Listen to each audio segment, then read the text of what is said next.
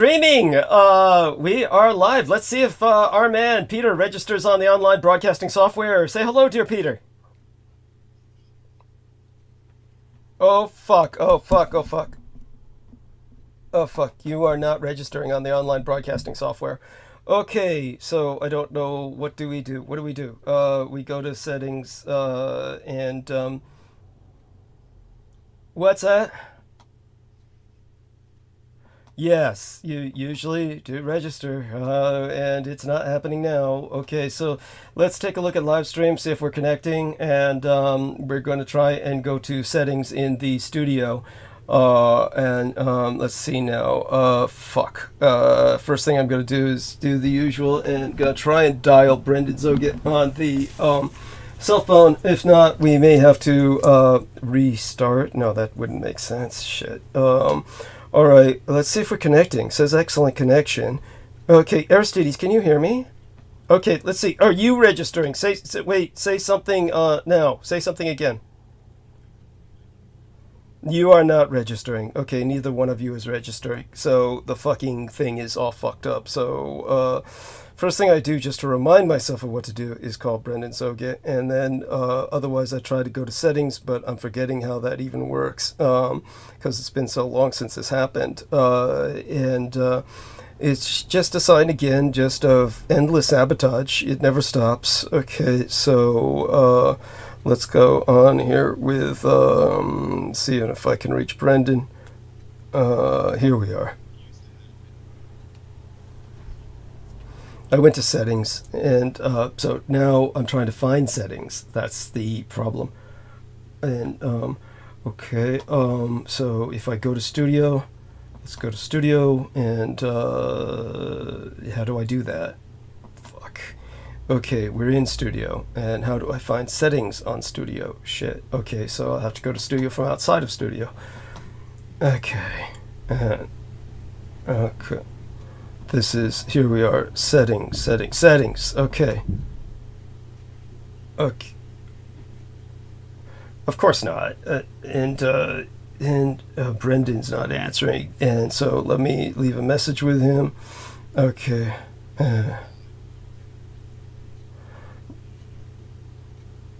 Okay, and of course, that's what they would be saying. Yes, I don't think anybody can hear me either. There's nobody there. There's like 3 people there, but it says we've got an excellent connection. 3 people might be the 3 of us. So if so, we're truly fucked. So what I'm going to do is share screen. Okay, let's share screen. Start sharing. And I don't know if either one of you can see the screen share. Vril says, can anyone hear anything? So I see you, and let's go into channel dashboard. Okay, so we're in settings, permissions, community, creator demographics, agreements, upload default, and channel general, maybe. That's where it's at. Creator demographics, upload channel, that would be not what we're looking at. Upload defaults, permissions.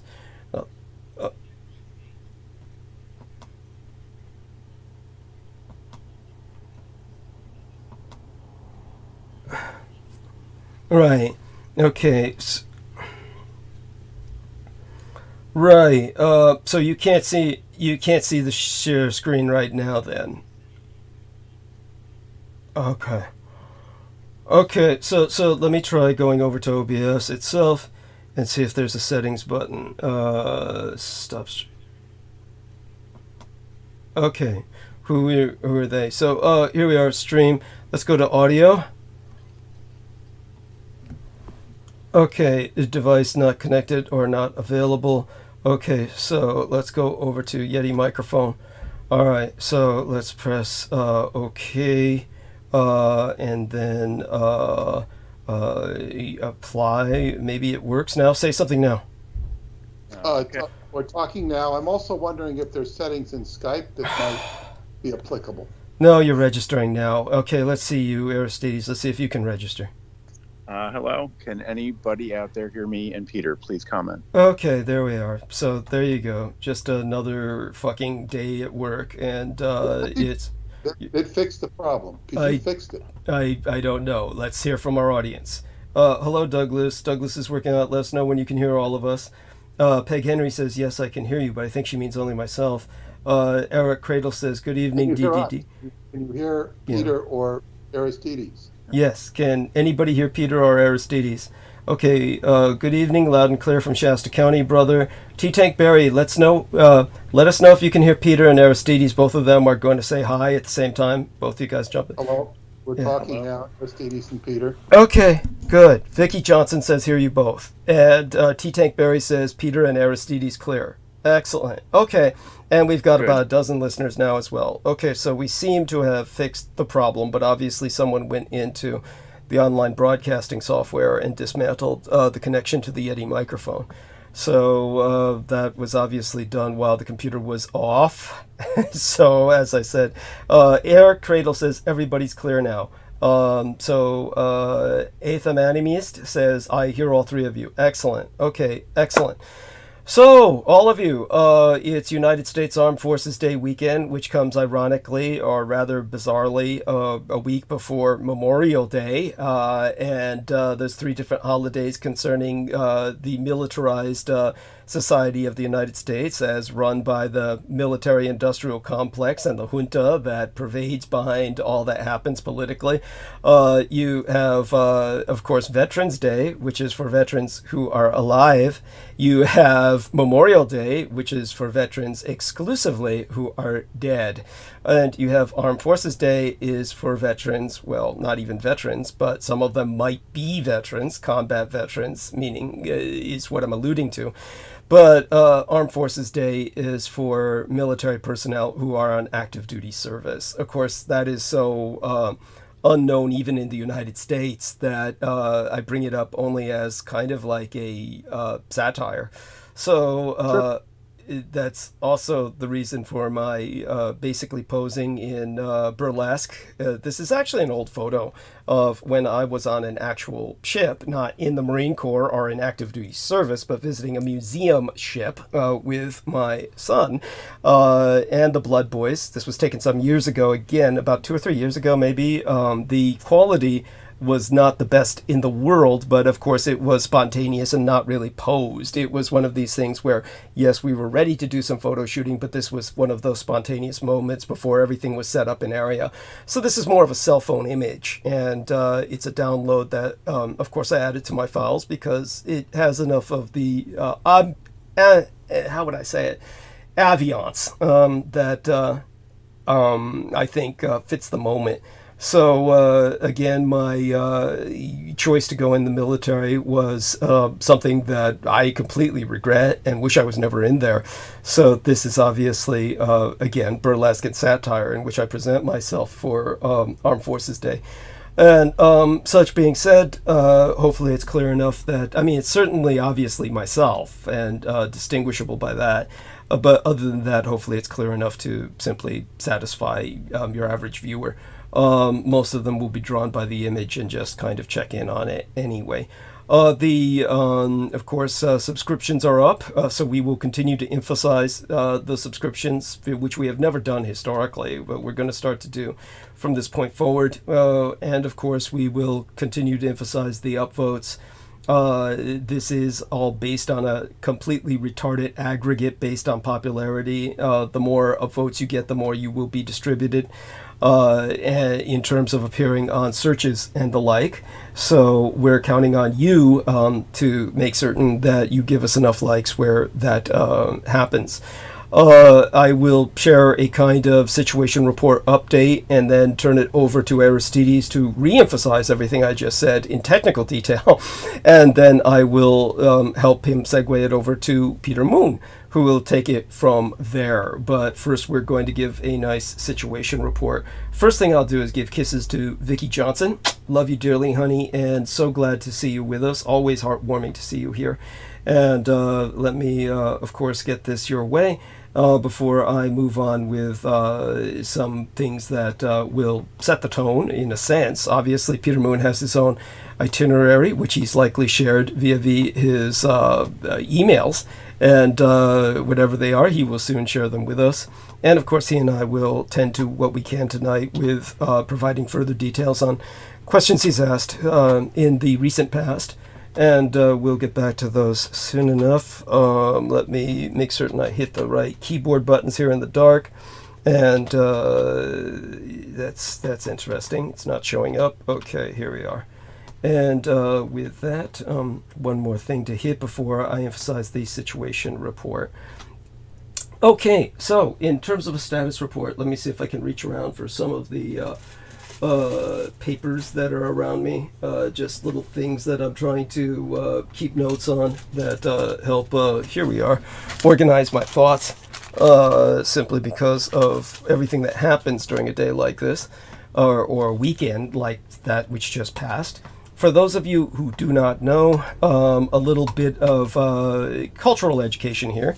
In the ongoing culture wars, there were two alternative lifestyles holidays that took place over the last 48 hours prior to the weekend. In other words, on Thursday the 16th, it was National Honor Our 2SLGBTQIA plus Elders Day, and on Friday the 17th into the weekend, far more important holiday as far as I'm concerned in terms of cultural awareness, it was the International Day Against Homophobia, Transphobia, and Biphobia. So I was involved with the Blood Boys in terms of several days of education, and of course was able to sate myself in terms of blood, which, in case you were not listening, listen to the roundtable of our latest episode preceding tonight's at your leisure when you find time to do that. Obviously, listen live to our program tonight first, but whenever you find time, listen to the roundtable, and you can hear Brendan Zogit give the price of a pint of a young man's blood, which is thousands and thousands and thousands of dollars. So when people ask me, once again, because I keep getting questions about this, how can you simply work for food? Think of the cost of a young man's blood. It is thousands of dollars for a pint. So it's something where I'm getting paid the equivalent of somebody who's getting paid hundreds of dollars an hour. Actually, beyond that, it's like somebody with a six-figure salary almost, but it's in food. So it's completely justified, the arrangement that we have set up. I've never really spoken about it in these terms before because I always thought it was beneath my dignity to do that. I try to think of this as precious. It's like liquid gold to me. I try not to price it because I believe that cheapens it. But since it was brought up enough to the point where Brendan Zogit actually looked it up, and I didn't even retain the exact number, but it was between $2,000 to $6,000 depending on the quality of the young boy's blood per pint, at the very least. And these were the lower end of the spectrum in terms of offers, like what you're getting from somebody at a high school contribution fair or something like that. Kids like that are loaded with pot and drugs anyway, and have by that time probably caught a few sexually transmitted diseases. The blood boys, on the other hand, grow up in rarefied environments where they're fed only the highest quality food, and of course are not allowed to take drugs and very seldom drink, except in very sparse amounts during specific celebrations. So I'm getting the creme de la creme here, the top of the line quality of blood, and therefore it keeps me alive, and of course keeps me from aging the way your average human being does. And that brings us to something tragic. A lady who was a television announcer, a talking head, one of the people who was appearing regularly to simply announce news, named Alice Elizabeth Stewart, born in March 11th, 1966, born in my sister's birth month, but my birth year. So she was my age approximately, a few months older than me by about maybe 9 months or so, 57 years of age. And she died on May 18th of this year, obviously. And I have no idea what she died of, but it goes to show that life is fleeting, and everybody should enjoy it to its maximal extent. She was somebody who was a Republican all of her life and actually advised on several Republican campaigns, but she worked for CNN. So anybody can look that up and find out what she died of. You let me know. It's sad enough where I didn't really look into it, but I certainly wouldn't mind finding out more. But again, it goes to show how fragile life truly is, and how your baseline human can die just like that, at the snap of a finger. So first, the positives. I do want people to know that just before the time that was spent with the remaining educational responsibilities I have on the estate, I went in on Friday for an appointment in the very late afternoon, the last appointment they had available, which I had arranged for weeks beforehand, for a CAT scan, a CT scan. And I really always ignored Brendan Zokit saying that all the cocaine use has likely deviated my septum. I never really paid attention to the scans because, I really didn't know how to access what they call kp.org. So just in case people don't understand, MDs really tell you nothing. They will every once in a while prescribe something. They might say in a general sense something that they feel you're capable of understanding, like you have serious heart disease, or or you're in serious heart failure, or you're going to die. Aside from very, very generalized statements like that, an MD doesn't bother to tell you anything because they're under the impression that you'll never understand it anyway. But Brendan kept saying, what was that? They're not engaging in intellect. That's the way they're not engaging anybody with an intellect. Yeah. And that's what happens. So they don't treat you like that because they don't respect you.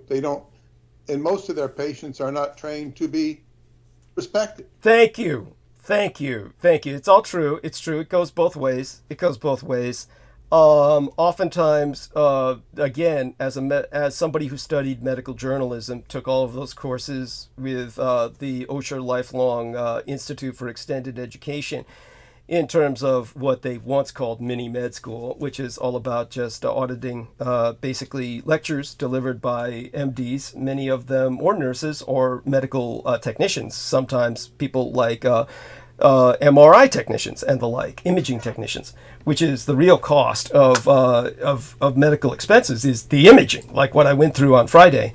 That is the primary expense. I was waiting in the waiting room for the imaging, and while I was waiting there, bored out of my skull and just abusing my cell phone, then what happened was this woman came in and for an appointment, and they told her, you've got a copay of something like $300. I mean, oh my fucking God. That's like equal to the contribution provided myself by Joan Roth.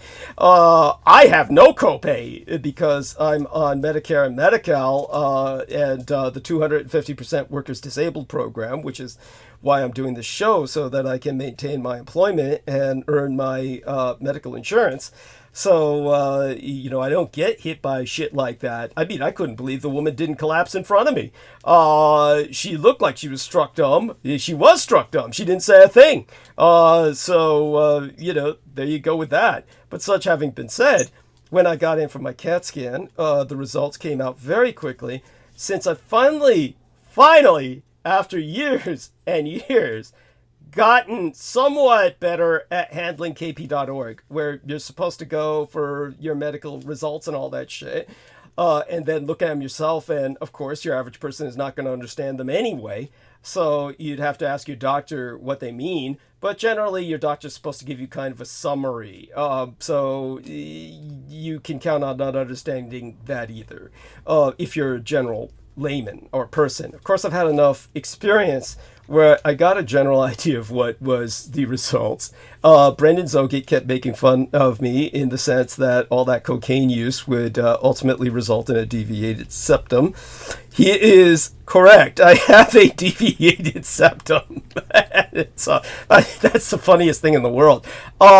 that's supposed to result in almost something like a speech impediment, like a nasal speech tone or something. Fortunately, I don't seem to have that collateral side effect. I don't know, maybe it's the vampire shit or the nanoplasma or something helping out again, but it doesn't seem to be impacting me in the sense it would another person. Also, my entire right side of my skull, which I've explained to people before, and this happens from, again, eating solid food, and my body is just not accepting it, rejecting it, combating it. And it does so by, without the number of Flonase and mometasone, non-anabolic steroidal nasal sprays combined with the Sudafed, the pseudoephedrine hydrochloride.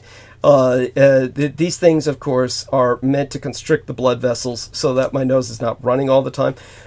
These are all prescription. This is not anything to do with I'm just cooking up cocktails here and self-medicating. These are all prescriptions. Finally, after years and years, it took that combination to combat my gastric rhinitis, which is my nose spewing out volumes and volumes of mucus whenever I tried to masticate or chew solid food, because my body was never really meant to handle it. But, I do like the taste, and you can't help it. As somebody who's a quarter vampire, you can be sated for a while, but the fact remains I go days without blood, and so I'm hungry all the time. So you wind up eating filler food. You can't help it. You just want to take care of the hunger pangs, so you wind up doing that. The body responds, and so half my head, the right side of my head under the scan, was filled with mucus. So it's just like the doctor said. The way he put it was, there's people out there who have rosacea or the skin problems where they've got the inflamed skin and their skin is always red and flushed and they look like they're drunk all the time. And these unfortunate people are continually inflamed on the outside. And you're exactly like them, except you're like that on the inside. So there you go. I'm like that on the inside. And all that being said, when I had my son leave me off to get some sleep before the appointment, came home early, slept, because I was going to, which I did, remedially teach the kids on Saturday, which was better anyway. And I was doing that, again, kind of flying in the face of U.S. Armed Forces Day. Obviously, if this were a different culture, and maybe if my son's husband were a different kind of individual, I would have been taking them on a field trip to some kind of military display. I don't even know if they hold things like that anymore on United States Armed Forces Day. They used to. There is an old Dennis the Menace comic where Dennis the Menace's dad takes him on Armed Forces Day to see them blow an atomic bomb, which in those days, they would do shit like that. Hey, it's Armed Forces Day. Let's blow an atomic bomb for no other goddamn reason than to show the public what their taxpayer dollars are producing in the form of a fucking mushroom cloud, which is basically your tax dollars going up in literal smoke. And, all that is quite real. There are real photographs of people living in an area of those test ranges, like Las Vegas, where they used to look out their windows and see mushroom clouds. These are real. They're not doctored photographs. Fortunately, we're not in that culture, and my son's husband is not that kind of individual. So I instead was teaching them about transphobia and the rest of, along with more conventional history, of course, just for those of you who think that this is all culture wars shit. But such being said, when I came home to sleep, it was hours. Got up in time to go to the screening. As I said, was late afternoon. Matter of fact, I can look up the exact time it was. It was 3:10 p.m. At the Kaiser Hospital, the actual hospital, not the office. And when I walked outside, there was a young, half-black, like, what was the old terms? Mestizo. Some octoroon. Yeah, octoroon. Yeah, mulatto. Yes. But the old days, they'd say something like octoroon, high yellow. They'd use terms like that.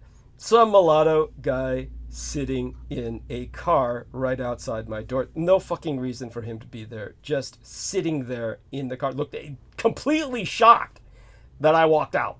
Cause I, of course, looked inside the windshield, which I always do when I go out to catch a cab. I go out to wait for the cab, and it takes sometimes minutes, sometimes it takes like what feels like a quarter of an hour.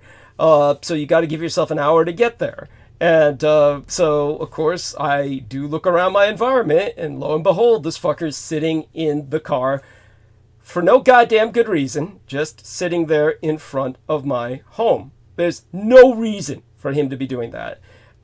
It's like, it's obviously it's a stakeout. So I made certain to go around the back and take down his license plate. Black BMW, by the way. Fucking BMW. 9FRL583. So there you go. I made certain to take that down before I went to the hospital. Absolutely bizarre. It might even be the idiot who conducted a gaslight attack on my channel, which I'll explain in a moment. It's when they leave a misleading comment. But first, the positives. I want to thank everyone for all the good things they do, contributions and sending me supplements. Somebody was responsible years and years ago, and I hope I gave credit to them then. Of course, I was going through so much crap years ago, I may never have given credit where they heard it. If you're still listening out there, somebody sent me solar ray copper supplements years ago, 2 years ago, maybe 3 years ago by now. And because I take them, it was 2 bottles of them, and I only take them like once, about twice or 3 times a week. And they're wonderful. They go with my magnesium to help me process the magnesium. And so I want to thank whoever did that. And whoever you are, please feel free to step forward. I'd like to thank you personally. And also, someone had sent me a package, which I thank them for profoundly, from Sun Chlorella, USA. And this is a chlorella supplement, pulverized cell wall of the plant, Dino Mill. This is Sun Chlorella at 500 milligrams. Nature's perfect superfood. I've been looking for something like this for a long while. Wonderful. For those of you who don't know, this is big in Japan. So somebody sent this to me who's absolutely aware of my background. It's basically something that the Japanese appreciate and have been using. It's one of the best-selling health supplements in Japan, where they've been studying its health benefits for quite some time. And so it helps support the immunosystem, digestion, energy, etc. So whoever had this sent to me, God bless you. Just like the person who sent me the copper, again, please feel free to step forward. I'd love to thank you personally. You know, anybody who does something like this, I'm happy to just bring them on the show to talk at some point, whenever they want during Roundtable. And even in the opening hours, if they can't stay up that late, you know, because some people have horrible time zones. Some complimentary commentary was entered that, of course, always bears going into. We've got about 20 people now. Victoria Lauren Hobbs is in there. Love you dearly, Victoria. Let me make sure to get you the kisses you deserve. And I definitely want to thank her for her contributions again, because she, of course, gave a contribution to me on her birthday, no less. And I dedicated one episode to her along with a poem that I want to refer everyone to because of the latest gaslight attack, which I'll get to soon enough. But in the positive sense, taking a look at just it's on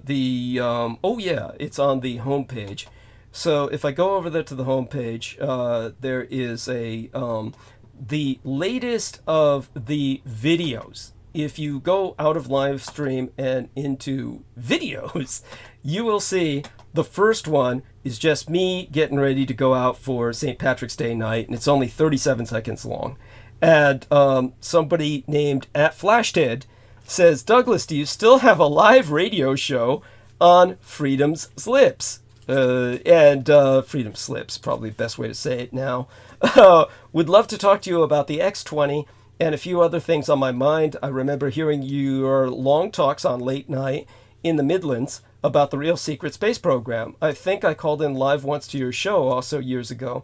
Thank you for your service and what you do. You are a pearl of great price. What a wonderful individual. Of course, flattery will get you everywhere, but this person looks like they have a real channel. Doesn't seem me to myself, or it doesn't strike me as just some way to try and false advertise, my old platform.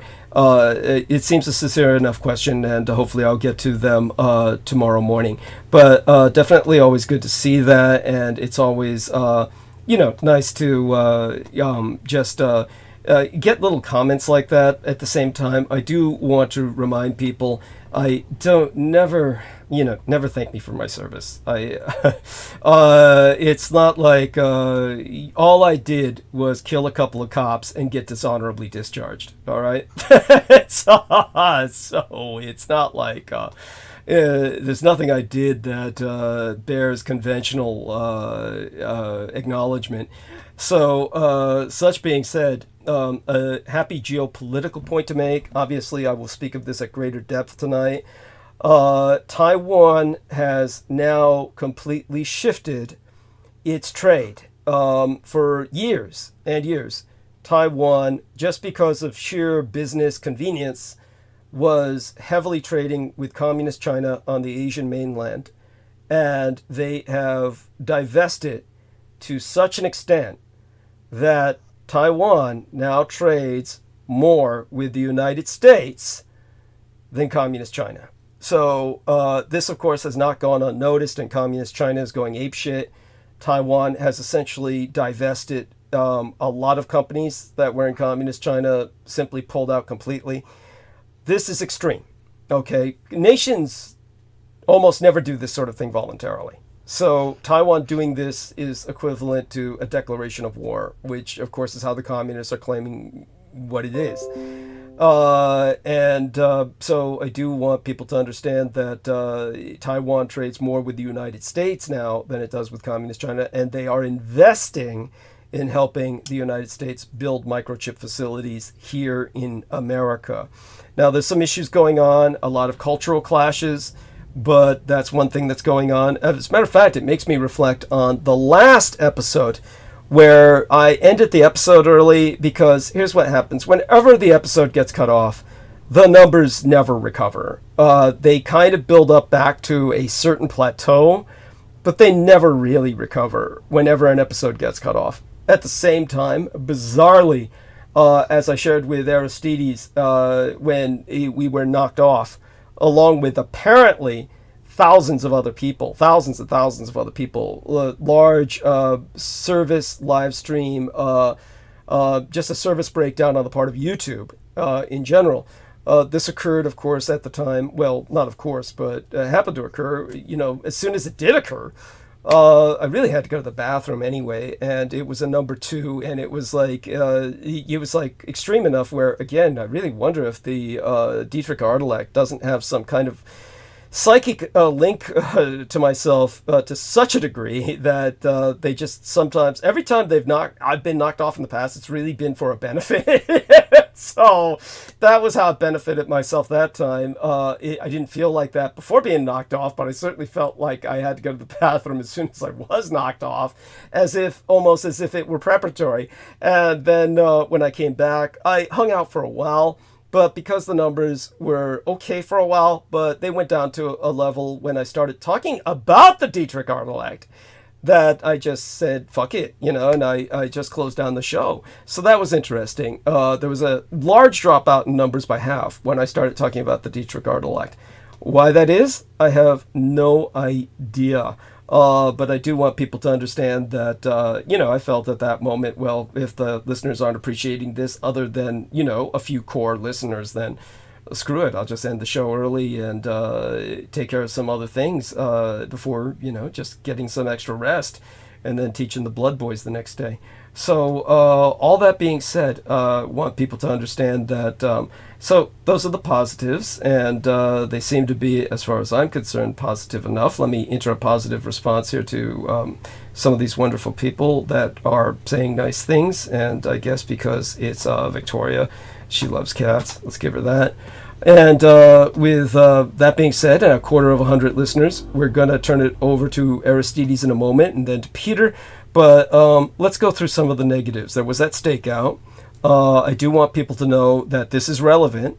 The medics at UCLA, University of California at Los Angeles, they confirm that those student protests there, they've testified that police weapons used against the protesters drew blood and cracked bones. So this was obscene. It is relevant because I spoke heavily of these student protests. I will be returning to speaking about the student protests later in monologue, and that is relevant to the gaslight attack. So what happened on my Mother's Day episode, somebody who has appeared in the chat room fairly erratically, but over the past few weeks, somebody has appeared in the chat room that had their own channel and seemed like a fairly normal person.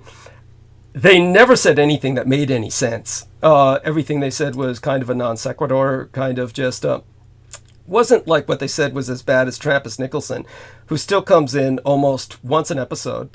There's only one episode he's ever missed, and that was the time he left a comment attacking an old episode.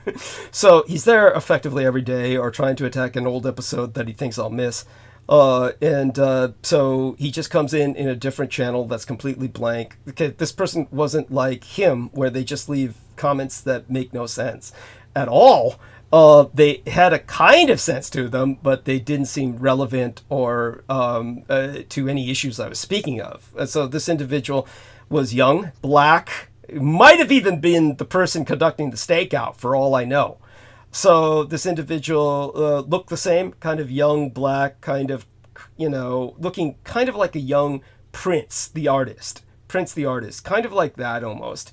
And so this person's channel is like that. That looked like the kind of person that was sitting in that black BMW. They're obviously very spoiled. If they're a young mulatto, one presumes that either their dad is a black rapper or they got some white parent who's got all the money. Either way, it's one or the other. But every time they left a comment, it was maybe something like, the sun rises in the west sometimes as well, which you could take as a metaphor for maybe there's intellectual innovations that happen in the west. It was shit like that. It seemed like it wasn't too nonsensical, but it never seemed directly applicable. So they're the ones who left a gaslight attack, and the gaslight attack is relevant. I will read that simply so that I can tell people I will address it throughout tonight's monologue. And I will recommend, of course, the other monologues for people to listen to. So let me see if I can close down that one channel dashboard since I no longer have a need of it. I did figure out what to do with the online broadcasting software and take a look at the notifications instead. So this individual wrote, listening to the monologue at the end, and this was on my Mother's Day episode. Lots of great information. That's the first thing that the gaslighter will do. It's kind of like the ultimate gaslight is when people tell you don't take it personally. That means that what's coming at you is the most personal attack imaginable. So when it comes to, here we are, this comment, I can read it completely now. Listening to the monologue at the end, lots of great information, although I'm confused about why Douglas insists that the suppression of free speech is a right-wing conspiracy nut thing, when at the beginning of every live, he's asking for likes and support to help the channel because it's being suppressed. It sounds like it's just a real thing we all deal with, no matter what side you are on. It's happening and important to acknowledge. Now, this little nigger, and he doesn't deserve respect. He's conducting an attack, so he deserves to be attacked. And this is an attack. It's a gaslight attack. The first thing it's meant to do is mislead people. First off, it's on a Mother's Day episode in which what I was speaking of directly on that episode was something that was prefaced by an entire episode immediately preceding it, in which I covered all of this kind of activity that was directly connected to the student protests. I mean, we're up at 30 listeners now, so I'm glad for that. So it's important to emphasize these things. And what I recommend everyone listen to, that this motherfucker obviously didn't, this little cocksucking piece of shit, was the episode directly preceding the Mother's Day episode, which is dated Wednesday, May 8th of this year. So Wednesday, May 8th of this year was Victoria Lauren Hobbs's birthday episode. So it's on that birthday episode that in the second hour of the monologue, just in the second hour of the monologue, I spend at least an hour covering the student protests. And I go into hoaxes by the left. I go into the left and attempts at culture warfare where there were exaggerations or where there was information that was biased. And believe me, I overemphasized that simply for the sake of effect. There is nothing comparable with what is happening on the right now, which is, as I exposed, having nothing to do with the fringe. This is what's known as the mainstream right. Is the entire conversation is an echo chamber for the Russians and the communist Chinese, and even the Iranians, but most certainly the Israelis. It's basically what I discussed throughout Mother's Day was how authoritarians work together to change our conversation. So that was that. But when I went into the left and exposed all that while saying all the right at that time said the left was instituting cancel culture, and they kept defending hate speech as free speech and saying we're the champions of free speech, but now they're shutting down everybody who's protesting Israel. All free speech except for protesting Israel. So I went into that in exhaustive, excruciating detail. So if this person is just listening episode by episode, it's his fault that he steps into the shit, because all he needs to do is listen to these episodes. I go on for obviously 6 to 8 hours on any given night in monologue. And if you're not going to listen to all of it, you're not going to get all the information. And therefore you have no right to comment. But this is some little nigger who thinks he can be a big man and therefore challenge me, make me look as if, oh, I'm somehow biased in my information, and that I'm somehow hypocritical in my doing what I do. You see, every channel asks for likes. Every channel asks for subscriptions because that is how you survive on YouTube. I, on the other hand, unlike every other channel, truly do get gang stalked, truly do get suppressed, and anybody who's been listening knows that to be the case, because all you need to do is look up my name and you'll see the attacks. Anyone who does that will instantly see the attacks, and they are astronomical in number. They are page after page of attacks, as no one gets that. I don't care if you're fucking L. Ron Hubbard, you don't get that. This is something that Peter can argue about. He can put some balance into that and say L. Ron Hubbard gets something equivalent even after he's dead. Sure. And no doubt I will as well. But it's, there we have that. So what I do want people to know is I will respond to this in a sense throughout the monologue tonight by just simply, again, addressing why there's a need for education in terms of having people be able to understand what they're accessing when they're information consumers. So that will be a large part of tonight, along with artificial intelligence and, of course, how the Jews, we can use that, we can say that, because Israelis are Jewish, how the Jews are corrupting AI by rendering it the perpetrator of genocide. So I do want people to understand I'll be going heavily into Jewish genocide tonight, rather Jews perpetrating genocide against Palestinians in particular. I do want people to know that I sent some footage, which I might as well bring up right now while Peter's with us before he retreats into the gentle night later tonight. I don't know if you ever saw it, Peter. I sent you a footage of a robot dog. Did you see that? I didn't watch it, no. Okay, so what I'm going to do is just show you right now so that you understand this, the purpose of this. And so I don't know if you can see your screen. Can you see the cursor moving around? Okay. Yep. Okay, excellent. So I'm going to go to your private messages here and just go scroll up till I get to this point. Now I'm going to show Peter something, and I'll probably have to turn off the sound. And this is all in Japanese. So the sound is off. This is all in Japanese, but it is about, its subtitles are all in Chinese. Its subtitles are all in Chinese, but the voice is in Japanese. But this news report source is out of Singapore. And for those of you who don't know, this is a robot dog that I will put the link to later on tonight in Monologue. I will put the link to this for everyone to access. But these are called Holocaust dogs. And they burn people alive. And they can set the world on fire. They're mass produced thousands at a time. They're deployed hundreds at a time. Let me just explain what it looks like. It looks like one of these Star Wars things with legs. It's like a robot, and it moves, and it's got like a big, like a laser, but it's exuding fire off of its back. It's completely destructive, and one of these things could it is an animated thing. It looks very real, but if that it's not animation, it is quite real, and that's what the Israelis are deploying to kill thousands of people in Palestine. Well, this could just tear apart a city, just level it. Yes, and that's what the Israelis have been doing. They've been exterminating people by the thousands using these Holocaust dogs. In Palestine, let me ask you this. This is what they've been doing recently, and somebody, I know they've neutralized a lot of the reports.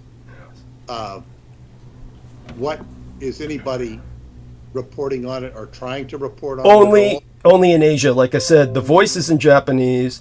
All the subtitles are in Chinese, which can be read on either side of the Black Ditch of the Taiwan Strait, meaning both Taiwanese and Communist Chinese can read the subtitles. The news source is out of Singapore. So it's the Singaporeans are reporting it, but it was a Japanese reporter who got the footage. So the Israelis are committing mass Holocaust using these dogs. I will go into the details of it later tonight in Monologue, but I want people to understand that the Holocaust dogs are built in the United States, but the Israelis have now reverse engineered them and are building them by the thousands in Israel, where they're deploying them in Palestine. So this is the kind of mass murder that's going on. Again, just so people understand, when you understand why I'm suppressed, this news is not even reported in the United States. You would never even get the footage that Peter Moon has. His footage. It's in his private mail, his private messages. He just needs to scroll up. He'll find it. I sourced it out of his private messages. So he's got it. All he needs to do is scroll up. He'll find it. But that is what's going on in Palestine, even as we speak. So again, I want people to understand I was addressing both left and right. When it comes to the second hour of the episode immediately preceding tonight's, rather the second hour of the monologue of the episode immediately preceding last night's episode, or rather the last episode before tonight's. So it's like the second episode back from the last episode, Victoria Lauren Hobbs' birthday episode. And you'll see that written as the title, Victoria Lauren Hobbs' birthday episode. The Mother's Day episode, when I talk about how authoritarians work together to change our conversation, was the Mother's Day episode this guy was gaslighting. And you have to delete something like that because it's going to misguide everyone. And they're going to look at that and they're just going to assume that I'm on some left-wing culture wars rant. And so it's complete misrepresentation. That's why it's called a gaslight attack. You have to delete things like that, but because you know the person has screenshot their statement and you know they're waiting for you to delete it so they can accuse you of quote-unquote censorship, you have to read it aloud and you have to address it, which again, I'll be spending a good deal of tonight in exhaustive, excruciating detail talking about how the Jews are committing genocide, but you're not hearing any of it because of suppression of that information. And it's that same suppression. To give people an example of why the right is responsible for this, we've had the man called the Trump of Argentina, who is elected in Argentina. And this is what the right is now like, for those of you who just don't get it. He is the Trump of Argentina. He proudly bears that title. And he is a violent, just violent Israel supporter. He moved the embassy of Argentina to Jerusalem. he visited Jerusalem, and he wailed at the Wailing Wall. And he said, I'm the new Jew-loving Nazi. And the Jews accepted him, and they said, you're our brother. Now, recently, in fact now, he's in Spain, Marina Seren territory. He's in Spain, and he snubbed the Spanish king. He snubbed the Spanish presidente. And he instead is visiting all of the right-wing neo-Nazi militias in Spain, telling them they have to volunteer to kill Palestinians in the West Bank and the Gaza to help our great Israeli ally. That is what the right is becoming now. And this is the center. This is the center. It is the norm. There's no fringe anymore. This is the norm. These people are not fringe. They're presidents. This man is president of Argentina. And imagine Trump or Biden going to Spain, snubbing a visit with the king, snubbing a visit with the legally elected presidente, and visiting a bunch of radicalized militias to tell them to volunteer to try and recruit them to fight for a foreign country. That is beyond offensive.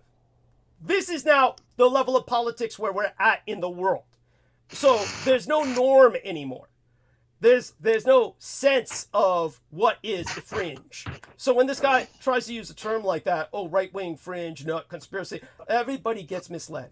So with that, we're going to ask our man, Aristides, tell people about the upvotes and the subscriptions, and then segue over to Peter for us, please. If he's there. All right. Yeah, thank you. I can do that. Yeah, that guy. I don't know if you're trying not to say his name, but I know. He took a picture outside of the whatever was right where they had that. Remember the tunnel incident in Brooklyn? Yeah. He was there taking a picture with the guys. Interesting. He's everywhere. There you go. All right. Okay. So, Douglas asked, I'm going to tell you how to provide likes and votes and subscribe. So you need to be signed into YouTube, as far as I know. If anybody finds out differently, let us know. You need to be signed in to upvote the show. And you can also hit the subscribe button. You can also hit the little bell icon to be notified of new transmissions. You can then go into your account settings and create sub channels to your main account, which is like another identity, and you can use those to upvote also. Although if you're creating a bunch of accounts, just please talk to us from your main or one account and introduce yourself and don't be weird. That's beautiful. Yes. And what else? Subscriptions. Yeah, subscription. Yeah, the subscription button. It's always right underneath the program there. And the bell, the notification bell. Yeah, the bell. Yeah, turn on the bell. And I guess that'll notify you in some way. I'm not sure. It depends. I'm not theoretically. Sure theoretically. Yeah, theoretically. Well, right. I don't know. If it sends you an email or some type of notification. It probably might depend on how you have your notifications set up. So. Yep, and you can create multiple sub-accounts. You can upvote with each of them. I have provided 3 upvotes just tonight. So you can do that from one device or multiple devices, whatever is easier for you. By the way, we've gotten a feedback from Brendan Zogit who says, sorry, I'm unable to come on because of what I'm occupied with at work right now, but I want you to know your views are quite high. You have 40 concurrent live views. So with that, we segue it over with thanks to Aristides to Peter Moon. Okay, well, thank you. You said a mouthful, and if he says your numbers are high, it seems concomitant with what you've just said in the last few minutes. Yes. And my first question to you would be, if these robot dogs are what they appear to be, and I'm not questioning that at all, it would it's like this is worse than nuclear warfare. Thank you. or could be. Now, I guess maybe I can address my own question to some extent, but just so the audience gets it. These dogs, it's just like mechanical dogs, like not Star Wars, for all those devastating things they did in Star Wars movie, and I haven't been up to date with the last 3 or whatever, 6 or whatever they are, just the original 3, is that they didn't have like fire breathing, fire blazing out of them. Thank you. They didn't have that. They were destructive, but they weren't that bad. Yes. These things could just tear apart a whole building in no time, just with like streaming out fire. And there could be other things that they stream out too. These are just complete implements of war. Mars crossing the North Node. The North Node is where we're headed. This is martial warfare on steroids. Now, of course, to answer my question to some extent, if these things were to be put on the media, it would completely shock and awe the public. Yes. Talk about disclosure. Now, my first question would be, which of the congressmen or what percentage of them would even know about this? I presume none of them. I do want people to know that basically they're called Vision 60 units. They're made originally by Philadelphia-based Ghost Robotics. They are financed exclusively by private donors. And they basically move, they have control of their own speed. They come to a halt without human intervention.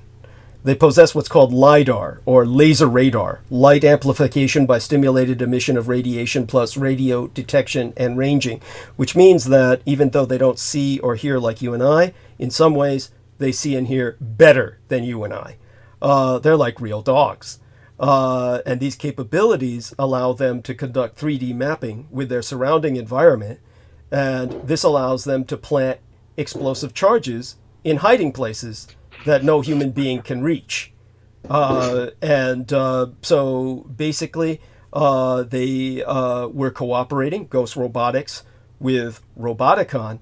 And of course, all of this was ultimately purchased, hundreds of these units, by the Israeli version of DARPA. And what they've done is, in turn, used their own technical startups to reproduce these by the thousands. It's one of the reasons why, if you take a look at the number of journalists that are killed in Gaza, it's outrageous. It's snipers and drone attacks directly target journalists, and they kill them so they can't report this. It took a Japanese journalist risking his life to get this footage out, and it's only being reported in Singapore, Taiwan, and communist China. So I do want people to know that this is the level at which the Israelis are operating. When it comes to everything that's going on, this is the scourge of the future battlefield, and it's even in a conventional battlefield where soldiers are encountering this, it would be terrifying. The Israeli equivalent to DARPA is the Directorate of Defense Research and Development, DDRD, and the Israeli startup is called Roboticon. So private Israeli financiers paid the robotics in America to develop this. This is based on the Boston Dynamics robot dog that everybody's seen. Everybody's seen this cheap and cheesy robot dog produced by Boston Dynamics. But Philadelphia-based Ghost Robotics suddenly got more money than Boston Dynamics ever dreamed of, and they got it from Israel. And all through private channels. I know about this through my son's husband. It was how I got the footage.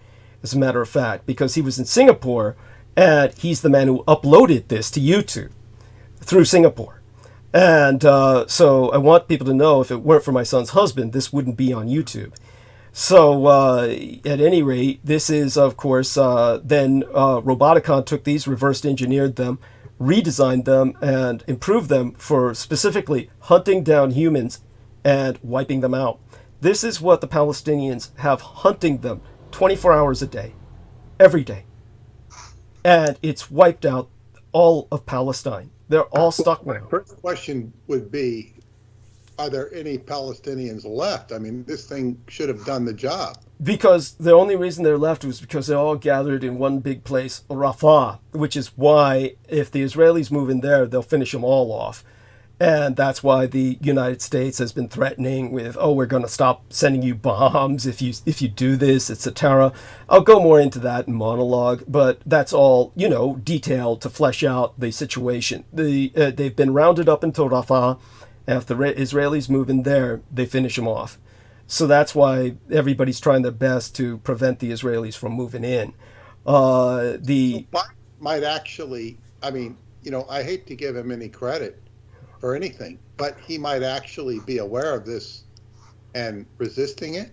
Is that possible? Not the congressman. I believe they don't know about it. Yeah, I'm going to tell everyone, don't get your hopes up. Biden is still all in on genocide. He may be reticent only in the fact that if this gets found out before his election, obviously this ends his chances for being elected. This takes it beyond what the population hopefully could tolerate. So he's probably alarmed at that, which is why he's been doing these little I'll stop sending you bombs and all this shit. You would think that, but I don't give him credit. In the end, these people just bend over backwards for the Israelis because they're stuck. They are locked. A lot of this probably, if you asked me an honest opinion, I'd say the Israelis have evidence of his pedophilia. That's what I would say, because the one thing that I have said before is that Biden is indeed a pedophile. I mean, there's footage of him that just renders that, in my opinion, undeniable. He got peddled some, if not kids, at least porn through the Israelis, so they've got the evidence. And so he's going to, in the end, submit. That would be the personal thing, but other than that, they've got the majority of the old Democrats, like the Pelosi types, all of them are locked in because many of them are Jewish, and some of the Jewish people are resisting, but many of them are not. And for the Republicans, they're catering to the evangelicals who worship the Jews as relatives of the boss. And so this is the problem, is that all the gerontocracy, whether Democratic or Republican, you've got a bipartisan lock-in by the Jews for anybody who's over 60 years of age, which is basically everybody running the U.S. government right now. The squad, they've just been thrown under the bus. They're fringe. They've been peripheralized. So back to Peter with that. Well, I would like to comment to the audience. No one is capable of accessing or processing this information other than Douglas. Thank you. It's not coming through the internet. I don't think it's coming through the internet. I imagine it would be scrubbed if it could. There's a certain point where it will be communicated as Jupiter moves into Gemini. That's going to expand communication. And as they did with the Egyptian riots some many years ago, over a decade ago, it was the cell phones that, caused these riots, and pictures. I think we live in a much more global. Now, I would imagine, so there must be some cell phone footage of this. Well, with what your Sugar Daddy got, and wow. So this stresses the importance of what Douglas is offering to the world. Thank you. I've been struggling with the Emerald Llama and that paradigm in terms of writing it, and I'm making progress. Bless It's you. very slow. Understood. It's in part of the slowness is just the editing process and the I guess what you'd say chaotic nature of the way the information is diatribed down by yourself. Chaotic in terms of a stream of consciousness, yes. Yeah, organized stream of consciousness, and that's part of it, but that's not all of it, because what we're dealing with in terms of the book, we're dealing with the core root. It's even beyond evil. It's beyond evil, because if you can spot and categorize evil and outmaneuver it, the only thing that's going to stop you from outmaneuvering evil so it doesn't affect you is your own alignment with it. By now, if we took it to a really banal level and said, oh, you're eating too much sugar. Which is essentially what they say at the end of communion, because Well, it's going to destroy your body. But there's a lot of other things you can do besides eating sugar to undermine your physical health. yes. If you're not going to exercise, all this sort of things. But these are just mundane things. And that is where it starts. But if we're talking about, let's say Hunter Biden, who can't resist prostitutes and drugs, and his father who has this profile of a pedophile, and he can't, and this is how you bribe congressman. Yes. And Douglas can look at that and he just sees it. Thank you. He sees it as if he has steroid perceptions of it, whereas a lot of people say, well, he'll do the right thing. Biden's got experience. He's got experience in foreign affairs. Sort of thing. And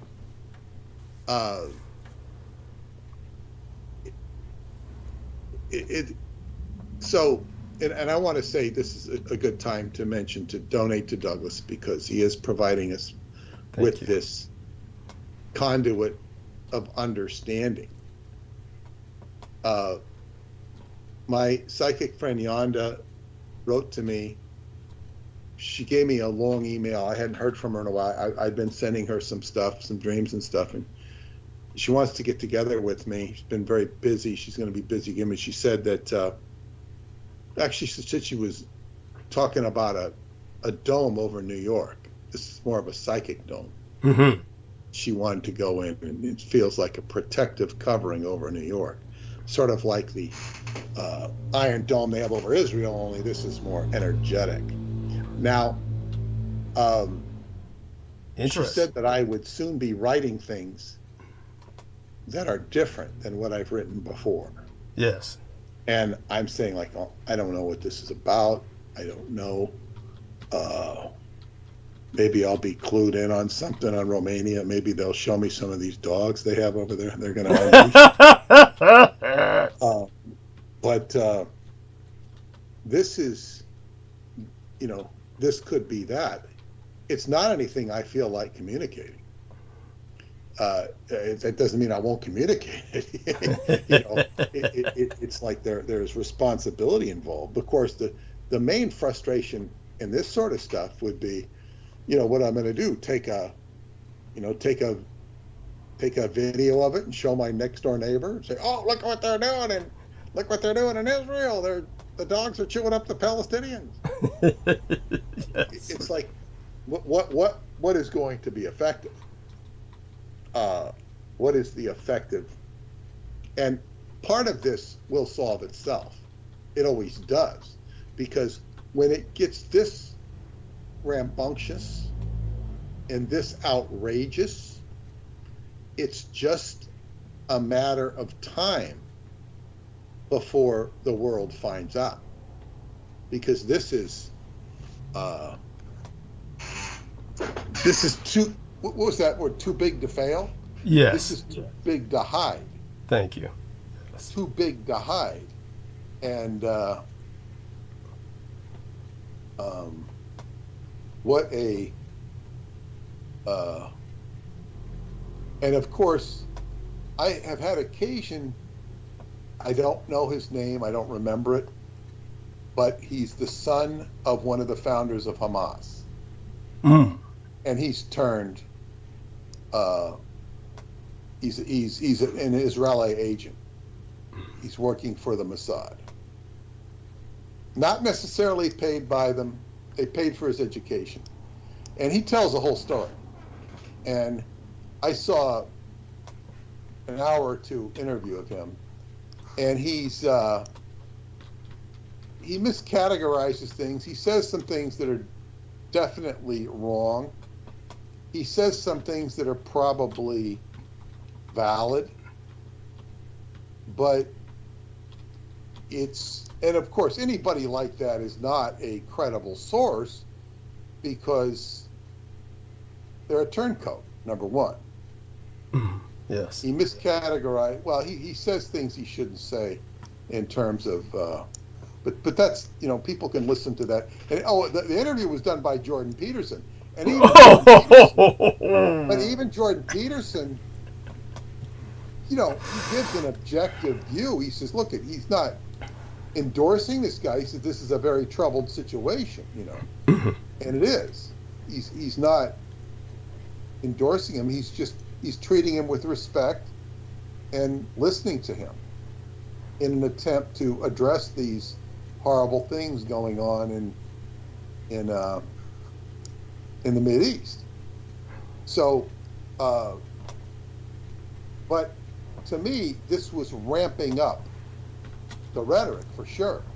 Ramping. I mean, he's been going around making a lot of appearances. This turncoat. Yeah. Yeah. Now, one of the things that occurred to me, he's talking about how these kids are just programmed to hate, and because he was put in jail, and by the Israelis, and of course they approached him, and then he was put out into the prison. He was in the Israeli prison with other fellow prisoners, and this is what he said.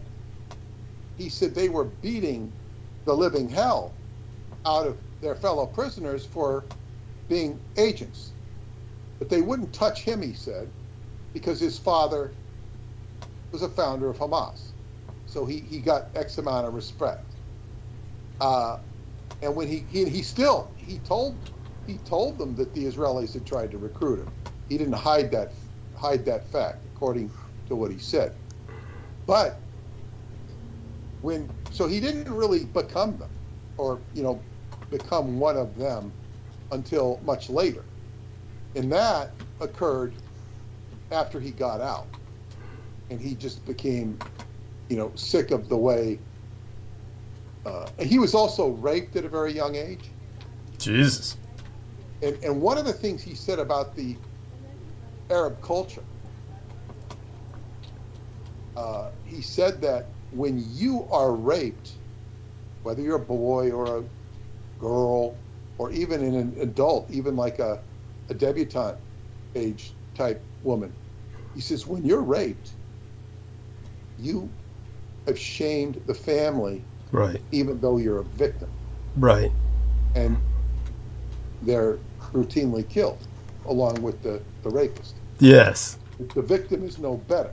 So he was pointing out things of Arabic culture that was just, he found unconscionable and intolerable. He also said that Palestine is not a country. There is no such thing as Palestine. Saying that. And well, his justification for that was that he says it's a political division by the English, and it's just a bunch of tribes that are going to be at war with each other as well. I can't say how much of that's true. Probably some of it's true, but he's using that as a justification. He basically wants to destroy all Arab culture. Wow. Because and people could sympathize with that because of their frustrations with that culture. However, it's not a ticket to commit genocide. And some of his arguments are clever and convincing. Some of them are untenable. He just says wrong things. But this is like it's ramping up. Where things have also ramped up from another angle is I saw a feed by Tucker Carlson, and I haven't heard what he's been up to for a long time, but he was saying, I mean, you talk about the orange Jesus. We're talking here about the porky Jesus. The way he is putting Alex Jones on a pedestal and he's saying, look, how could anybody know what's going to happen with 9/11? It's on tape. It's recorded. He said that the Twin Towers were going to be bombed and that bin Laden was going to be blamed for it. And it's before. How could anybody know this? Tucker Carlson, it's channeling. People have to understand that there's other dimensions other than just normal flows of information, because how else can anyone explain it? I haven't put it on my Facebook timeline and said, anybody got any clues? You do remember You do remember what I said in the past, because he was assigned by the CIA as an intern to Bill Cooper, and Bill Cooper said all this, and he just regurgitated everything Bill Cooper said after Bill Cooper was killed. Well, exactly. Yes. It's like it's intelligence. Thank you. You know, it makes him part of the cabal. Yes. It's not just psychic. Yes. It doesn't mean he's channeling, and this is where, Tucker Carlson is pumping up Alex Jones. It's like he should be on the cover of that book with Bruce Springsteen and Barack Obama. Yeah, phony renegades. American Renegades. and this is the absurdity, the theater of the absurd. And it's like, what I'm noticing in my own personal life more than before, and I don't know if it's coming with age, the stars, or the type of information that's coming across my computer screen, is I would call it the invitation to disengage from inept, stupid communication. It's so prevalent, and people's opinions are so wrong. And now I could have a vested interest in correcting somebody's opinion, and say, oh, read this book, and you'll get a correct opinion. But, I'm tired of that. I didn't do much of that anyway. But sometimes you see somebody's got it so wrong, and, UFOs and that whole stuff, or whatever it is. It's just like people are ramping up their, I guess, the stupidity quotient, or the ignorant quotient, whatever you want to call it. And this is what's going on in the world. It seems, and I don't know if people are getting stupider and stupider, but the situation in the world is such that it's, stupidity is becoming more and more critical. Like, if somebody,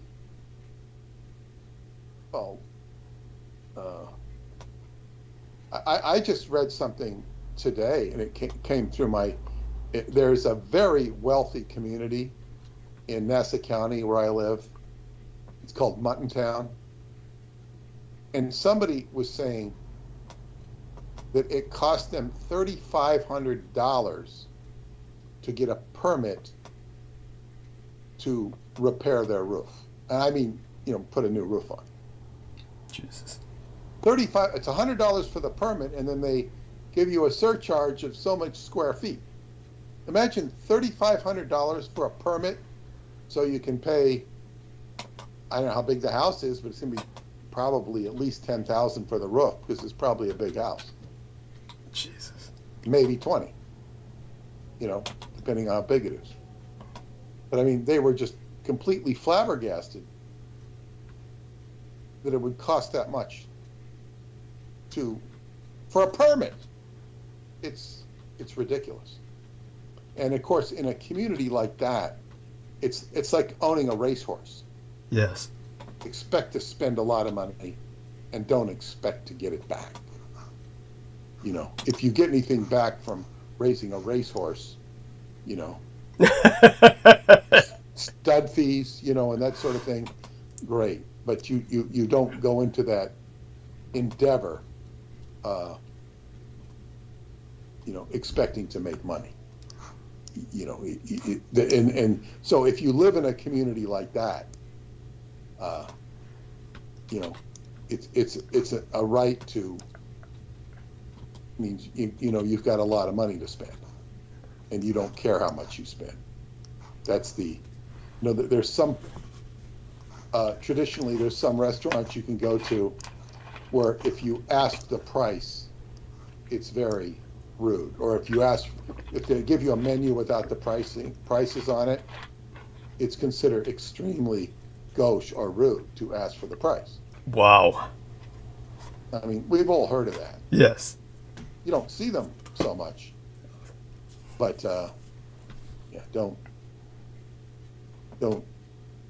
please don't insult the establishment by.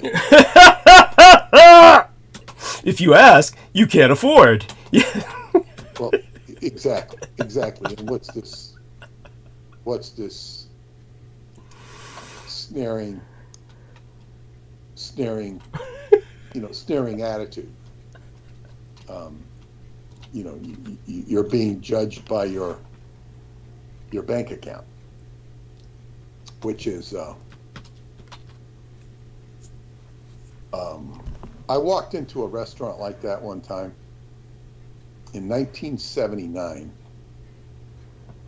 78, 79. It was kind of my first full trip to New York City. I'd been in New York City before, but it was like I went there with this guy. We were doing a Sea Org mission, and we were looking for some place to eat, and we had these naval-like uniforms on with the blue and gold braid. Right, the Sea Org uniforms, right? Yeah. I walked into this place, and the only reason they let us in is because they couldn't process what the F we were. We were nicely dressed, me and this other guy, or reasonably nicely dressed. And we sit in this place, and it was like, who the hell were these people? They were fat cats. Now, the dinner was expensive. It wasn't, beyond our budget or whatever. It wasn't outrageous, but it was more about getting in. because you just don't get into a place like this. And it was like, a sort of like a hidden club. I don't look at. I've eaten in many places in Manhattan since, and I've never seen any place like that. Wow. I think it was right off of Central Park. I'm sure it was right off of Central Park because that's where the organization was. Ah. And now if I think back, I want to say it was near the Trump Plaza, but I might just be conflating that. But because that's where it seemed to be, south of the park. But and the city is so different than it was. That's 50 years ago, Right. or 40 years ago. And but it's like, okay, who are these people? How do they exist? They didn't make any sense. Interesting. But they were very well heeled, and it wasn't. I remember seeing this fat old black guy I said fat old black guy. He was very well dressed, very out of shape physically. Sad. And I said, like, where did he get? Who was he? He was obviously a very powerful person politically. Right. And so much for for restaurants where you're not supposed to ask. But and one of my friends, and I have not really been to the UK other than in the airports.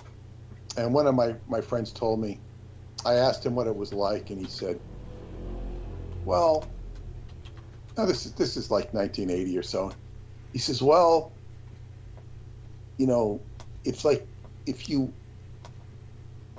want butter, you have to ask for it, or they might not give you enough, or if you want an extra roll, he says, but you have to ask for it. And they give you an attitude like you shouldn't ask. It's a form of, you should have less. This sort of mindset.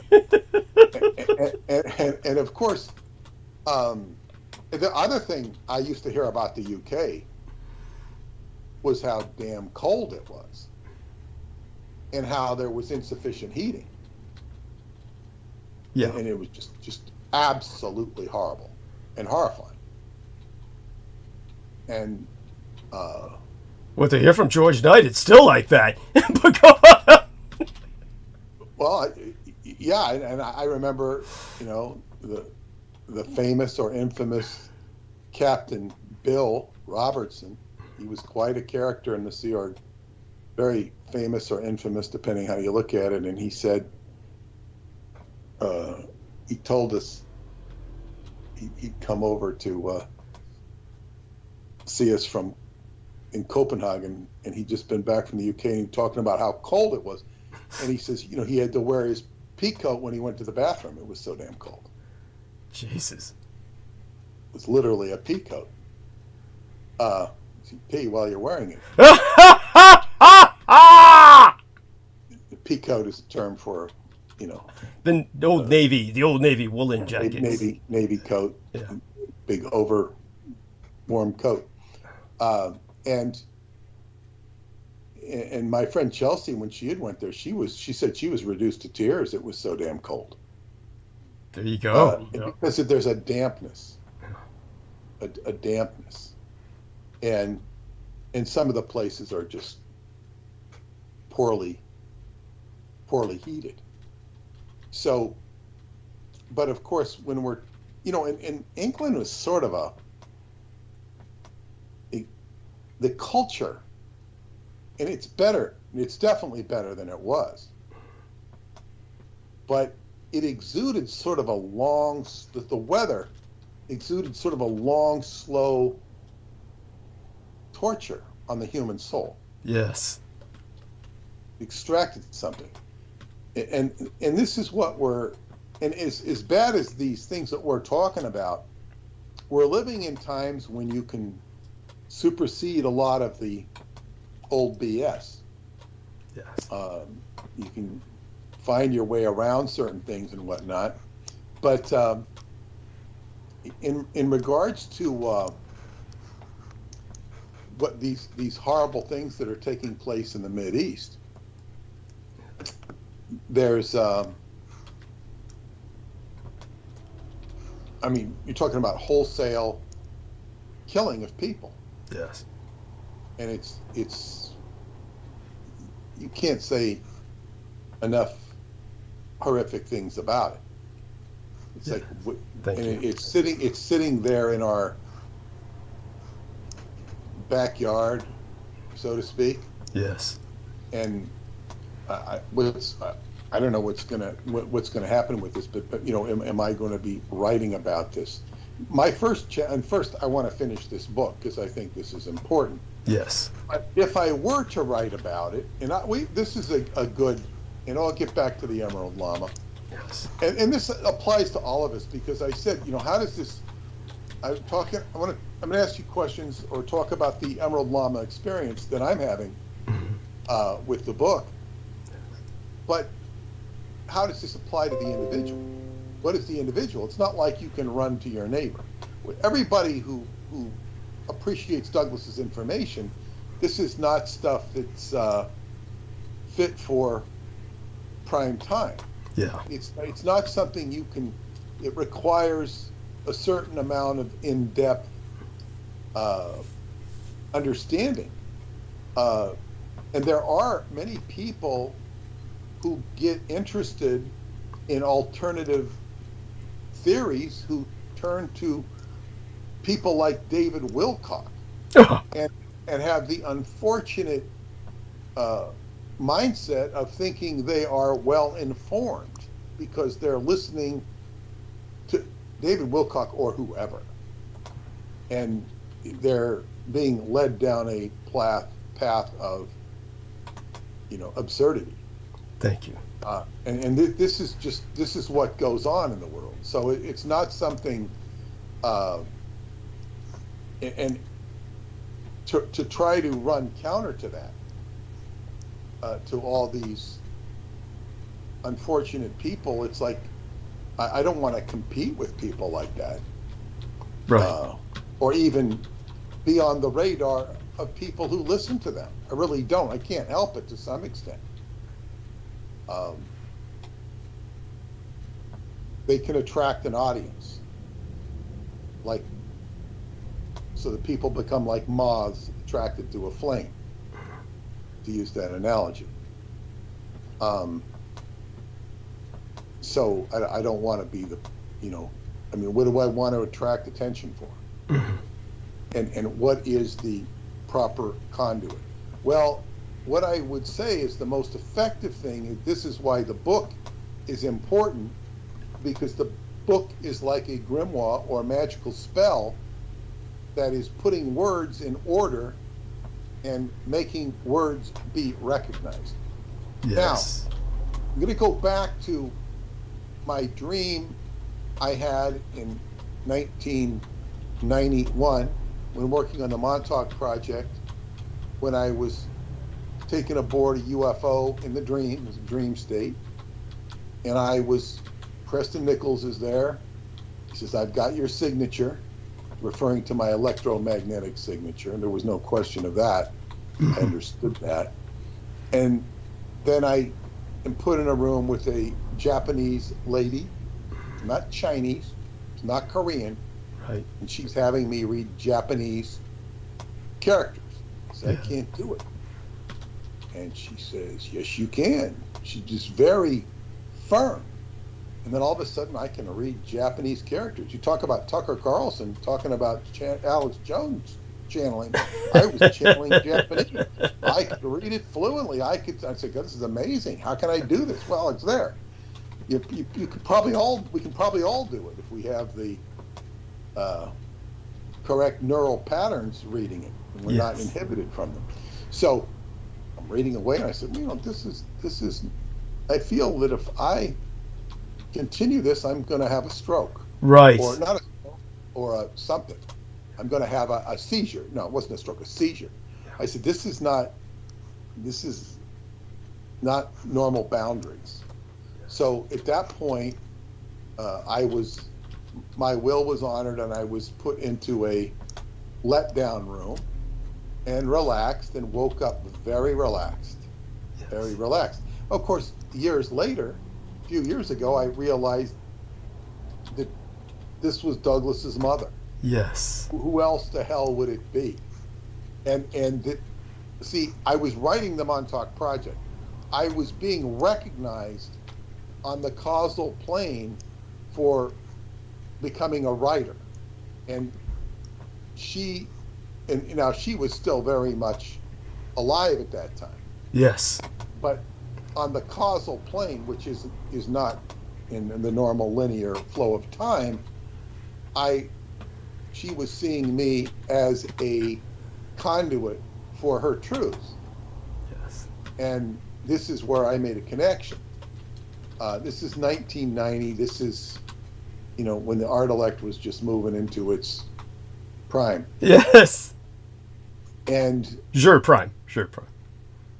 yes, your prime. Thank you for that correction. So now, that is in the causal plane. Now that came to me through the dream. The causal plane is where causation happens. It's where you can go in and create a movement. This is when you really get into the cause and effect. And Aleister Crowley will state, if you do a magical ritual per how it should be done, the only proof is the effectiveness of it. He says, if you do X, Y, Z, you'll get effect B. Okay, do effect B. And so, of course, when I put these words together, it will create an effect on whoever reads them, saying, wow. And the effect it creates on me is it dispels a certain mystery of the Asia. Right. Asia is a very mysterious place. Yes. And I've gotten a lot of clues about Asia from just my Qigong practice. And one of the basic things there I learned about it is how illusory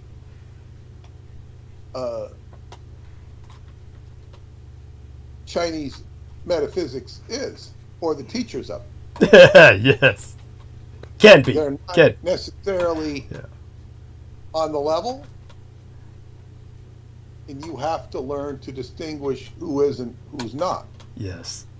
And caveat emptor. Very much so, and there is so much. And I happened to see I didn't watch all of it. I saw bits and parts of it. Bruce Lee, they made a new documentary, there's been many, on Bruce Lee as being the father of mixed martial arts. And they were stressing that,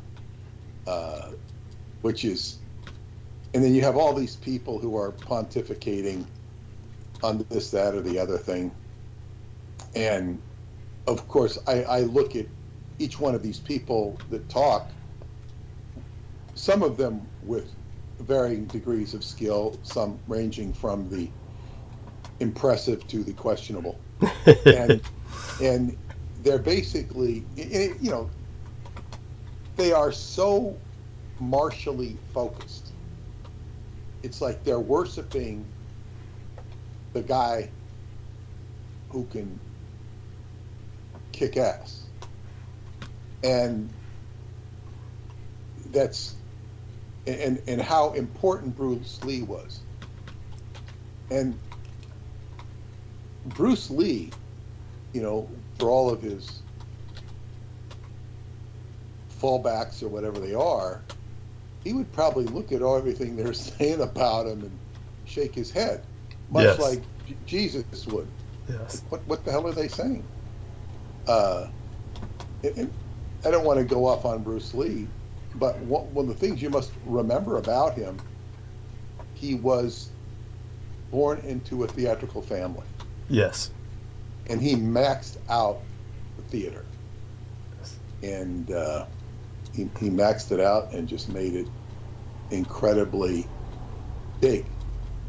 It's like just like O.J. Simpson maxed out notoriety, fame and notoriety, going into maxed it out. You couldn't become much more famous than O.J. Simpson. But Bruce Lee is even more famous than O.J. Simpson. And Yes. part of it has to do with his death. In other words, he died in the prime of his career, just Yes. before it took off.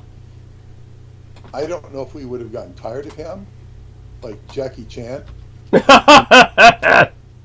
And Jackie Chan had perhaps the great wisdom of being a funny guy and not being taken, meaning people didn't take him too seriously. Although he was incredibly skilled as a stuntman and incredibly skilled as a martial artist, he kind of played, the guy that he didn't want to be taken seriously. He's a funny guy. So that's kind of takes the edge off. But one of the things Bruce Lee's wife said, she went into a little bit of detail about his death and the aneurysm in his brain, and he was let go, and he said, it was a mystery. They could never figure out what it was. And what my teacher told me, he said, told me exactly what happened. Bruce Lee was so arrogant and disrespectful to a master that somebody came up behind, because he hit him. He just knocked the guy down, to show off his Power. credentials. Yeah. He took an old wise master and knocked him on his ass or something like this, which is not that uncommon. If you're going to come and say you're a great martial artist, expect to be tested. Expect to be tested.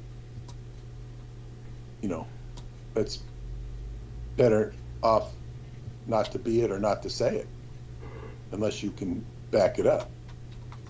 So, now I'm not saying that that's the way it's supposed to be, but you can expect that. So Bruce Lee was challenging this guy in his own way, and then one of his students came up to Bruce Lee and gave him a chi blow. I don't even know that he hit him physically. I don't think he did. And then he told Bruce Lee that you have to come back, because this has to be cleared out from you. And Bruce Lee ignored him, and then he had the aneurysm. Oh. It's a very plausible explanation. It's a better explanation than Tucker Carlson as Jones. But to get back to the causal plane, and I was talking about magic, and this is where effects happen. This is where true forgiveness happens. This is where life-changing drama happens. It doesn't necessarily happen in the day in and day out of living. But when you make major changes in your life, major decisions, like I did with the Sea Org and Scientology, I left, and all of a sudden, you've got a host of phenomena in your life. You're changing. You're not abiding by this game anymore. And people respond to you differently. And you know, it takes X amount of strength, but you got to know you're on the right path. And but there's been a change in the causal plane. You're not going to hit left-handed anymore. You're going to hit right-handed, or whatever the analogy is going to be. Right. And a similar thing happens when you change schools. Like, you're going to a new school, you don't know anybody. Traumatic, yes. It's like all of your old familiarities. The first time I changed schools, I was welcomed on a silver platter. Next thing I know, I'm playing quarterback for our team. So you'll be good at this position. Well, and that and of course when I moved the second time, that did not happen at all. I was like, it was just no camaraderie or any sort, no interface, no social life. And that was, my Qigong teacher said that's very good when that happens to you, because it causes you to look inward and find yourself. So that began my intellectual development, because there was no social development, there was no social distractions. So yeah, it's like, but so things were taking place, changing on a deep level, and one of it was getting into Scientology and joining the C organization. You're disconnecting from the system, you're disconnecting from the man, and you're going to work for a new man with better ideals and a better pragmatic vision of how to go about them. And it serviced me on many levels. But the point I'm saying here is, when you make decisions, even if you want to change careers, you want to go study to be a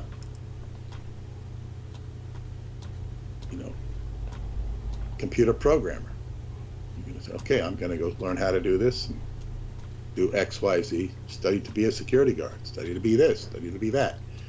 There's all sorts of technical training you can get. Go be a plumber. You're going to be solving people's plumbing problems, which go hand in hand with their emotional problems.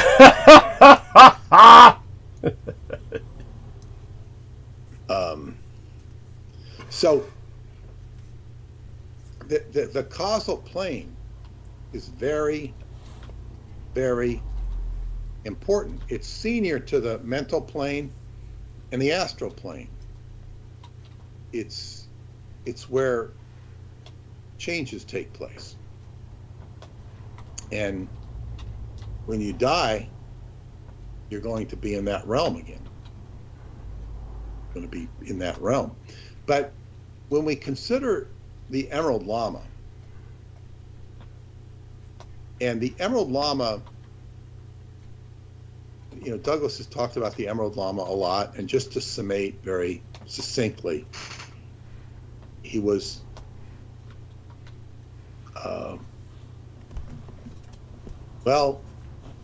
he's older than the Forbidden Sutra. The Forbidden Sutra is of course what was imprinted on the Buddha through his interactions with Mara under the Bodhi tree when he was tempted. And excellent, you've got it down. yeah, and then at the end of his life, when he was poisoned by the Brotherhood of the Black Lotus, then he recited what he had learned about the Emerald Llama. And this was noted down, was rejected by his disciples and his followers. It was too polarizing, too negative. And the Black Brotherhood of the Black Lotus took it and formed their own cult, which was rejected by society, but their titular head was the Green Llama or the Emerald Llama. And the Emerald Llama is even more sinister than sinister. And I must say that because he appears oval-headed, shrunken skin, he appears like Aleister Crowley's Lam, Yes. who's said to be the forerunner of the aliens. Aleister Crowley's Lam, and Aleister Crowley had done the Amalantra working. That's what inspired him to do Lam. And this was just before he went out to Montauk. His trip out to Montauk, 1918 or 1919, where he acquired blisters. And Montauk, this implies, with Crowley being at Montauk and being all of the associations that I turned up with him, synchronistic, vis-a-vis the Antichrist, that this project that was going on in the eastern end of Long Island, which could actually manipulate time, that's the causal plane. And it was doing it by the most nefarious means one could imagine. And forcing people out of their body, using electronics, and controlling. It was about mass mind control. That's what the project was first and foremost about, and also about controlling matter, energy, space, and time, objectively and subjectively, which is so amazing to me because that was the big thing with L. Ron Hubbard. At the top of his great chart, he had the level at the time was operating Thetan level 8, the ability to control matter, energy, space, and time, objectively and subjectively. So, wow, this is something you're going to learn through Scientology. You're going to go in and you're going to learn how to interact and interrelate. Now, he was dead serious when he said those things. Mm-hmm. And one can argue, ex-Scientologists can argue about, well, could you really do this or not? And the thing about Hubbard is he was the developer. He wasn't necessarily, he was part guinea pig, but he was like somebody who was building a car. Mm-hmm. This is the car, you get in the car and drive it. Well, just like we see with the Tesla and other cars, there's sometimes mistakes with these cars. They're not perfect. They have to be revised. So he's building a model. And he never officially released the level because he always said there weren't enough people ready for it. He needed a certain amount of number. This is not too different than the 144,000 in the Bible. But he's really talking about a 100th monkey effect. You need so many people, and he's probably right in that. Nevertheless, whatever his goals in doing this, in this horizon that he set, I get out of Scientology and I see that this is exactly what Hubbard was talking about, except it's different. It's not quite the same, but it wasn't. Okay, it's like, let's say that I've been trained to fight somebody in kickboxing, and then all of a sudden I'm thrown into the ring with somebody who knows the French art of savate, kicking. Yeah, kicking. savate. Yeah, martial art. Okay, well, all right. You don't feel too much out of place because it's kicking you, It's a different style. So this is like this whole, but of course, one of the big things, Montauk, this is like the epitome of what L. Ron Hubbard referred to as an implant station. and people would say, oh, he's so full of it, saying that everybody was implanted and all this stuff. Whatever he said or didn't say is less important than the idea that people have been implanted and their minds have been, directed and compromised. This is exactly what this mulatto guy in the BMW outside your house is. Thank you. He's on some unconscious level. That's like he doesn't probably even fully aware of what he's doing. Yeah, it definitely seemed like that. You've got it down. Yeah, and if you see it from that, it's much easier to handle. Yes. It's like you don't go out and confront him, sir. What are you doing, sir? No, no, there's no point. You don't make a citizen's arrest and take him down to the SFPD.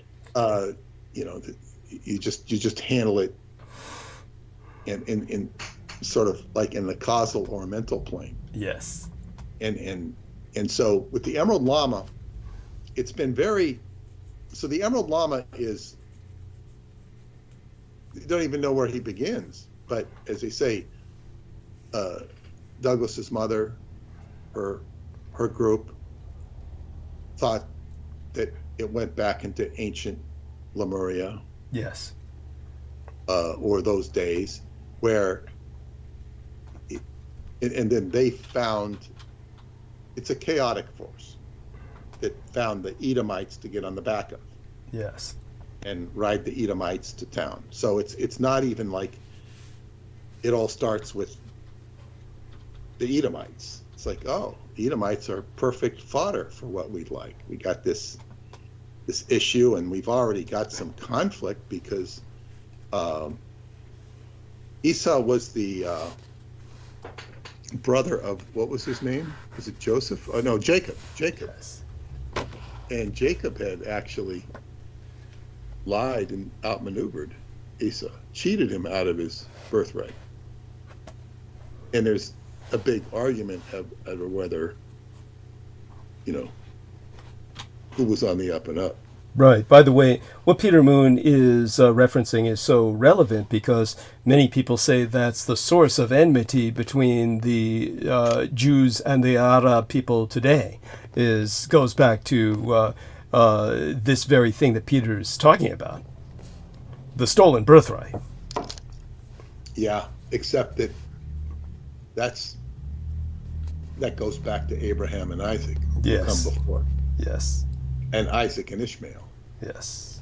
And it's a little bit different. I mean, you could make the argument. But more to the point is that what's really crucial in this book is Douglas's mother.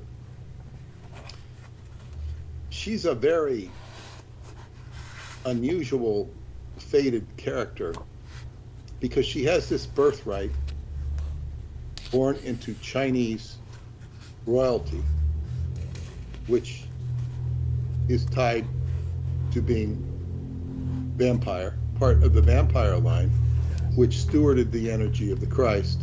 Yes. And that is in complete alignment with my white bat dream. Although I'd never looked at the vampire part because it didn't really seem like a place that I really wanted to go, except that I did see the dream, saw the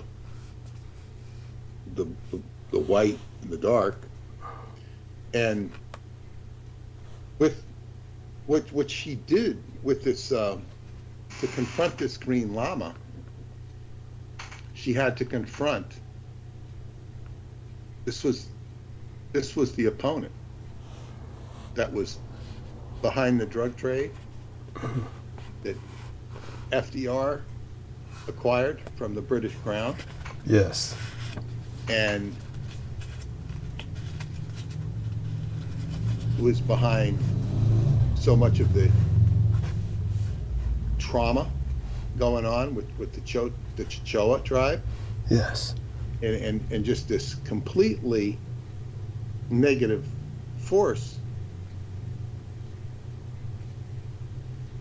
with the Chinese Empire, with Mao, all this stuff. It's like, it's so, and the confluence of this was it was the guy's name Sassoon? Vidal Sassoon, yes. No, not Vidal Sassoon, because they're not related. I thought they were. The Sassoon that had the Shanghai Stock Exchange. That's right. That's right. No, he was related to Vidal. I saw other ways where they weren't. Maybe not. Yeah, it doesn't really matter. Yeah. They're both Jews. Yeah, they're both Jews. Yeah. Yeah, but well, the guy that had the Shanghai Stock Exchange and allowed Jews to come into China, that was the only place. But that was done through the Japanese. Yes. Because the Japanese honored and respected the Jews, because they had their own Judaic background. Yes. And they had worked together before, but so this is a very complicated issue. But in terms of neutralizing the Emerald Llama, she had to call on her royal heritage. She was in a very unique position. Yes. And she was able to neutralize the Emerald Llama by, as you said, it was a form of telegraphy. Yes. And what I've used in the book, telegraphy is smoke signals. Indian smoke signals are telegraphy. If you see the movie Lord of the Rings, and this is the example I use, they have the beacons of Amundin. And this is when the Minas Tirith is under siege by Mordor, and the steward of Minas Tirith refuses to light the beacons. Mm-hmm. So Gandalf orders the Hobbit Pippin to go do it, and he lights the fire, and it lights all these fires across these mountain range, and it gets to the riders of Rohan, who then come to the aid of Minas Tirith, or try to anyway. So that is like a system of smoke signals, or in that case, fire. And they had these all done along the Great Wall of China. They had all systems of communicating. And you had said that your mother had consulted the Kempeitai, whose ancestors were the ninjutsu, Mm-hmm. who then used a form of telegraphy to summon, to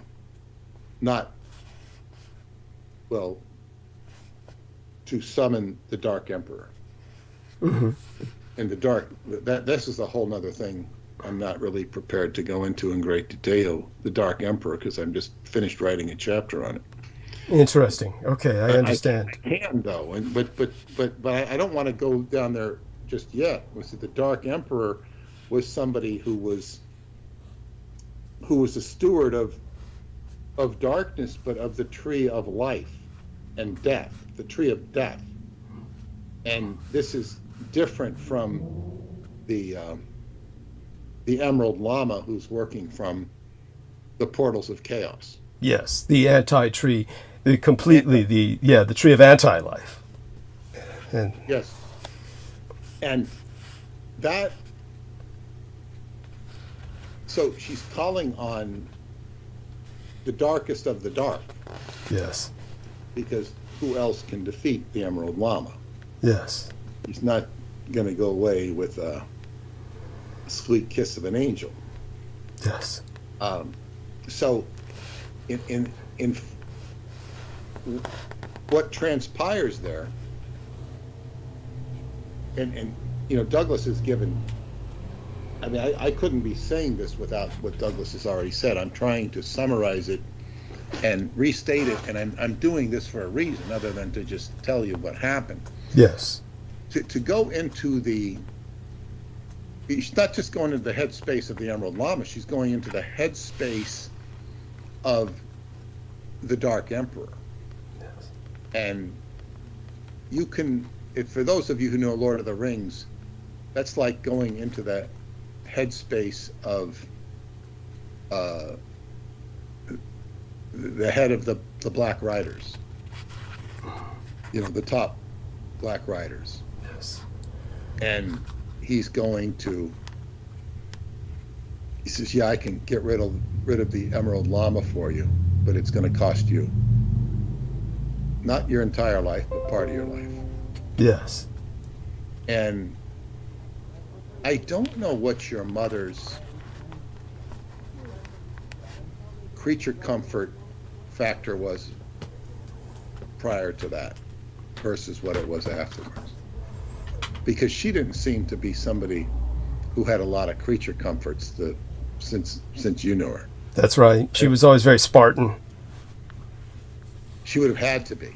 Yes. But perhaps, and the Japanese can be that way, perhaps, or that even the Asians can be that way easier than Americans have, who are all. It's a much more Spartan mindset.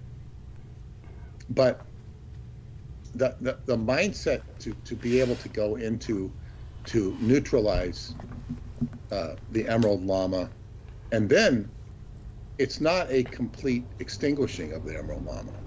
No. It's only getting him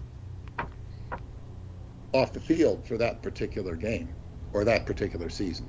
That's correct. And it cost her, probably half her life or thereabouts. Yes. For a vampire, she died very young. Or at least she could have easily have lived twice the age that she made it to, which was 87. And in that sense, she lost her sanity in the sense of the brain damage. Wasn't sanity in the sense of being insane, but the severe brain damage caused by the subdural hematoma, which she suffered. Yet when I was forced to become her care provider and my father's care provider simultaneously because of his heart issues in the main. You want people to understand that the Emerald Llama is not ageless, which people should be able to understand or comprehend from what Peter Moon has already said. His physical form, however, can be destroyed. But after 200 years, regardless, he must take on a new mortal shell. He's a reincarnating thought form who consumes the soul of a Tibetan innocent while incarnating on Earth.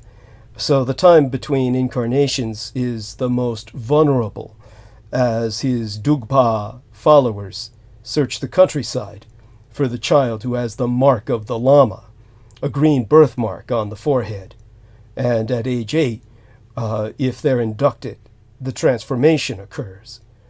The Emerald Llama then exudes the aura of an enigmatic holy man, cloaked in shimmering, tattered green robes.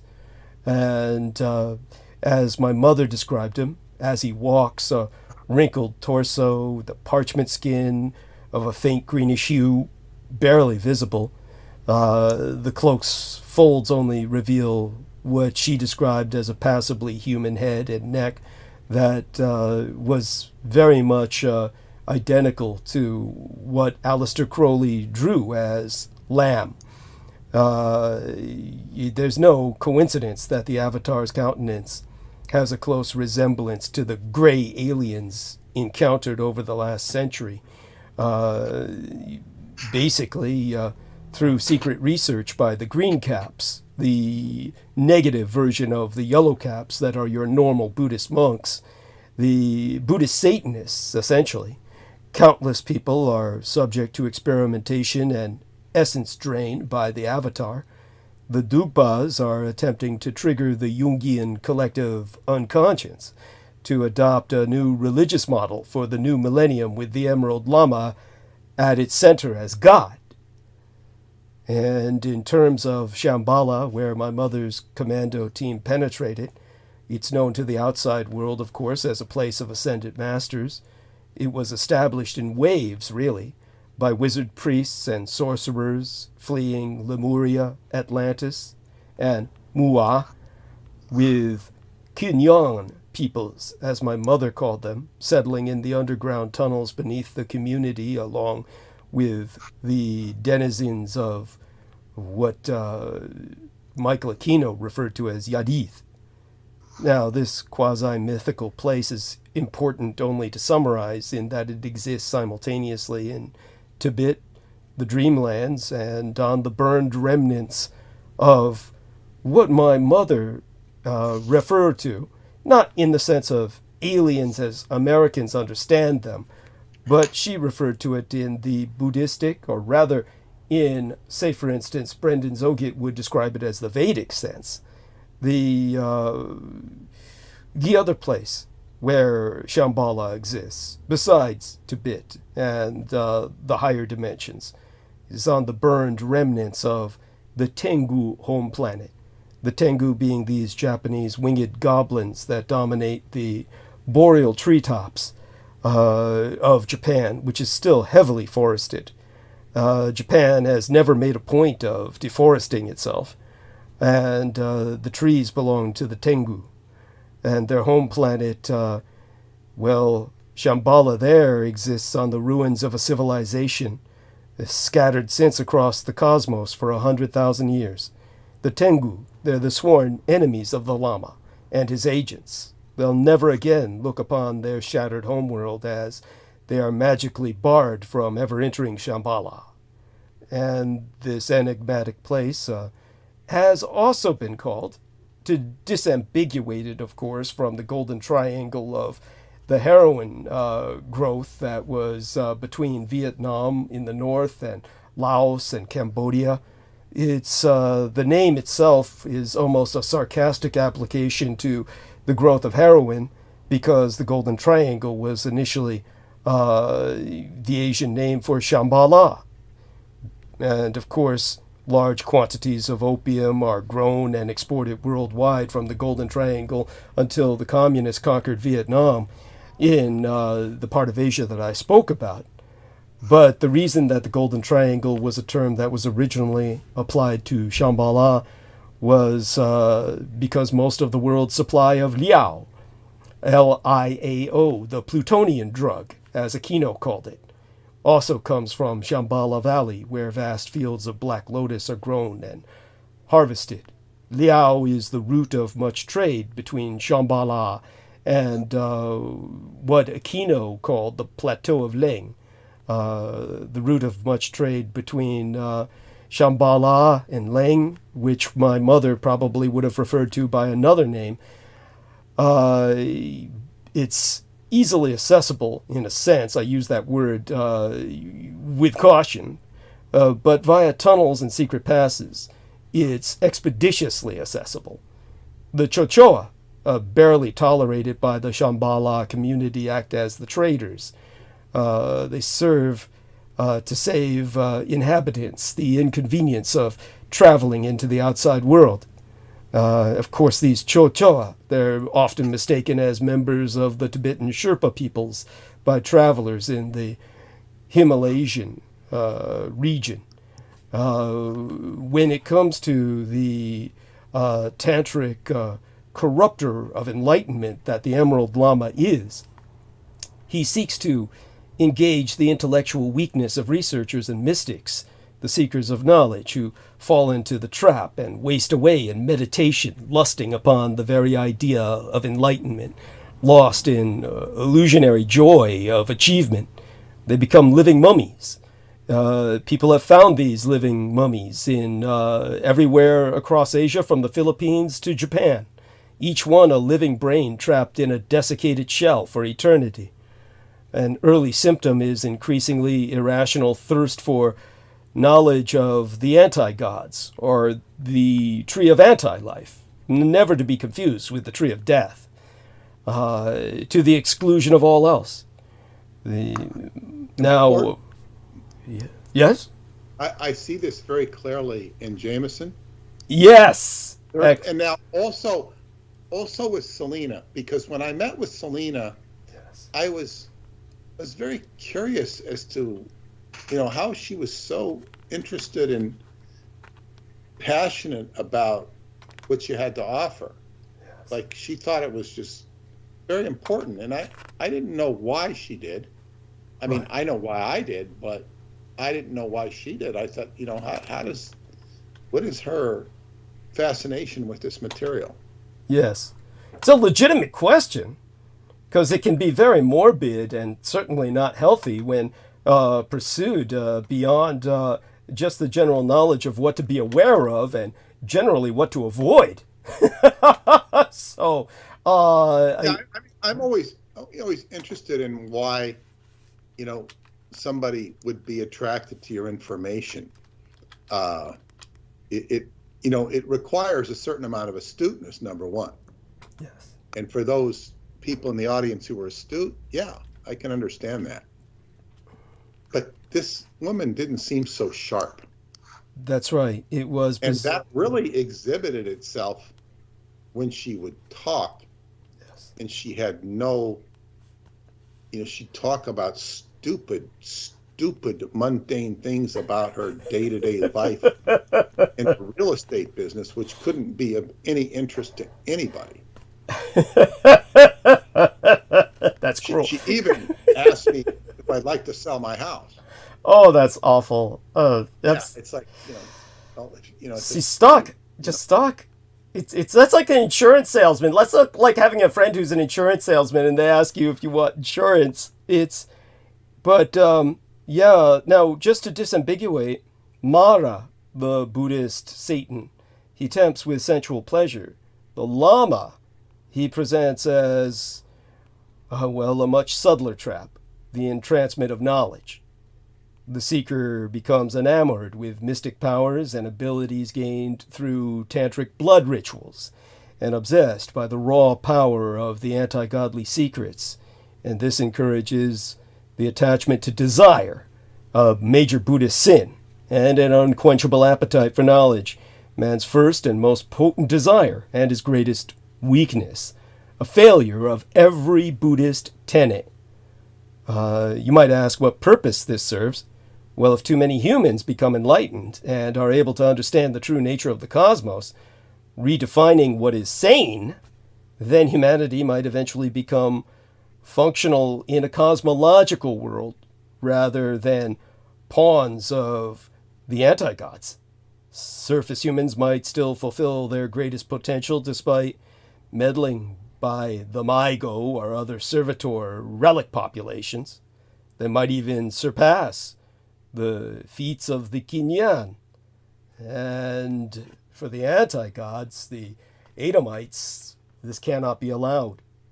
As for my mother's participation with what happened in terms of the expulsion, the killing of the Emerald Llama, just a bit of a resummarization of the Kinki Kyoten, the Forbidden Sutra, which, by the way, does not transliterate. Kinki Kyoten in the Japanese would transliterate more directly as Black Brotherhood.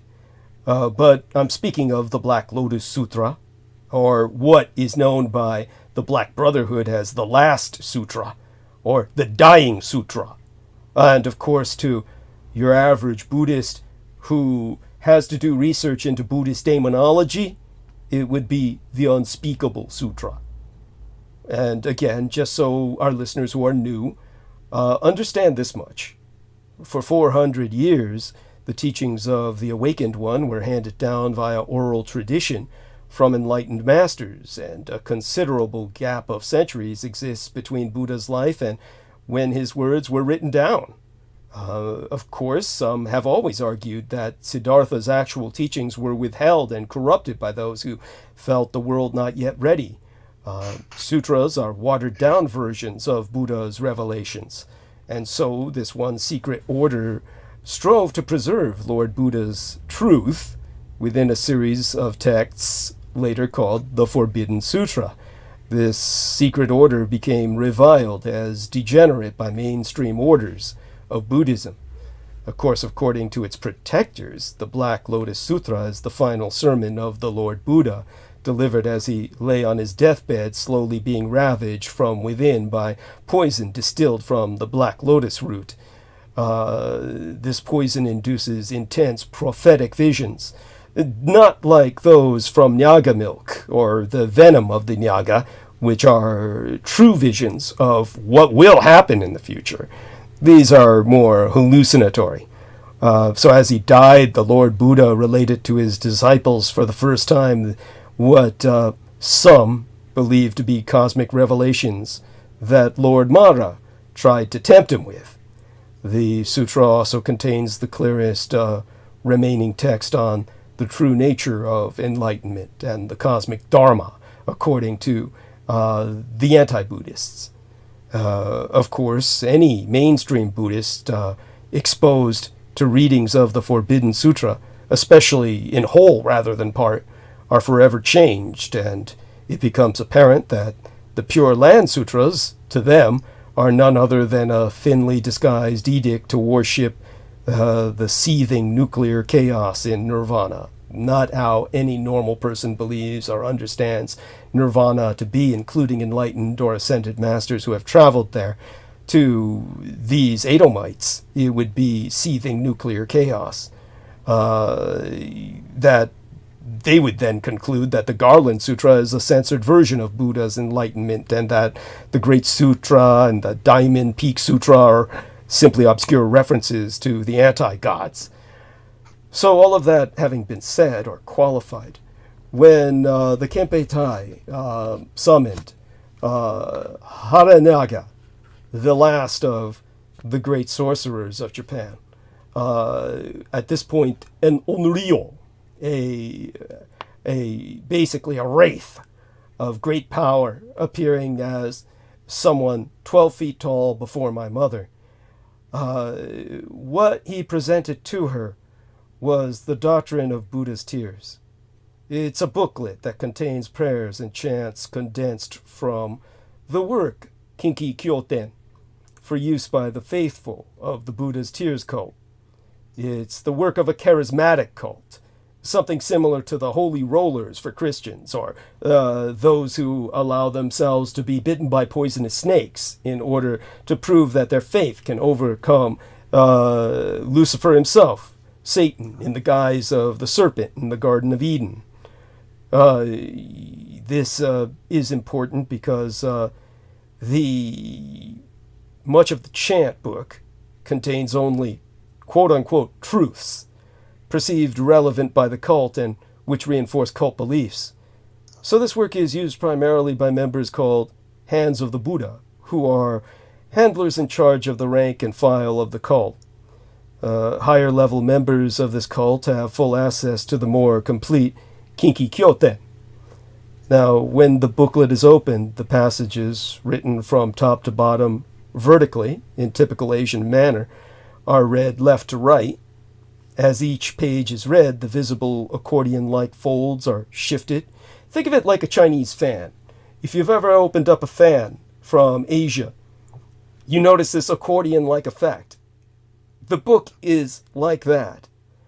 And as each page, if you will, each fold on which vertically is written the script, then the accordion-like folds shift. If it's stretched out, the entire unfolded sheet is about a yard in length, about 3 feet long. The verses are chanted aloud as the cultists perform some type of ascetic ritual, such as walking across hot sand with bare feet, which, if you've ever done on a beach when your soles of your feet are burnt, you'll understand the fact that this is an agonism meant to stimulate you to, well, out of your body. Or the acolyte might stand sparsely dressed for long periods in the snow. Either way, you're going to ultimately escape your body. The work contains an encapsulated retelling of the death of the Buddha and the wisdom he instilled upon his followers as the last breath left his lungs. Included is a brief sketch of the cosmology and so-called true composition of the universe. Much of the booklet is quoted dialogue of the temptation of the Shakyamuni, the Buddha himself, by Mara, the Lord of Evil, who reveals the true mythos nature of the universe in his conversation in order to sway the Buddha from the path of final enlightenment.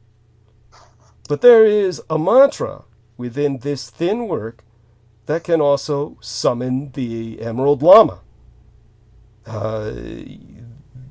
Of course, the Llama chooses whom to appear before, and will likely only do so for advanced disciples of the cult. Now, the reason that this was handed to my mother was because of her linguistic skill. Her linguistic skill was on the borderline of someone with a photographic memory. And Mara was summoned to engage. This was Haranaga's doing. Haranaga took care of that part. Haranaga essentially spoke to my mother without moving his jaw. He was a skeleton, a skull, a wraith, surrounded by the robes that, although they were black, seemed to contain the stars themselves. My mother described it as he was cloaked in night, the starry night. The stars could be seen through the outlines of his cloak alone, within the pure blackness of the cave they were in Shambhala, where they had cornered the emergent Emerald Llama. The thoughts that entered her head were essentially, in the very old Japanese, pre-Japanese, the kind of Japanese that would be written on the Yoniguni monument, the ancient Muon language. But my mother understood it in the same manner that Peter Moon understood when my mother told him to read Japanese. She understood basically that Haranaga said, the Mara will engage, Lord Mara will engage the Emerald Llama in combat. I'm here to prevent the collateral occult radiation from burning you alive. But I have no mouth, so you must speak. Take this and recite it. It makes the Emerald Llama appear. You must read it backwards. My mother concentrated and used her linguistic skill and read the mantra backwards. This was something that weakened the Emerald Llama to the extent where Mara killed him. Theoretically, it will be another 200 years before he can reincarnate from the time he died in 1944, 45. 44, I believe, closer to that age. It was the time, of course, that Peters figured out chronometrically better than myself at this point because of the pain in recalling my mother's own recounting of this experience. Does that make things a little more materialized in terms of... Yes, the only other question I would have is how did the death take place? Did the commandos execute it, or did he just wisp away? He exploded like a supernova of green flame at the hands of Lord Mara, who was summoned by Haranaga. Haranaga was the only one. He showed up in the cave where she confronted Haranaga. Yes, that's correct. All right. Yes. Go ahead. And presented her with that book fan. That fan that's truly a book. More of a book. Rather than a fan, it opens at 360 degrees. A circle. Imagine a fan that opens into a full circle. That's right. What the book is like. This is what's so insane about Richard K. Cole Jr. contacting my biological sister and asking her to turn against me, which she did on his behalf, believe it or not. Actually, of course, I would expect nothing more. And she said she hates me because I've kept all of the assets after my mother's death, as if she could do anything with them other than find herself dragged into the deepest pits of anti-godly damnation. As if I'm holding something from... As if there was really anything there to exploit. Thank you. Perhaps she feels these are something that could be sold to some kind of antique dealer or some kind of. Wasn't alive anymore. He would have bought them. Oh, God, yes. There we have it. And so, I'm sorry, was there something else? Well, that helps a lot in terms of understanding. So, wherever the Emerald Llama was, he would have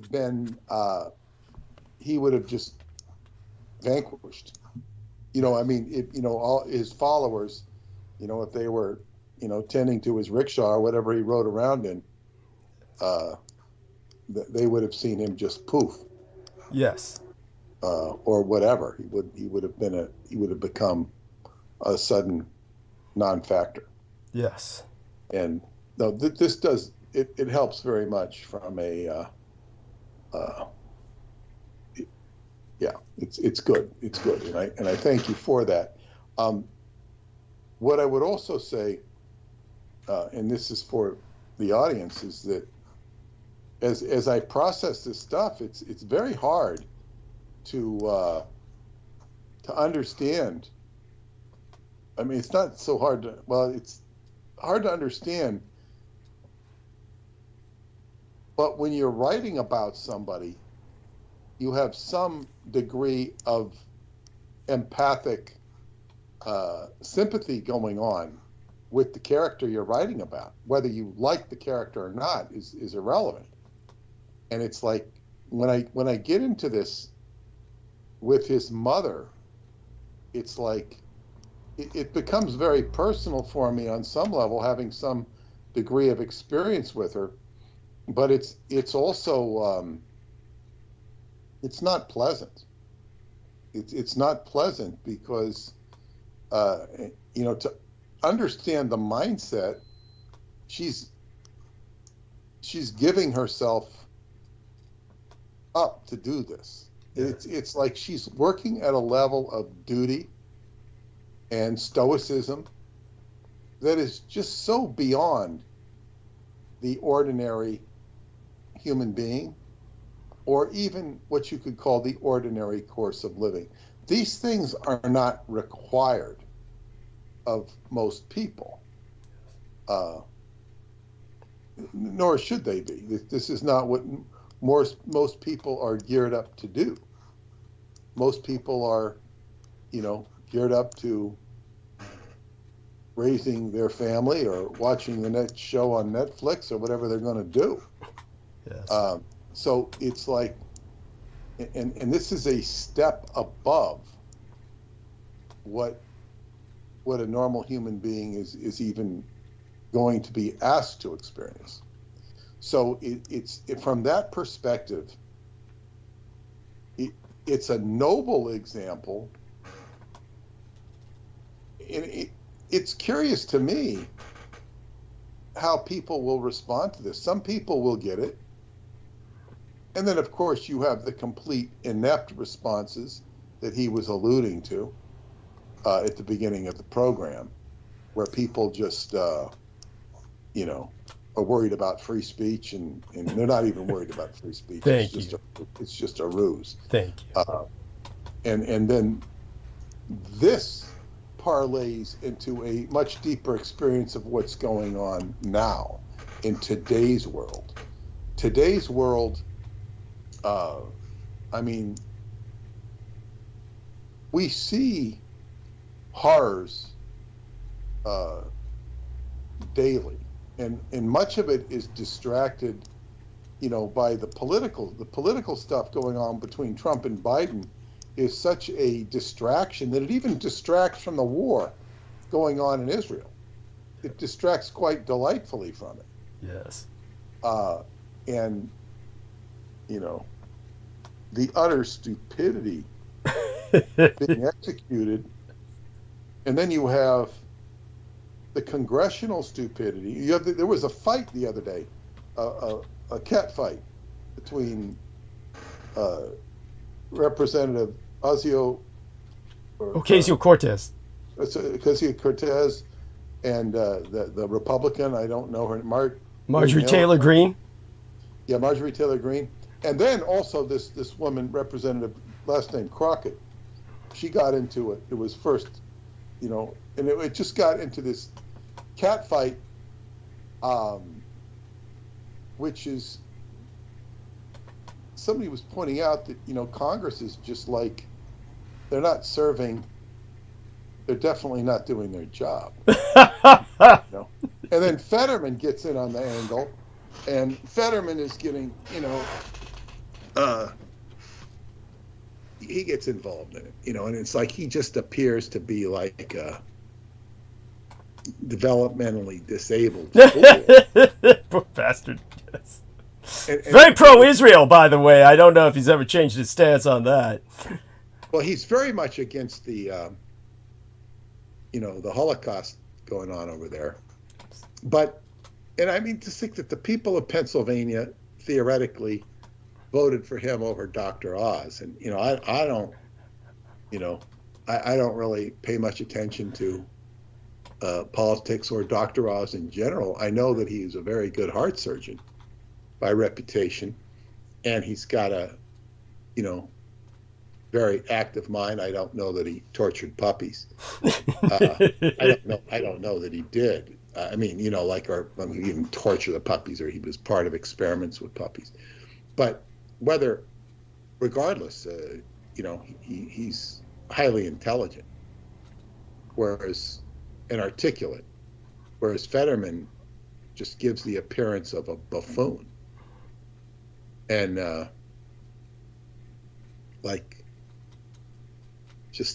who wanted to wear sweatpants to work. Hey, they're comfortable. Yeah, it's like, yeah.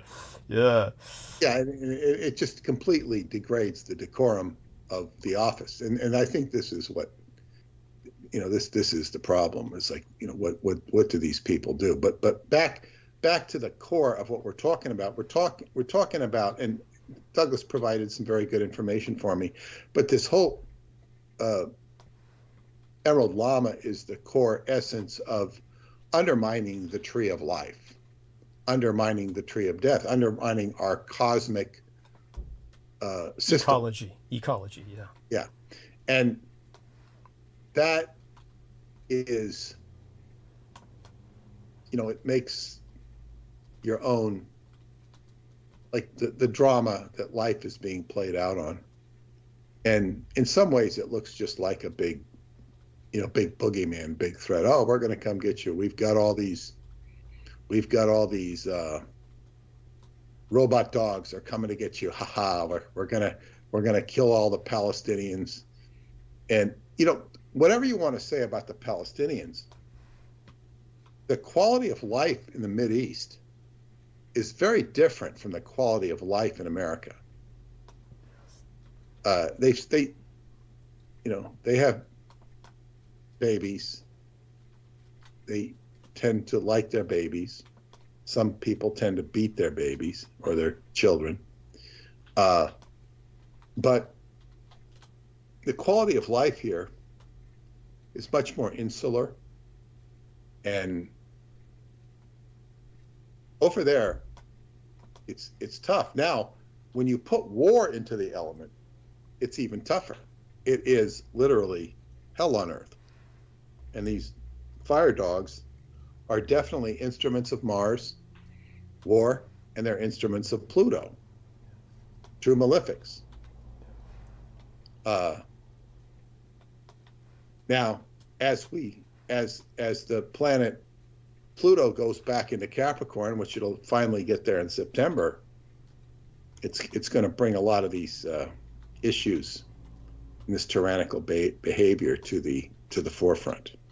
Yes.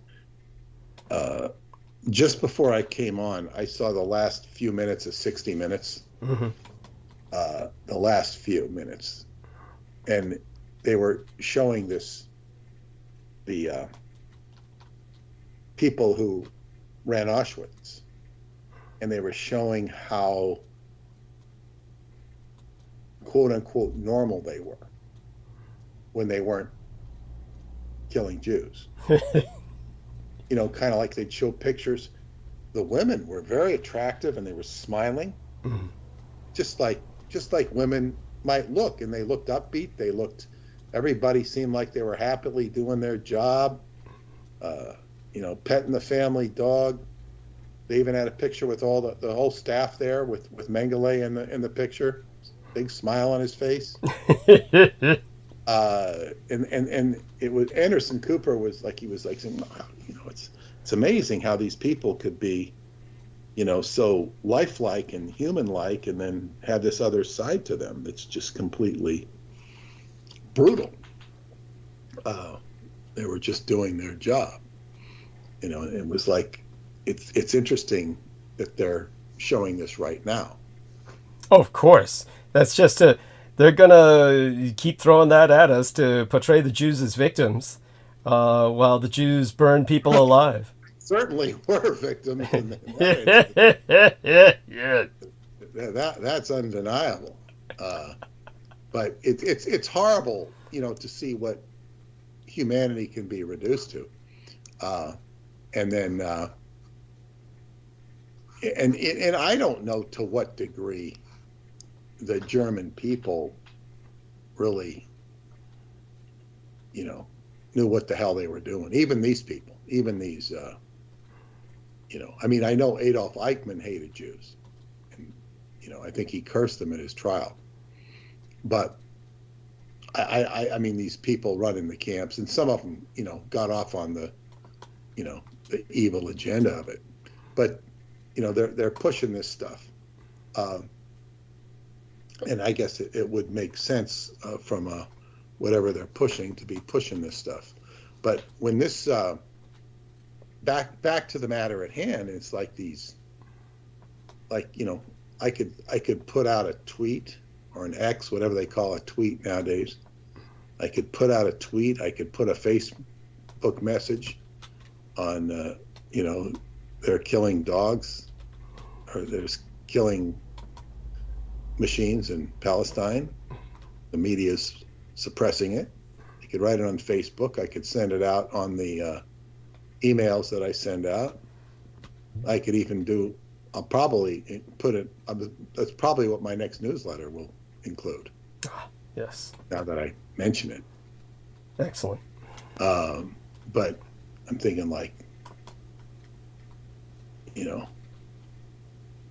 could call up Brad Olson and try and get him interested in it. He might be interested in it.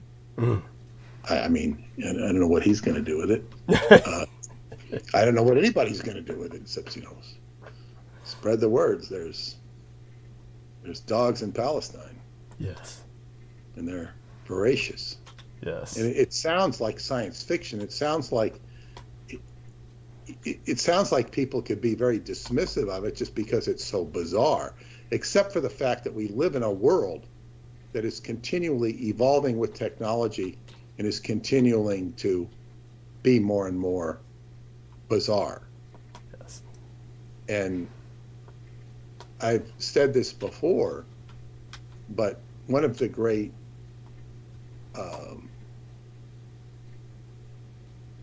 appeals of Scientology and confused the hell out of the CIA, according to this one agent that I spoke to, is the appeal of the science fiction reality to the people that were getting into Scientology.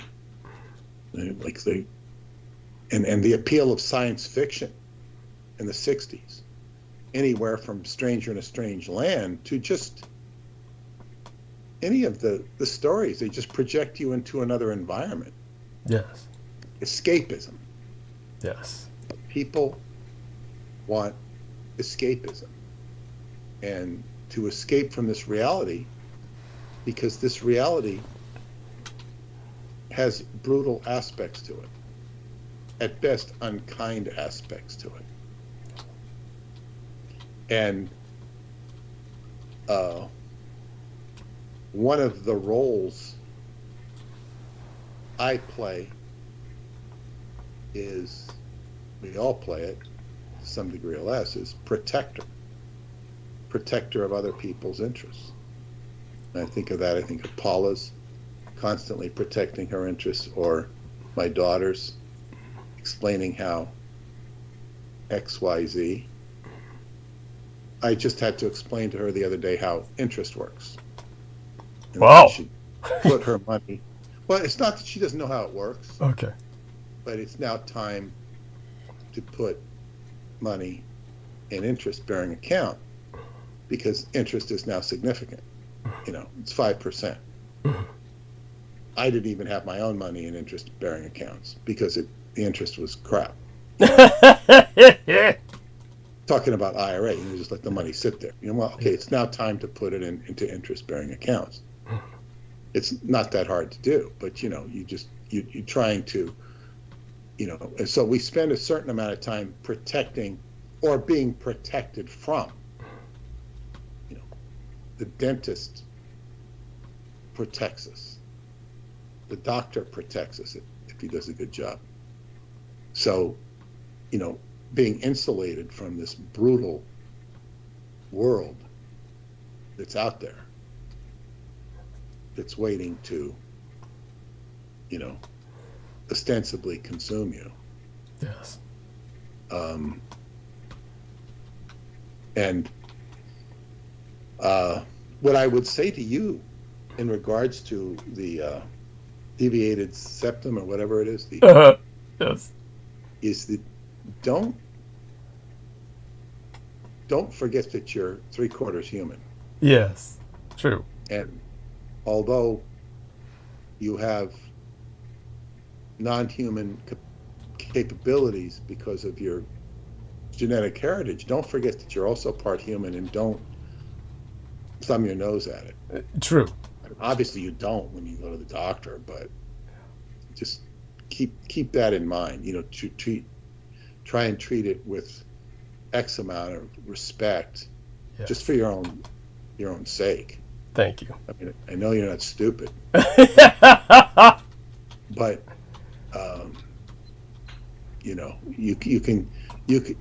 it could lead to a certain amount of conceit or dismissiveness, True. just by the nature of what you know to be true. Yes. And none of this stuff seems to bother your ability to compute or retrieve data, Yes. which is,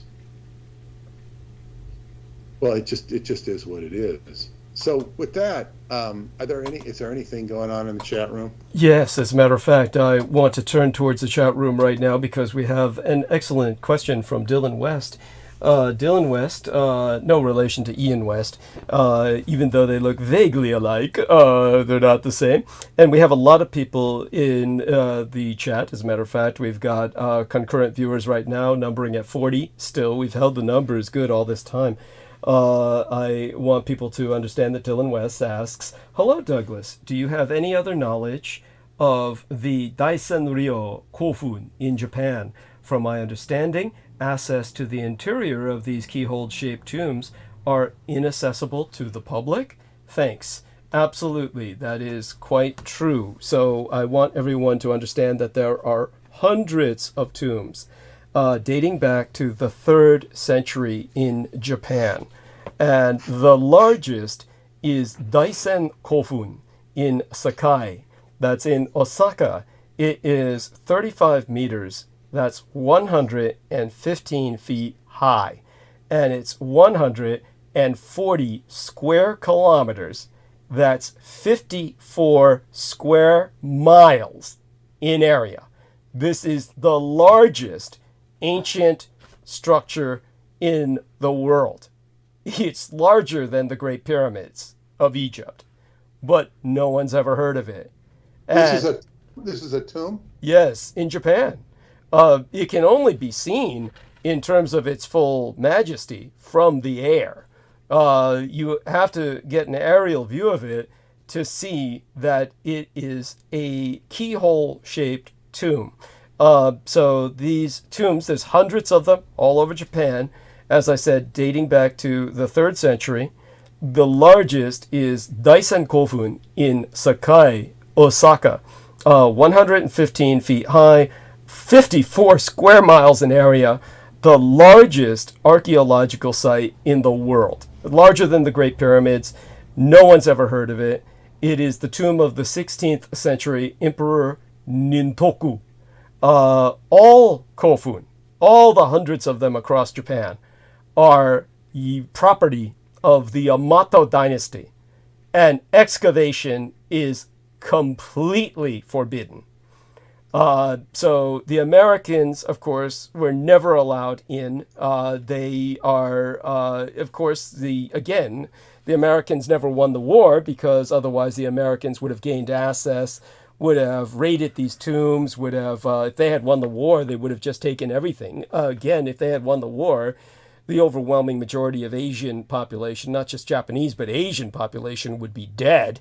So understand that this is just another sign that the Americans lost the war. But there's more to it, of course, than that. On the cold and frozen wastes of the northernmost island of the Japanese archipelago, there is an unusual Kofun.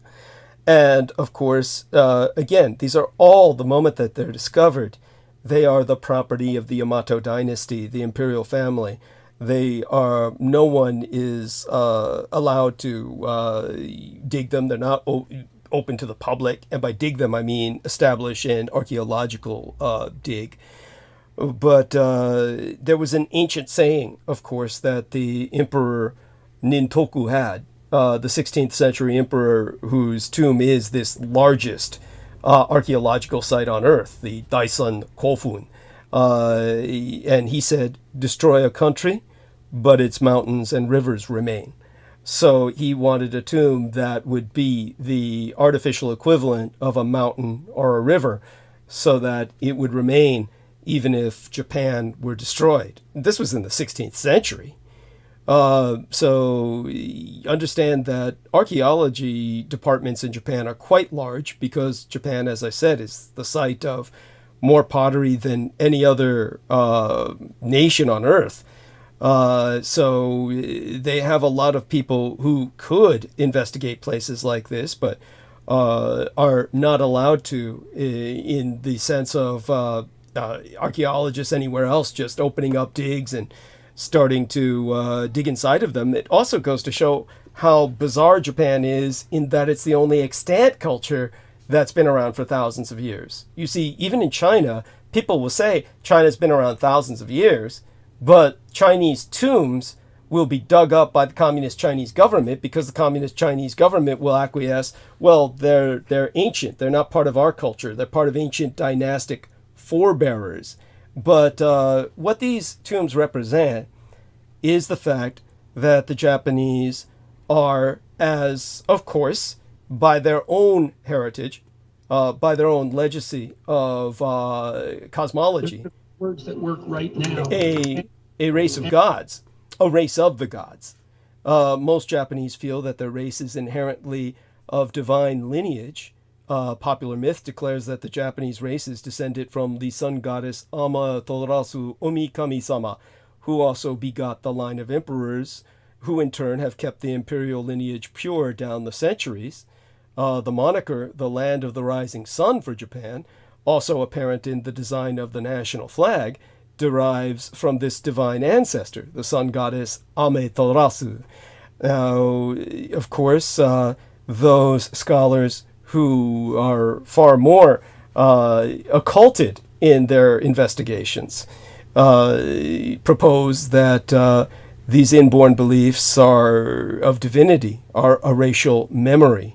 And there are, of course, the Edomites and the anti-godly worshippers like Dr. Shock. Dr. Shock is famous to most people because of his work on the Great Pyramids at Giza. But he's an enemy of Japan. And he says that Japanese cosmology masks their origins as being molded by star beings. He is, of course, promoting the cosmology of the anti-gods.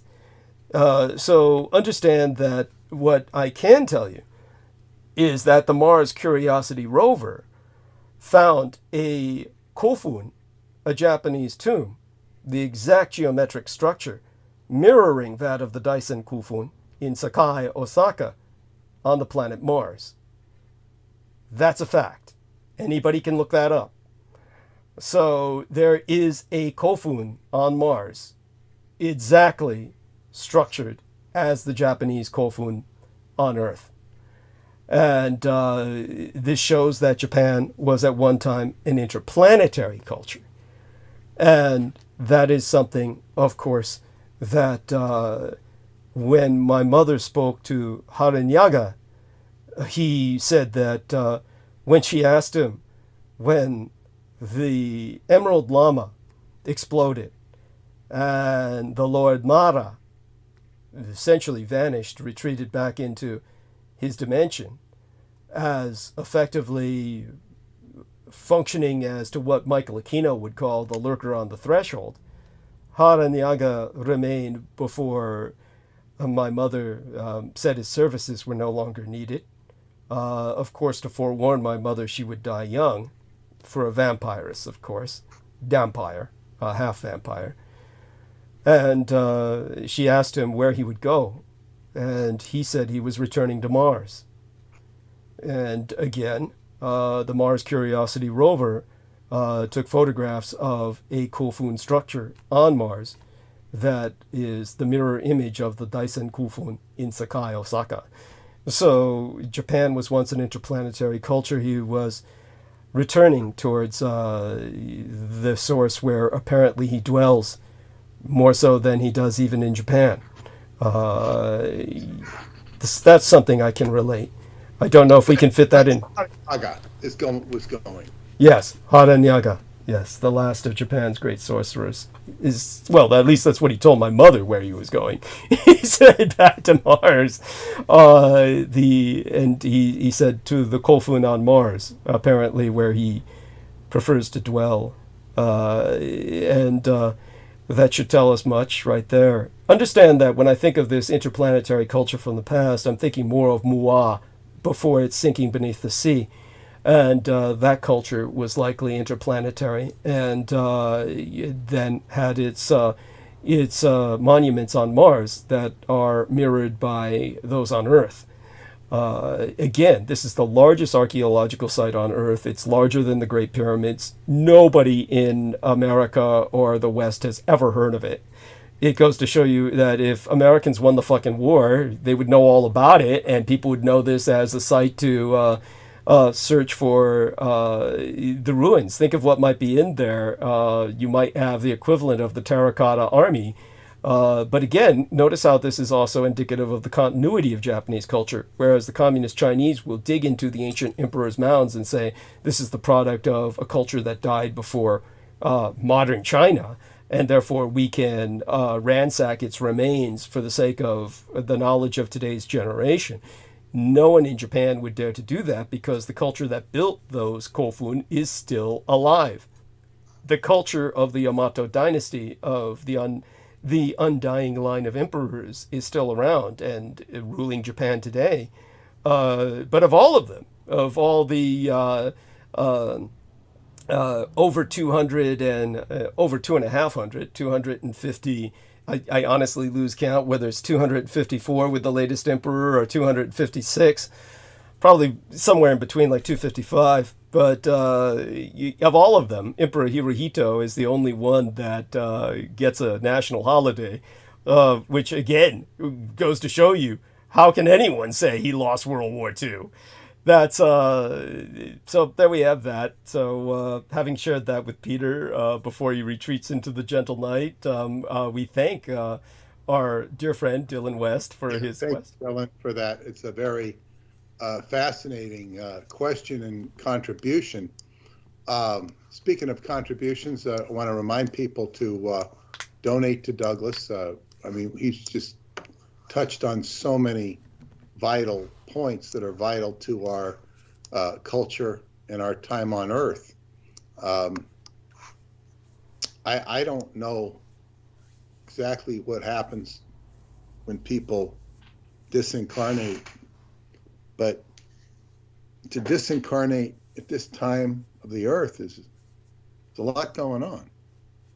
It's like it'd be relatively, boring if you were some farmer in Europe and you died, Now, providing you didn't have a lot of trauma, you didn't have the Inquisition, Yeah. You just die and you say, okay, I'm sorry to be leaving my family. I hope they got on okay, but, my time is done. What the hell's going on now? You're going to go on to your next life and do something else. Right now, there's so much going on. What I would say that you might find this interesting is, for the first time, we're going to have the Ravi, the guy who was operating the Curiosity. I know sometimes he goes in and out of that job, but he's going to be joining us at Atlanticron this year. He's going to bring his family. He's been invited for many years. Oh, wow. Oh, my God. That's great. Yeah, and we always have them. He always appears every year on Skype and talks to the group there. And, of course, I always love the presentation because it's in English. And, a couple times I get up and ask a calculated question, because they don't, they say, is anybody, and, a lot of they encourage the kids to get up and ask questions.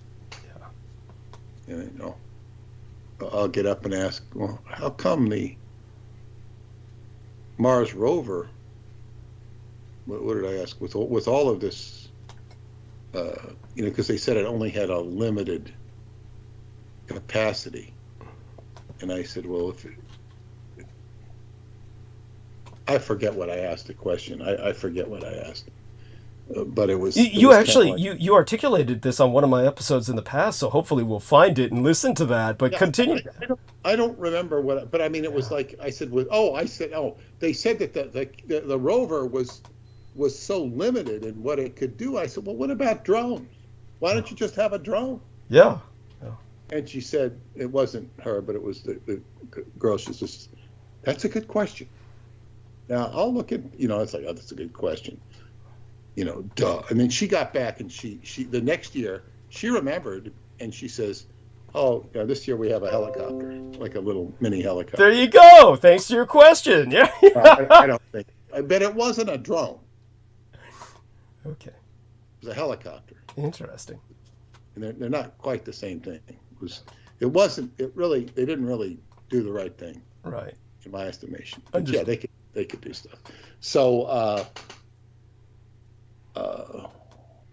that'll be very. I forgot that he was coming, but I just saw a post the other day, and it'll be a big deal. He says he loves this more than every event, anything that he does all year. He loves talking to the kids at Atlanticron, and he doesn't really get to see them that much because they're kind of like in a darkness at night, and it's not just kids. There's adults there too, and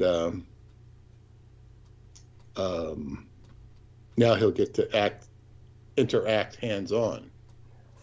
I don't know how long he'll be there, but he'll get to experience Atlanticron, and it's a very magical place. It's such a magical place that I don't know what to say about it except it's a magical place. And yes. You get a little feel for it when I communicate from there, and then when I have my friends appear, it's great. I don't know what friends are coming from yesteryear, and I'm beginning to feel like I never forget when my last year in Scientology, one of my friends' mother, she saw me and on the street in Clearwater. She was from LA. She says, well, God, you're still here. You're still here. Because she'd left years ago. And it's like you begin to feel like, okay, that's kind of like one of many signals telling you it's time to say goodbye. Right. It's time to go. And I've been going to Atlanticron since 2008. David went from about 1999 to 2009. He might have missed a year or two in there. but that was pretty much it. He went for about 10 years, and then he hasn't been back since. Wow. And I've been going from 2008 till now. So it's like 16 years. That's a long time to do something. Now, there's some people who've come longer. Some years they come, some years they don't. So I don't know what waits for me there, except that it's the ninth house, which is the house of foreign travel and higher learning. So it'll be interesting to see what characters show up, and not so much which ones aren't there, but which ones do show up. Right. So so I what Dylan brought up is fantastic. Just this whole thing of this Japanese archaeology, and well, you said, can you just remind me what geographic location? Did I hear you say Osaka, or did I hear you say the northern island? Oh, yeah, it's Osaka. What I was mentioning was that there was another Kofun more recently found in Hokkaido, which is, we can ignore that for now because that takes us down the route of the crypto news, so to speak. I'm still trying to follow up on that. The important one is in Osaka, the Osaka region. And so if you How look... long has it been known about? Oh, well, that's been known about forever. The Americans certainly knew about it before World War II. But like I said, it's only known among archaeologists and those who are studying Japanese history. Your average American knows nothing of it. And like I said, yet it's a archaeological site that's the largest in the world, larger than the Great Pyramids at Giza, and yet it's in the middle of Osaka City, essentially, but all the city development stops at that Kofun. That Kofun is surrounded by, it's a giant keyhole surrounded by trees, so it looks like an enormous castle, and all city development stops around it. So it's quite visible from the sky, jarringly so. You would think it was some giant national park or something, but no one, it's not open to the general public, and certainly, again, the Americans, if they had won the war, would have done their best to ransack it, or at least tour it. But there is so much press about, or not, or alternative press about, the big underground areas found off of, Japan, Okinawa, Yes. these big underground areas or under ocean areas. Right.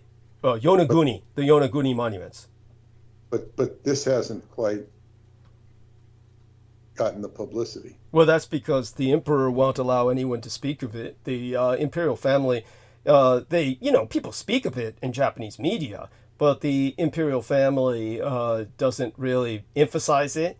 Because they don't want crazy people trying to break inside or trying to penetrate. Like a tourist thing of it, like they did with the Bosnian mountains. Right. And just so people understand as well, what's the other aspect that it reminds me of? Of course, we'll be back on Wednesday, and Wednesday will be here before any of us know it. And if I remember anything else to bring up in particular about the Kofun monuments, I'll do so. Certainly I know more than I'm consciously remembering right now. I know that much. But definitely I want to thank Peter for asking the right questions, as well as Dylan West. And it's definitely... Oh, here's what my mother said. My mother said, of course, that when she was introduced to Adolf Hitler, first by Otto Dietrich, his press agent, who was the second most powerful propaganda minister in the Third Reich, next to Joseph Goebbels. Of course, Otto Dietrich was a member of the SS, and very different in terms of his responsibilities than Joseph Goebbels. But the next time she met Hitler, she was brought to him directly by Sepp Dietrich, Joseph Dietrich, who was in charge of his bodyguard, the Leibstandarte, or life banner bearers. The life banner bearer. Hitler? Yes, the bodyguards of Adolf Hitler. This was more of a metaphor. Hitler had personal security, of course, at all times. At times, probably some of them were from the Leibstandarte, or the Life Standard Bearer Division, but most of the time they were out on the battlefield. But at that time, this was before World War II was really super mobilized, before it went total. And so she was brought to Hitler the second time by Joseph Dietrich. And of course, what struck her was the name Dietrich, the German word for skeleton key. And one of the reasons she married my father was his name, Dietrich, my legal father, George Joseph Henry Dietrich, who he was related both to Otto Dietrich and Joseph Dietrich, except he was an American, my father, my legal father. But she pointed out that someday I would explain to the world a bit about the Kofun monuments, the keyholes in Japan, and that the very name Dietrich skeleton key meant that I was one of the keys to informing the world about Japan's true history and place in the world. In other words, the skeleton key for those keyholes, so to speak. That was what she always said poetically. And so that's an important point that might be put. Yeah, it's very important. Unfortunately, the world just doesn't really care about Japan. True enough, yes. And many of the Japanese really don't care. They're just consumers of Japanese goods and commodities. It's true. Yes, that's why I've always been afraid to visit. Exactly for what Peter says. God, I'm afraid of what I'll find there, Well, but you see, this is the thing, is I don't try and impress what I know on people. I do remember balling up the whole tour guide at Hearst Castle with my questions. I took my daughter there, and I had such interesting questions that she got into in-depth explaining. I mean, I wasn't talking about Peter Moon stuff.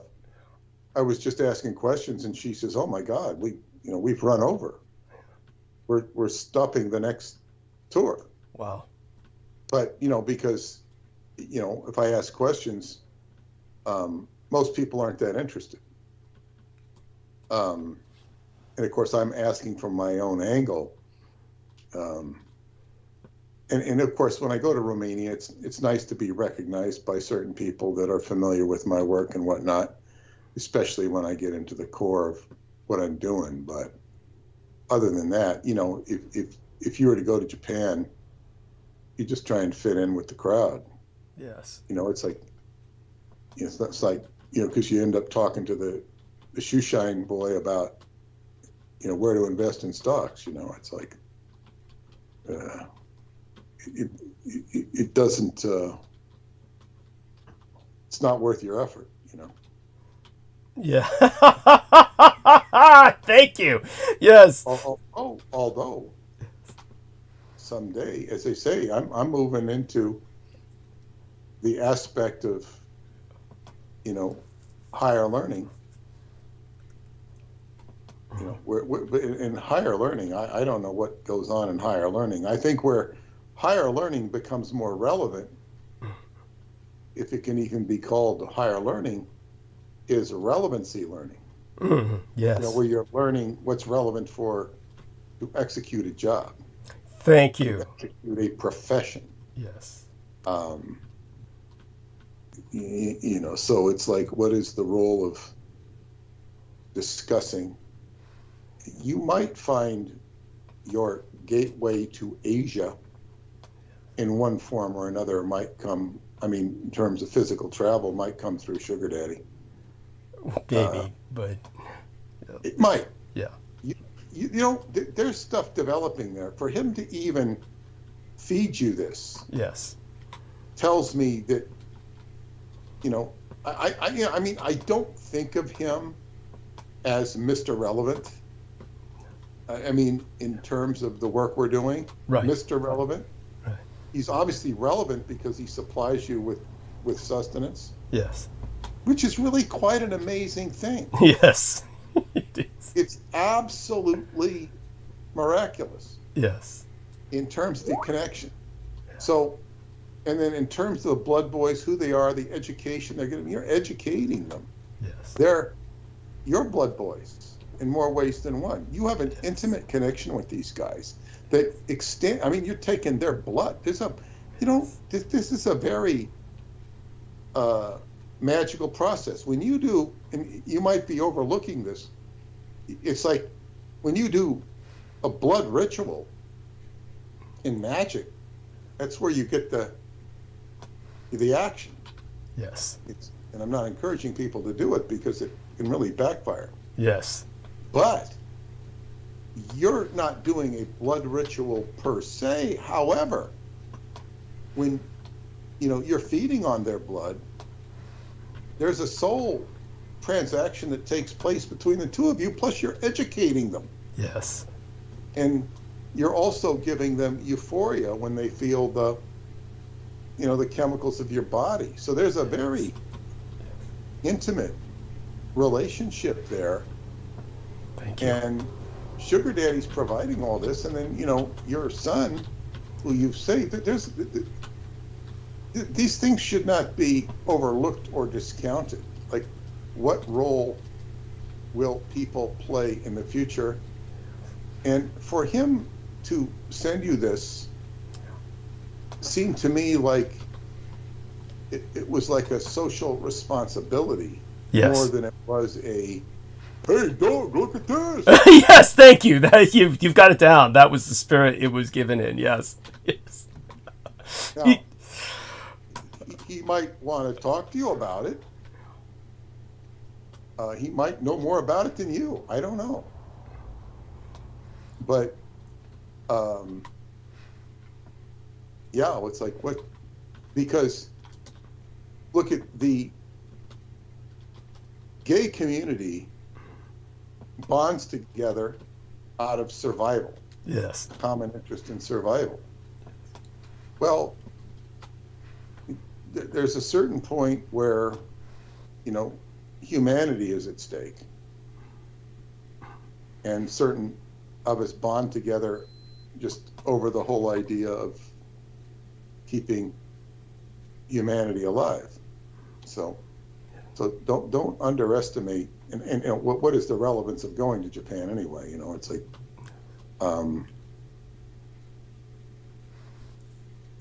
to me, it would be a curious place to visit, but I have no specific purpose for going there, if you know what I mean. Right. Understood. My travel is 90%, 80% driven by purpose. Yes. Not by curiosity or pleasure seeking. Understood. The exception to that would be when I go to visit family. Yes. And even that is, tempered with probably doing something that's of a research nature. Yes. But yeah, so it's like, if you're meant to go, you go. Right. And who knows what there's a grade level in Scientology called grade 4 ability release. An ability release is when you get rid of your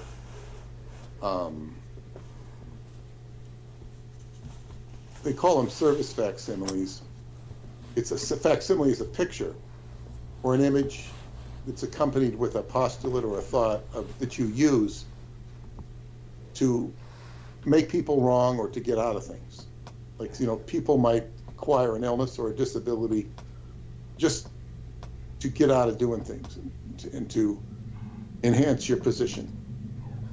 But it's a reactive thing. It's not a positive thing. Like, some people are very proud of the fact that they have a disability, therefore they get disability, therefore they don't have to work. Right. Some people are genuinely disabled. Some people perpetrate the condition. And there are other, but all of these things, what they do, like, you may say, well, I got,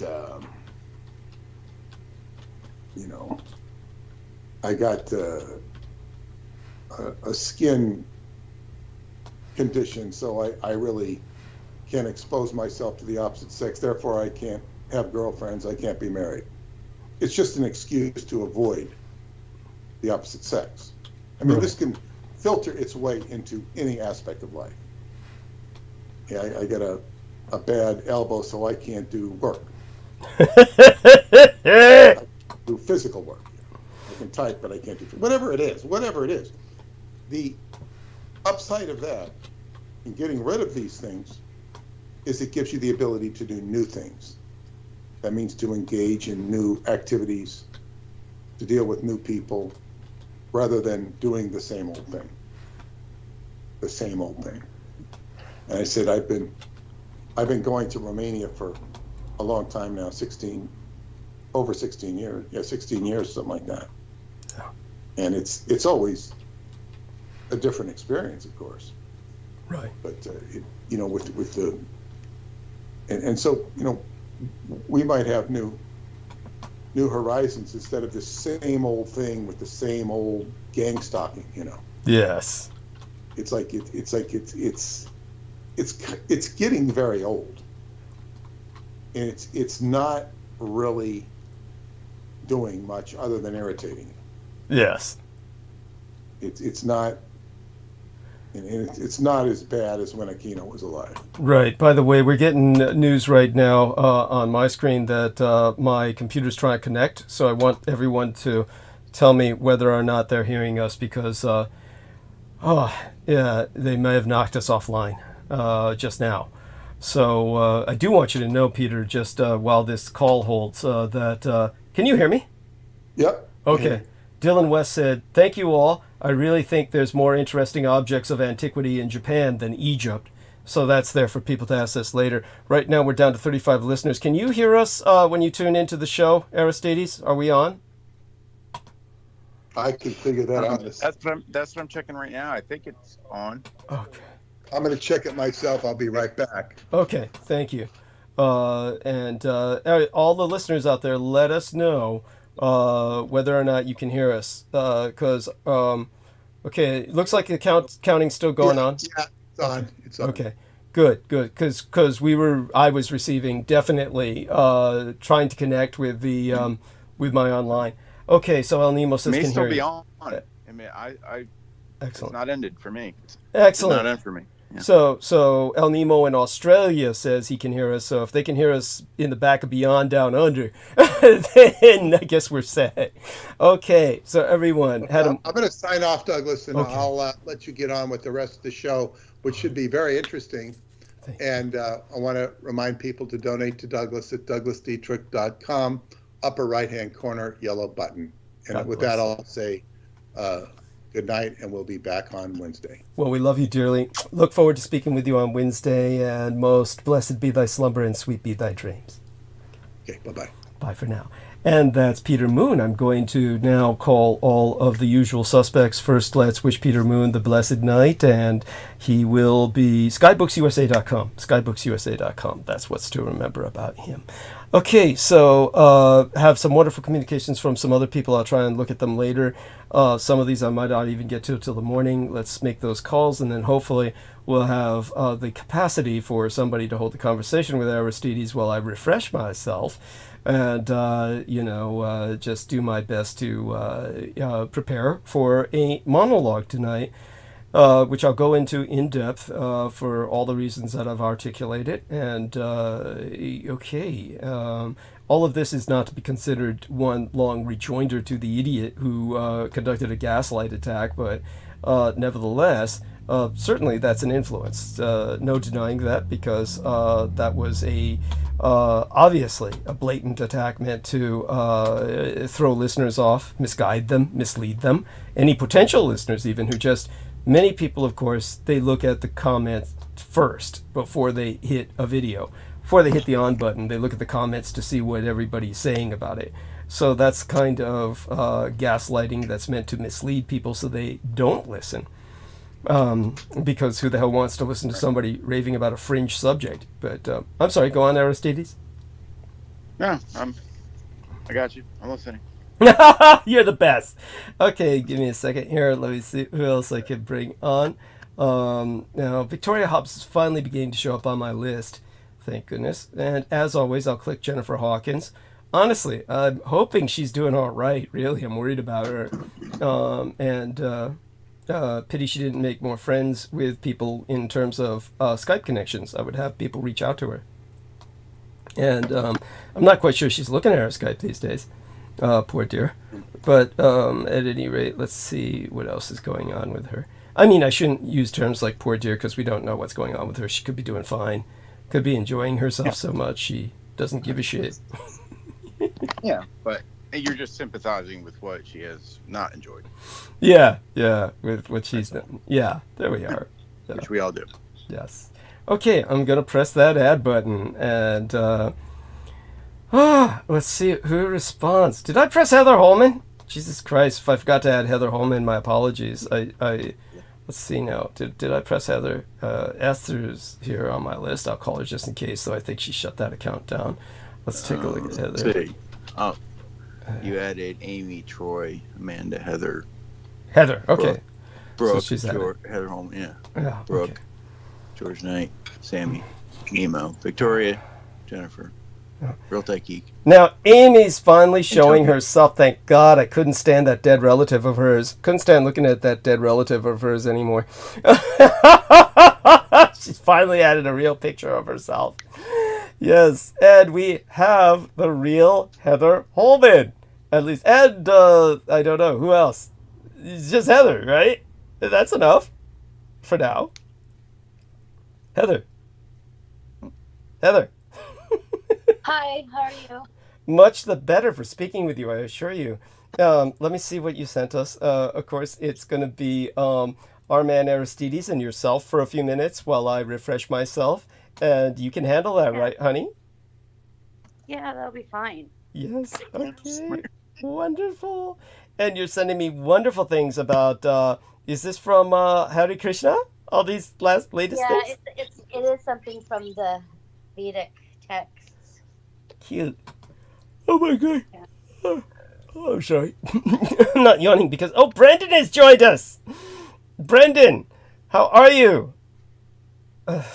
See if we can get him. I'm doing well. Everything's going well. How's everybody? Oh, much the better for you speaking with us, I assure you. Thank you so much for showing us. So Heather just sent me this wonderful thing. Let me show it to you, Brendan. I'm going to share a screen here.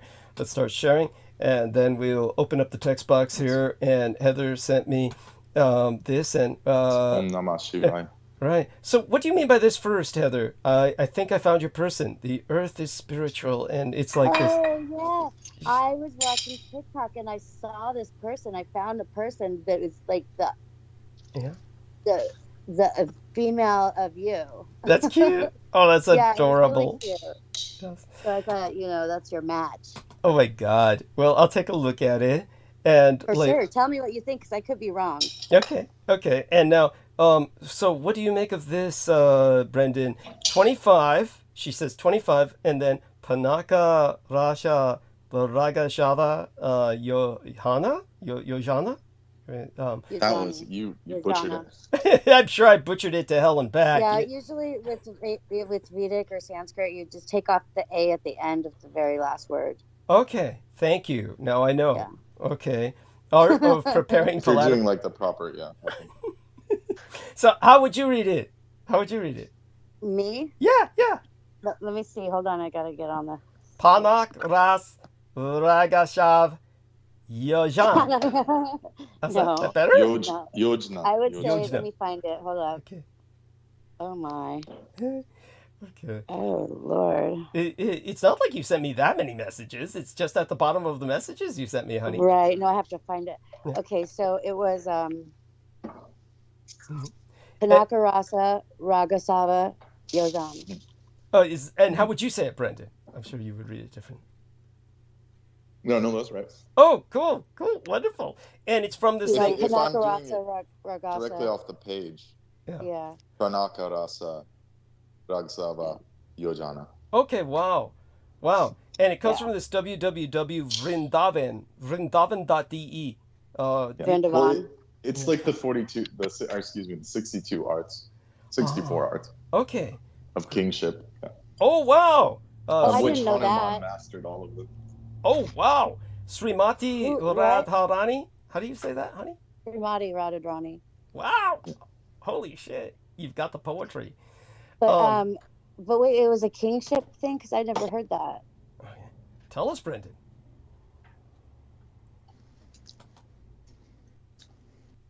Yes, those were the 64 arts that the Vedic sages and the kings had to master. And that's before you were even eligible to become king of the land or any kind of kingdom on earth. Okay. Like all over Bharatvarsha. So at one point there was this thing as like sage kings. Just like the Chinese Imperium, like they had to be uber educated to even become emperor itself. So I thought these were all just female qualities of being a perfect woman.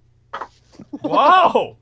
It's like like with any Sanskrit word, it has like 10 meanings and many layers. So that's one aspect of it, that it's one of the Shaktis, the powers of the universe. Be the queen or something, probably.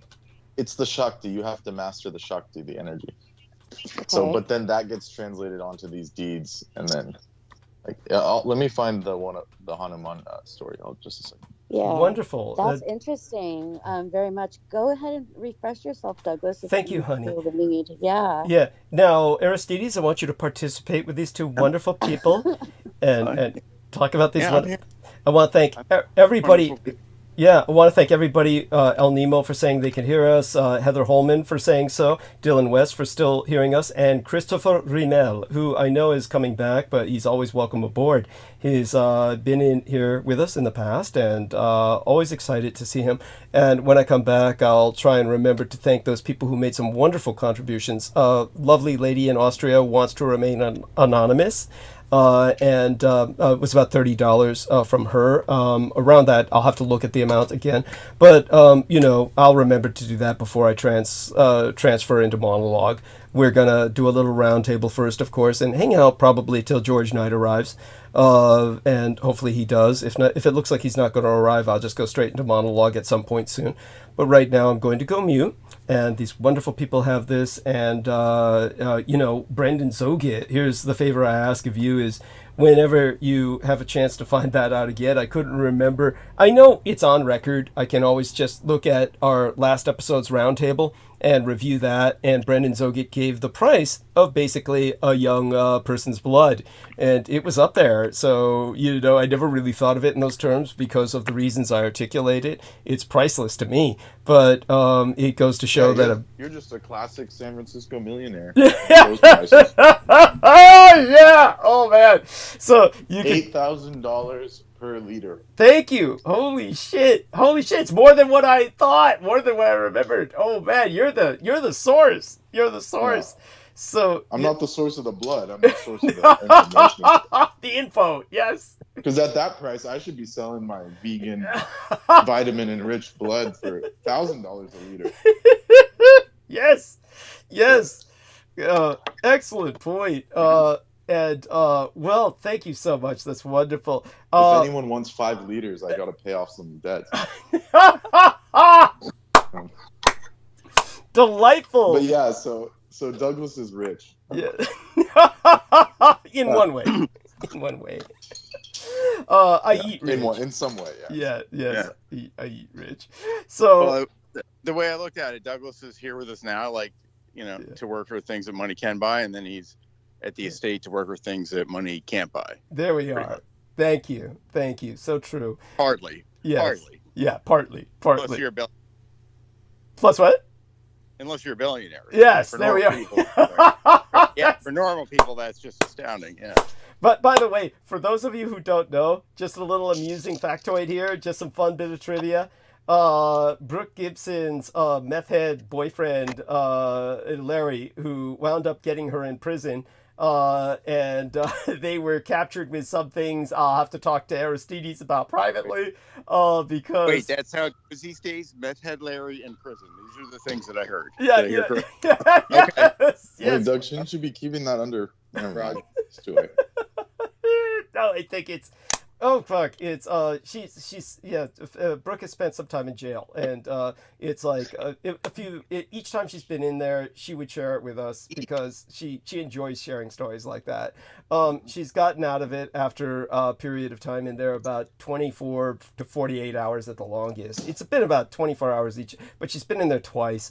One time definitely because of meth head Larry, but he is convinced that Douglas Dietrich's just lying and saying he's in San Francisco to sound like the big man. He's convinced I'm in Greenville, Tennessee, or where the fuck, that I'm down there in South Carolina, in their city. He's convinced I live in the city that Brooke lives in, which I think, what's that again, Aristides? What is it, Green something Park or something, South Carolina? Greenville. Yeah, Greenville. He thinks I'm in Greenville, South Carolina. He swears up and down he's found out that I'm broadcasting from there and that I'm just saying I'm in San Francisco to sound like the big guy. This is like, I think this is the funniest thing in the world. But of course, Brooke knows the guy's full of shit, but this is like how he maintains his ego, one-upmanship, from this Douglas Dietrich pest. And, what can I say? It's, it is, yes, Brendan was saying, you mean it's a status symbol to live in San Francisco? Well, it should be. We've got 50 billionaires that live in San Francisco. So we're number 10 city in the world for billionaires, for what that's worth. But, Yeah. But they're like enclaved off. You know about Nob Hill and stuff. I mean, they're totally. Oh fuck yeah, they're in gated. They're totally on their own world. Yeah, they're gated. Fucking, it's for all intents and purposes. Think of it like Alita Battle Angel, where Zalem is floating above the rest of the city and just shitting on it. That's how these guys live in San Francisco. They're on top of these hill enclaves and they shit and piss down on the rest of us. That's literally. Yeah. Yes. Yeah.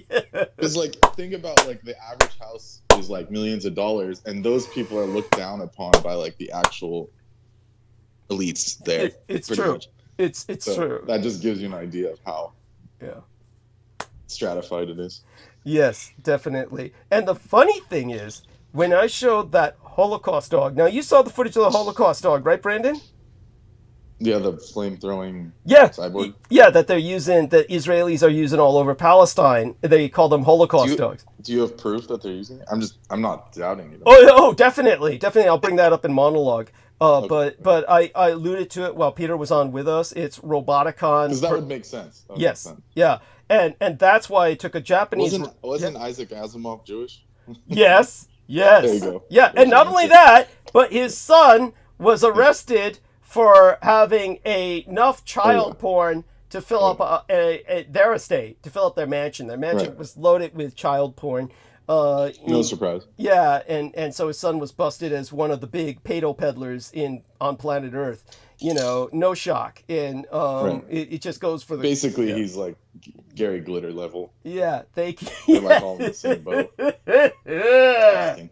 Yeah, but just so the thing about the when I showed that, and people heard that in the opening hour, when I showed that to Peter, he thought it was animation, and that's funny because that's how Brooke responded too. Brooke Gibson said, "Oh, that's got to be animation." Yeah, a few people have said that. Yeah, they seem to be. But no, I didn't tell you because we were on air and you were talking.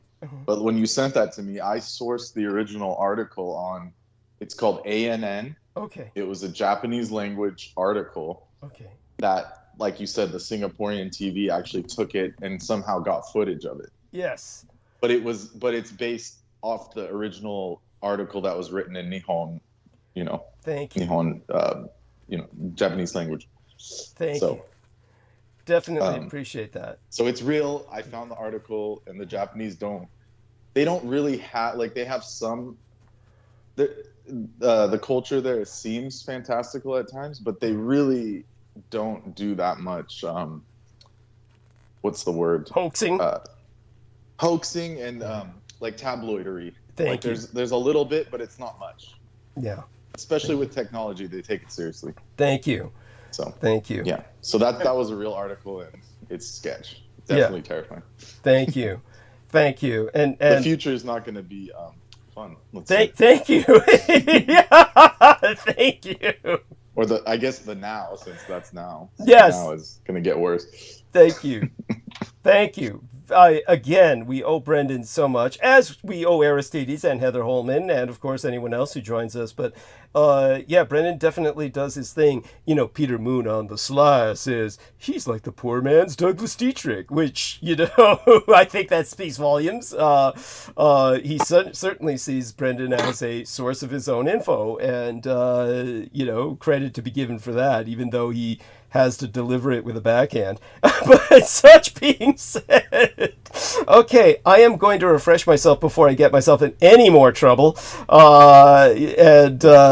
I'll be back in about 10-15 minutes. Everybody, I will be back. These wonderful people have got you covered, and they're going to talk about other things. Now, what I said might not necessarily be true, so I want Brendan to start off by qualifying what I said. One of the things that I spoke of was the Kofun monument, which is obviously quite large. And I don't know if you heard the dimensions I gave of it, but as I said, it is certainly larger than the pyramids at Giza, but there may be, and I suspect if anyone would know about it, it would be Brendan. And of course, Heather Holman would probably be able to give us some perspective as well. There's got to be larger sites, larger structures in India. So do let us know what you know about that while I'm gone. I'll be right back, and right now I'll go mute.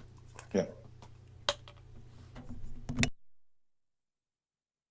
Yeah, so I didn't get the dimensions of the Kofun, but these Kofun tombs, they are from, let me pull up my notes on them.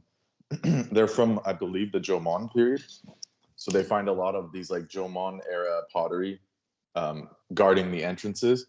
And because they are the imperial tombs from those periods, the Japanese government restricts all access. No one can go there. It's considered completely sacred, even more sacred than the Shinto temples. No one's ever stepped foot there. They've done excavations on the outer side of them. That's where they get the pottery from, on the door, basically the doorstep. But no one's ever been allowed to go into the Kofun tomb and dig or excavate or do archaeology or anything like that. Because these are very important. They're keyhole shaped tombs. That's what, they're not exactly keyhole shaped, but that's like striking. Like when you first see the photo, that's like what would come to mind. Kofun tombs. So, and yeah, they're massive. Like if the photos I've seen of them, that you can see like the city growing around it to the point where it's like taking up multiple city blocks on all sides. So, and then they claim that they're burial mounds, but these things are, I mean, they're straight up. Yeah, there's a photo of one someone sent in our chat. But people at home could just look up Kofun, and I believe the most famous one is in southern Japan somewhere, near Osaka. Yeah, okay. So Kansai prefecture. So, but when you see it, it's got a moat. So it's got this wooded area covering the border, and then the city's growing all around it. You can see it's multiple city blocks long and wide. And then there's a moat, like there's like a dugout moat that's filled with water. It looks like a small lake, and no one's allowed to cross that barrier. It's considered sacred, and yeah, no one can go into the center of it. So yeah, there's a circular mound where they claim there's a sarcophagus, but it's, this trapezoidal kind of mound where the ceremonies and rituals were performed, which this is all speculation. I don't know where they're getting their info from, but they're scattered all over these central parts of Japan. So it's saying here, the main one of the ones, it's called Daisen Kofu, the large one, is in Osaka Prefecture. It's 35 meters tall and 486 meters long. So Great Pyramid Giza dimensions in meters. So let's see, let's compare them since Doug wants some numbers here. So the Great Pyramid at Giza is 418 meters in height, which is the diagonal line that builds the outside of the pyramid. So if you use Pythagoras, it's 280 meters tall by 440 meters on the outside walls. So let's see, 400. So it's not obviously not as tall, but the footprint of it, 486 meters, is bigger than the 440 meter outside dimensions of the Great Pyramid at Giza. So, so there's, when Doug gets back, we can give him his answer. They are in fact larger than the pyramid, the Great Pyramid at Giza, area-wise. Obviously not in height, because the height difference is striking, but also there's no real information on what's underneath the ground there. They say it's a tomb, but it's very strange looking to me. The way the forest is growing almost supernaturally. Then you have the central keyhole in the center, quote unquote, where the burial mound is located. That's, completely untouched for thousands of years by humans, and it looks almost pruned, like it's almost like it's taken care of through some kind of magical force, or some energy, some Shakti energy. So it's profound. And then there are smaller ones that were like what I would imagine similar to like the British countryside, how they have these barrows. So that's what the smaller ones look like. Yeah, Brendan, emulating.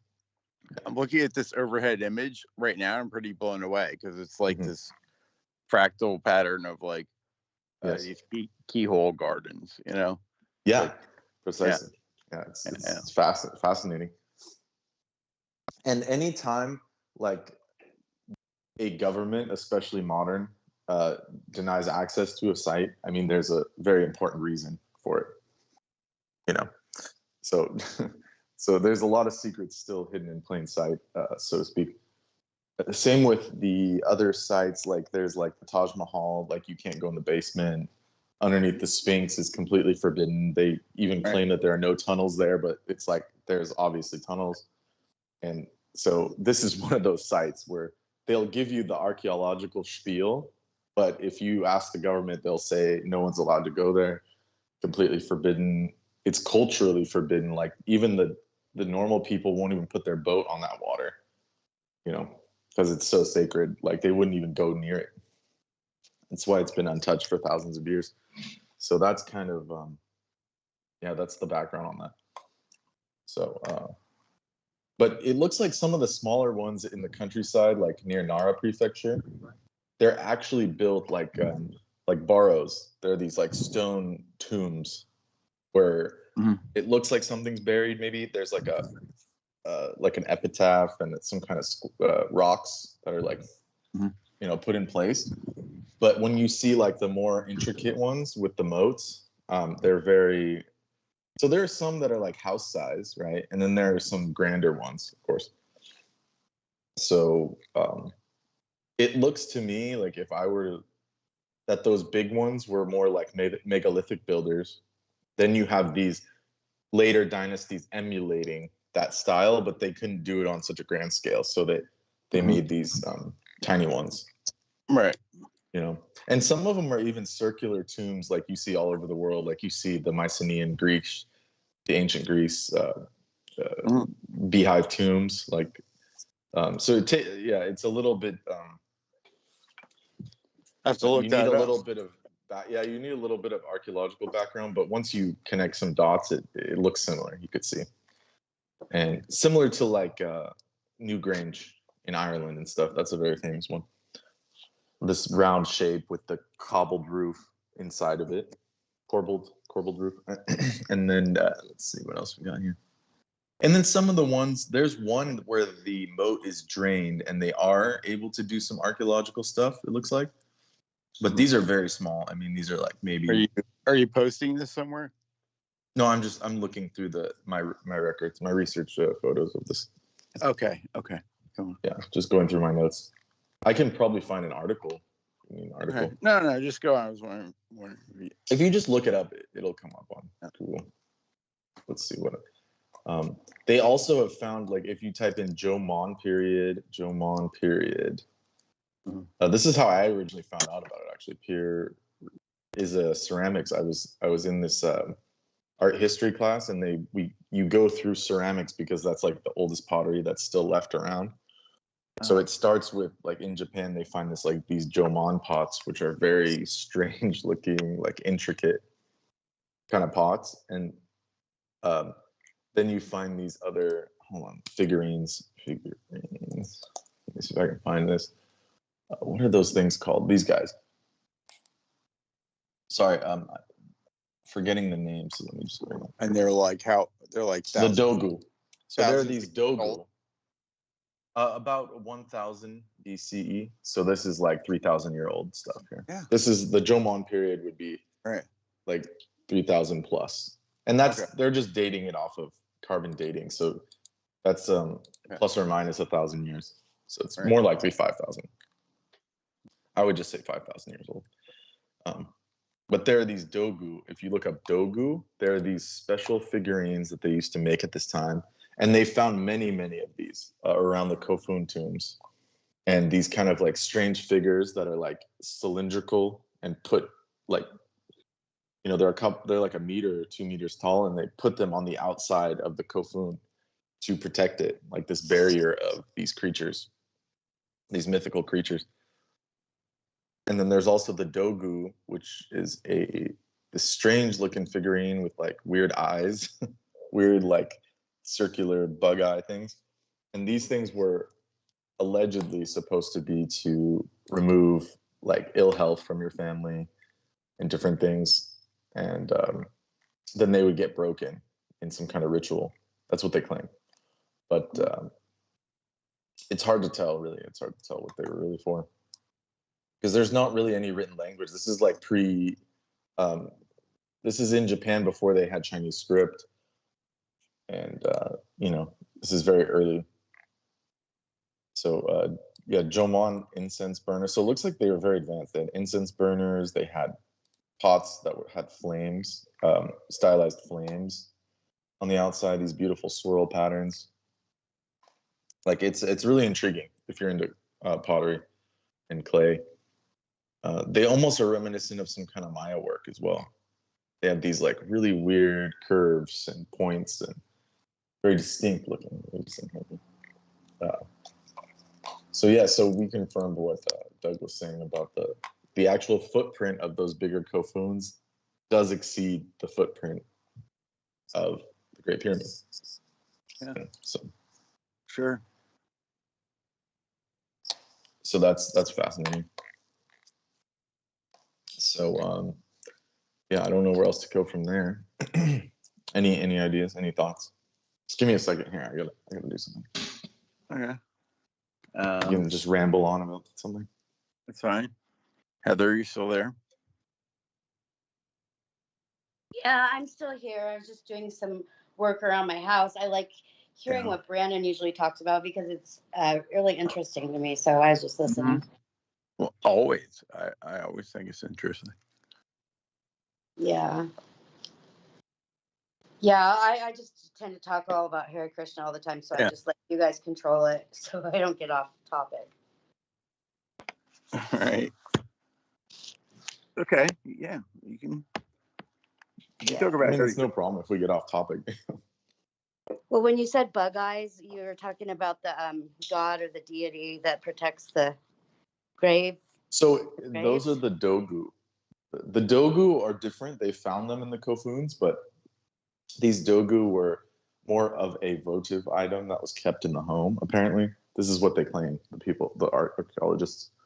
But I really, they have a strange vibe to me when I see them. Like there's something familiar about them.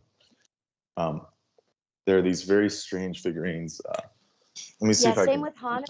Same with Hanuman. I get that feeling when I see the flying Hanuman. Yeah. Well, Hanuman is definitely a primordial kind of figure in the human brain. That story has been traced. I mean, it's like pre-Noah, like before pre-Manu, like pre-Manu period. Like, so do you think he's still alive because he was supposed to stay alive until the end of? I mean, he's Sanjeev. I mean, he's a Sanjeev Jivani. I mean, he's like immortal. So, Right. Like they're not on Earth.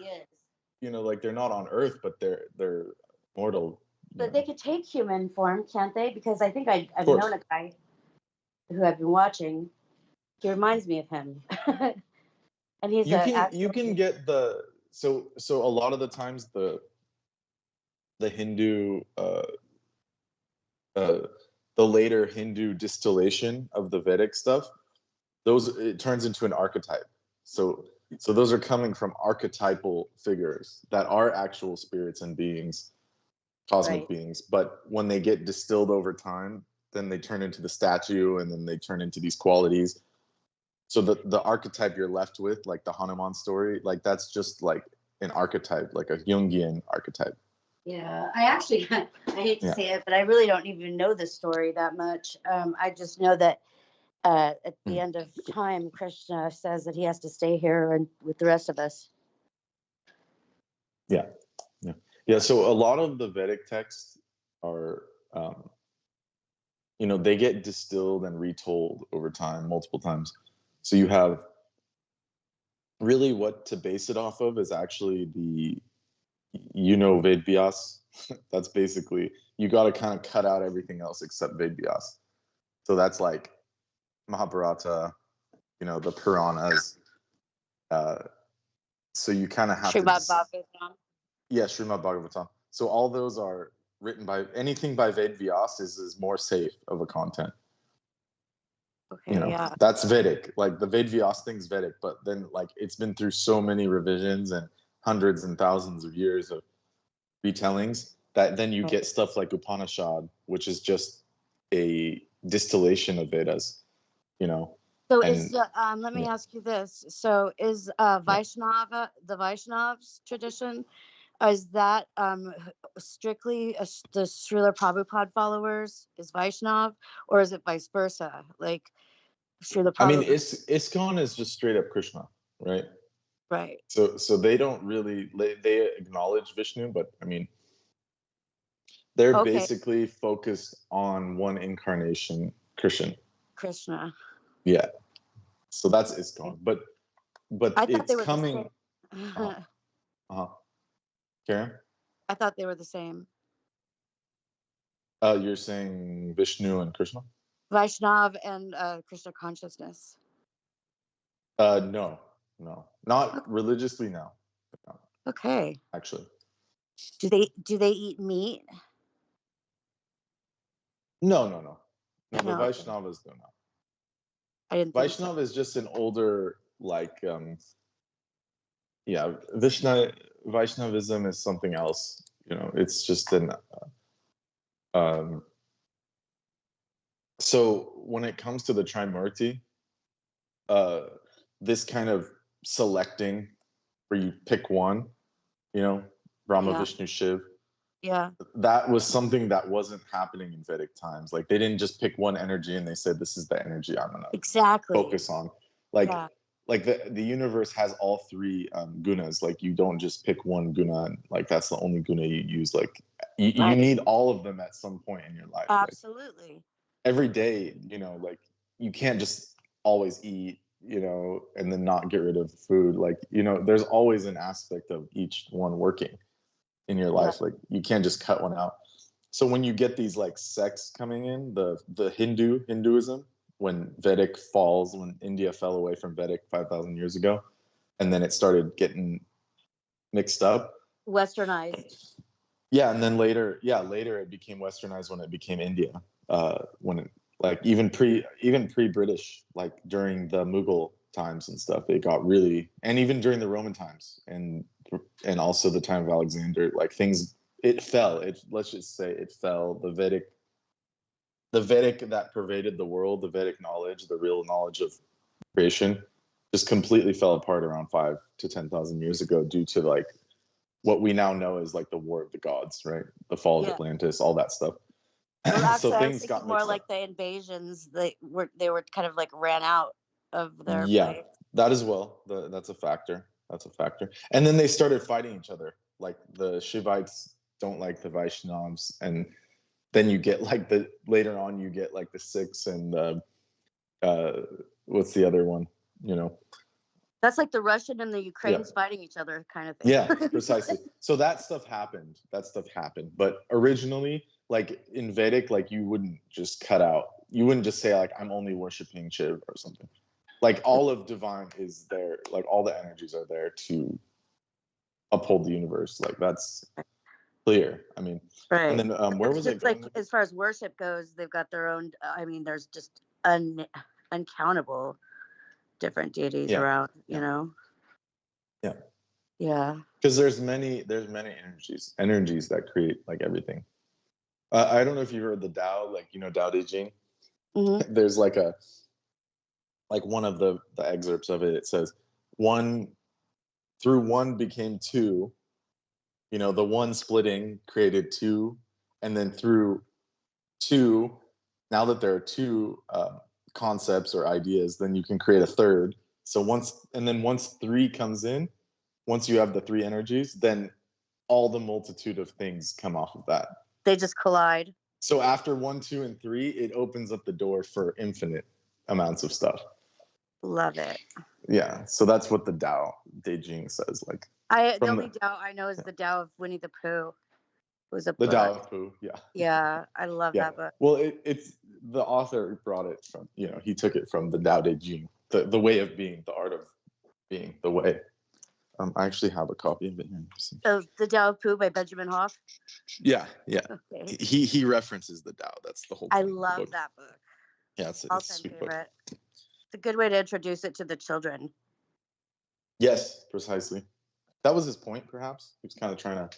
I think so. I mean, I was kind of like later in life blooming, but I read it and I found it when I was like 18 or 19 years old. I was still a child at heart. Yeah. Yeah. Okay. Let me see if I can find this. Yeah, it's a sweet to do a book. book report on. Oh, you did? You did a book report? No, I said Yeah. it would be easy to do a book report on. You're saying it would or it wouldn't? Yeah, I think it would. Yeah. So here is the. I'm pulling up the Tao Te Ching right now. So I'm going to find this piece. The one. Let's see. Do you have any questions while I'm doing this? Because I was going to bring up the Hanuman story and all that at some point. Go ahead. I'd love to hear it. I don't really know it. Just a second. Sorry, I gotta. I know some stories. Like I know how Ganesha got his head cut off, and I know stories about Ram and Sita. The Ganesh story is good. Yeah. Okay. So this is a translation by Stephen Adis and Stanley Lombardo. So each translation is different because it's coming from the classical Chinese language, the very original Chinese language. So it has many meanings in English, but each translator kind of distills it differently. So this verse is Tao engenders the one. So this nameless concept of this thing beyond it all, this unnameable, the Tao, the way of being, the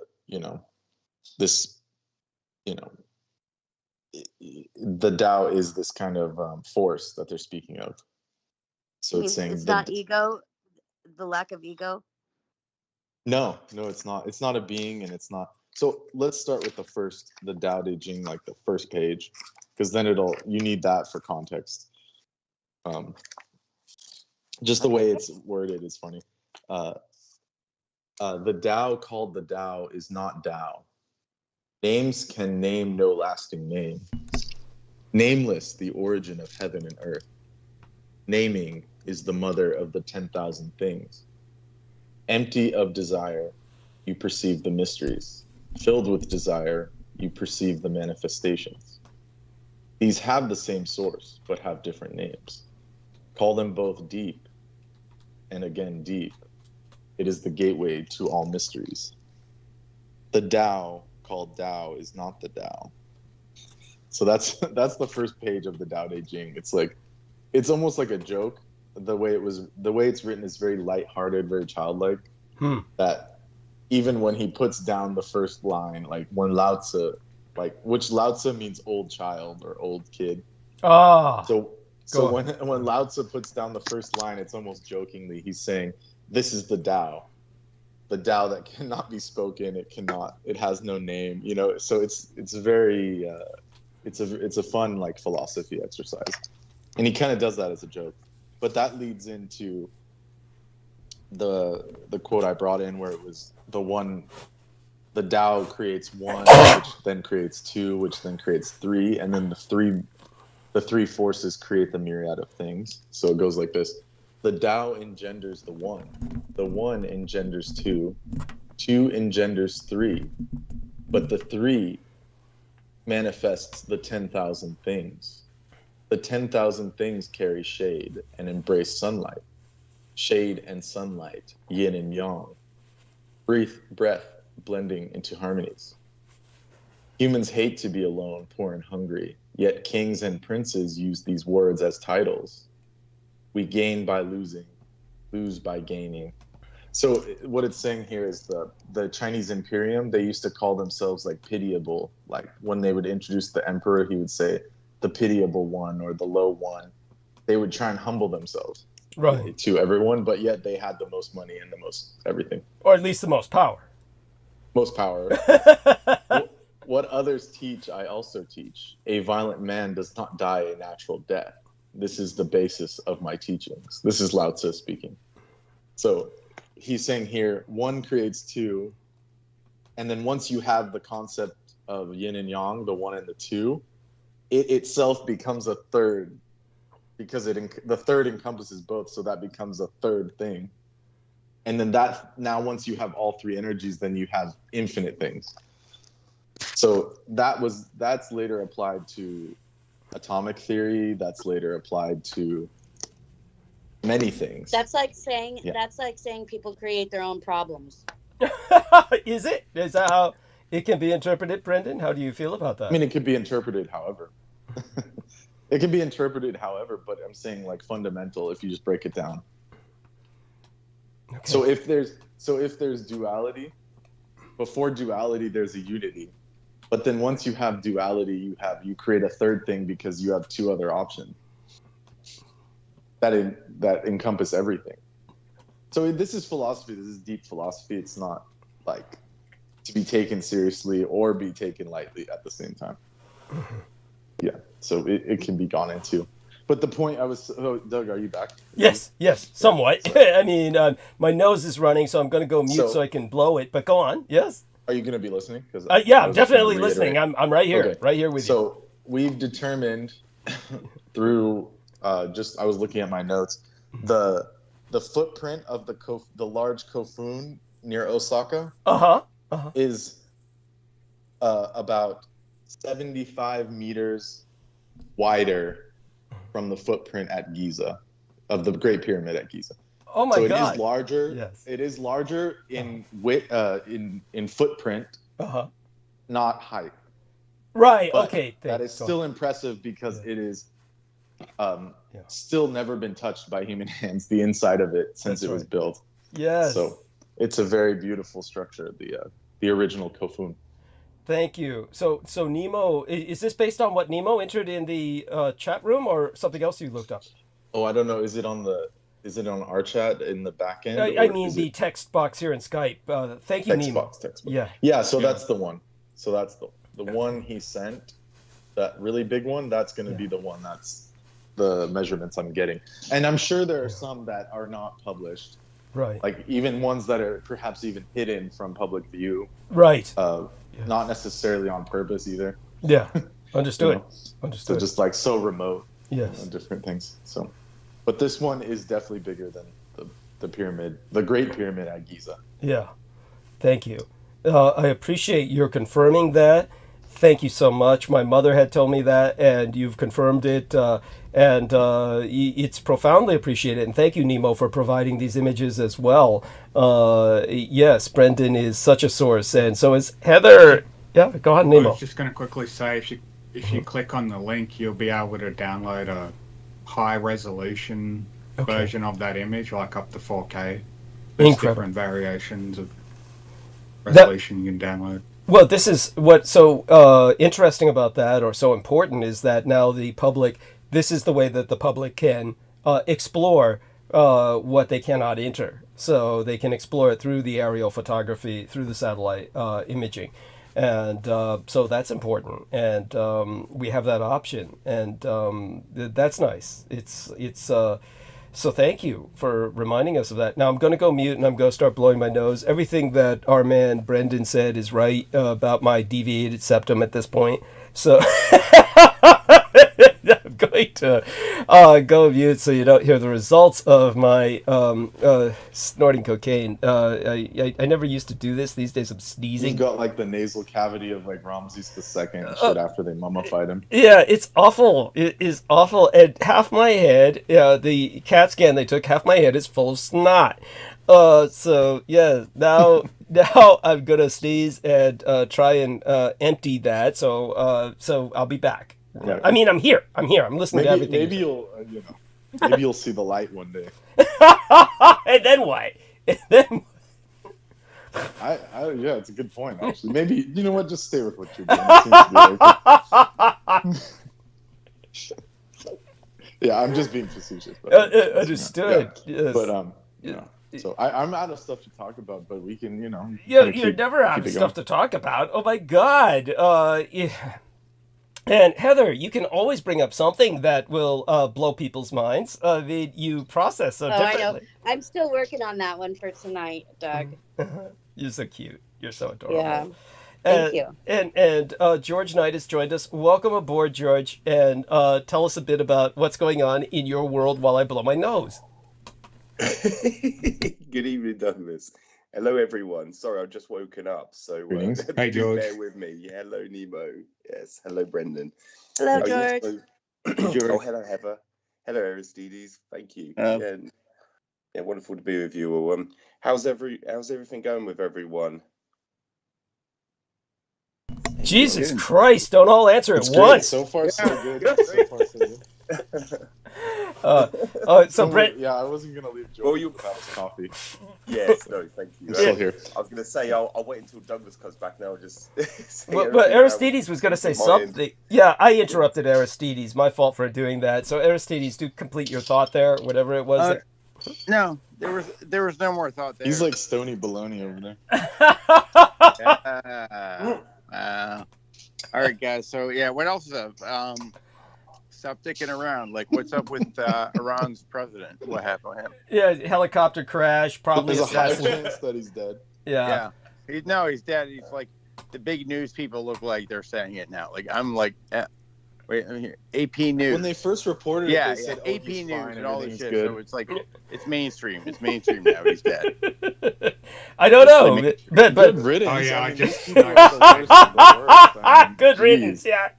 Holy Yeah, shit. no, for real. It's like these are the worst of the worst. I mean, it's a shame it didn't happen to BB, but it's like what we get. We can take what we can get. Yes, it's true. Right. But by the way, just so people understand, Brendan's absolutely right. The mullahcrats who run Iran, they're all assholes, and yeah, it's good riddance every time one of them crashes and burns.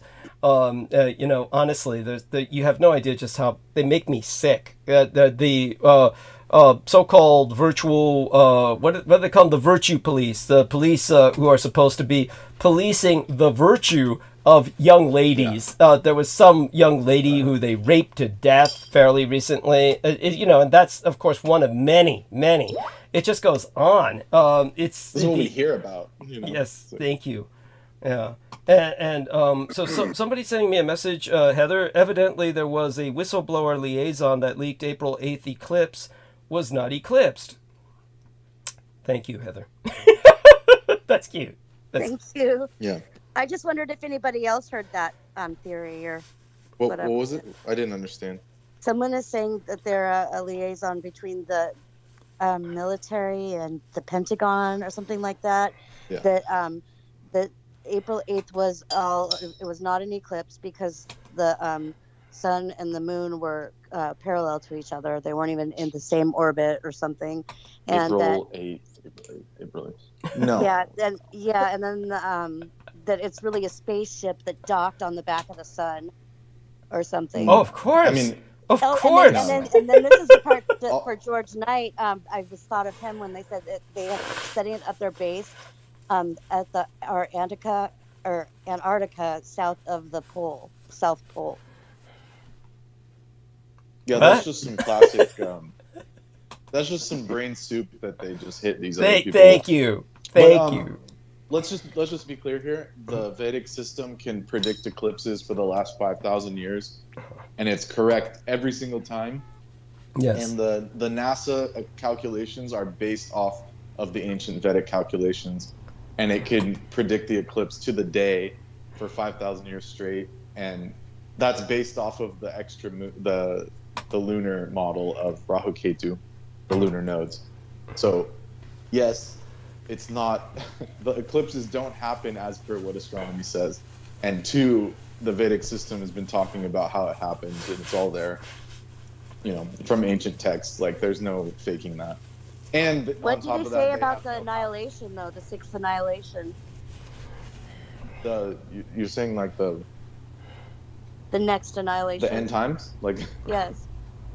I mean, Oh, you mean like the sixth mass extinction, like right? Yes. Okay, Yes. God. Yeah, take it, Brendan. it's like when they close the game. Like Divine can close the game anytime. I mean, it happened like in the Atlantean times as well. Does that involve CERN? No. These people have like no power whatsoever. These beings that do that are like way beyond like our level.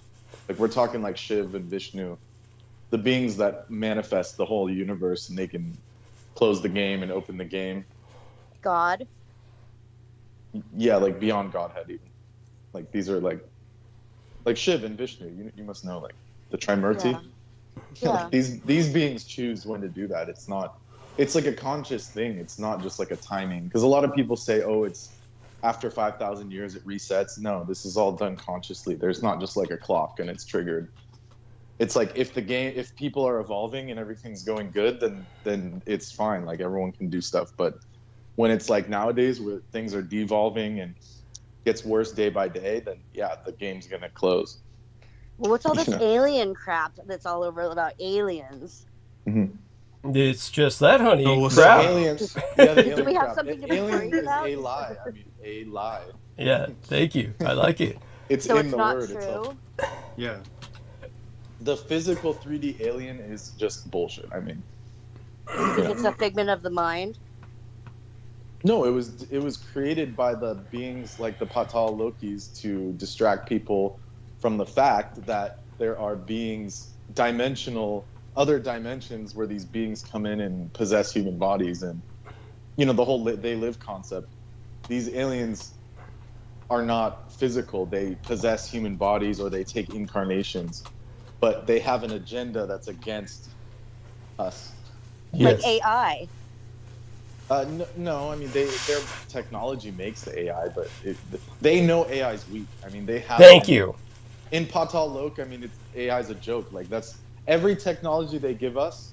Those beings from the other side, what you would call like the Enochian beings, in like if you're using like Western thought process, like Doug, you know what I'm saying? Oh yeah, yeah. Those like fallen angel type beings, like Yes. they give us the technology that they don't use anymore. So all of our technology is just throwabouts from what they have, and they don't even use. Just fire. Including the AI, because the AI is just a crock of shit, and they just want to trick humans. Thank you. Yes.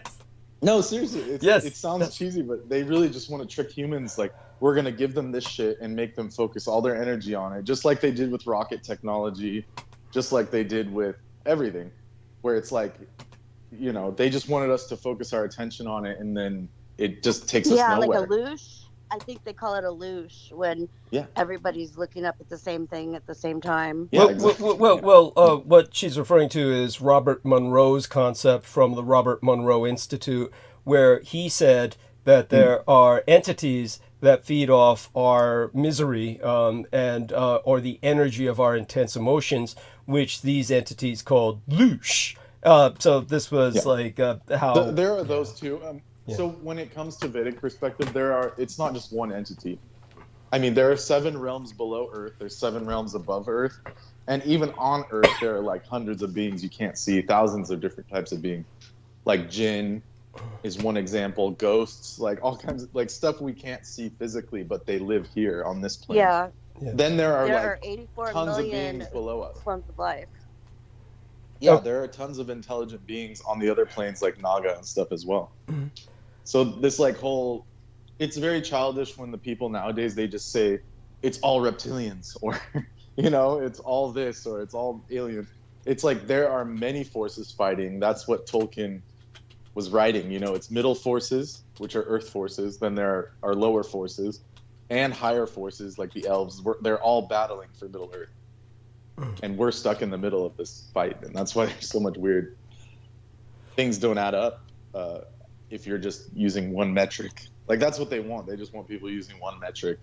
Oh, is it aliens? Oh, is it reptilians? Thank you. You're missing pieces. Like, you're missing. That's why everything's compartmentalized. Like, even in colleges and stuff, they don't want you to look at the whole picture. That's the last thing they would ever want people looking at. Thank you. There's a reason why it's set up. And man didn't come from monkeys, you know, like Darwin was definitely not. He wasn't cool, man. Thank you. Try to explain. Well, isn't the how? Go on, Nemo. Oh, sorry. No, continue. Isn't the belief with evolution is that apes and humans evolved they came from a common ancestor. It's not actually humans evolving from apes. Actually, that's the missing link that later on someone came with, because his shit was so racist and so anti-human. Thank you. That they had to throw a caveat in there and say, well, there's this one other creature that we can't find. Yet we have we're never skeletons. gonna find it. We have skeletons, because I'm an anthropology major. We looked at everything, you know, as far as what's in the textbooks. There are clear lineages of beings living around besides humans that were apes. Yes. They were humanoid apes. There were Australopithecus. There's Neanderthal, and they all lived parallel to us. But we never had a crossing of genetics, and they can measure that. Right. The closest thing was Neanderthals later on, when there was like a cataclysm and we had no choice. Thank you. But we evolved all in parallel, and there was the evolution isn't as per what was being taught to people. Yeah, we coexisted. Yeah, it was a coexisting. Thank you. So there were also bear people too. There were like bear people. You know, it sounds crazy, but there's skeletons for it. I mean, you know. Oh no! I've explained this before, and I want people to dog understand people. it. You know, nowadays we found out about dog people. Yeah. Yes. Thank you. And tell people before George, how long are we blessed with your presence tonight? Oh, thank you, Douglas. Yeah, about 40 minutes. I've got a couple of things to share with you, but please continue. Excellent. I want you to check your private messages. I just sent you a link. Look at that while I ask Brendan a question, wonderful. Okay? Good. Okay, thank you. And so, Brendan, try to explain to people about how Hanuman represents a kind of ape, but nevertheless, he's at a higher spiritual and intellectual level than most human beings. Yes. So Hanuman he's depicted as a humanoid ape, like a human body with an ape head. And he is one of the celestial beings, so he has like a higher lineage in genetics, but he's representing the monkey mind that is mastered. So the humans have this, in the Buddhist concept of the monkey mind, there's like, your mind is like this monkey that hops around from tree to tree. So he's the bridge. So Hanuman is this image of the bridge between your lower mind, which acts as a monkey, you know? And this is where Darwin even swooped the idea from. It was a metaphysical idea, a spiritual concept that he took and wanted to dehumanize and said, look, we actually physically come from monkeys, which is not true. But it was a spiritual concept where what keeps us separate from the animals is this faculty of being human. And so Hanuman represented these sterling qualities of being the highest form of humanity. He was able to serve divine. He was able to do superhuman feats. He had these powers of faculties that were perfected. He knew all 64 arts. He mastered all 64 arts that were needed to become king. So even in those times, that is like, I mean, imagine mastering 64,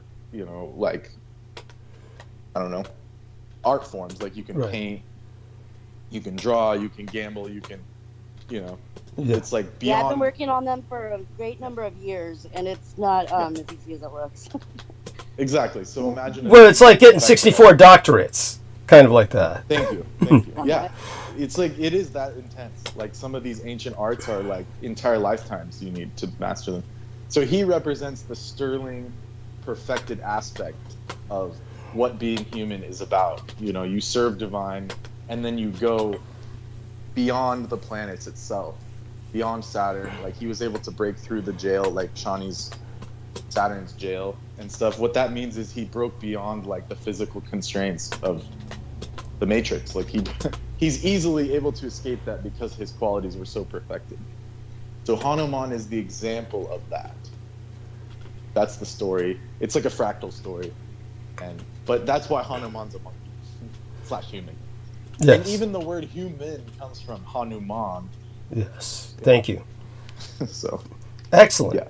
It's the pinnacle of human evolution in a sense. Is you have to be completely sterling and completely moral in that way, to where you can break past all the limitations of the monkey mind. That's the symbology of Hanuman. Yes. In a nutshell, that's even just basic. Yes. Wonderful. Very well done. So thank you for that. And so George, were you able to take a look? I'm going to carry on. I'll be in the background, but everyone have a good night. Oh, well, yes. Before you go, make sure to, now when you say you're carrying on, how, are you like just doing something at home? Have you made it home? You're not at work, I hope. No, I'm not at work right now, but I'm dealing with some stuff here. I got to clean up a bit. And then, okay. But I'll attempt to rejoin. Okay. If not, I'll speak with you guys soon. Great. Well, thank you so much for joining us tonight. I'm glad I was able to actually figure out what I did. I went into the settings for the online broadcasting software. I never could have done that without what you've taught me in the past. So I appreciate that. Yeah, and so if you can join us, that's great. If not, I'll probably be meandering into monologue shortly after George leaves. But yes, please maintain yourself in background just in case just in case you can come back. Okay? Thank you. Okay, I'll do what I can. I'll charge my phone up. And all right. Sure, sounds good. Thank you so much. Gratitude. And we look forward to talking to you on Wednesday at the latest. Okay? Yes, inshallah. Inshallah. Thank you. And wonderful. So yeah. Say it, Aristides. Yeah, yes, thank you, Brandon. Gratitude. Yes. I enjoyed that. Wonderful. Oh my gosh. Okay, so George. Yes, I take it you weren't able to listen to the opening hours. No, not this evening. No, unfortunately. So a CAT scan was taken of my head, and just like Brendan Zoget predicted from all my cocaine abuse, I have a deviated septum. No big deal, because you know the person. You know what Judith Eggert said about Michelle Carmela Saldana? Judith Eggert said she sounds like her head is always full of snot. Is what she said about her. And she does have that kind of sound. Thankfully, even with my deviated septum, I don't have that. Oh my God. Oh, what was I going to say? Brendan. Hey, Brendan, can you still hear us? Let's see if Brendan can still hear us. He's probably charging his phone. He's dropped out. Oh shit. I'll have to tell him that next time. The drug that Michelle had endless access to. And got to ask his opinion on that. He has a way of analyzing these drugs and their effects that I always find perceptive. At any rate, dear George, so tell us, were you able to take a look at that link I sent you? And I've just read the title. I wasn't able to review its context. Oh, is that because it's behind a paywall or something? Probably. It's they always do that. Any links externally outside the UK, it's firewalled or it's protected. Oh my God. Yeah, but I can have a look at other external sources for that, Douglas. There's plenty. There'll probably be plenty. Okay. Yeah, in regards to that, but yeah, that's very apropos actually, because this is what we've been discussing. Yes. And this is what we've been talking about at work as well. And that's what I was going to share with you, some of the feedback and the paradigms. What was she on, Douglas? Oh, ephedrine! Her doctor gave her an endless... what's that? Ephedrines? Ephedrine is how I heard it pronounced. So maybe it's mispronounced. So she was basically on meth. Yeah, her doctor gave her an infinite amount that she's got unlimited prescription for ephedrine, and she inhales it just like, you know. Yet her nose is like still clogged. What the fuck is that? So you heard what I said. Judith Eggert said her head always sounds like it's full of snot. Yes, because it is. It's if she's on infinite ephedrine, because they stopped prescribing that to people because it's the derivative of amphetamines, methamphetamines. Oh shit! So like they stopped prescribing it because people would sell it to people making meth. Oh man! It's like the precursor molecule. Oh man! I was told by someone who lived with her that she has like huge like bags full of it that she buries her face in. Shit. They said it was like that scene from what's the name of that Cuban gangster the movie? Yeah, Scarface. Scarface is like the scene in Scarface. It's like a mountain of it. Yeah. Yeah. They said she would just pour it on the table and just bury her face in it and inhale and shit. Oh my god. Yep. Holy shit. Why can't I get prescriptions like that? No wonder she was always like laying in bed. She sounded like she was always laying down. That she always is. She always is. Like what it does is it dilates all your blood vessels. So like she probably had like no blood pressure. She could like barely stand up. That's it. So that's it. Yeah. Yes. So she was all fucked up. Yeah, and then she would say that, you know, oh, it's all that energy from fighting, you know, her various ailments and shit. You know, all the energy she uses to fight those various... Or the ephedrine. Yeah. No, seriously, she thought she was, like, always fighting, like, ghosts or something. Wasn't she saying something like that? It's true, yeah. It's always that. No, you're right. Yeah, so, you know. Oh, shit. Yeah. So that was amusing. So that makes sense. Thank Adds you. a lot of context. There, all see? right. I knew you'd have the perspective. Okay, we love you dearly. Have a great night. Blessings. Okay.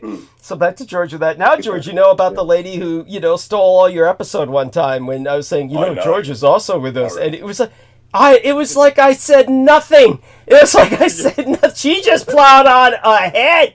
George did not exist to her. He was not in... No one existed to her other than herself. I remember that very well. But by the way, just listening, and I could hear your thoughts. Because I was feeling the same way. Yeah. By the way, Thomas Payne 556 says, "Did something happen to Jen Arcana? I mean, her channel. Fuck, I hope not. Let me go check." By the way, it says that YouTube's not receiving enough video to maintain smooth streaming, and as such, viewers will experience buffering. Everybody, let us know if you're experiencing any buffering. A lot of times that turns out to be a false alarm. But I'm going to check with Jen Arcana. I am subscribed to her, so hopefully something hasn't happened. You know, I'm really beginning to worry about that girl now. But anyhow, so go on, George. You were talking about the guys at work and everybody else, the feedback. Please, by all means, let us know what's going on. Yeah. It was an interesting series of subjects and conversations that we were having. It was only for about half an hour. So one of the guys, he's much older than me and my fellow colleague who's younger than me by almost a decade.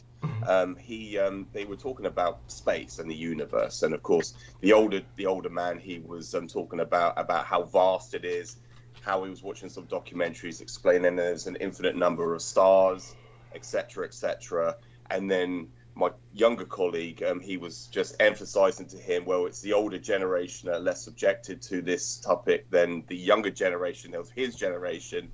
They less view it as a wow or an amazement or anything like that. He goes, back in your day, you know, you landed on the moon, and he goes, it was a massive fate in human evolution or human development, etc. Then it got into the subject of war with Russia, and the older man said to the younger man, "Yeah, you will be called up to serve." And at that point, he was like, "I'm not going to fight. Who wants to fight? The younger generation will fight." And I just had to participate and jump in and say, "Well, who wants to fight for king and country? And who wants to fight for Rishi Sunak?" How did the older guy respond to that? But by the way, I just want people to know, before George continues, Jen Arcana's channel is very alarming. I've just gone over there, and it has no content, nothing on home, nothing on live, nothing in the community. but it does have playlists, a few playlists with a few videos in them. So, and they do have her in them. I'm beginning to be very worried about her now. So, we'll go back to George now. There's nothing more I know than that. And so hopefully we'll find out something in the near future. I'll try and give her a call in the near future and see if she responds at all. Oh my God. So I am concerned. And in the meantime, back to George. Yes. Oh my God. Thank you for bringing that to everyone's attention, Douglas. And yes, and to continue, so they've gotten to the subject of war with Russia, and I'll elaborate and paraphrase what they were saying, just so people get the idea of the paradigms of the people who reside in this country. It's interesting. I do enjoy these topics with people just to understand their paradigms and their shifts and what they conceive or perceive with their worlds. But it was then the older man, he said to me, would you be called up and serve? I said, yeah, because I'm under the age of 40. And I said, of course, I'll be the first one in line. Yes. And he was saying, well, I would fight, but I don't want to fight over there. I would only fight if they come over here. Oh, said, God, why do they do that? Yes. God. Thank you. I'm glad. Yes, you're feeling the same way as I did. Yes. I just said it's gone beyond that. They've already done that. Thank you. And then he brought World War II. What happened in World War II when Germany invaded Poland, and we said we don't want no part of that. And then all of a sudden they did, because we realised they were going to invade Britain. I was like, Jesus Christ.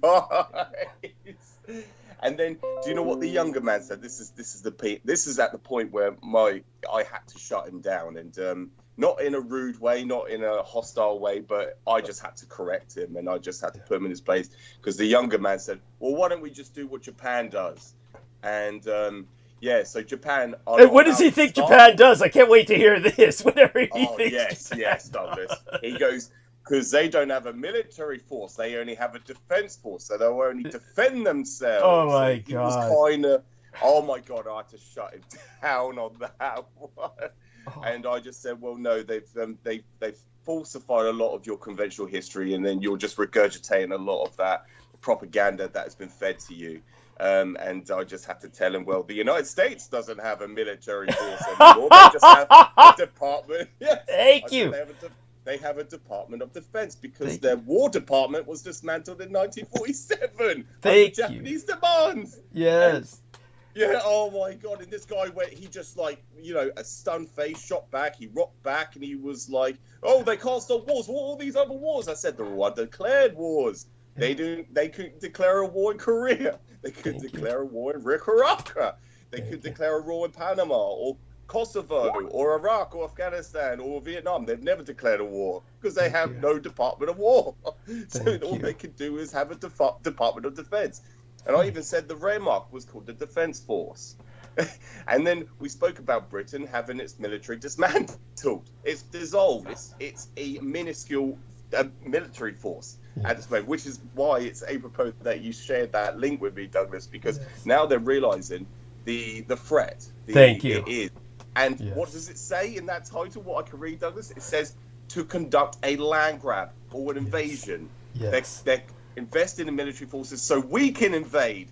Not to defend our shores or our isles, but to invade another country. So Thank you. What a absolute! This is these people. Just what they say. It's so offensive. But that's all I had to really say, and then it completely it completely deconstructed anything that they were alluding to. It made no sense. And he also, I did.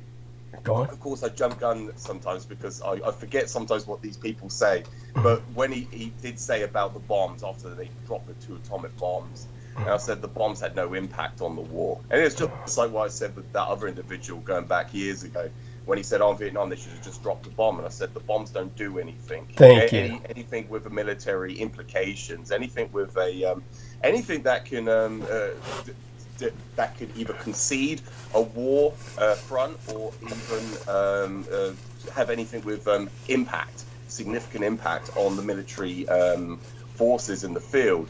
All they are used for is terror weapons, bombs, weapons of mass destruction. And or another way of phrasing it. Another way of phrasing it is, say, for instance, when the Axis deployed their atomic weapons, The Axis deployed them operationally as line breakers so that the enemy, they would literally disintegrate the enemy advance. So when the Allies deployed them, they deployed them as weapons of terror because they were not impacting any military operations. So that would be the way to explain it. It's not that the potential isn't there to deploy atomic weapons usefully. The problem is that the Americans tried to deploy them strategically, quote unquote, as opposed to operationally, and that proved to be a failure. Like, for instance, if this individual said they should have just dropped the bomb on Vietnam, the first question to ask him would be, where? where would they be dropped that you feel would be, effective, that would have impact? Yeah, and I will tell people, here's a little bit of covert history for people. There were all kinds of secret teams in Vietnam. One of them was known as MACV-SOG. And one of these teams, MACV-SOG, for those of you who don't know, statistically was an American unit that had 100% fatality ratios, meaning that pretty much just to be a member of that unit was suicide. And one of these teams did deploy a tactical, meaning a very miniature nuke that they had developed fairly early on in what Americans perceive as the quote-unquote Cold War. And these were atomic shells, and one of these was deployed by a team inserted to take out Ho Chi Minh. So Ho Chi Minh was taken out. Something like that is strategic, theoretically, but that did not impact the war. The Americans still lost. So you see, this is like, just so people know, I mean, you can even try to deploy nuclear weapons in some surgical strike sense, and it still doesn't mean they're going to have a strategic impact and change the course of a war. So, yes, back to George. Yeah. Oh, yeah, thank you. And it also reminds me, I don't know if it's appropriate to bring it up, but just less than a decade ago, within the last 10 years, under the Trump administration, they deployed surgically a MOAB, a mother of all bombs. Thank you. Afghanistan. Yes. And what the fuck did that do? Yeah, thank you. It did nothing. I mean, nothing at least that had strategic impact in changing the course of the war. Yes. So go on. Yeah. Yeah, no, thank you. I just thought I'll just remind people of that incident that happened. Thank you. But to go back to these individuals, so I had to basically shut it down. And the older man, he was obviously, we're talking about alien life, and I was going to mention to him, water is ubiquitous throughout the universe, but fire does not exist anywhere else. Thank you. And what did he say to that? That must have just blown his mind. That right there, that shuts down everything. There is nothing that they can come up with after that. And I actually did state that. I saw several posts on Facebook, which, in the comments section, and I don't participate in it ever often, but I did on a couple posts, so talking about the pyramids, about the construction and who was responsible. Of course, you got several different categories of people that come off with these different stances and theses. The ancient alien trope. You've got the what's the other one? The slaves, and but I mentioned about the stonemasons, so I just brought that up, and that's a historical fact. So there was nothing nobody can come up with to regards to that. But then it came down to the aliens. Another post regarding that, when it comes to the people with the alien trope agenda, I just mentioned about fire. Yeah, fire does not exist anywhere else. It's earthbound, so it's only applicable to Earth, to our own environment. Because we have life. Because we've had billions of years of life. Thank you. Yes. And then we have enough. Yeah, so there's not too much carbon. We're at a strategic point in our evolution or Earth evolution, where we have an atmosphere that can constitute or can contain enough oxygen levels because of the millions of years we've had of life to form oxygen, the photosynthesis process to develop that. And so that's the reason why we can have fire, as opposed to every other body out there in the universe, including stars. Stars are not fire; they're plasma. They're nuclear fusion. They're nuclear fusions. And we can, with molten rock. That's lava. Lava is just molten rock. Lava yes. is just, yes. And so, yeah, you cannot have fire anywhere else. And fire is what defines us as sapiens. Yes. And yes, and most people, I've heard this quite a lot recently, Douglas, that people refer to humans, Homo sapiens, as sentiences, and it's like, we're not sentient. Yeah, tell them how ignorant they are. Say they're advertising their ignorance. Every animal is sentient. Every animal senses. But you. Yes, and if they say, what Including about something? life. Yeah, Yes. what about if they say something like amoeba or these creatures that have no brains? They still are able to somehow sense light. They will go Yes. towards light or away from it. So somehow they're still able to sense light, and it cannot be explained. But as for sapience, that means self-awareness and the ability to think beyond your senses. And yes, people are just showing their ignorance. Yes, so go on. Yes, thank you. And it's Latin for the wise one, or the wise. Yes. I believe as well. Yes. Yes, Homo sapiens sapiens. Yes, Amy Como thought I had misspelled that. She thought I had been redundant. And that's the actual Latin title for our species, is the wisest of the wise. Yes, Yes, thank you. Yes, Latin can be redundant. God. Yes, so go on. Yes. Oh God! And I did see another thing I haven't shared with you, Douglas. I did see another post from another former colleague of mine who I've got still friends on Facebook. He brought up Lucifer, and he conflated him with the devil, quote unquote, or the Satan.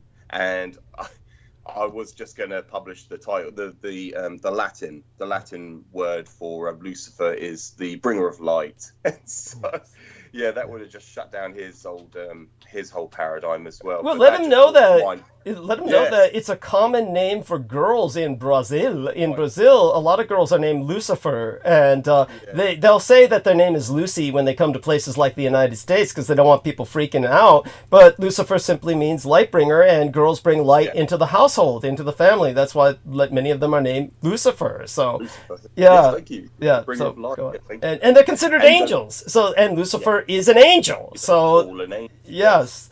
Yeah, thank you.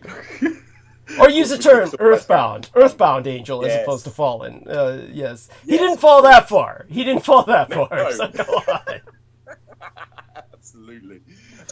I am rushing a little bit, Douglas. I've only got 15 minutes left or so. But sorry, sorry, Aristides. Did you want to? Aristides, did you want to say something? No, sorry, I wasn't trying to interrupt particularly. No. Okay. Oh, thank you. No, that's so much appreciated. Thank you. The other thing to bring people's attention, because a different colleague, completely separate, another man, because I'm just elaborating, I'm just sharing my experiences for the last week, Douglas. Another colleague, a separate colleague, brought to my attention that he said to me, he was listening to the radio when we came back to our hometown, because we both live in this town. He's the only one that shares the town with me that works in the same organization as me. And he brought to my attention that he felt really sad because he was listening to about a story. There's this thing coming out, and he goes, it was quote unquote the blood bank scandal.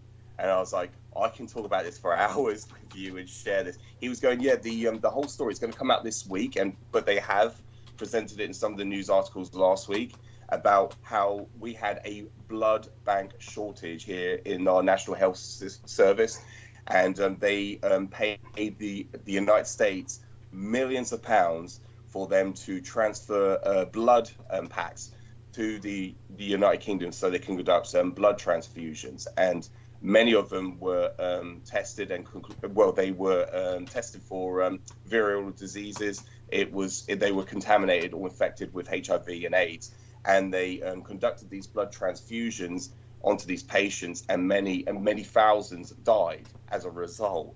And of course, I said to him, well, I could talk about this for hours, for what I've learned from Douglas during like the William Jefferson Clinton administration, where you had, his wife, Hillary Clinton, consult, or she basically, I would say consulted with her sorority sister, Benazir Bhutto. Yes. And in Pakistan, she had to, of course, they both, I think they both attended Oxford University I believe they were both students. I think so. I'm trying to remember. I'm almost certain it was Oxford.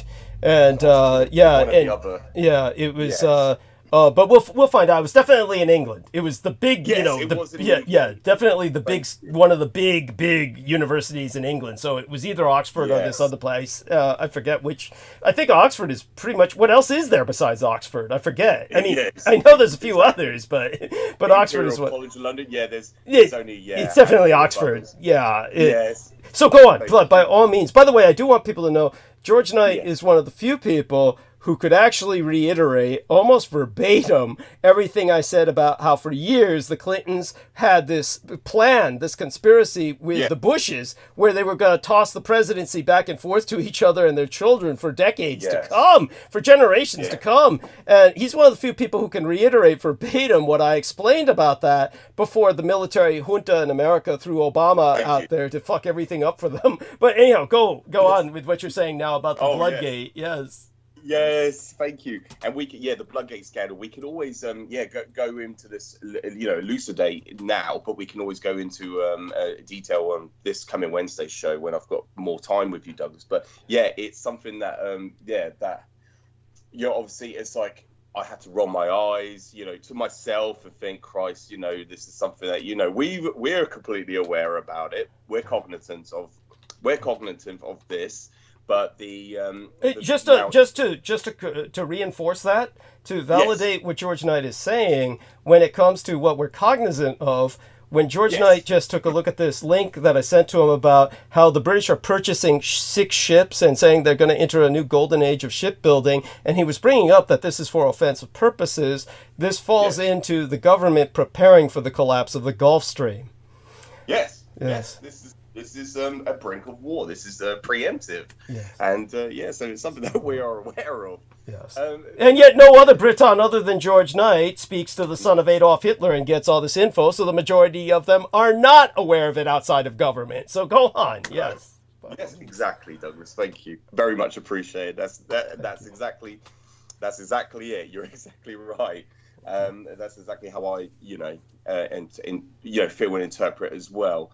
But it's just this is the reason why I do it. But I like I said, my eyes roll in a shudder when people are just waking up to this or being aware of this, and it's something that I have been telling people about for ages, for years, and even about Israel. I was talking about Israel long before I even knew about Douglas, but now all of a sudden people are going, "Oh, they're a terrorist state." Finally! See how Doug Dietrich, how long has the son of Adolf Hitler been saying this? Thank you. Yeah, exactly. Oh God, the thing is, I could talk about this for hours. We will do it this Wednesday. We'll go into it. But so when it comes down to this, the Bloodgate, so they call it in the UK the Blood Bank scandal. What happened in the UK when we invested in this heavy duties of blood being transported, imported from the United States into Britain. It was contaminated and infected with diseases such as HIV, human immunodeficiency virus, and AIDS. Acquired immune deficiency. You could just tell people every transmissible disease you can think of, basically. Yes. Because as me and Douglas has spoken about, and Douglas has many, many times in the past, about the what they were doing in the United States, because there was such a shortage of blood, they were asking, just getting people from the streets that were, injected themselves. Well, prostitutes and homeless and drug abusers. Yes, that were completely contaminated, who completely were infested with all these virulent diseases. And they would offer them, a donut for afterwards? Because $20 and a donut. $20 and a donut. So they were donating pints of their blood for this. They were donating pints of it. And, of course, this is what caused the Bloodgate scandal in the United States. And, of course, the result was how they overcame this under the the Clinton administration, William Jefferson Clinton. His wife, Hillary, consulted her sorority sister, Benazir Bhutto, from Pakistan. And she gave the order to her military men to drain the blood from their military. This was considered military-grade blood because all the men were tested for all these diseases. Of course, they were completely null of all these diseases. These were pure blood. It was considered, Also, they were not allowed to take drugs in the military either. So go on. Of course, yes. So these were free of all types, every single type of contaminants. disease. Free of contaminants is the word for it. Yes, thank you. And so, instead of draining, what was it, just five pints or just a few pints, she told them to drain the men dry. And as a result, thousands of Pakistani. Don't forget to tell them they strapped him down. Don't forget the detail. They strapped him down to the gurneys. Yes. And it says, don't stop there. Keep draining. Yes. Keep draining them. And I think a result somewhere between 20,000. It was about 20,000. 20,000 of our own men. About 20,000 died as a result. Yeah. And then, of course, you have the running for presidency in 2000, running from 2006, 2007 for the 2008 presidential election.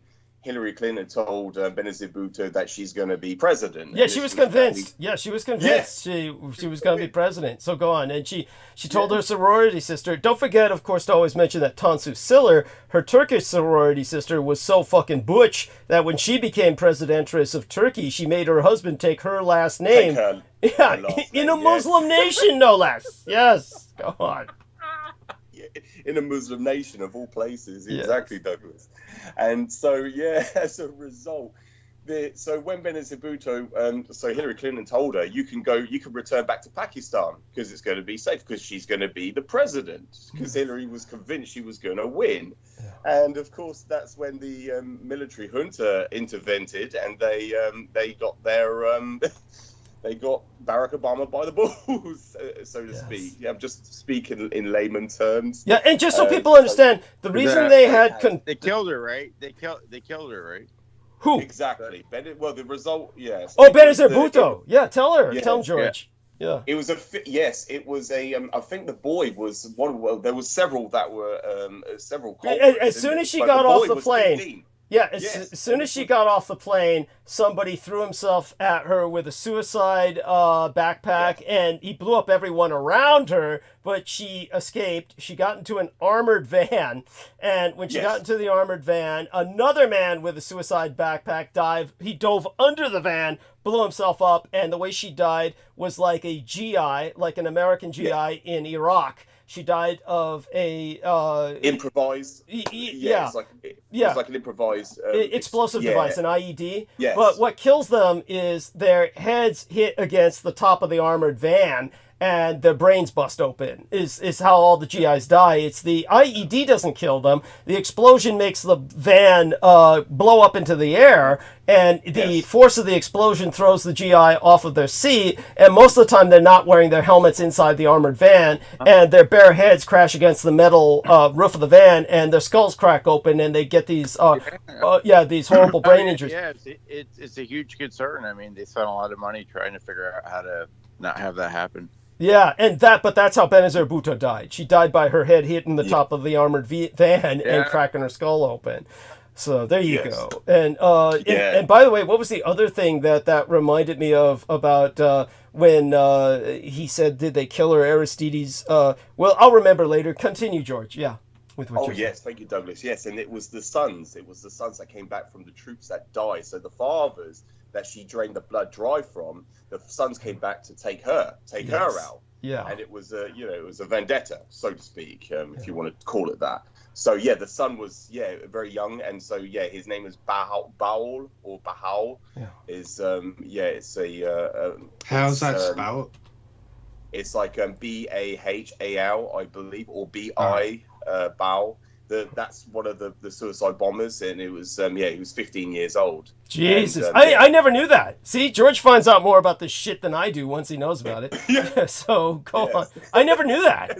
I never knew that. But his father was one of the men who suffered from who was killed by Benazir Bhutto, who gave the orders to military commanders or military officers to drain the blood of their troops, so they got a military grade blood. Then they could sell that onto the United States under the administration of the Clinton family.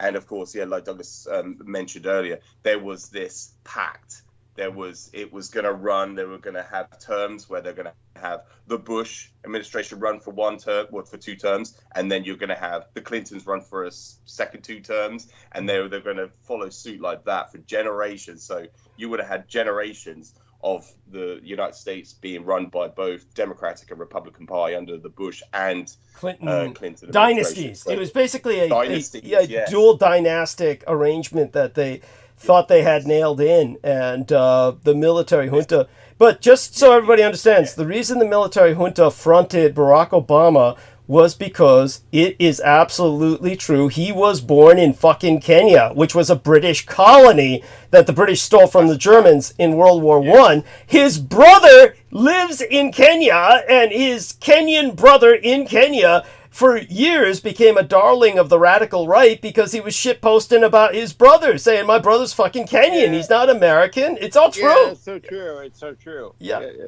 Thank you. Thank you. And he's never shown his birth certificate. He has never. Never been presented. Yeah. It's never been presented. Yeah. And this ties in the just for people to understand, because I've mentioned this before, and people look at me like you're making this up. Barack Obama was born in Hawaii in 1952, and I was like talking about, well, Hawaii was never part of the Constitutional Republic of the United States until that year. But of course, this is where they've basically held Barack Obama by the balls and said, look, you are treasonous. Yeah. You are the president of the United States, but you were not born within the Constitution. So you were born outside. Of course, he was born in Kenya. Yes. So what happened was, when people started to catch on to this, they demanded that he presented his birth certificate, which was faked, which was fraudulent, which is, people can look this up. It was a doctored document. That's when they started to turn around and say, all right, so you're not really a United States citizen, so therefore you are not you cannot be president. That's when they went out and, 3 days later, Barack Obama came out and said, we've got Osama bin Laden. Yeah. That's right. See, George finds out more about this than I do. It's not that I didn't know about Osama bin Laden and that whole scandal about making up that he was killed. It's just I never put it in chronological order the way George did. So George actually put that in chronological order. Yes. So go on. Yeah. And don't forget, George, to mention the fact that then they killed all the SEAL team members who claimed that they had killed Osama bin Laden. And then after I was pointing that out for years, then somehow they come up with this SEAL team member survivor, quote unquote, who said I was there when we killed Osama bin Laden. And yet you can find articles where they said, well, the entire SEAL Team 6 died on that fucking helicopter in Afghanistan. So where did this guy come from? Did they just teleport him in? Did they use Dr. David Lewis Anderson's time machine and somehow rescue this motherfucker? What the fuck? Yes, go on. It's so true. Yeah, we've been talking about this for ages, haven't we? We've been talking about this for years. How they, So, that's just to put things into some form of perspective. I hope that makes some coherent sense for people listening in that, when you have this, this doctored fraudulent document that was presented, and then people start pointing out it's a fake document. That's when he had to come up with a cover story and to divert or to obfuscate the attention away from the fact that he's not president. Then he turned around and said, "Well, I've finally got Osama bin Laden. I've killed him." And apparently he gave personal orders to SEAL Team 6 to take out it was remember every drone strike was called an Obama strike. They forced him to they forced him to sign his name on all of them because they had him by the balls, saying this way you're responsible if they ever hold us for war crimes. And but in terms of that whole SEAL team thing, when he personally gave that order, take it from there. I'll remember what I was going to say, but go on. Nemo? After that whistleblower was killed in his car that got blown up, it was hit by a bomber strike. What was his name? You're talking about that. There was a reporter who was killed by a drone strike right on the freeway here in Los Angeles. That was who was investigating this, among other things. But I can't remember who else you might be talking about. You might be talking about that guy. But it was in 2013. I saw the footage too. Okay. Thank you. We'll try and bring that up again later because I used to speak about that. Of course, I can't remember half the time. I try and forget these things in good conscience. His death, though, that was like after Obama came up with the Obama drone strike thing. Right. Yeah, and true. Because that means he was he made it so drone strikes could be used not only on foreign terrorists but anyone who's considered a domestic. That's quite true. Terrorist. That is. And this guy it was put on the watch list most likely from what he was exposing. That's and true. they're like, oh, we're going to put him on a terrorist list and kill him. Yes. With a drone strike. Which, by the way, Brooke Gibson, her father insists he found her name on a terrorist watch list. Her full name was her, and it's either due to affiliation with me or the only other thing we could think about was the time she had gone after that Arab guy who was stalking her and terrorized him into basically he stopped stalking her, and that might have been one of their dudes for the government, and they figured, hey man, she's terrorizing one of our assets, put her on a watch list. That's the only other thing we could figure out other than her affiliation with myself, but it explains Brendan Zogit's problem in finding a job with any government agency. It's Satara, but back to George, and thank you, Nemo, for that. Yeah, appreciate it. Oh, his name was Hastings, I think. Michael Hastings. Michael Hastings, thank you. That makes, yes, that's rings a bell. Rings a bell. Yes, it rings a bell. Yes. Exactly. Thank you. And so, yeah, Douglas, so we can. I do have to depart in a moment, so I just want to, say thank you for having me on, and we'll continue on Wednesday. So please, look after yourselves, and please donate anything you can to Douglas, and thank you for having me on, and look forward to joining you on Wednesday. Thank you. We look forward to it. We love you dearly. Stay safe and be well, okay? Yes, look after yourselves. Thank you so much. Nice speaking to you, Nima, and Aristides, and Heather, and please, have a great evening. Yeah, take care. Take care of yourself. Yeah, you soon, thank you, Douglas. George. Yeah. Thank you. Thank you very much, gentlemen. Yes, always good to have you. We look forward to being with you all night on Wednesday. Yes, thank you very much. Cheers. Bye-bye. Bye-bye. Okay. Bye, George. Yes. That was so cute. You're always so adorable, Heather. Thank you so much for that. And yes, it was Michael Hastings. I'm looking him up right now on some of my old notes. One of these is a link to an article. And they have to put in a description.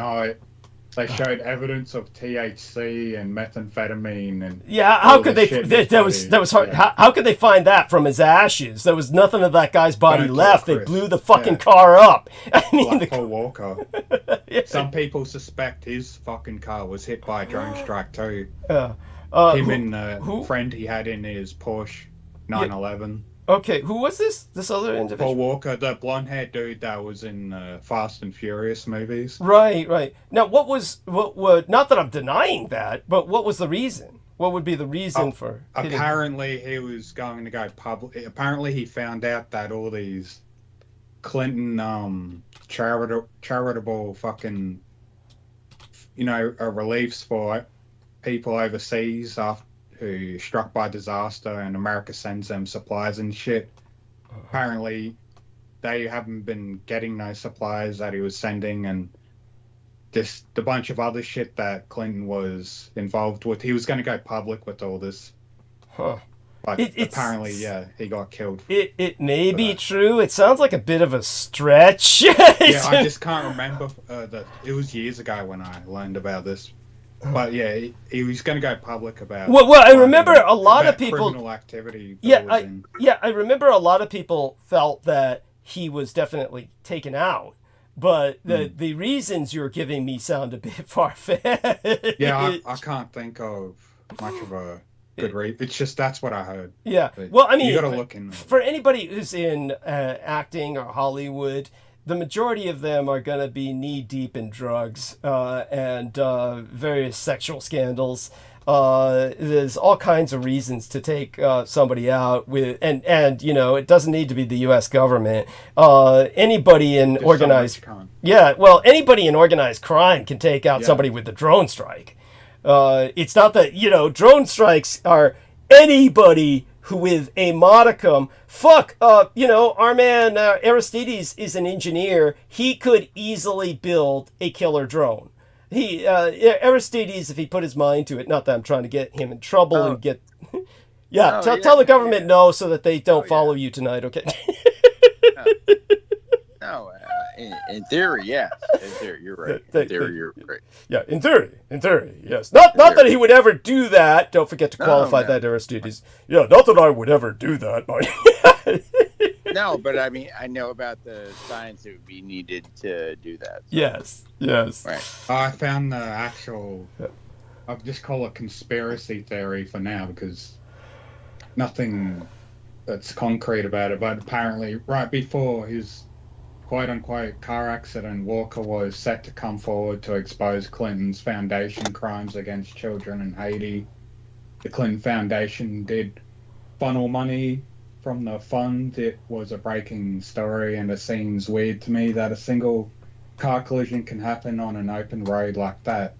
It's just I'm reading from. But by the way, just so people know, with that Michael Hastings guy, when that drone strike took out his car, his engine block fell and flew. It flew like 20 feet, away. I mean, it's like this is not something that happens in just plain normal car crashes. Okay, your engine block does not fly out of the car for 20 feet. It was totally decimated, just like Paul Walker's car. It looked like a big explosion totaled Paul Walker's car. Right. Yeah. Again, I would be inclined to believe that they were trying to politicize what was probably a organized crime takeout. As opposed to, not that I'm siding just because, the Democrats, all the shit. I mean, just so people understand, I've explained before that Hillary Clinton and Bill Clinton left a trail of bodies a mile long behind them. They were killing everybody. But it's like 50. It's like 50 or so. Yeah. Seriously. Yeah. If you really count them. Yeah. At least. Yeah. Yeah. So I think somebody did a log of like 50 of them. And they were a couple of real killers. And just so people understand, when people used to talk about the Dixie Mafia, Clinton was the Dixie Mafia. That was he and his brothers. They were the Dixie Mafia. They were like people who were not to be messed with. But at the same time, you've got to understand, maybe they were doing some chicken shit stuff with this, what was supposed to be going to Haiti or something like that. But that strikes me as like trying to politicize something that sounds like there's probably other reasons for why this guy might have been taken out. And I say might have been because I just really don't know with that guy. With Michael Hastings, it's definitive. He was highly political in terms of his investigation of the U.S. military and all of its fuck-ups. So, definitely the military wanted him gone, and the military is what effectively runs America. So there's reasons to believe that Michael Hastings was taken out by, quote unquote, the government. But the other guy, the actor, it's like, maybe not. I'd have to look more into it and see what I came up with. But, did you see the video of Michael Hastings' car before got destroyed when it was driving? It got released. I remember seeing a picture of the car, not after it was blown. It's speeding like fucking real fast down the street, like he's being chased by someone, or some people. Well, how about they just cut his brakes? Yeah, his car. It was a modern car, like a Ford something, and has computers and shit. Some people thought, his car got hacked, and they just fucking made it floor. Yeah, that's possible too. I mean, there's any number of ways that this could have been done. It could have been a bomb in the car. Like I said, the reason I tolerated, doofus Brandon Young for so long was because, he really was the victim of an attempted assassination. It's just a pity that, there was so much about him that was so fucked up. I just couldn't tolerate it anymore. But what really blew it was simply Trappist Nicholson. When Trappist Nicholson had a psychotic break and did what he did, it was like, at that point, I just swept them all away. Mark H., Brandon Young. What was I going to say about that? In terms of, there was something else about, I'll bring it up later if I remember it. But, with a lot of these people, they just, you think about it later, just all the things that drove you nuts about certain people, and it just comes back and hits you at a different time when you happen to remember, when something reminds you of it. And certainly with Brandon Young, it was just his psychotic monotone more than anything else, but I was trying to remember what it was about his psychotic monotone in particular that was aside from the fact that he thought he was a brilliant comedian, and I can't remember what it was, but there was something that reminded me of him. When Nemo was saying he should have just gone up on my open mic night and saw how people responded, but you could just imagine him speaking in that psychotic monotone, and no one would even laugh at him. Yeah, beyond that, it's not like what he says makes sense. It's like, he'll say things like, there's people with, he would just go on like he did about fucking Brooke and Peter Moon saying, oh, they're fucking each other and I got the video. It's like, it's stuff like this. It's like, that's such an inside joke, quote unquote. What would he say that people could even relate to? It's not like he's talking about things people relate to. He just comes off and he integrates victims into his narrative. They're basically victims. He takes people and he victimizes them by integrating them into a non-existent narrative. That's the insanity that just blows my mind that somebody can just do. You know what he did once? This is one thing I noticed was he once related a story about that may have been true at its core, that he saw a demonstration of hypnosis. And he said it was at like the high school, like graduation dinner or something. It was like not the graduation ceremony where everybody's wearing the caps, but like a dinner that was like precursor or aftermath that, expensive Boston families or these high-priced, families will have at their high school graduations or whatnot. And obviously his family was wealthy enough where something like this is expected.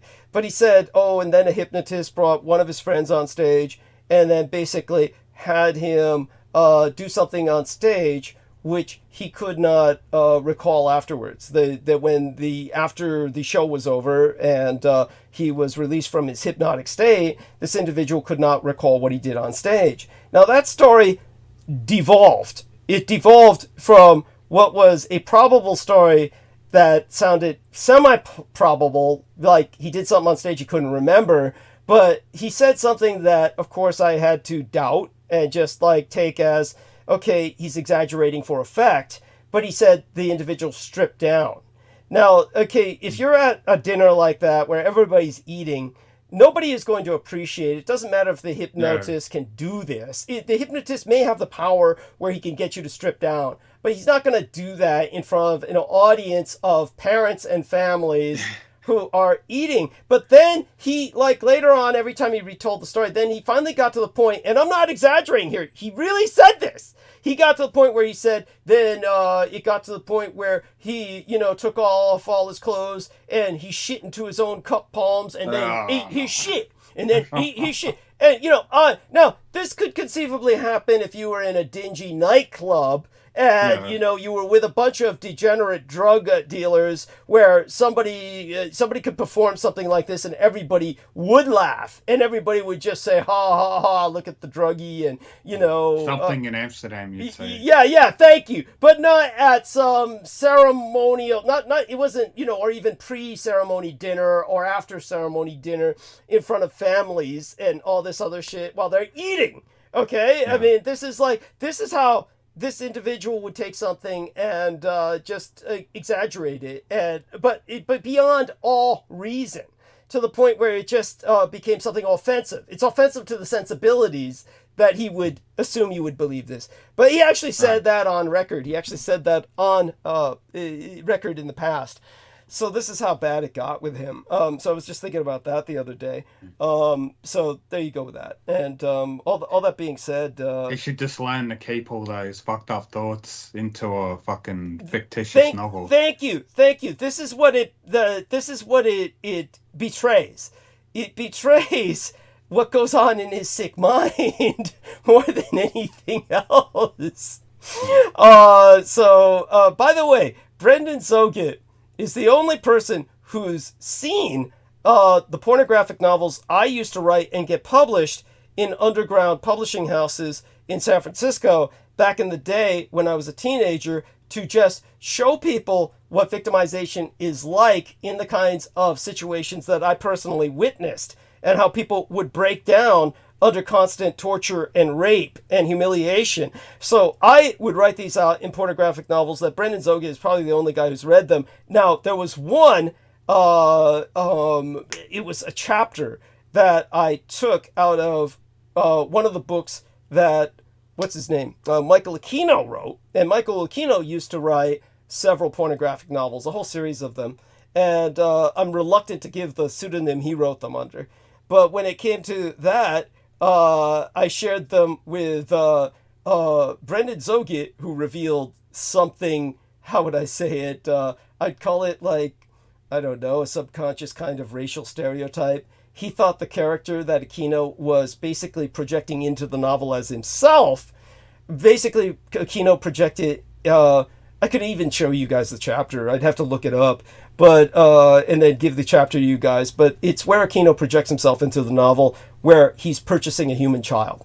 And Aquino describes this character as forcing this father, who is this piece of shit. The father's just like this abusive hick. And the father basically wants to sell his son for money. And so when the father goes to sell his son, and Aquino projects himself into the novel as this nameless character who's going to purchase the son, he makes the father sign a contract. And the father says, hey, this only has your, room for my signature and not yours. At which point the Aquino character just rolls his eyes and says, of course it doesn't have room for my signature, you idiot. It's meant to compromise you in case you ever change your mind and try to get your son back. And, so somehow Brendan always imagined that character to be Asian, which I think reveals a kind of hidden stereotype. Shall we call it a kind of a racism, maybe? Yeah. Let me see if I could look up. I think you posted that chapter. So you remember that? Yeah, I didn't even want to read it. It was so fucked up. Yeah, but you remember how Ian West responded? Did he lie? I can't fully remember. He wanted the rest of the book. Oh, he wanted the whole book. Oh shit. Why would you? Yes. What else would you expect, right? I mean, he wanted the rest of the book, and but when it came, I'm curious, but I'm not that curious. Yeah, thank you. But yeah, I found it. So I'll enter the chapter into the text box here. But here we are. It's chapter 3. I'm not going to give people the title.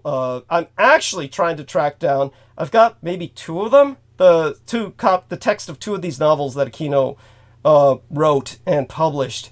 I am trying to find the others simply because Aquino wrote them, and they do display not only his mind, and that's hardly what's important to me. He outlines in these novels really how human child trafficking works. Right. So, just giving it away in his fiction. Yeah, giving it away in his fiction. One of them in the other novel that I have that he wrote talks about these boys are brought to an island where they're sold to wealthy degenerates, and he describes exactly how the process works. So that's definitely what Michael Aquino, he knew from his experience. Let me see, the last time I entered this into the text box, it worked, and that was a year or so ago. It fucking fits. I can't believe it fucking fits. So that's all of chapter 3, in which he describes basically himself projected into the novel, where he purchases this young boy, where how would I say it? He forces the father to sign this contract, and he sells his son for about $1,000. And of course, this was back in the 80s. So $1,000 would be the equivalent of maybe $6,000 today, $8,000, something like that, with all the inflation we've been suffering. So all that being said, when it comes to the other thing I brought up about the pornographic novels I wrote. Of course, if Aristides or Nemo is curious, I could always send them the text like I did to Brendan. But that also was to describe just how victims are broken down. Certainly what I learned by being around Aquino. And so aside from all of that, so dear Heather, was any of this ever kind of mentioned to you in any way, shape, or form? Did you ever get any hints of this? Did you ever have an opportunity to speak to Lilith? No, never. Okay. I mean, we'll drop that for now. I'll talk to you privately at some point in the near future. Yeah, no, we were not on like a name-to-name basis or anything like that. Mm-hmm. Of course. Yeah. So we'll speak again later, but yeah, Okay. that was again the horrible part of Brandon Young was when he came on my show and tried to personalize Aquino and Lilith, saying that was what I wanted to say about the shellless turtles. I didn't complete that story with you. So you never heard the full story of the shellless turtles, Heather? No, and I just want to make one thing clear that I'm not a pro Aquino fan. I'm definitely honey, I think he's a monster. Oh, honey, you don't even need to say that. Honey, you don't even need to say that. Honey, okay, just so you know, I'm not here to do that to you. Yeah. Honey, you are someone who I trust, and you've never attempted to assassinate my character, and I do not care if you found Aquino a nice guy. Aquino could be extraordinarily charming. This is something that I had to explain to my psychiatrist, Dr. Harry Z. Corin. Yeah, for some reason, to be honest with you, he just creeped me out, you know. And you don't even need to say that. You don't even need to say that. Though I could easily believe that. You could sense his vileness.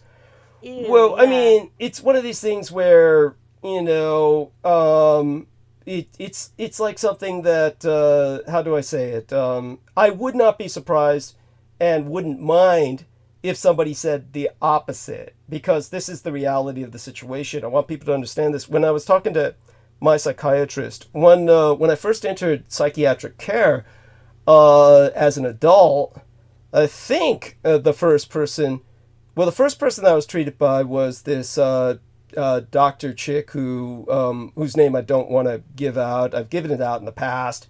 It was actually Margaret Schnorovorian. She hated me because I made a pass at her, and so she wrote this diagnosis where I was just out of this world insane. When I went to see the next psychiatrist, Dr. Harry Corin, who was this really old guy, Jewish, and he was someone who still used the Freudian. He laughed at her diagnosis. He just basically wrote, he said, "Did you make a pass at her?" And I said, "Yeah." And he said, "That's why she wrote this." But he was saying when he was going to psychiatric school, when he was going to school, the common theory, the thesis, was that child predators are unable to interact or interface or socialize with adults, which is why they become child predators. That was like the theory that he was, quote unquote, for lack of a better word, raised with. In other words, that was when he went to school, that was like the way they saw it. And I explained to him just the opposite is true. Child predators are the most charming, intelligent, highly educated people in the world because they have to get past the adults to get to the kids. So their entire seduction process, you don't need to seduce children. No one needs to seduce children. Children are not something you need to approach with seductive manners. A child is just open. It's just candy. It's just like, hey, want to see the magic pony? It's just, that's all it is. Okay. In order to get to that point, you have to get through all the adults. So your average child predator is incredibly erudite, philosophical, seductive, intelligent. They will seduce the adults, have the adults drop all their guard, and then get alone to the kids. It's always like that. And so I was pointing that out to him. Obviously, he had never treated many child predators. But when the other thing about that was when it came to Michael Aquino, that's why I would not mind or be surprised if someone were to say, yeah, I knew Michael Kino for years, and I just thought he was the most intelligent, charming guy I ever met, the only thing that would tend to throw people off would be his appearance. And his appearance is, of course, like the old man on the Munsters, the cunt with the widow's page. Yeah, thank you. Yeah. I forgot the name. Oh, Is shit. it just Grandpa Monster? Or? Something like that, yeah. Something like that. And just because of his appearance would be the only thing that would tend to throw people off. Of course, with myself, I don't normally present the way I do in the photographs that I show in thumbnail of live stream. Obviously, I don't usually go around in military burlesque, or so. Well, some people would claim I do, but it's people are often thrown off perhaps by the photographs they see in thumbnail of live stream. But when it comes to the Michael Aquino, I got to think he's more extreme than even me. And worse yet, he doesn't have much variety. There's not much variety to what he does. But I hope you get my point. I would not mind or be surprised if someone like you, Heather, were to say, you don't have to say, oh, he was creepy. You could say, God, you wouldn't believe how charming this guy was, how intelligent he was. And I wouldn't mind that, because that's the way I would expect it. What I personally don't understand is how people dreamed about him. I mean, all the time. But they also saw you, honey. They also saw you. That was the funny part. That just mind blowing right there. Yes. Okay. Yes. It just is what it is, and entertainment. Yeah. You heard it here first. Yeah. It's well. This is not entertainment in the sense that we're making it up. It's just, but when we do the roundtables and you're not monologuing, we're just kind of like lighthearted, kind of fun, right? We can be. Yeah, we can be. Yeah. I'm not being very serious right now. Yeah, no worries. So Aristides, have you had a chance to review that text?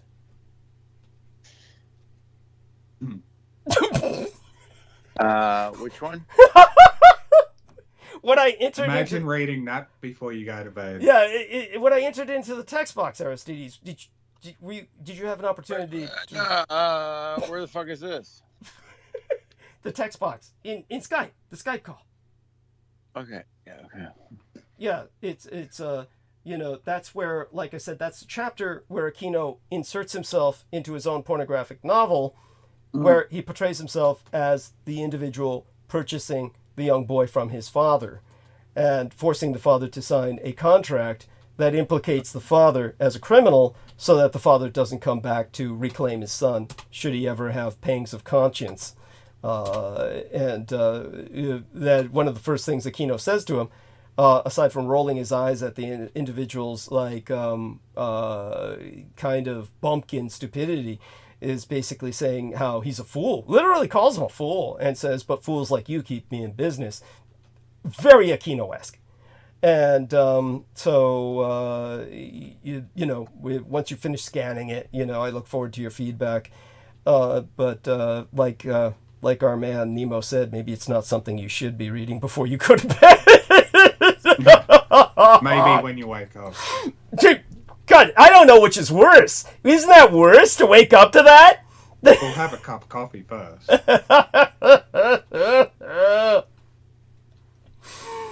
Okay, so I'm basically trying to breathe and psych myself up to dive into monologue, but I'm going to refresh myself again first. Not another several lines of coke, I assure people, just a quick trip to the restroom, but I'm going to do that in a few minutes. Want to make sure that, again... Did you see any news post about the Iranian people apparently celebrating the death of the... Oh, I can only pray. I can only pray. Oh, my God. Thank you for that good news. Yes, I mean, honestly, the Iranian people need to overthrow those mentally retarded clerics. Honestly, it'll give... It just... We could all breathe a sigh of relief. For one thing, it'll give the Jews far less leverage. It's the Jews leverage... Because Iran was a proxy nation for Israel as well? No, because Iran is the boogeyman that the Israelis use to convince everyone to rally behind them. It's like, oh, right, you've got to like rally their with puppet us. nation. Yeah. Yeah, to be a puppet nation to them. Like Iran is the biggest threat in the world. I mean, oh my fucking God, Iran can't even, get... Jesus Christ. They can't even They're build... nothing. Yeah. What's that? I'm not disrespecting them. I'm just saying like they're nothing as a threat. Yeah, everybody understand. The Iranian people have, again, thousands of years of culture. Their line of emperors goes back as far as Japan's, but their emperors are currently in exile. The Shah, of course. When it comes to the Shah, for people who don't know, he's buried in Egypt. But his sons can conceivably be reinstated, at least constitutionally.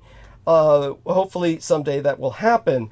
But the point is that even with all those years of civilization, under these mentally retarded clerics who run Iran today and have run it, unfortunately, for a few generations by now, they've taken Iran down to the bottom. They've taken it down to the bottom of the barrel, and Iran... Yeah. Under their oppression, can do nothing. But the Israelis try to make them sound like they could destroy all life on Earth and shit. And so they get everybody rallying behind them over this threat of Iran. Like, oh, Iran will get nukes. It's like, so fucking what? Pakistan has got nukes, and they're a fucking narco-terrorist state.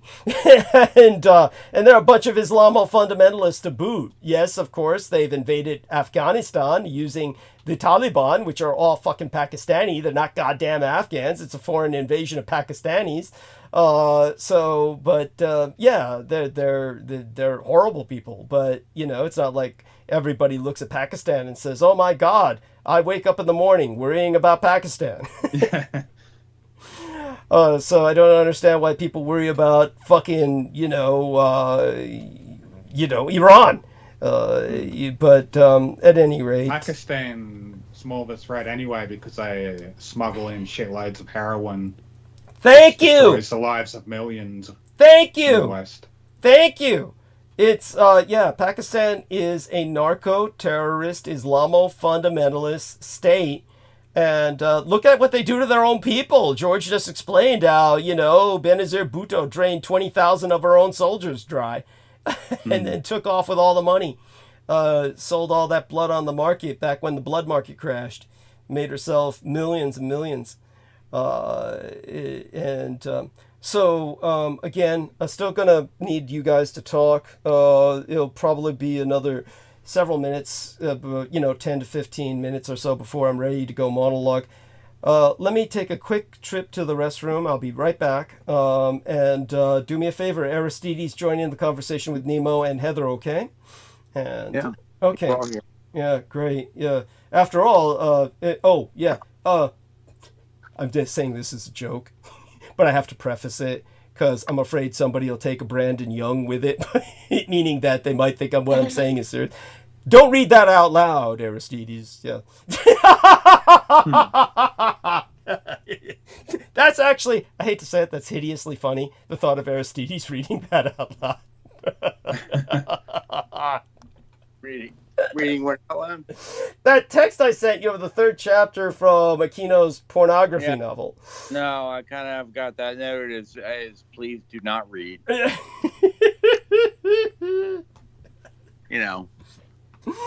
I mean, keep record of it, but don't Yeah, that's. Yeah, though I do wonder, just morbidly, if the numbers would go up or down if somebody did. Yeah. How do you pronounce the Iranian president's name? Oh fuck! I'd have to look it up. Let me look up what happened. Okay, Ibrahim Raizi. Ibrahim. Yeah, Ibrahim Raizi. So like our man Aristides was asking, this is how the Iranians say it. Right now, official Iranian media says, no sign of life at the crash site of the helicopter carrying Iran's president. What they say is, no sign of life, which basically means the Iranian president, Ibrahim Raisi, is confirmed dead in a helicopter crash, okay? So that's, yes, we can all celebrate that. That's something to celebrate. And yeah, if this government is overthrown in Iran, then then it gives the Israelis a lot less power, because it's a lot less for them to use as a boogeyman to rally everyone behind them with. And so let's just hope that happens. But for everyone to understand, I've always pointed out that in the war as it's coming down, as it's evolving, the Iran is not a belligerent. Iran's not a belligerent. It's a neutral. It's a neutral state. The three big neutrals are India, Iran, and Egypt. They're just neutral. They're going to be sitting this one out. And Afghanistan and Libya and Iraq, they're just failed states. They're like Somalia. There's nothing going to be coming out of them but piracy. They're just vortices of anarchy. But I've articulated what the sides will be. I might even get to that again tonight, but I've certainly done so in the past. But for right now, I'm just going to take a quick refresher moment. I'm going to be back. You guys have got this. So do you need a start along the lines of conversation? No, I got some stuff. Excellent. Great. So I'll leave it to you. I'm going to go mute. Yeah. So I was looking just for some most recent news on that topic of the Iranian president. Yeah. And they're like, oh, what is next? I was curious too. Raisi was expected to become Iran's next supreme leader. Dr. Parsi told RN Breakfast this was predicted to happen in the next few years. It's likely because of that, this election will be impactful. Dr. Parsi said the current supreme leader is Ali Khamenei. I can't even pronounce that. I'll just say Ali. He has been the second supreme leader of Iran since 1989. This followed his own presidency between 1981 and 1989. He's 85 years old. Mr. Raisi, 63, rose to power in 2021, taking over as president from Hassan. I can't even pronounce that last name. Fuck me. Rouhani. Can you pronounce that? I don't know. The question is, even if this guy pronounce what? I'm sorry, I want to participate. Oh, just Hassan's last name. Rouhani. The Shah of Iran. Is that who we're talking about? Oh, this was the previous president before Raisi. I don't know. I just know that Shah of Iran was there forever. Dude. I've never heard much about this. I never paid close attention to Iran until. Well, there's a book. The only thing that I know about Iran is there's a book called the Bridges to Turquoise, and it's like a coffee table book of pictures, and Bridges to Turquoise is the name of it, and it's just a beautiful pictures of Iran, like in the 70s and 80s, maybe even before that. Let me look and see. I remember seeing footages of Iran being a lot better place than it was before, back in the old days. The Arab countries looked a lot better before being fucked over. Yeah, they were nice.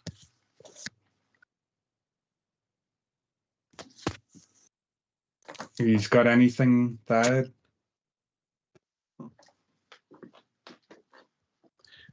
No, besides the alien ship docked on the other side of the sun, I don't got much. Where did you get that from? TikTok. Because I was going to ask, did you watch the content from this individual who goes by the name? No, I was going to ask, did you watch the content by an individual who goes by the name Yellow Rose for Texas? Because that sounds similar to what that person talks about. I think so. It sounded like a very young person that claimed to be a liaison between the Pentagon and the military, and they were frantic, talking about what really happened on April 8th, and they said that they're a anonymous whistleblower, and it was just a recording of somebody that somebody had put on their TikTok. Like it was something that was being circulated. Right. Yeah. I take anything I see on TikTok with a grain of salt. I mean, I believe anything personally. Like you could tell me anything, I'll believe it. But it was like that one Art Bell call when the guy called in and he was talking. Oh, and they got a little bit of time. Remember that call from that guy? The panic call saying it was being triangulated on by the. It sounded exactly like that. Yeah, by certain groups of people, because he said, "Oh yeah, they're trying to kill us." Yeah, that was all staged and shit. Okay, so then this is probably also the same, but it makes some sense, because we have been waiting for Nibiru. Yeah, but that's all. There's a lot of misinformation on all about that. Is that all cockamamie? Yeah, Nibiru is no threat to us at this point, and they conflate it with Planet X Nibiru, like Nemesis. They say, "Oh, Planet X is Nibiru," but then other people say, "Oh, Nibiru is part of a binary solar system that's like a dual solar system with ours." And I think it's a dimensional thing, right? And they have like a figure 8 route where they come into contact with each other after a certain amount of years, hundreds of thousands of years. Well, that would also, it would support what that guy was saying, or that whoever was saying that that they required a loosh, which is they required all of this attention and like cheering from people down on Earth, like it required this for their entering into our our environment, and that they also had to be like they stopped in front of the sun, and as you see, like it kind of stopped for a minute before it started moving again, and it should never stop if it's the eclipse. Okay. Well, just want everyone to know I'm back, but I want you to continue talking. Continue with what you were saying, Nemo. What were you going to say? Just anything you see about Nibiru, just disregard it, because it's not a threat at all. It's nothing to be concerned about. Thank you. It's just all fear mongering, like fear porn.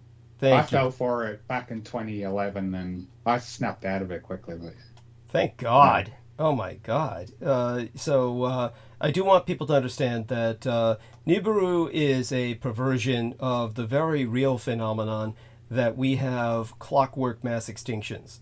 So our extinctions happen like clockwork, and they happen over a set period of time, but we've got many millions of years before the next mass extinction, as has occurred with the other mass extinctions. Now, this is not taking into account the very real fact that we are generating our own mass extinction, which is through, of course, our pollution, our altering of the environment.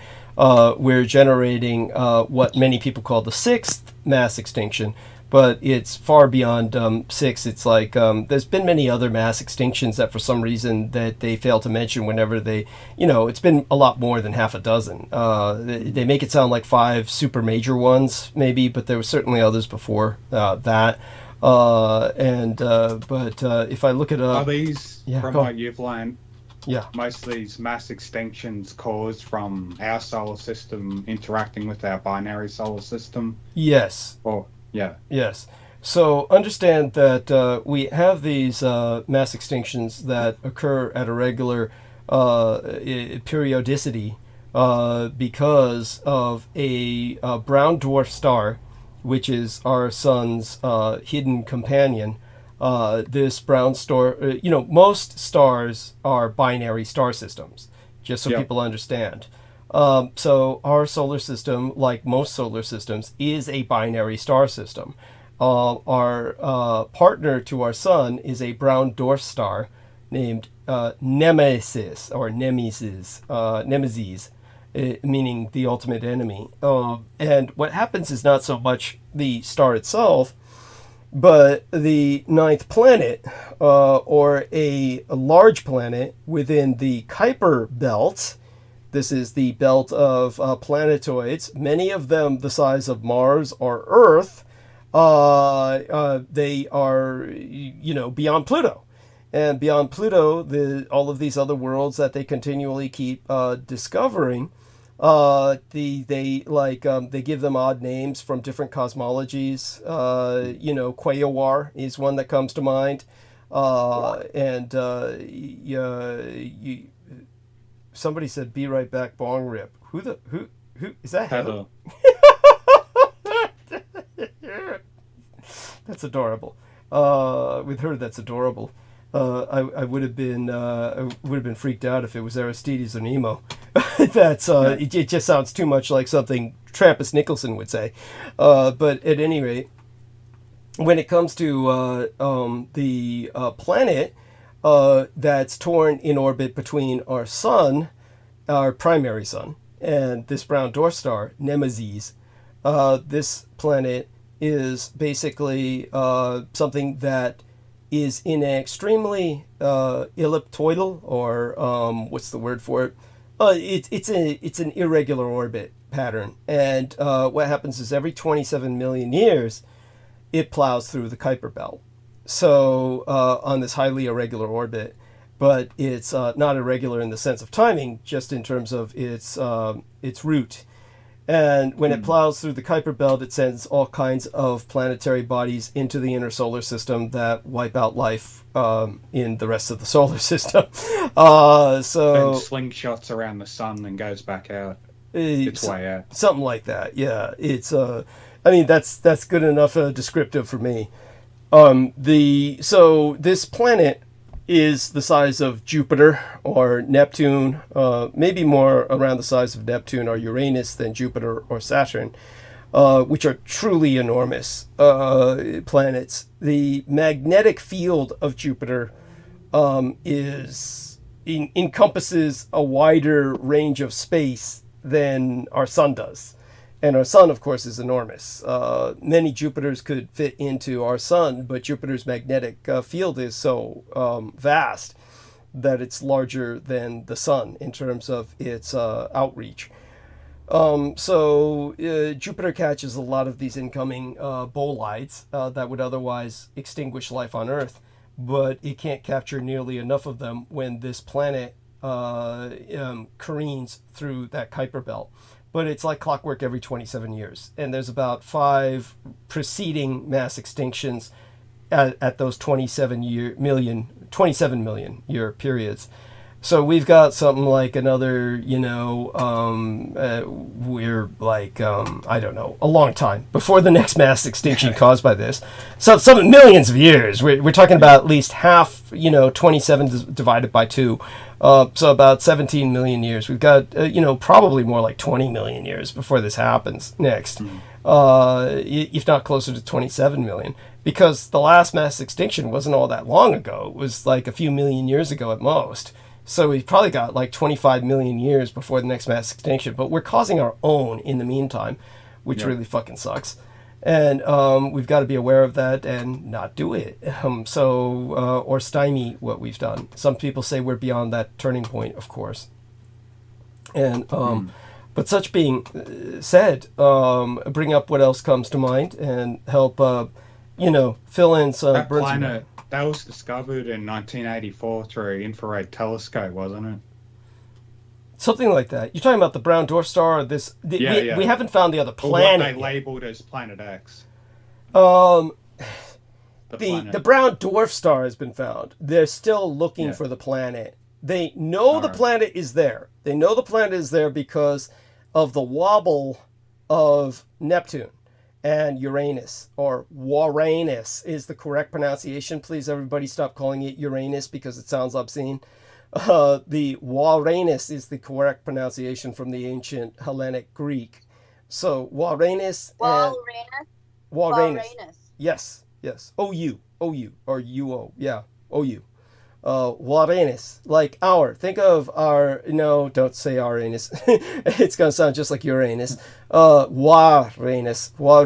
It's U-O. There's a letter for it. I can show you what the letter is. Give me a second here, and I'll put that letter in the text box I'll try and enter it into the chat box as well. I'll try to enter it into chat as well as the text box. So this is the uppercase and the lowercase letter. So I'm going to put this into our text box first. And here we are. this is it. It's going to look like the same letter, but if you were to cut and paste that, the capital letter is actually shorter than the lowercase letter in this case, but that means UO. That's the letter for UO sound, the UO sound. And so that is how. How do you make that? How do you make that symbol or whatever? You the way that I would do it would be I would look up basically the Greek alphabet, and I would basically cut and paste it. That's what okay, got it. Yeah. Do you use a language app, or you just look it up in search engine? It's basically, this is what you do. You look up. Here's how you would look it up. Here we are. Letter. Fuck. God damn this thing. I hate it when that happens. Okay, letter for quote. Okay. That would be cool if they had like a keyboard that you could just type your regular letter and it would translate it into the keyboard, into the text, into the right language. Someday. Maybe they already have it. Who knows? If AI is good for anything, it would be that. So can you see what I entered into text right now? Letter for OU in the quotation marks. Thank you. And so let me enter that into the live stream as well so people know what they're looking at. So this is what people would look up. And this would be traditionally the letter they would use to head off the planet Uranus. And so anybody looking at that, speaking the Greek, which is what all scientists used to be forced to learn Greek and Latin, or you couldn't be a scientist. That was one of the requirements for being a science major, was to speak fluent Greek and Latin. And so all scientists used to be able to look at that and pronounce the planet correctly, but since people in various, basically English-speaking countries were too ignorant to integrate the concept, they just would spell it with a U, and therefore we're all mispronouncing the planet's name as Uranus. So it is actually Uranus. Yes, Uranus. Uranus. Yes, very good. Uranus. Yeah, and so we know that this 9th planet, actually 10th, exists because Uranus and Neptune have a wobble that is inexplicable without the presence of another large planetary body. So we know that it exists, but no one's been able to find it yet because its orbit is so elliptical. So there we go with that.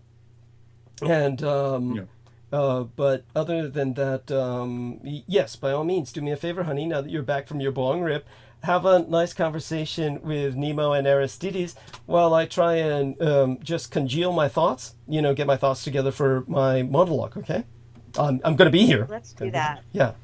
Yeah. So, let's do that. You ask Nemo about. We were talking about a minute ago.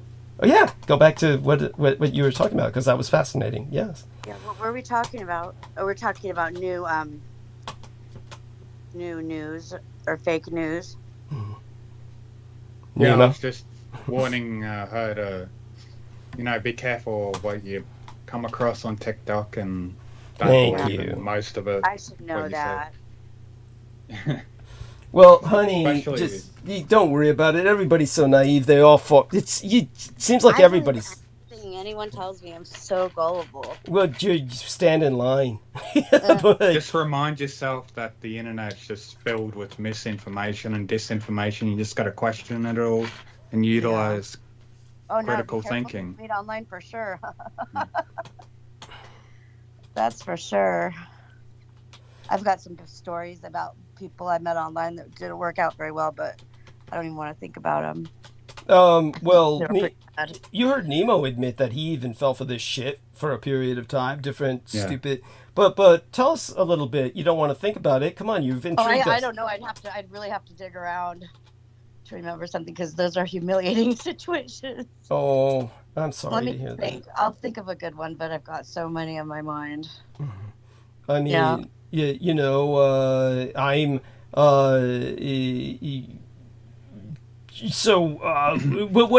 What about someone you know who was embarrassed by an incident? Oh my gosh. So me and Vinny, my boyfriend, we just met and we were walking into a tranny bar. And this guy comes up to me and he thinks that I'm a guy.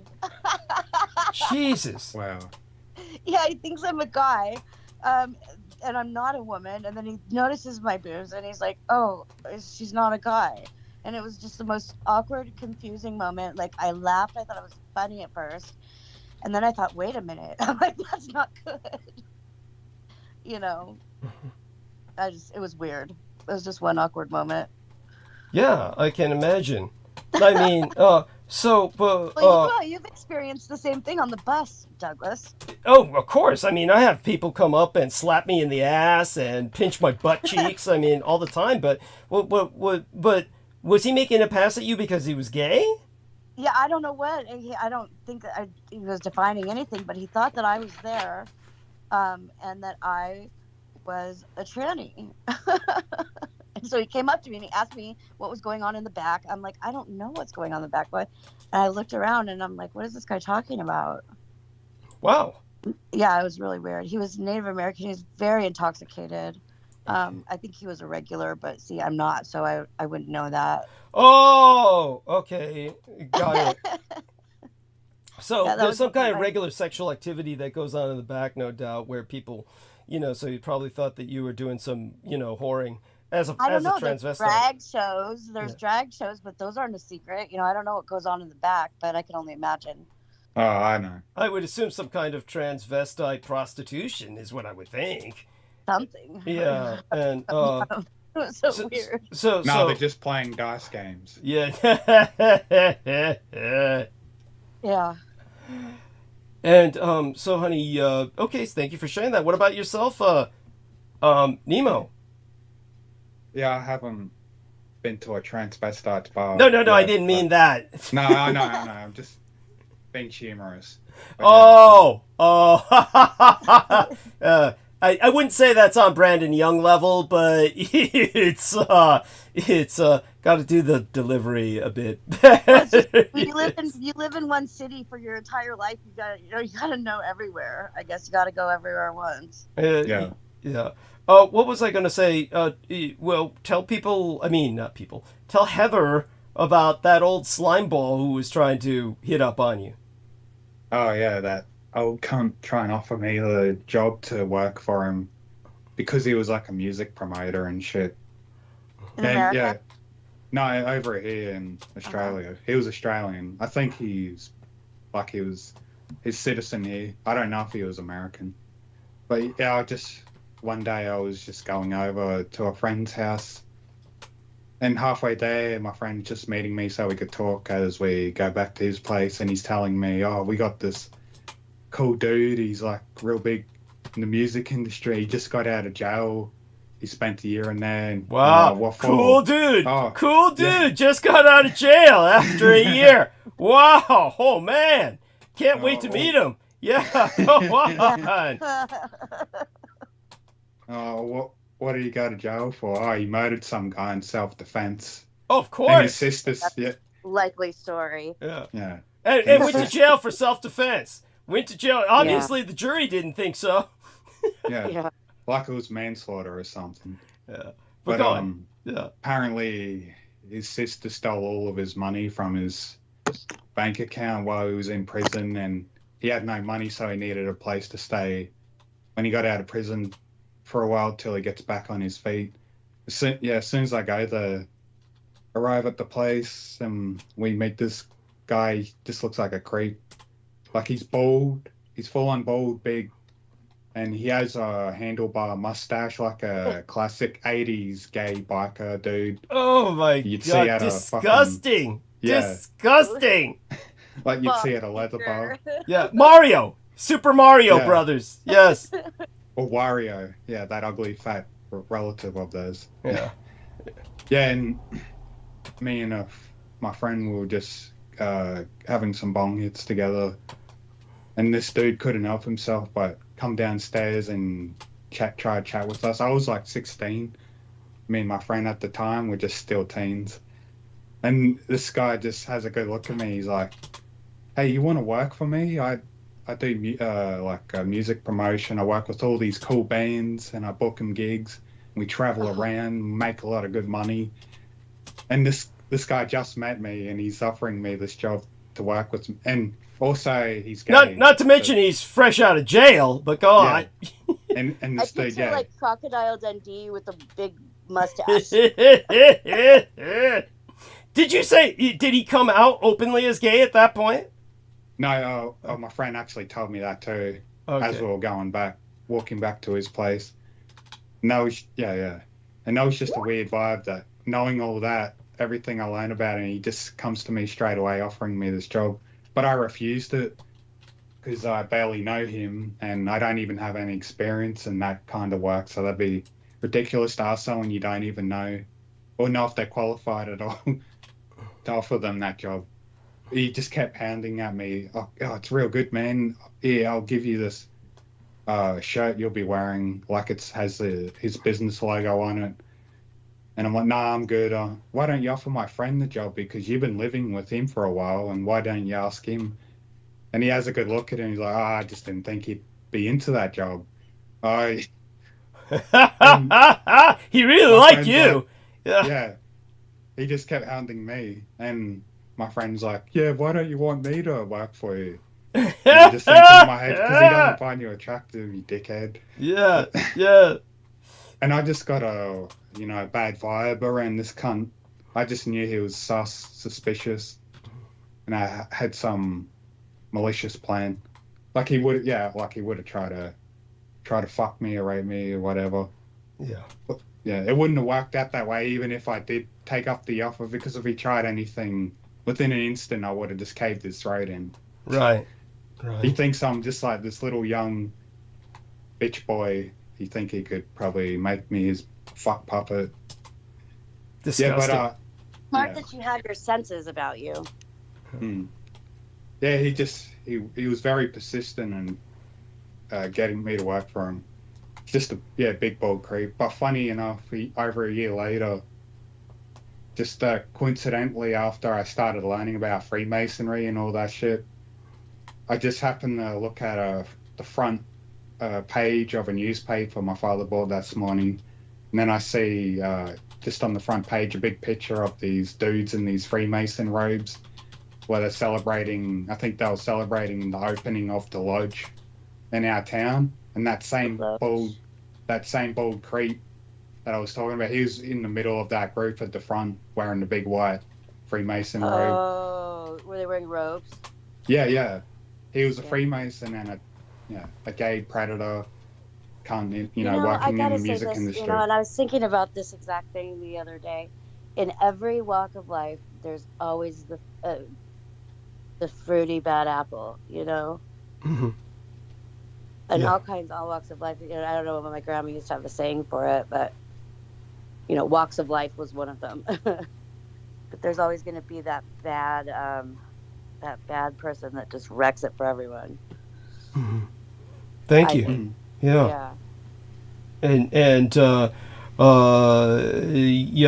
really want to thank you for that observation, Heather. And why don't you tell Nemo a bit about your experience? Was it your uncle or your grandfather who was in the Freemasons? Oh, both of my grandfathers were in the Freemasons. Totally different Freemasons. Okay. Yeah. And my phone is charging, so I gotta sit right here. I can't walk around and talk, so let me just gather myself. So both of my grandpas were Masons. My grandmother was also a Mason, and my mom was a Freemason. She was in Job's Daughters. Mm-hmm. And she used to give the hearing tests to elementary children in kindergarten at school. Yeah. That was something that Brendan was talking about, that you had to go through all this weird education. It wasn't testing, though. It was they said it was molding ear hearing aids or something. They did those testing to see for your hearing, to see how well you could hear.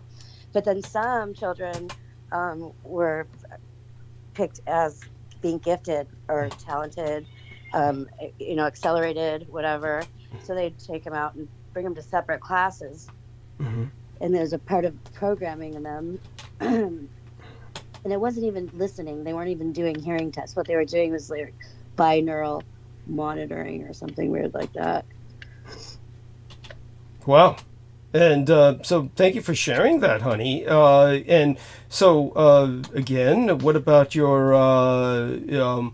Oh, my grandfather? Yeah. Well, some of the horror stories you could share with There us. are no horror stories. I never woke up and when I woke up in the mortuary in the middle of the night, had nothing to do with my childhood. Okay. That was when I was an adult and I was working in a mortuary. Okay. So yeah, And that's where that. And I woke up in the middle of the night. I don't know if I want to say this publicly. Okay. Yeah. Okay. It Well, involves the teddy bears and things like that. What's wrong with saying it publicly? I mean, it's not like you did something you intended to get into. You simply woke up I just don't want to expose anybody. I guess I could say it like that. The person is still alive. Still alive. So. Unfortunately. Yeah, but you just learn to forgive and move on. Hey, you have a lot more capacity for forgiveness than I do, but go on. Yes. One time he had a tent. One time he had a tent pitched in one of the rooms for funeral rooms or whatever, and there was mud all around the tent. And I was like, because I worked the graveyard shift, so I'd like look, and if I'd heard noise, I'd go check and see what it was. And one time there was a tent with all this mud around it, and there was like supposed to be a funeral in there the next morning. I didn't know what was going on. Okay. Yeah. That doesn't really derails the whole thing from my grandfather, but I really don't know what else to say about that. Well, we get the message. He's a sleazy son of a bitch. And unfortunately, you grew up exposed to a lot of sleazy son of a bitches. And I went to go work at that mortuary because I wanted to find out more about my mother's death and her, because that's where her funeral was. Okay. And did you find out more? Oh yeah, I found out a lot. And then I went on to work at the cemetery to find out more. And did you find out even more? Yeah, I found out even more. I found out that there's when there's a cemetery and a memorial park. So if there's a memorial park, it's like not actually a body there. It's just a plaque or a gravestone. Not a gravestone, a memorial marker, they're called. Yeah.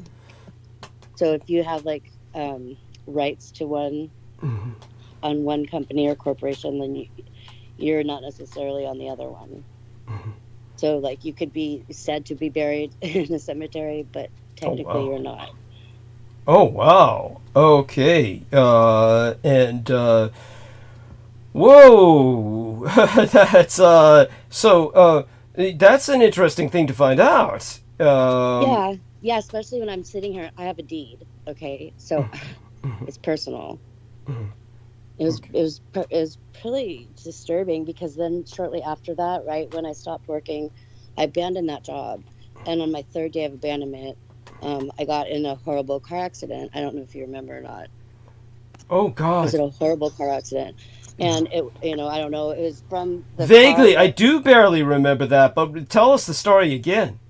It was, I'll just be quick. It was I bought a car from the cemetery, $500 as is. And then on my third day of abandonment, I got in a wreck that almost killed me. And that's it. Far out. Yeah, I was far out. Oh God. And do you know about Nemo's car wreck? No. Tell her, Nemo. I'll keep it short. Fucking. You don't need to keep it short. Take your time. Take your time. I don't like talking about it. I see. Okay, I understand that much. Just my father was driving 120 kilometers an hour, wasted off his head, and he just crashed into a parked vehicle, utility vehicle, and broke my right leg and tore a hole in my bowels and some minor injuries. Took 2 weeks in the hospital. And oh my gosh, did you pass out? No, I woke up.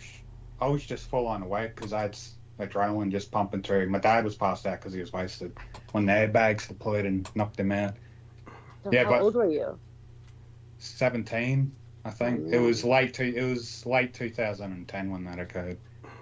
As soon as we crashed into the vehicle, the first thing I felt was just a big tingling sensation in my right leg. I didn't feel anything snap, but as the smoke was coming out, I was starting to panic because I was just thinking, oh, car crash, a fire might occur. Oh my gosh, were you upside down? No, it was just it was still flat on the road but the doors wouldn't open because I was just jammed shut. So I had to kick the fucking window open with a fucked leg, and kicking that window open would have made it worse. I used both of my legs to kick it open. Broken legs. Yeah. And I just hopped out, just cut with glass and shitloads of glass in my fucking knees and hands. So you were outside of the car when the paramedics arrived, when the emergency response. I got out and I was hopping towards the other vehicle, and I see one of the people outside his house just noticing the crash, and I'm just yelling at him, call the ambulance. I had to yell it multiple times because he just stood there watching like he couldn't believe what he just Jesus saw. fucking Christ! That is holy fucking Christ! That is so. You just want to kill somebody like that. Yeah. That's. Don't just stand there. Just call the ambulance, you retard. Yeah, it's crazy when you're in a car accident and you're just the one that has been the most bludgeoned of everybody, and you just jump in and have to direct traffic. Like, hello. That's awful. Yeah, no, Heather's completely right about this. This is outrageous. Because people are so shocked at what they see, they can't believe that you're even standing up, let alone breathing and walking and looking at them and talking. Yeah. And it's almost like they're disappointed. Yeah, almost. It was probably the guy's car that got destroyed. So if it was that, then he'd probably thinking, oh, fuck these cunts. Maybe. Was the other guy in his car? No, this was early in the morning, and he just had his work car parked out in front of his house. It was like kind of on the road, in the lane. Shouldn't have done that. He should not. It's legal parking, but if it wasn't there, we would have hit a big power pole or went right through someone's house. Yeah. Oh my god. So we would have died or possibly killed other people if that car wasn't there. Right. So it's because if we best. hit that power pole, we would have definitely died hitting a big wooden power pole 120 kilometers an hour. So did that pretty much do it for Dad? No, he only received minor injuries because he was fucked off his. I meant with him. Like after that, you were just like, I'm not going to the car with you. No, I got to rely on him to drive me around. Okay, good. Yeah. That I don't know if that's good, honey. It's not good. What did he say? What did he say about driving him around? He said, "No, I gotta rely on him to drive me around." Oh no! I thought you said he got you another kind of a car, like him reliant to drive around. No, his dad would never get him another car. Jeez, that's good. That's wishful thinking. Yeah. By the way, congratulations on finally getting your new mattress. For God's sake. And a new bed too. New bed frame. Yeah, but we should have a drive for a car for Nemo and see if we could manage to get a car for him. Well, I'll tell you this, Heather. He said it publicly before, so I'll say it because Nemo said this publicly before. Basically, his father is basically a violent guy, and his father at one point got all fucked up, and his testosterone is through the roof, and his aggression and his anger issues. And basically said he was going to go out and find some poor sap to beat to death. He's going to go out and kill anybody, just looking for somebody to kill. And so that's when Nemo called his father's friend, some friend. Oh, it was your friend. And said, look, we got to talk him down. We got to talk. Oh, bring him here. Yeah, it's, lazy son of a bitch. And so... so he's got to tell his dad, let's go drive over to, dumb shit's house. And of course, Dad gets in the car, and on the way to dumb shit's house, they do what they did. And that left, so fortunately, he didn't bring up this part. Fortunately, his stomach was fucking empty. Again, this is what he said publicly before. So what I'm saying is a matter of public record. He said it on this show before. And basically, he would have otherwise gone on to a colostomy bag if his stomach had not been completely empty. So tell her, Nemo. I mean, there's some other details beyond that. I think it's I just had a big hole torn in my bowel from the impact because of the way the seatbelt was positioned over the torso area. I didn't have it low enough where it's supposed to be right around the waist bone. Are you really tall? I'm just a bit taller than an average person, above average slightly. Yeah, I could understand that. Yeah, so the belt was just right around my stomach when the impact occurred and just fucking ripped right into it. Ooh! And I didn't feel that pain until I was in the back of the ambulance and they injected the morphine into me. That's when it felt like someone was slicing the inside of my stomach open with a knife. Oh! From the inside? Yeah. Man. And I saw the picture too because they record the operation of you on the table and with your whole stomach cut, your torso cut open and pulling out your insides. Yeah, I've seen that. My inside, like, it was just so big. It was like a big meaty sheet they were pulling out. Oh! Mine, it was like armfuls, just like from one to the other. Yeah. Tell us about this, honey. What was going on that made them operate on you? Birthing my wonderful daughter. What? Yeah, when I was birthing my wonderful daughter, that's what. C-section. Yeah, okay. The emergency C-section. They would just pick everything and putting. I'm like, are you keeping track of what you're putting where? Because it doesn't seem like they were doing that. Yeah, you mean they were doing it so casually? They were just so casually just taking it out. No, they were frantic. They were frantically doing it because the baby was in distress. The baby wasn't breathing. Oh, okay. Yeah. Oh my God. Oh my God. Yeah, any story I have to tell about my daughter is just a nightmare. I'm so sorry. Sorry. I'm so sorry. And it's okay. And Nemo. Oscar the Grouch should enjoy it. Oscar the Grouch. Like, I call my cat Oscar the Grouch because she snorts sometimes. I don't know why she's snorting right now. Oh, okay. So if you hear that in the background, just know that's what it is. Got it. Nemo, you're aware, of course, of the fact that Heather's daughter's missing, aren't you? Yeah. No. Yeah, sorry for... Yeah, that's okay. I just like to think that she's living her best life and just 100 times better than me. Right. And she always thought she was, so it's fine. You mean your daughter always felt she was better than you? She's better than everybody. She's born thinking she was better than everybody for some reason. Wow. Okay. I think it was kind of probably partially the parent alienation that was happening and like other things, but yeah, I wasn't her favorite parent. Okay. And well, did she ever have any exposure to her dad? Oh yeah, of course. She went to go live with her dad when she was 12. Okay. Because it's something that we had planned when she was born. Okay. Yeah. What? Yeah, we planned it when we were doing the parent mediation at the court. They're like, "Oh, which holiday do you want? You want Christmas?" And you sit and you fight all about that stuff. But I'm like, I don't want to fight about this. I'm like, why don't we just do this? I'll keep her for the first 12 years, and then he can,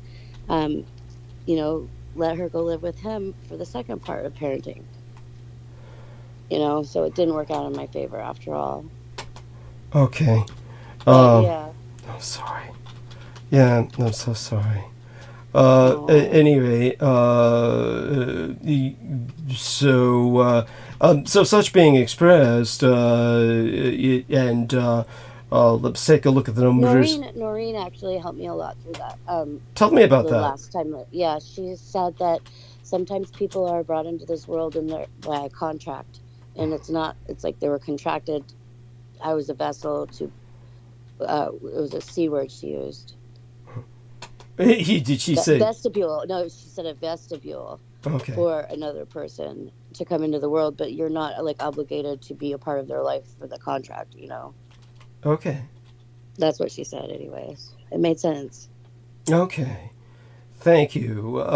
That's really important, and you've been through so much, And now, do you feel that any of this was part of your targeting? You're being a targeted individual. About Noreen? No, your daughter. Oh, no. I could see my daughter because she had a really rough time growing up. I think that if she would have had children, she wouldn't want to engage in any family whatsoever on either side. It was either side. You know, she's like, I've seen enough. I'm going to live my own life. You know, that's just, I'm hoping for the best. That's all. Okay. You basically, I'm getting ready to dive into monologue soon, but you guys are doing great. Soon, but you guys are doing great. I want you to just continue a little bit more. Nemo, a little something that comes to your mind, perhaps, that you've been, watching lately. How about any... There's some interesting news that occurred not long ago. Uh-huh. Over 500 arrests. This is over in New South Wales. Okay. Over 500 arrested in domestic violence splits.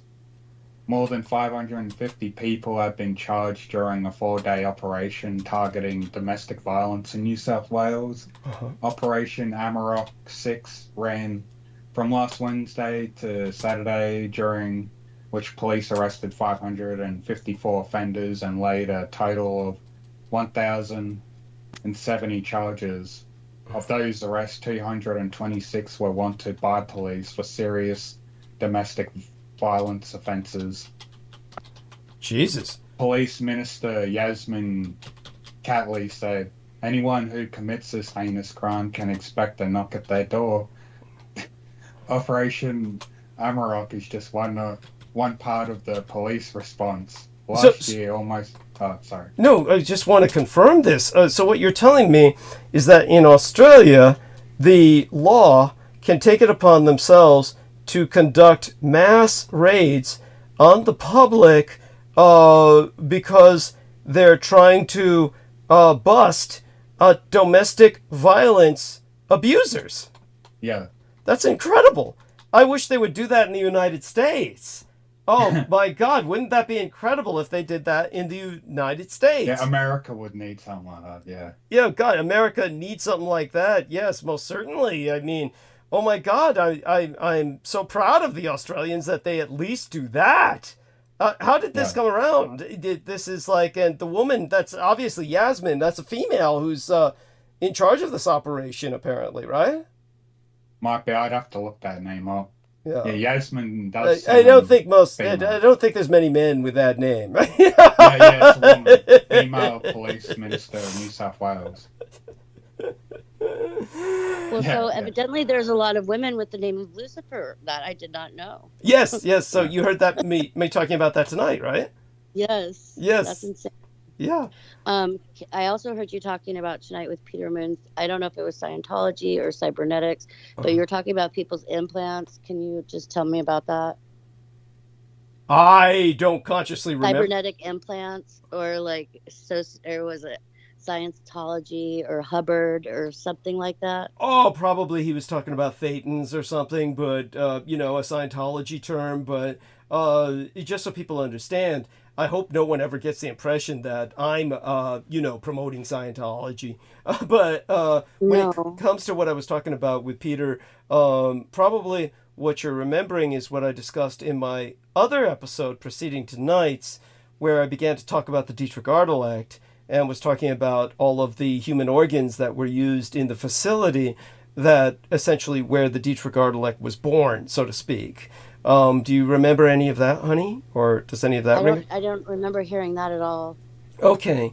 But that would be what would, remind me, or that would strike me as something that you might have heard, and then thought I was talking about implants. I've never heard of that, Doug, or the Dietrich what? Artelect. I don't know what that is. Oh, so Nemo, since you heard it, explain it to her. Let's see how much of it you caught. I can't explain it in full detail. Summarize it. It's like advanced AI technology stole from the Department of Defense. Oh, you're conflating. What?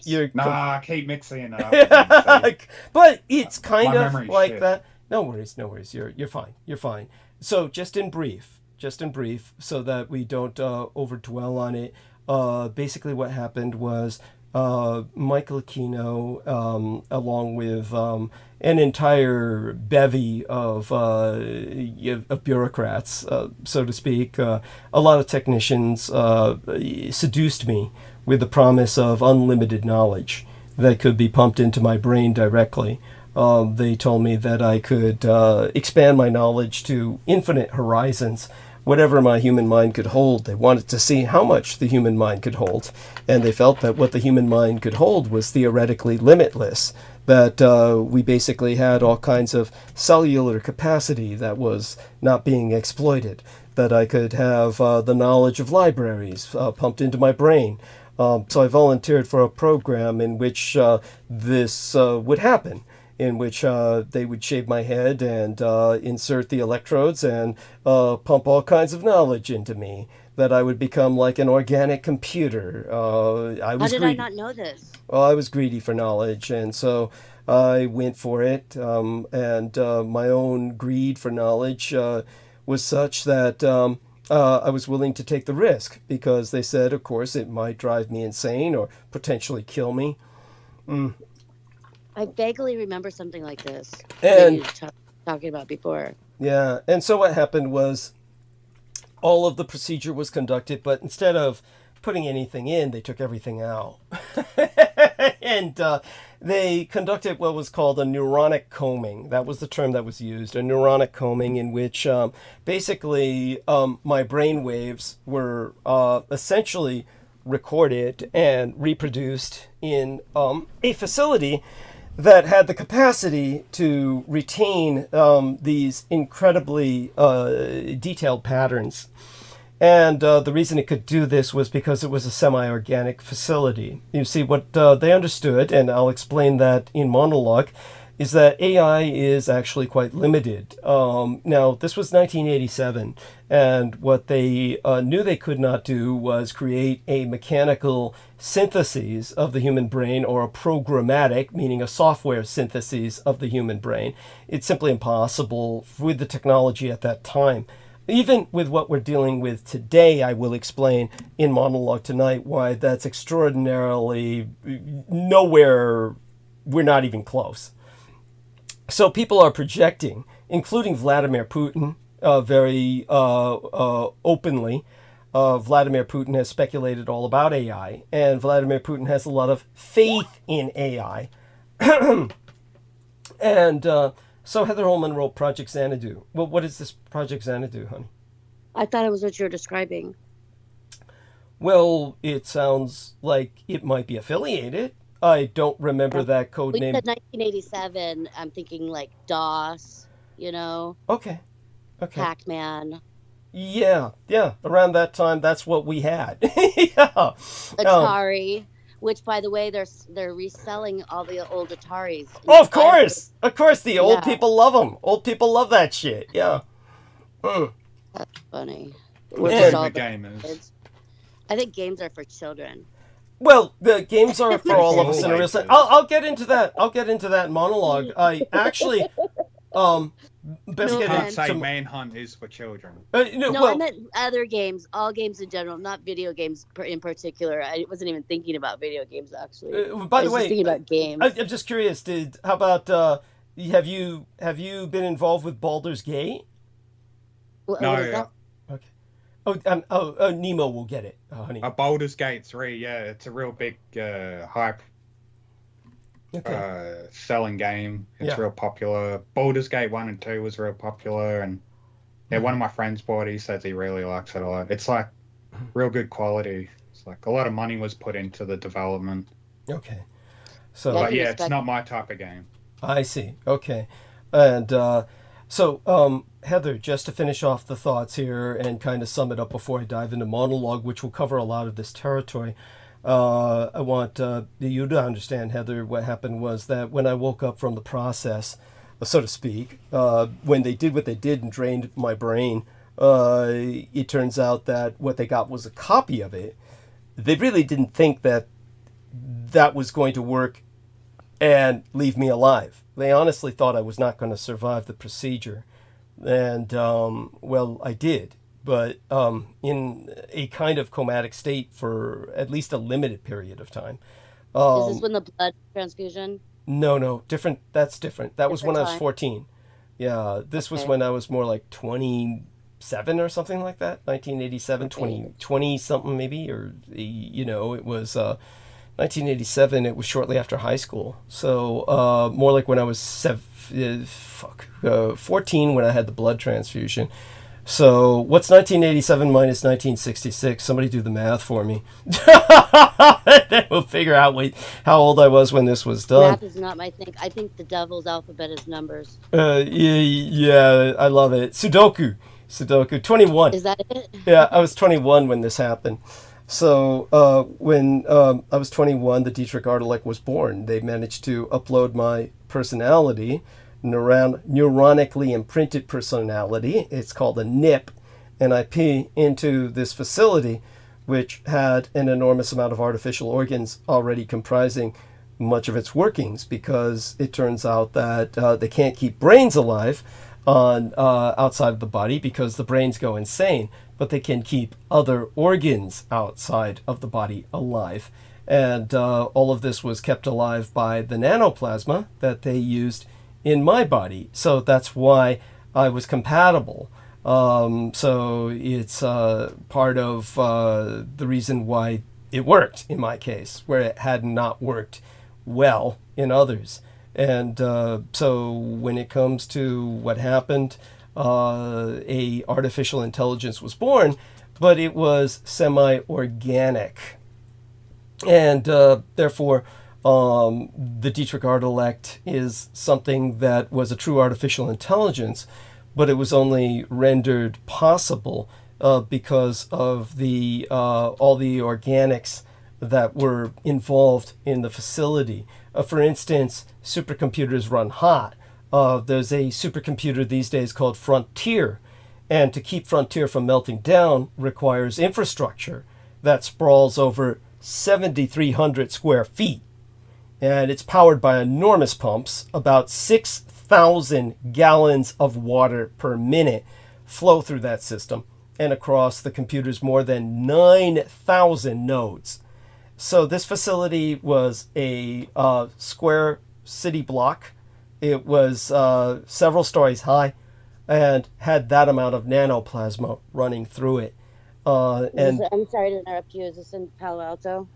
No. This was out on the site, the Presidio military base. Okay. Yeah, and so it was in that facility the Dietrich Artelek was born. So I was going into this in our last episode. When I went into it then, I lost all the numbers, or at least half the numbers. So, I don't want to overdwell on it. I'll go into monologue now, in which a lot of this territory will be covered. But later on, Heather, maybe Wednesday, we'll cover it all over again, because we can go back when George is with us and go into detail about things like this, okay? So if that's what he wants to talk about, because I know he's looking forward to talking to you on Wednesday. Yeah, he wants to talk about anything and everything, and he'll be with us. Be on for a long time. Yeah, he'll be on throughout the night. So, and it'll be a round table, so you can stay up throughout the night as long as you can stand it, as well as Nemo and Aristides, whoever wants to hang with us. It'll just basically be a round table throughout the night, with George doing most of the talking. But okay, thank you, Doug, and that's just all the more reason why you're so different, why everybody loves you, and should remember that you're doing this as a job and that you need donations. It's getting towards the end of the month, right? Yes, honey, you're an angel. Thank you so much. All right, I'm going to be listening. I love you. Okay.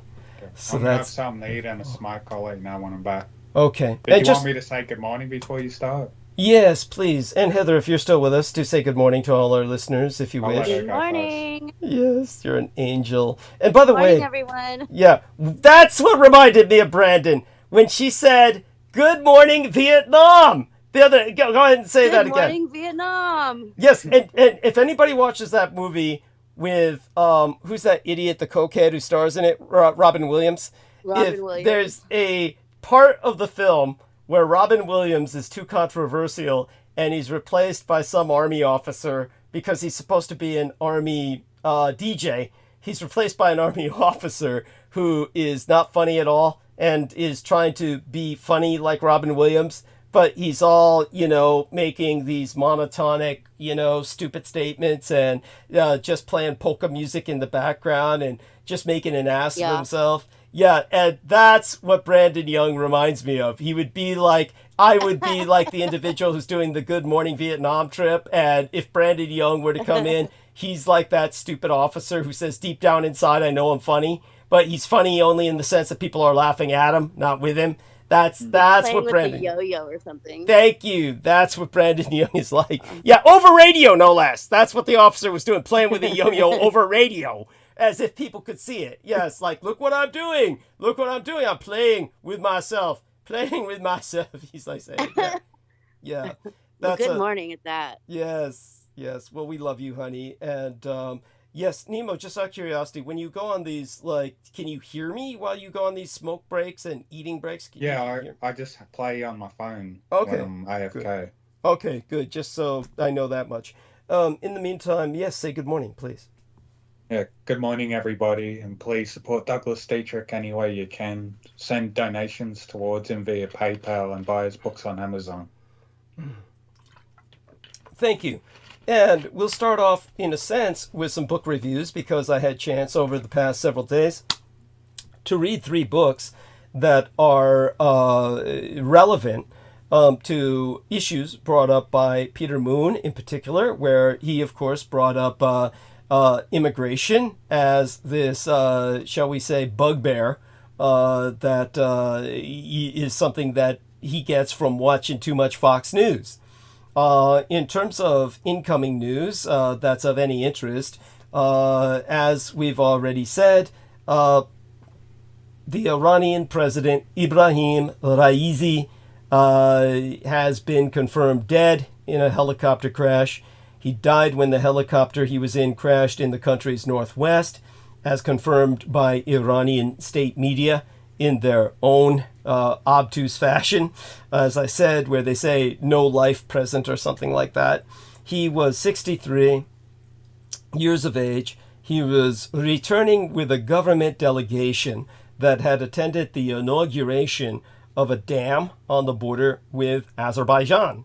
The cause of the crash was still unclear.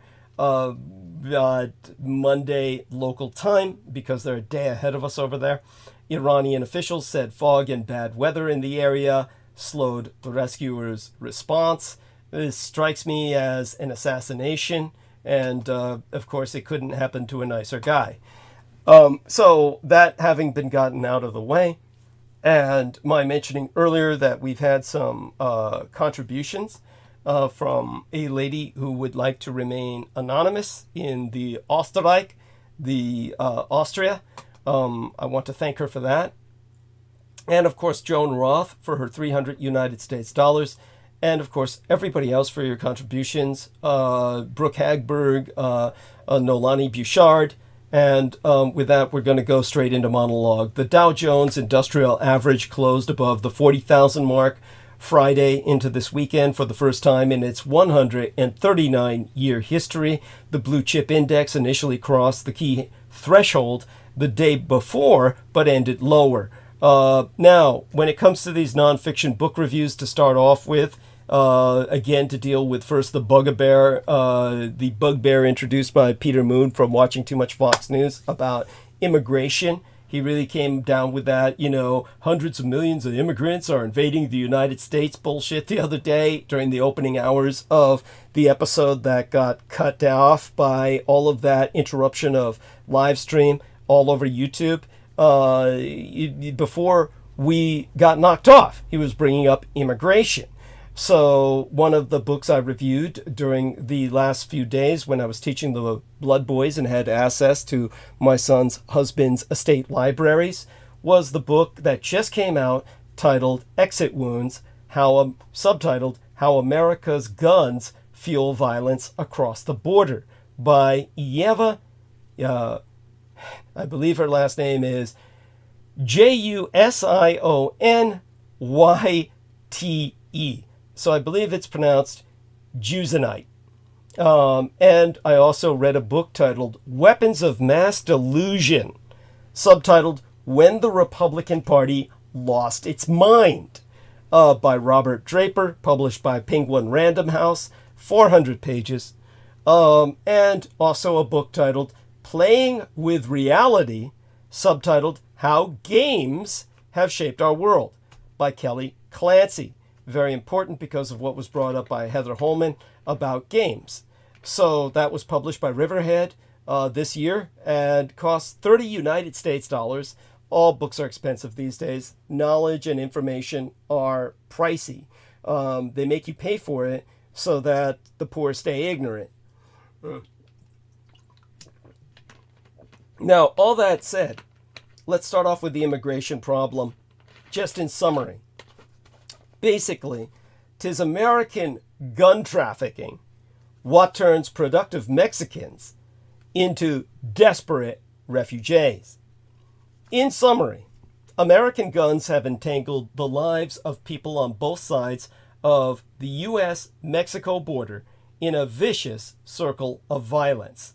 After treating wounded migrants and refugees seeking safety in these United States, the anthropologist Yeva Usenite boldly embarked on a journey in the opposite direction, following the guns from dealers in Arizona and Texas to crime scenes in Mexico.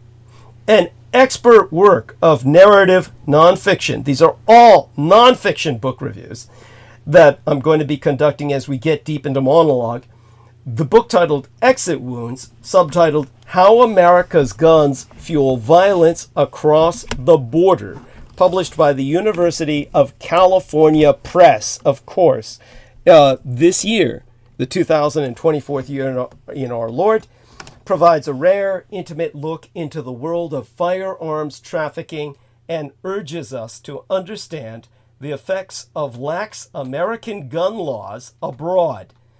Usenite masterfully weaves together the gripping stories of people who live and work with guns north and south of the border. A Mexicano businessman who smuggles guns for protection.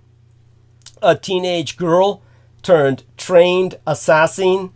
12 United States federal agents trying to stop gun traffickers.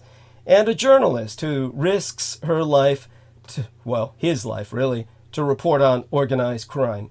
Now, based on years of fieldwork, Exit Wounds expands current debates about guns in America, grappling with American complicity in violence on both sides of the border.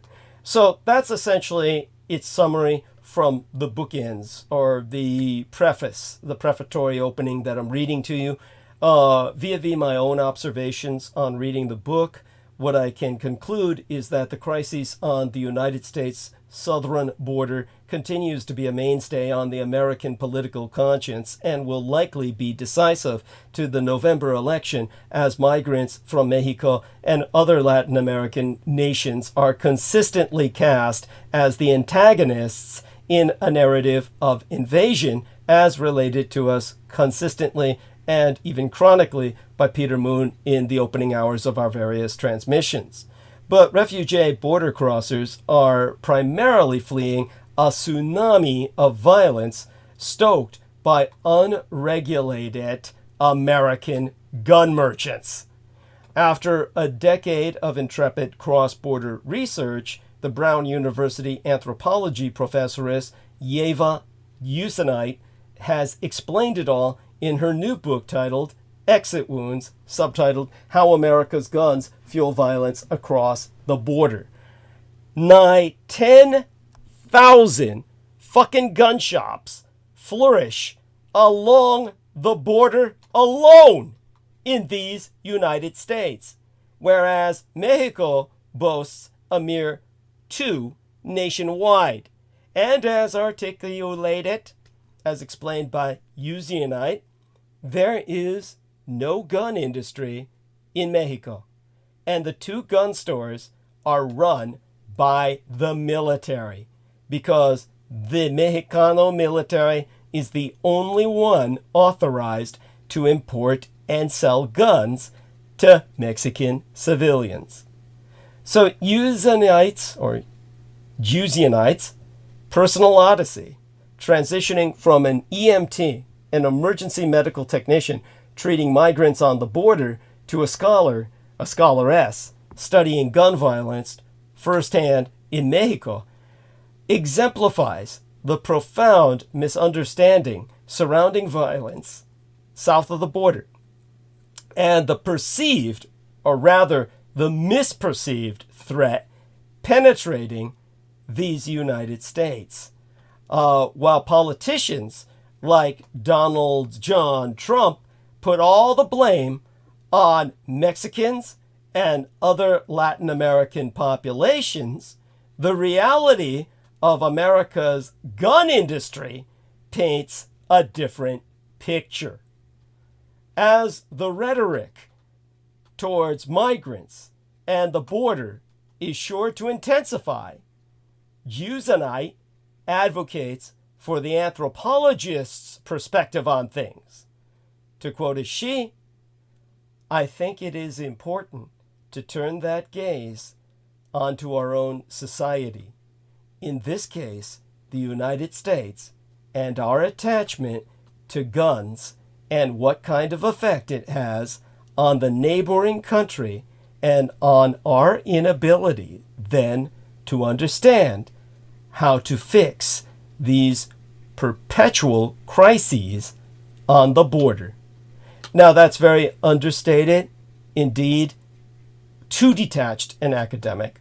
So I will go into my personal experiences in monologue.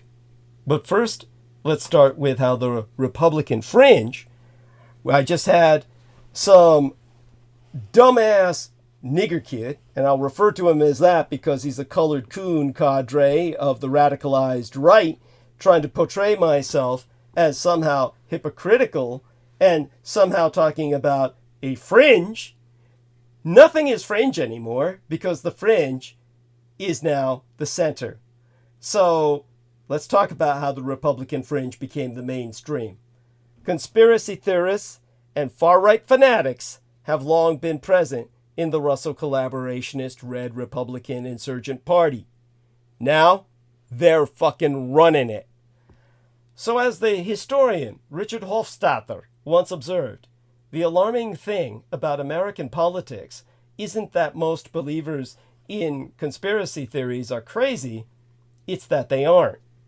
He wrote, "It is the use of paranoid modes of expression by more or less normal people that makes the phenomenon significant."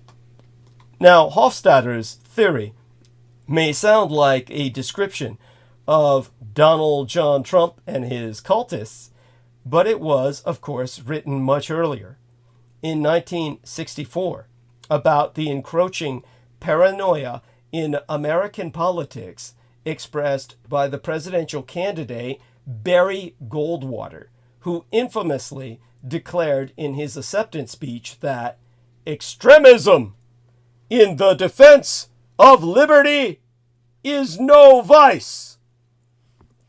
Goldwater's candidacy ultimately flamed out, but the passions and hatreds he inspired have only grown.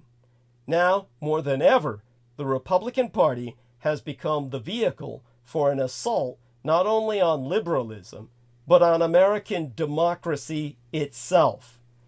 In the present day, the Russo collaborationist Red Republican Insurgent Party's delusions have become so pervasive that even former party stalwarts, such as Liz Cheney, have ended up as lonely dissidents, reduced to hoping that some sliver of sanity can be retrieved from the wreckage to rebuild that party. Even the events of January 6th of 2021 proved no more than a speed bump for the Trumpian project, whose adherents are exploiting it as a kind of 1991 Soviet coup d'etat attempt against Mikhail Gorbachev moment to double down on purging the Russo collaborationist Red Republican Insurgent Party and ensuring fresh fealty to the former guy. Unlike many leaders who face coups d'etat, Mikhail Gorbachev, the Soviet Union's last president, was recognized for his peaceful and diplomatic approach to foreign affairs, having been awarded the Nobel Prize in 1990. Still, the Greater Soviet Union was not without its problems. The economy was weak, there was infighting among various ethnicities within the Union of Soviet Socialistic Republics, Lithuanians and Ukrainians wanted independence, and an outspoken and popular Boris Yeltsin, president of the Russian Republic, had emerged on the political scene. When Gorbachev hinted at signing a treaty that would dissolve the USSR into separate states, the idea was not warmly received. Led by uncompromising government and military communists, the coup d'etat was initiated on August 18th of 1991.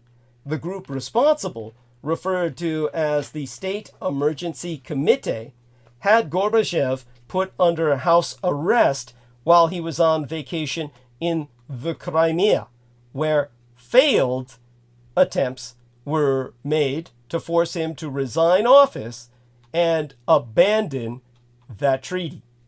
Meanwhile, in Moscow, protesters, along with Yeltsin, who probably should have been apprehended, took mainly to the streets outside Moscow's White House to denounce the coup d'etat attempt.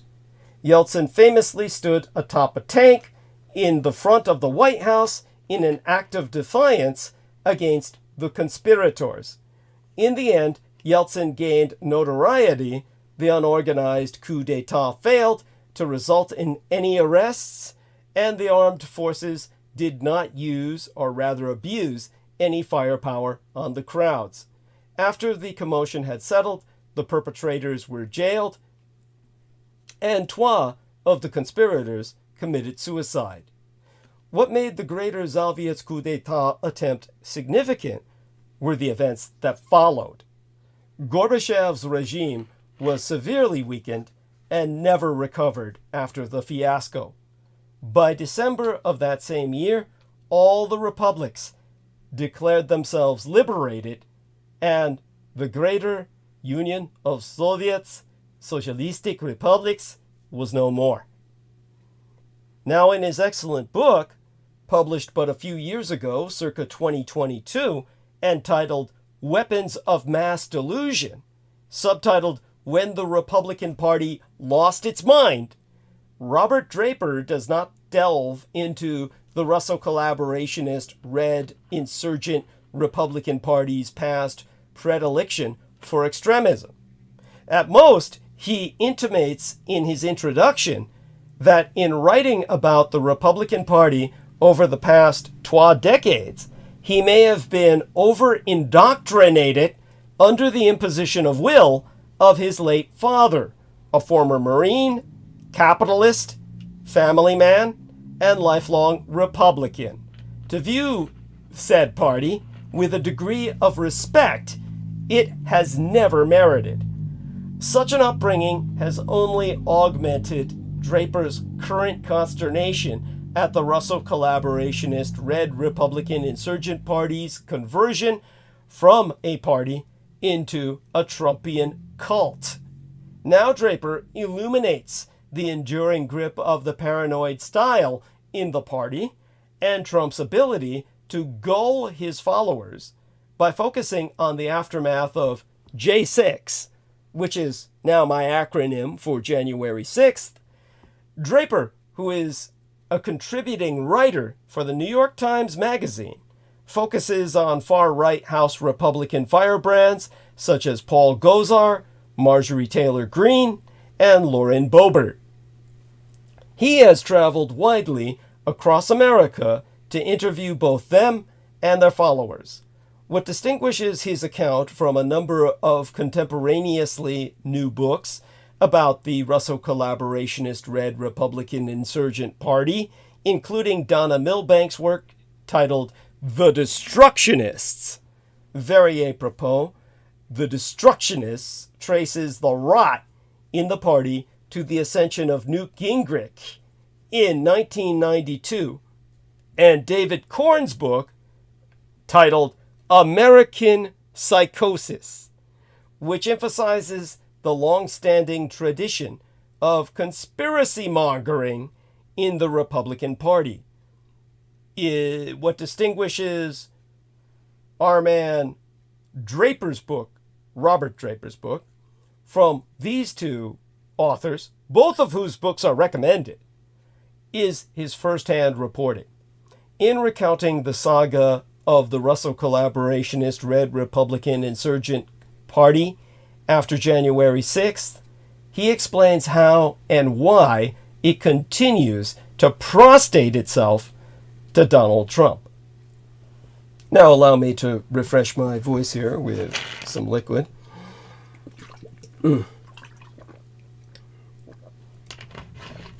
Now, Draper sets the stage for January 6th by highlighting a number of instances of right-wing violence that presaged it.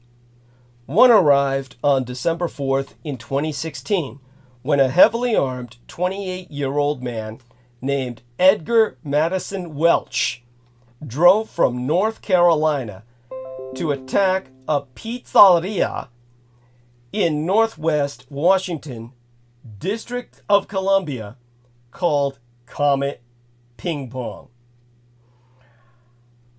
The owner of the pizzeria, James Alefantis, had been mentioned in the emails of Hillary Rodham Clinton's campaign chair, John Podesta, which ignited a frenzy of speculation about the pizza joint's putative role in a pedophile ring led by Hillary Clinton herself.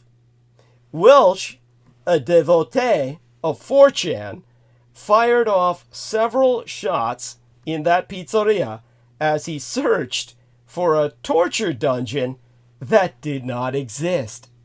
He was arrested. No one was injured. The incident seemed faintly ridiculous at the time.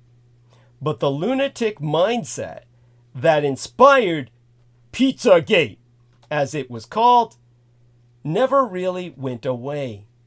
Indeed, almost a year later, an aspiring Facebook influencer instructed her followers about a new conspiracy website showing, so she wrote, that John Podesta is a pedophile and Pizzagate is real. Her name was Marjorie Taylor Greene. Draper, who devotes much attention to Greene, is clearly fascinated by the improbable rise of this gym owner to household name and the wanton disregard for truth that animated and propelled it. Greene's expression, or rather her explanation of her life, amounted to, in, well, the author Draper's words, an artisanal blend of truth, untruth, and omission. All he needs to say is critical omission, but then he'd be promoting my book. He reports that her father, Bob, also had a penchant for aggression.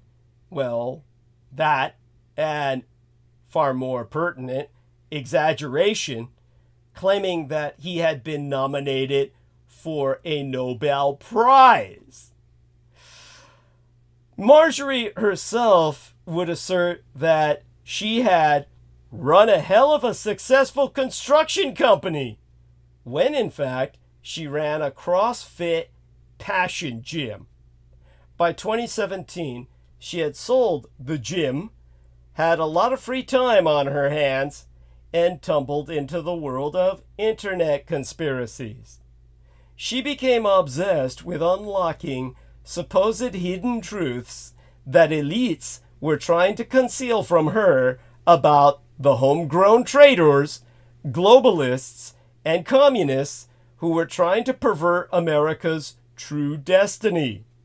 Greene, who had declared that Muslims don't belong in government and that George Soros was a Nazi, despite being Jewish, quickly became the it girl of the MAGA world. The COVID-19 crisis became a star-making opportunity tailor-made for her to peddle dangerous assertions, including that the virus was man-made and not dangerous for non-obese people and those under 65. Her words. She also introduced 3 articles of impeachment against President Joe Biden, whom she branded a pseudo-dictator. Perhaps she thought it would have been better had he been a real one. As with more than a few Trump Confederates who railed about a stolen election, the conspiracy theories and the grift ended up shading nicely into one another. Green, for instance, blew off attending a Justice for J6 rally, a Justice for January 6 rally, which, as Peter Moon constantly complains, all of the participants have been, how does he put it, unduly punished, or cruel and unusual punishment is what he says. They've all been subject to cruel and unusual punishment. Of course, I take the opposite perspective and feel that they haven't been cruelly or unusually punished at all. Certainly not enough. Well, an advisor to Marjorie Taylor Greene told Robert Draper, the author of the book that I'm reviewing at the moment for you, what does it get her? It doesn't get her more support. It doesn't get her more fundraising dollars. One rally she did attend, since she didn't attend the Justice for J6 rally, she did attend one that took place at the Orlando World Center Marriott on February 25th of 2022. It was held by the America First PAC, PAC Political Action Committee, headed by the white supremacist Nick Fuentes, a wannabe Benito Mussolini. When Green appeared, the Russian dictator Vladimir Putin had just invaded Ukraine. Seconds before she took the stage, Draper writes about the fact that all the attendees shouted, "Putin! Putin! Putin!" in honor of the invasion. Green's appearance there amounted to a recruiting mission. Draper writes that Fuentes, in his words, possessed something of Green and Paul Gosar both wanted: an energetic base of young right-wing Christians who craved a patriarch. Now, if an uneasy mix of grift and ideological passion characterizes so much of the MAGAverse, Gosar, who served as Green's mentor in Congress, seems like more of a right-wing purist. According to Draper, Gosar was a true believer long before the fictions he promulgates became widespread. In 2015, he was the sole legislator to refuse to attend the historic address of Pope Francis to Congress, condemning the Pope's socialist talking points. The August 2017 white supremacist rally in Charlottesville, Virginia, so Gosar declared, was financially supported by George Soros, who had, in, well, Gosar's words, turned in his own people to the Nazis. He was an early adopter when it came to the big lie.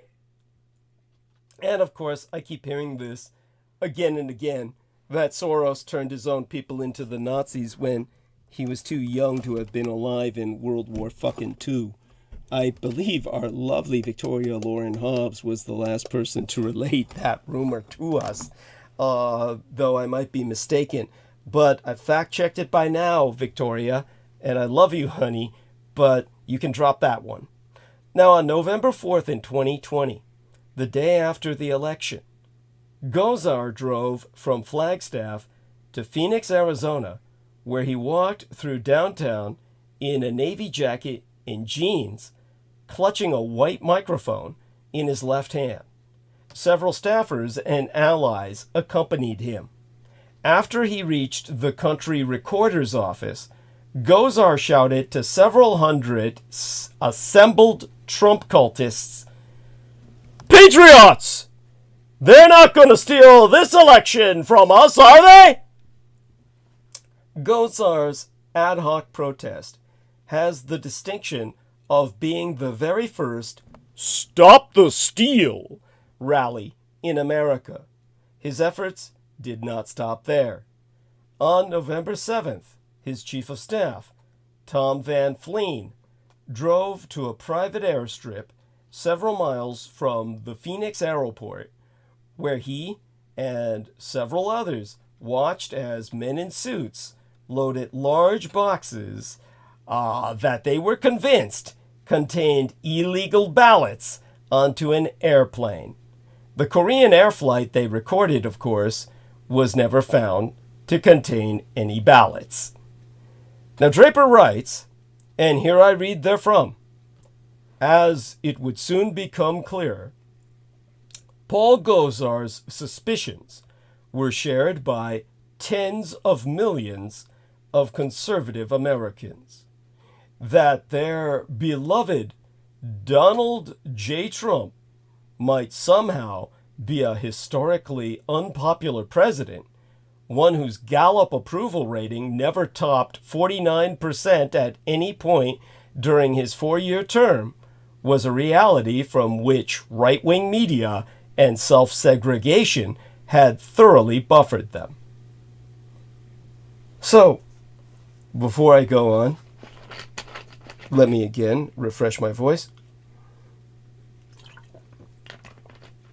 And then ask what should be the obvious question. Why did the Russo collaborationist, Red Republican Insurgent Party sink to these dismal depths? Draper offers some useful reminders of the lengths to which the party elders went to connive at Trump's criminal actions during his presidency, granting enough legitimacy to some of the earlier grifts and effectively ensuring that they were powerless to stop later ones. Consider Liz Cheney. It was none other than Cheney who spearheaded the defense of Trump as the Republican conference chair during his first impeachment trial over the Ukraine.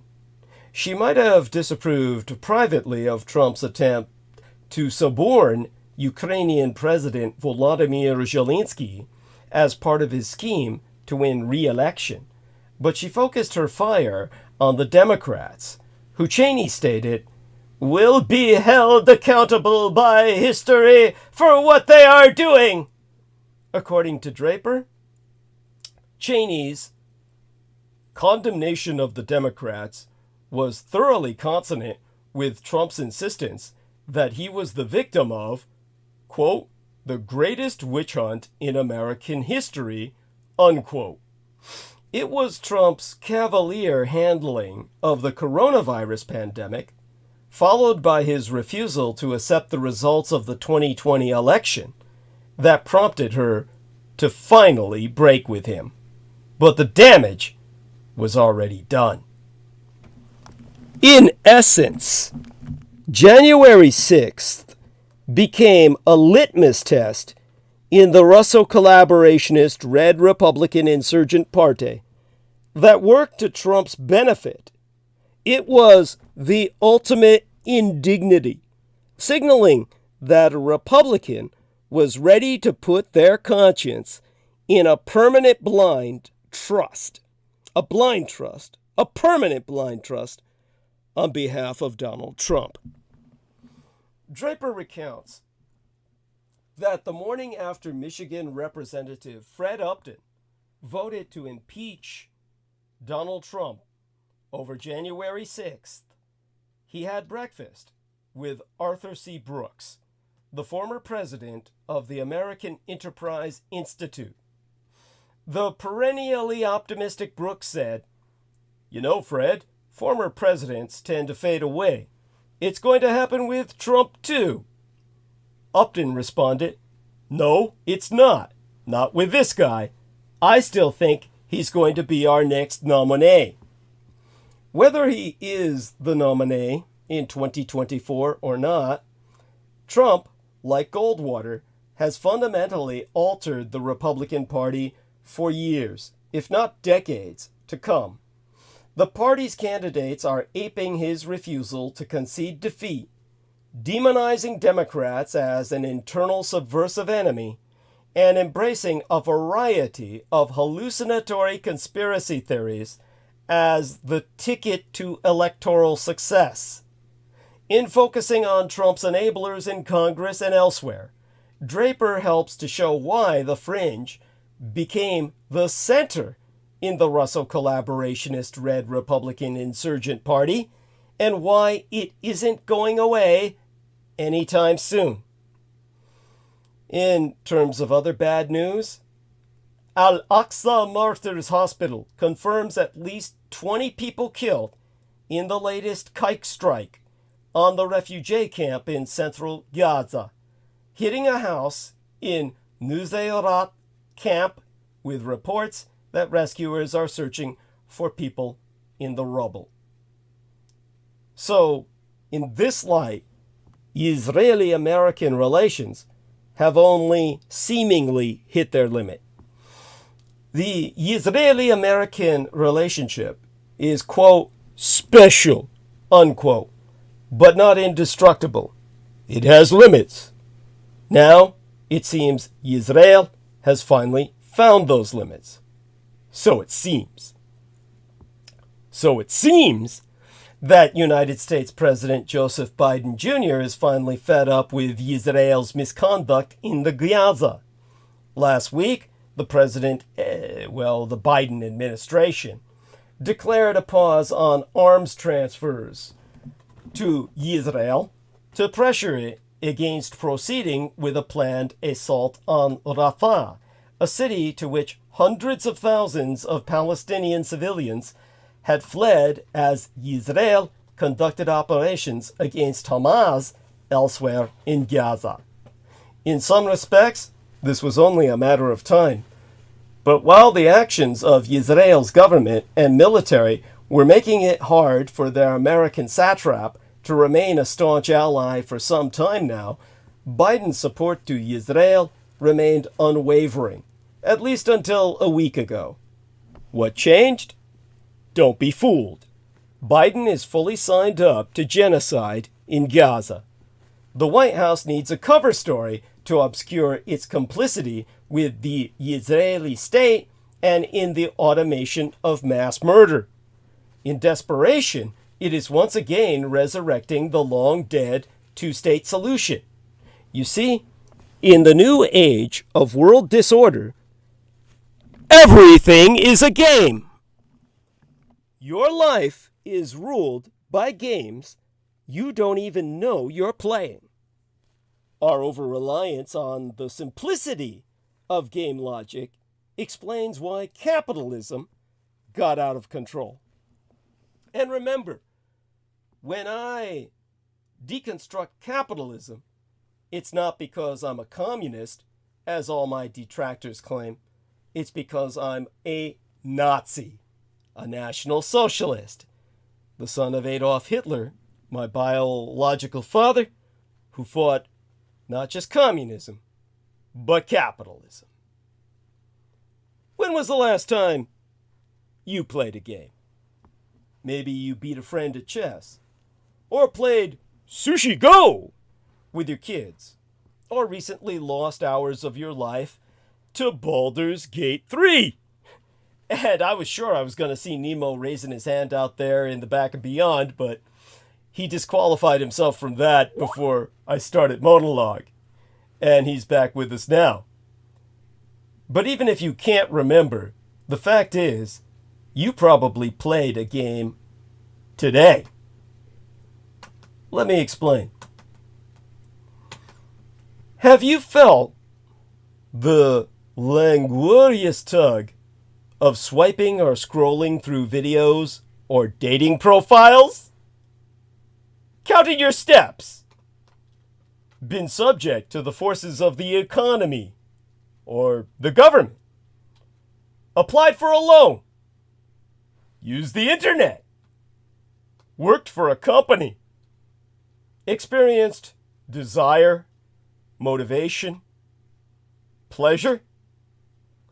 Games have developed a contemporary, ahistorical reputation for triviality, a way people lose themselves instead of understanding themselves.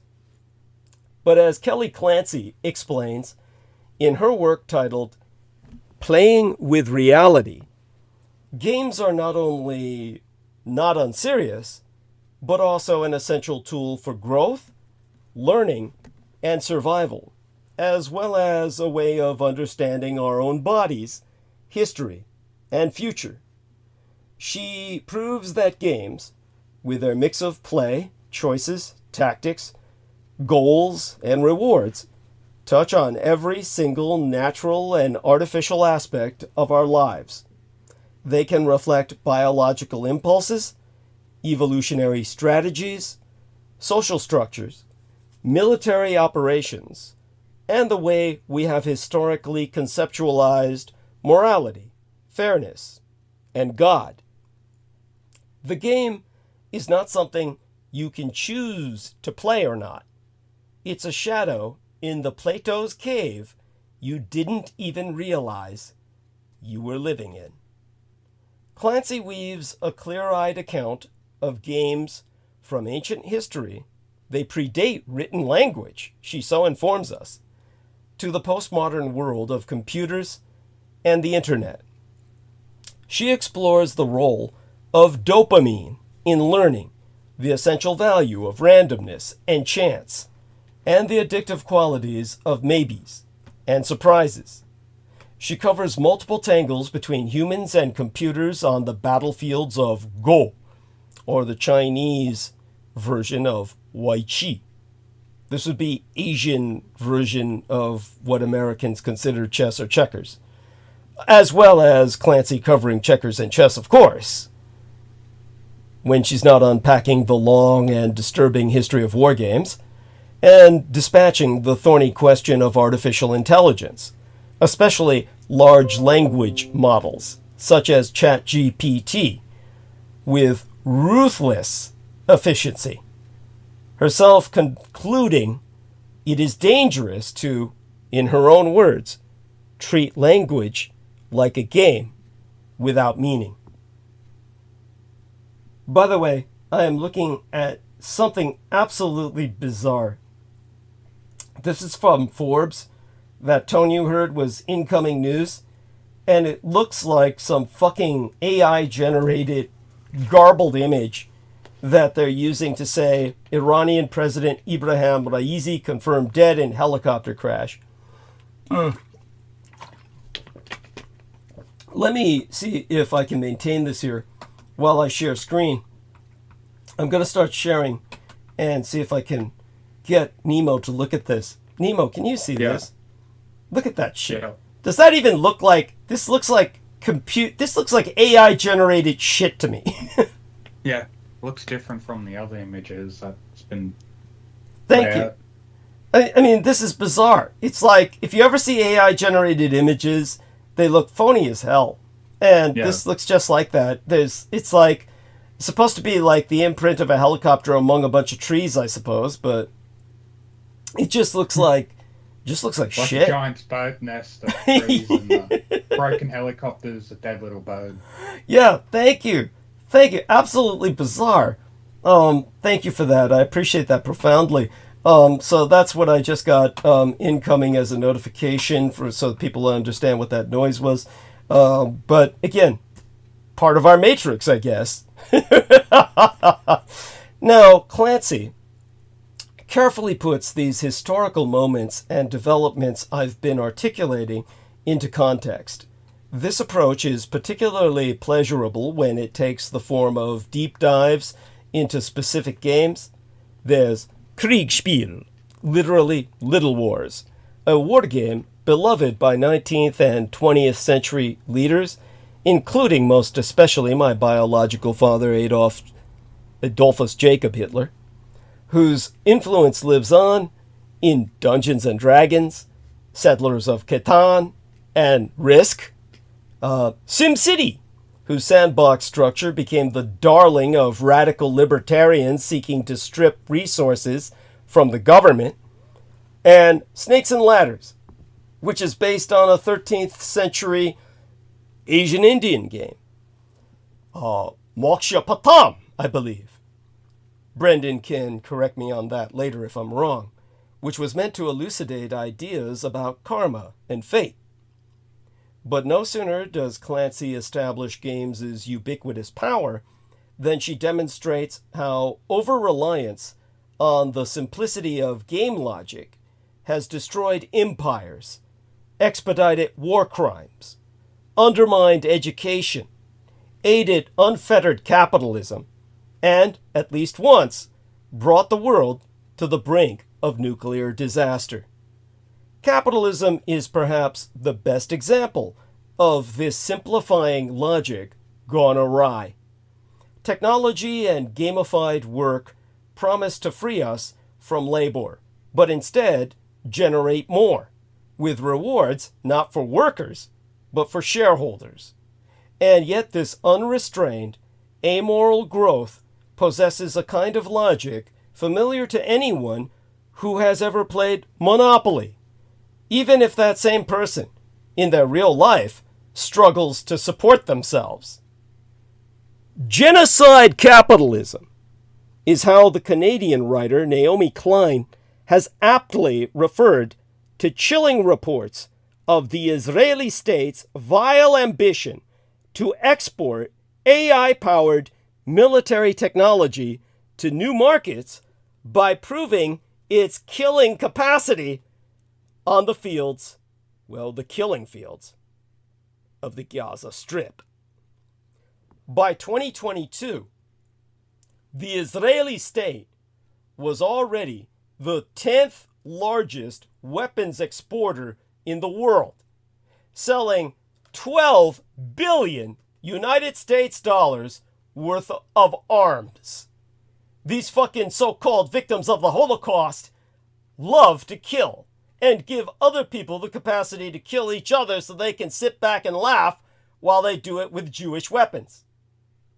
Today, AI startups in Israel that produce murderous programs made specifically for the genocide of Palestinians are working closely with the IDF, the so-called Israeli Defense Force, to maximize profits from the increasing militarization globally.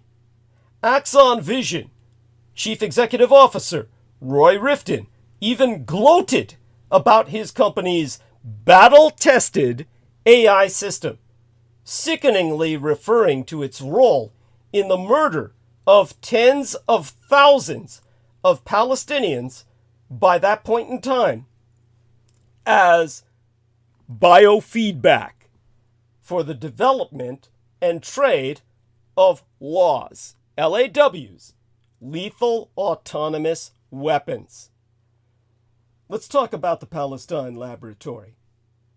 A range of AI technologies are now being brutally tested out on Palestinians, but the development of a secret AI-powered database called Lavender is deemed central to the Israeli state's devastating neo-colonial project.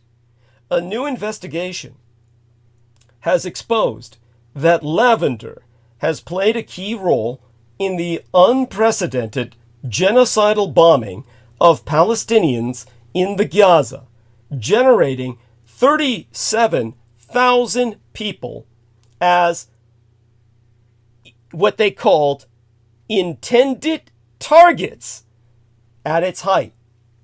The IDF gave sweeping approval for soldiers to adopt Lavender's kill lists, with no requirement whatsoever to check why it made certain choices or to examine the data at all on which they were based. IDF soldiers, Israeli Defense Force soldiers, would operate as a rubber stamp for the machine's decisions, devoting just 20 seconds to each target before authorizing a bombing. This was despite knowing that the system makes errors in an admitted 10% of cases. Here we have humans authorizing murder targeted by machine. For every junior Hamas operative marked by lavender, IDF officials authorized the killing of up to 20 civilians. And for every senior Hamas commander marked, they authorized the killing of well over 100 civilians. The IDF has also misused unguided missiles, which have destroyed entire buildings on top of their occupants, causing significant casualties, with one soldier saying, "You don't want to waste expensive bombs on unimportant people." Other automated systems, including one chillingly called "Where's Daddy?" complete with a question mark, was used to track targeted individuals and carry out bombings only after they had entered their family home. The proliferation of AI and its now indispensability to many sectors, most appallingly in the Israeli state's war-industrial complex, is completely in line with the cold logic of capitalism. Automation has the potential to improve conditions for ordinary people, but under this system, it is a profiteering tool, abused by the capitalist class to reduce the cost of labor in supermarkets, tech companies, and now, barbarically, in genocide. It is time to end this cruel system. To source from left field, the Red Virgin, the naturalized German Orthodox Marxist and revolutionary socialist of Polish ethnicity named Rosa Luxemburg, understood that capitalism will stop at absolutely nothing to preserve itself, be it, in her words, by occupation, by theft, by extortion, by extermination, by taxation, by the supply of cheap consumer goods, by the appropriation of natural resources, and everywhere by the use and threat of military force. Now remember, there is a city in East Germany, now just part of United Germany, named Karl Marx Stadt. Karl Marx City. This wasn't named after the Soviet conquest. It was named such by Adolf Hitler. Remember, my biological father, Adolf Hitler, understood the fact that Karl Marx was a world-impacting philosopher who was not simply an ethnic Jew. Like Einstein, the Germans viewed Einstein as a product of German education, and the same with Karl Marx, who never really gave up his German patriotism. Karl Marx always argued that German laborers were far better than English laborers when he went into his forced exile in London, and would often get into fights during pub crawls with British over his stance on that subject. All such being said, Karl Marx had a Weltanschauung, or a worldview, far more in line with my biological father Adolf Hitler than you would ever be taught. His philosophy was corrupted and perverted into the communism you understand today by Engels. Just as Paul was the man who was responsible for much misunderstanding of Christ, and some would say the original source of Judeophobia in Christianity after Christ's death. So Engels really took Karl Marx and turned him into the kind of left-wing proletariat philosophy we understand, or rather misunderstand, today. Karl Marx actually believed all the Slavic people to be subhuman and inferior, far more like my biological father. And yet his philosophy was taken up by the Russians, who never knew of this fact because all they read was really Engels' perversion of Karl Marx's writings. Thus the name of Karl Marxstadt in Eastern Germany. Now, the working class and oppressed of the world must stop at nothing to continue and strengthen our solidarity with Palestinians. We need to step up the marches, workers' sanctions, strikes, targeted boycotts, and, crucially, organize ourselves into a united National Socialist force capable of taking on this predatory system in all of its cruelty.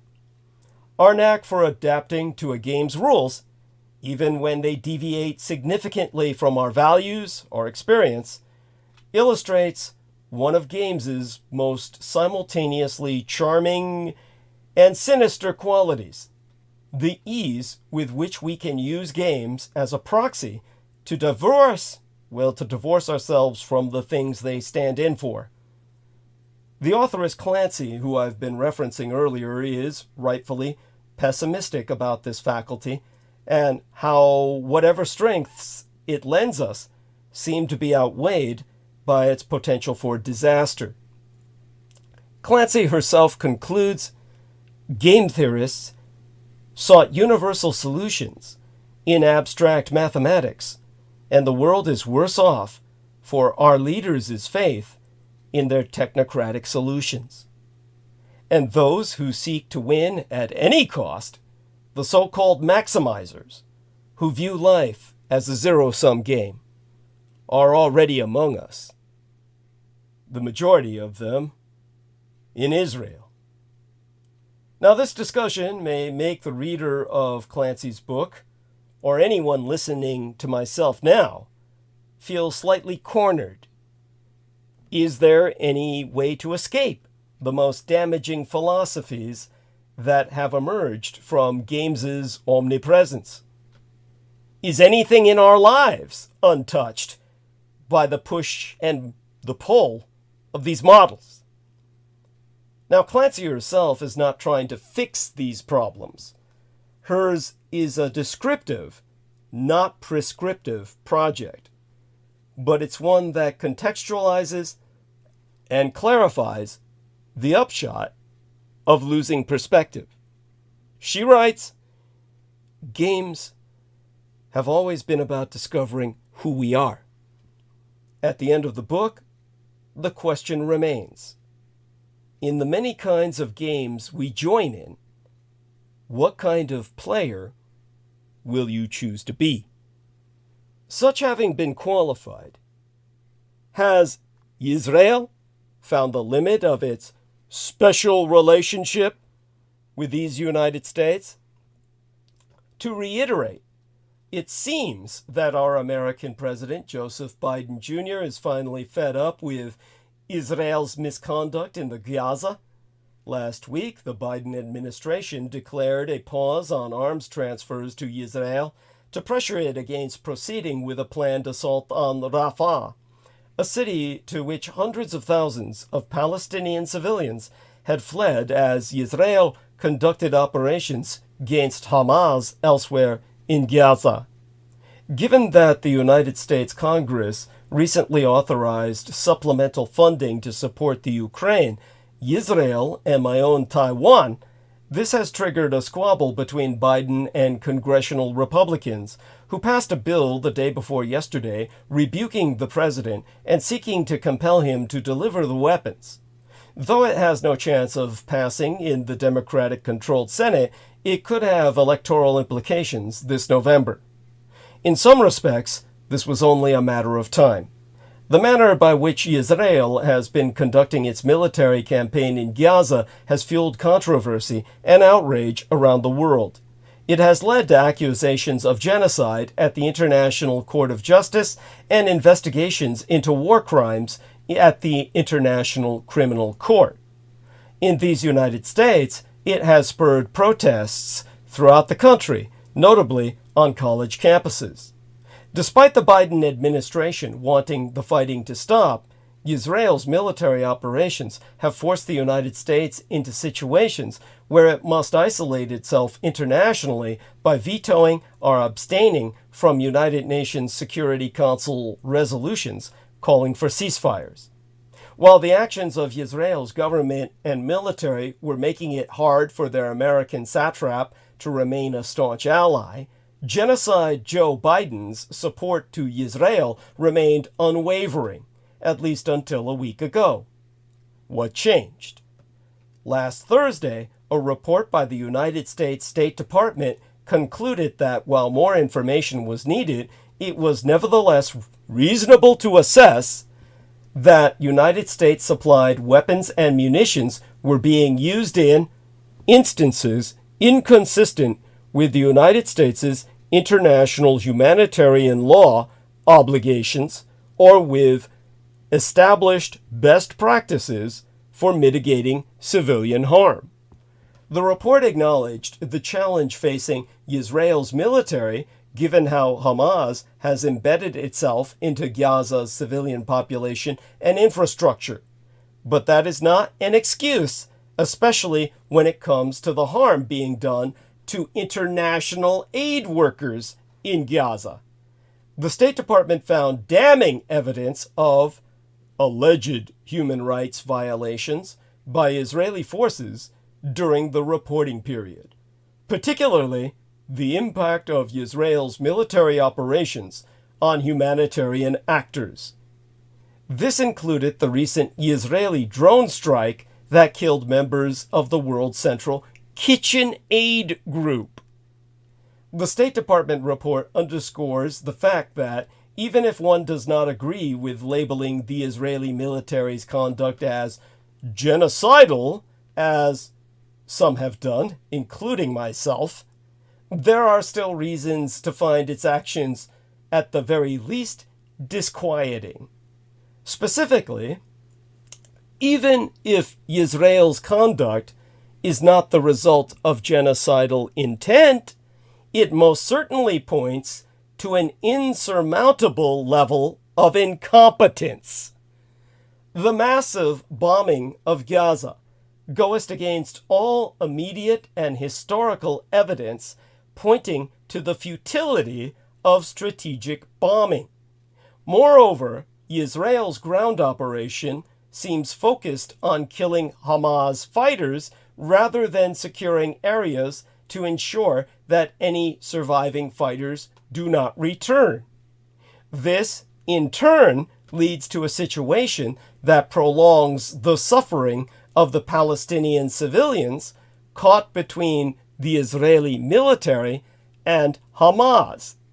It is why United States Secretary of Defense Lloyd Austin warned months ago that Israel faces strategic defeat despite its tactical victories.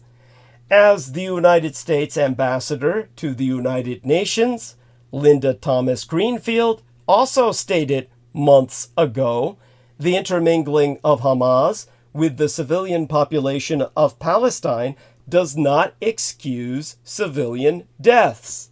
Instead, it raises the burden on Israeli forces to take all measures to avoid civilian deaths. Israel has completely failed to take any such measures. This is what finally led the Biden administration to do more than furrow its brow or express grave concerns over Israel's conduct. As I myself prophesied, even before the current Holocaust, the Israeli-American relationship is special, but not indestructible. there be limits, and it seems that Israel finally found those limits. The writing had been on the wall for some time. Biden himself has reportedly called Israeli Prime Minister Benjamin Netanyahu an asshole on a number of occasions. Make us no mistake, the Israeli-American relationship is not in danger of rupturing over this issue. Tensions between the master Israel and its servitor state are nothing new. Consider how these United States long opposed Israel developing a nuclear bomb. Israel did so anyhow, and the relationship has never been as ironclad as some, including Biden himself, will assert. The Union is not about to fully abandon Master Israel. Moreover, consider that Israel, on the basis of the weaponry it already possesses and has received from these United States, is still perfectly capable of carrying out its military operation in Rafah. In some respects, Biden's threat to Israel harkens back to his statement in 2021 to cut off offensive support to Saudi Arabia, namely munitions Saudi forces could use to carry out strikes in Yemen. The American empire continued to provide other military support to Saudi Arabia, which was able to continue its operations in Yemen. But the main reason that these United States will never fully abandon Israel, so long as it remains a constitutional republic, is that America, like Saudi Arabia, is key for countering what Israeli construes as the key threat to Zionist interests in region, Iran. This serves as the underlying motivation for the Abraham Accords that have normalized relations between Israel and some of its Arab neighbors, as well as the basis of ongoing efforts by these United States to normalize relations between Israel and Saudi Arabia.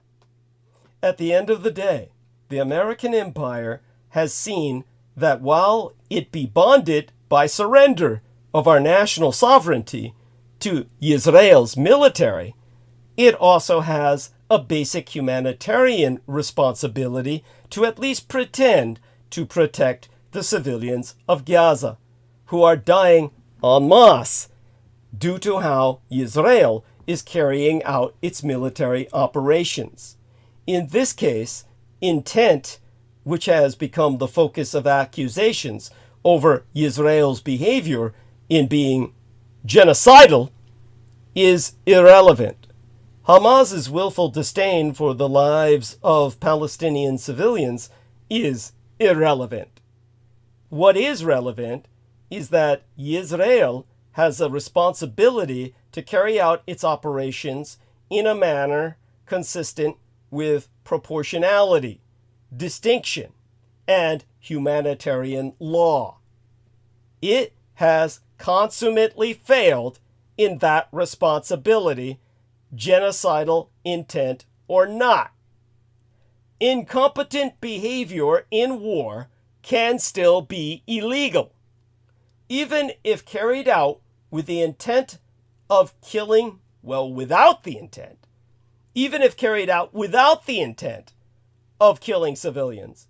The abuse of military force that disproportionately kills civilians is still outside the bounds of acceptable international humanitarian law practices. In the domestic legal sphere, this is analogous to the difference between premeditated murder and manslaughter. The Biden administration is finally willing to take up that issue.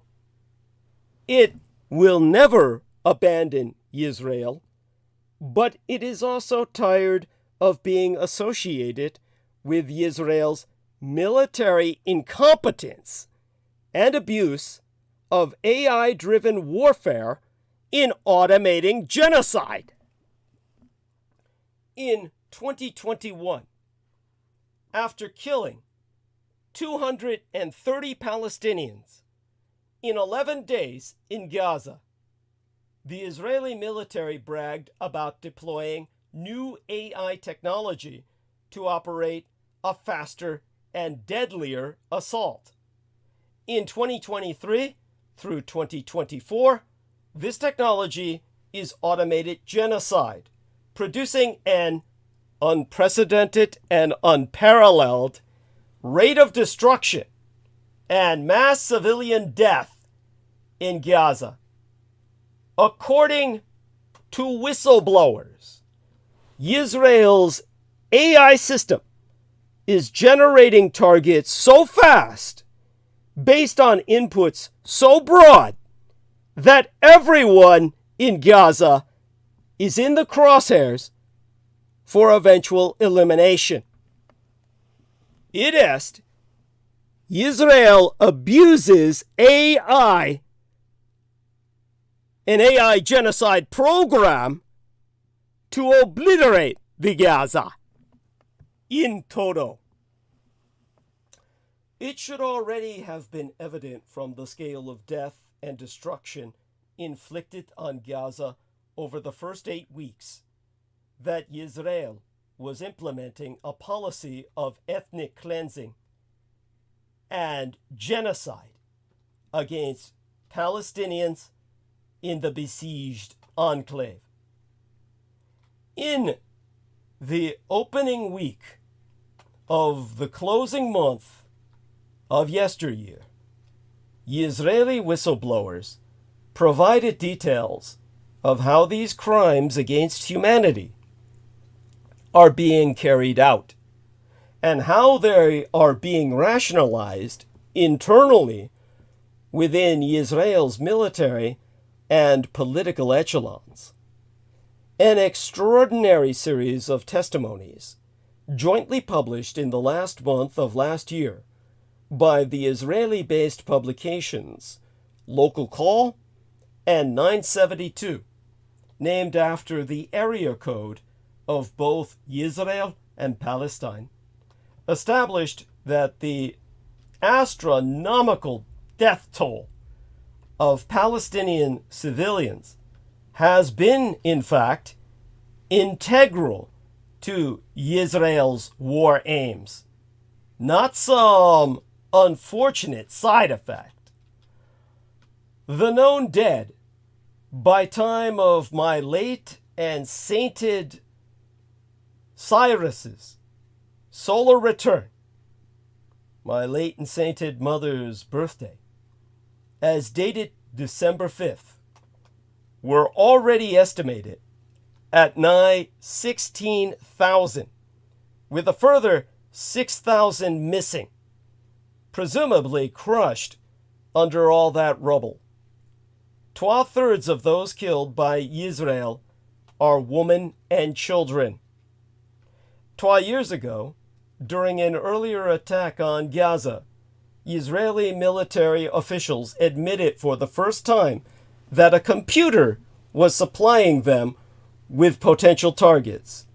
The intention is to bypass the restraints imposed on human assessments, imposed by human assessments, of likely casualties by outsourcing the mass murders to an algorithmically accelerated killing machine.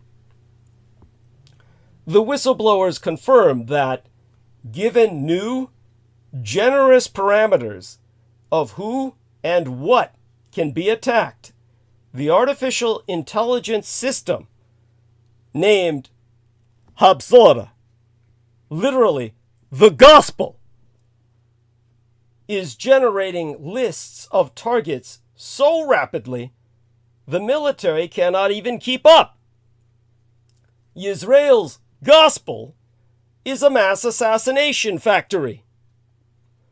Israel's inputs are now so broad that they allow the bombing without warning of entire high-rise apartment blocks, so long as it can be claimed that one single person residing there is believed to have a connection to Hamas. As Hamas not only has a military wing, but runs the enclave's government, the new policy, therefore, logically widens the circle of targets to include civil servants, police, health workers, educators, journalists, and aid workers.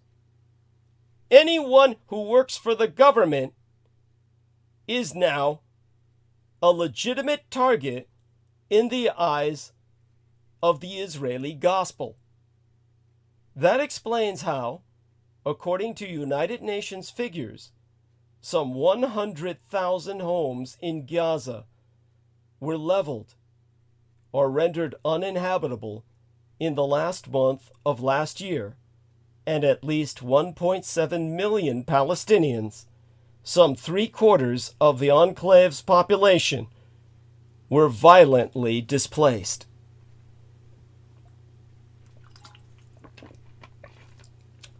Let's discuss basic survival. The revelations definitively give the lie to claims by Western politicians, such as United States President Joe Biden, United Kingdom Prime Minister Rishi Sunak, and opposition Labour leader Keir Starmer, that Israel is simply defending itself and trying to avoid civilian casualties. In a report released on Friday, as dated the 1st of March, The Guardian corroborated Israel's reliance on the gospel computing system. Sourced paper quoted a former White House official familiar with the Pentagon's development of autonomous offensive systems as stating that Israel's no-holds-barred AI war on Gaza was, quote-unquote, an important moment. The official added, other states are going to be watching and learning. Perhaps the most significant of the disclosures from current and former Israeli officials who have spracketh to 972 and local call is the fact that Israel is aware its many thousands of airstrikes on Gaza's residential areas are having a minimal impact on the armed wing of Hamas. This contrasts with public declarations that Israel is seeking to eradicate that group at all. Even according to the Israeli military's own claims, obviously based on the new, much broader definition of who counts as a Hamas target, Israel killed 3,000 operatives. By time of my late and sainted mother's birthday, as dated the 5th of December in 2023. Meaning that, even by Israel's assessment, civilians comprised 95% of those dead from its bombing campaigns to that point in time in the closing month of yesteryear. According to all the sources, this is not accidental. Israel is continuing its long-standing military policies towards Gaza, principally the so-called Dahia Doctrine, sometimes known as mowing the lawn, but has changed the focus to allow for far greater bloodshed among civilians. This doctrine, which has guided Israel's repeated attacks on Gaza over the last 15 years, is named after the destruction of an entire neighborhood of Beirut in Israel's war on Lebanon, in 2006.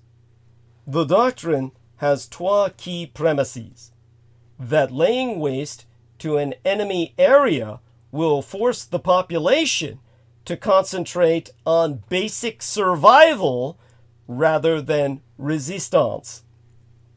And in the longer term, it will encourage ordinary people to rise up against their rulers.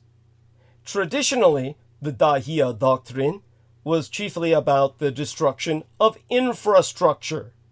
At least officially, given the strictures of international law, Israel claimed it issued advance warnings. That was supposed to give civilians in the targeted area time to evacuate.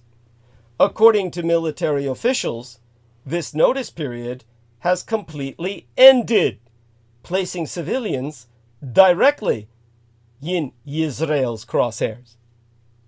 This is, to say the least, not surgical. A source explained the effects of the new policy to 972. To read therefrom, the numbers increased from dozens of civilian deaths permitted as collateral damage as part of an attack on a senior Hamas official in previous operations to hundreds of civilian deaths as collateral damage for a single Hamas official, which includes anyone from a school teacher to a nurse. Ponder what I've just said. To kill a school teacher or a nurse because they work for the government, they kill hundreds of people besides that rather innocuous target. A former Jewish military intelligence official expounded that the policy was designed to make most of Gaza's infrastructure, indeed all of it, legitimate targets. To quote his thing, Hamas is everywhere in Gaza. There is no building that does not have something of Hamas in it. So if you want to find a way to turn a high-rise into a target, you will be able to do so.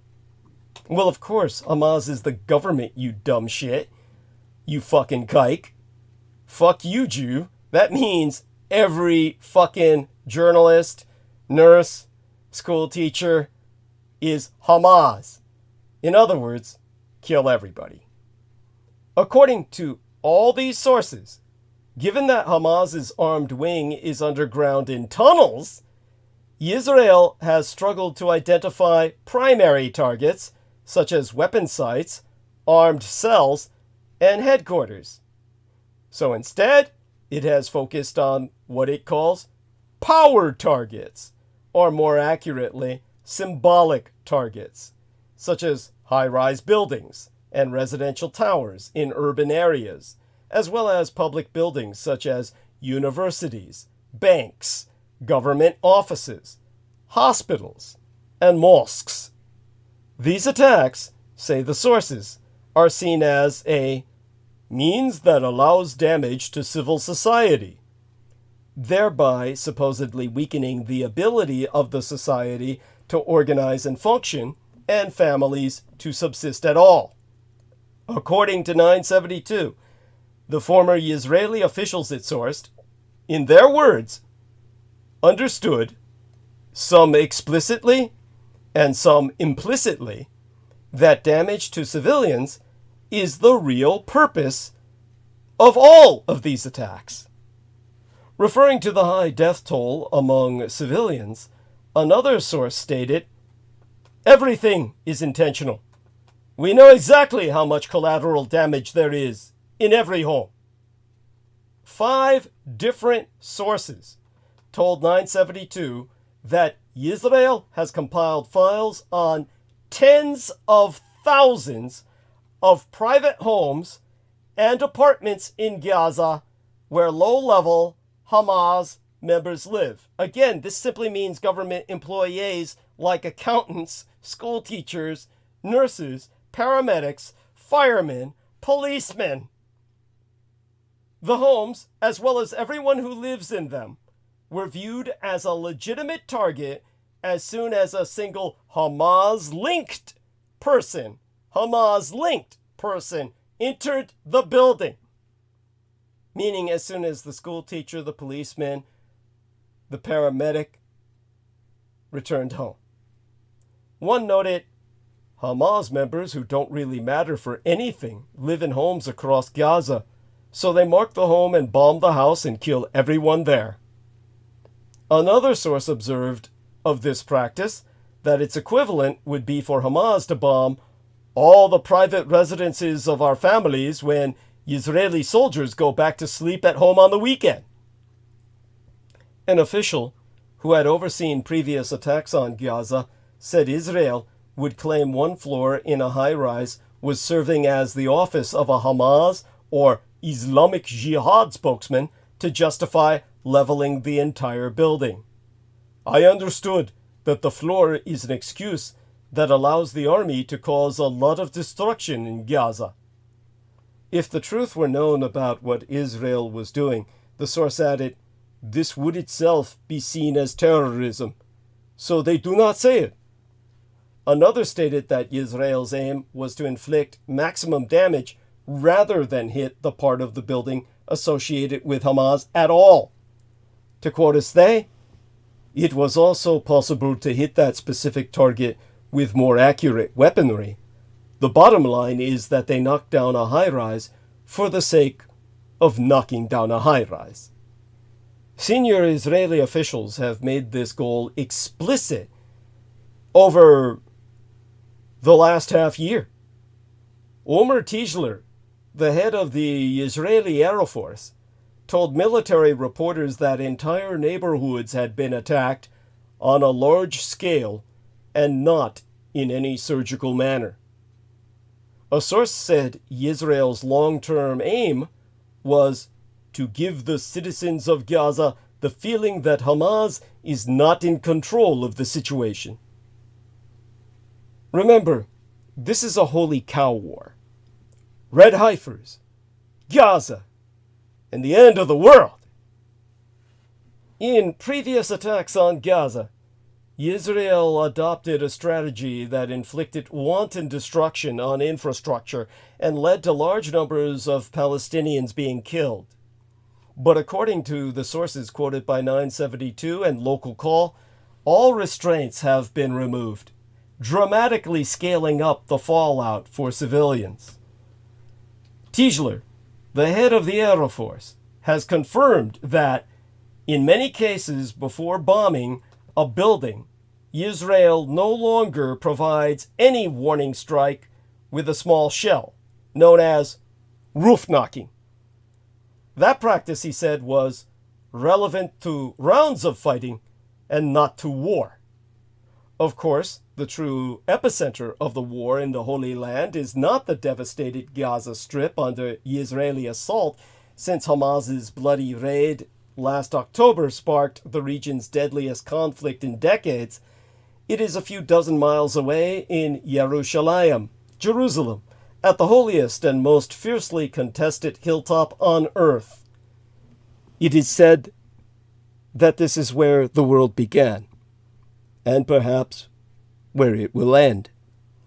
The war has increased religious tensions and given new impulse to a group of Jews and their evangelical Christian allies who are set on rebuilding an ancient temple where millennium-old Islamic shrines now stand, a suggestion that arouses the horror not only of Palestinians and Muslims worldwide, but of many Jews in Israel and around the globe, as well as that of would-be Middle East peacemakers.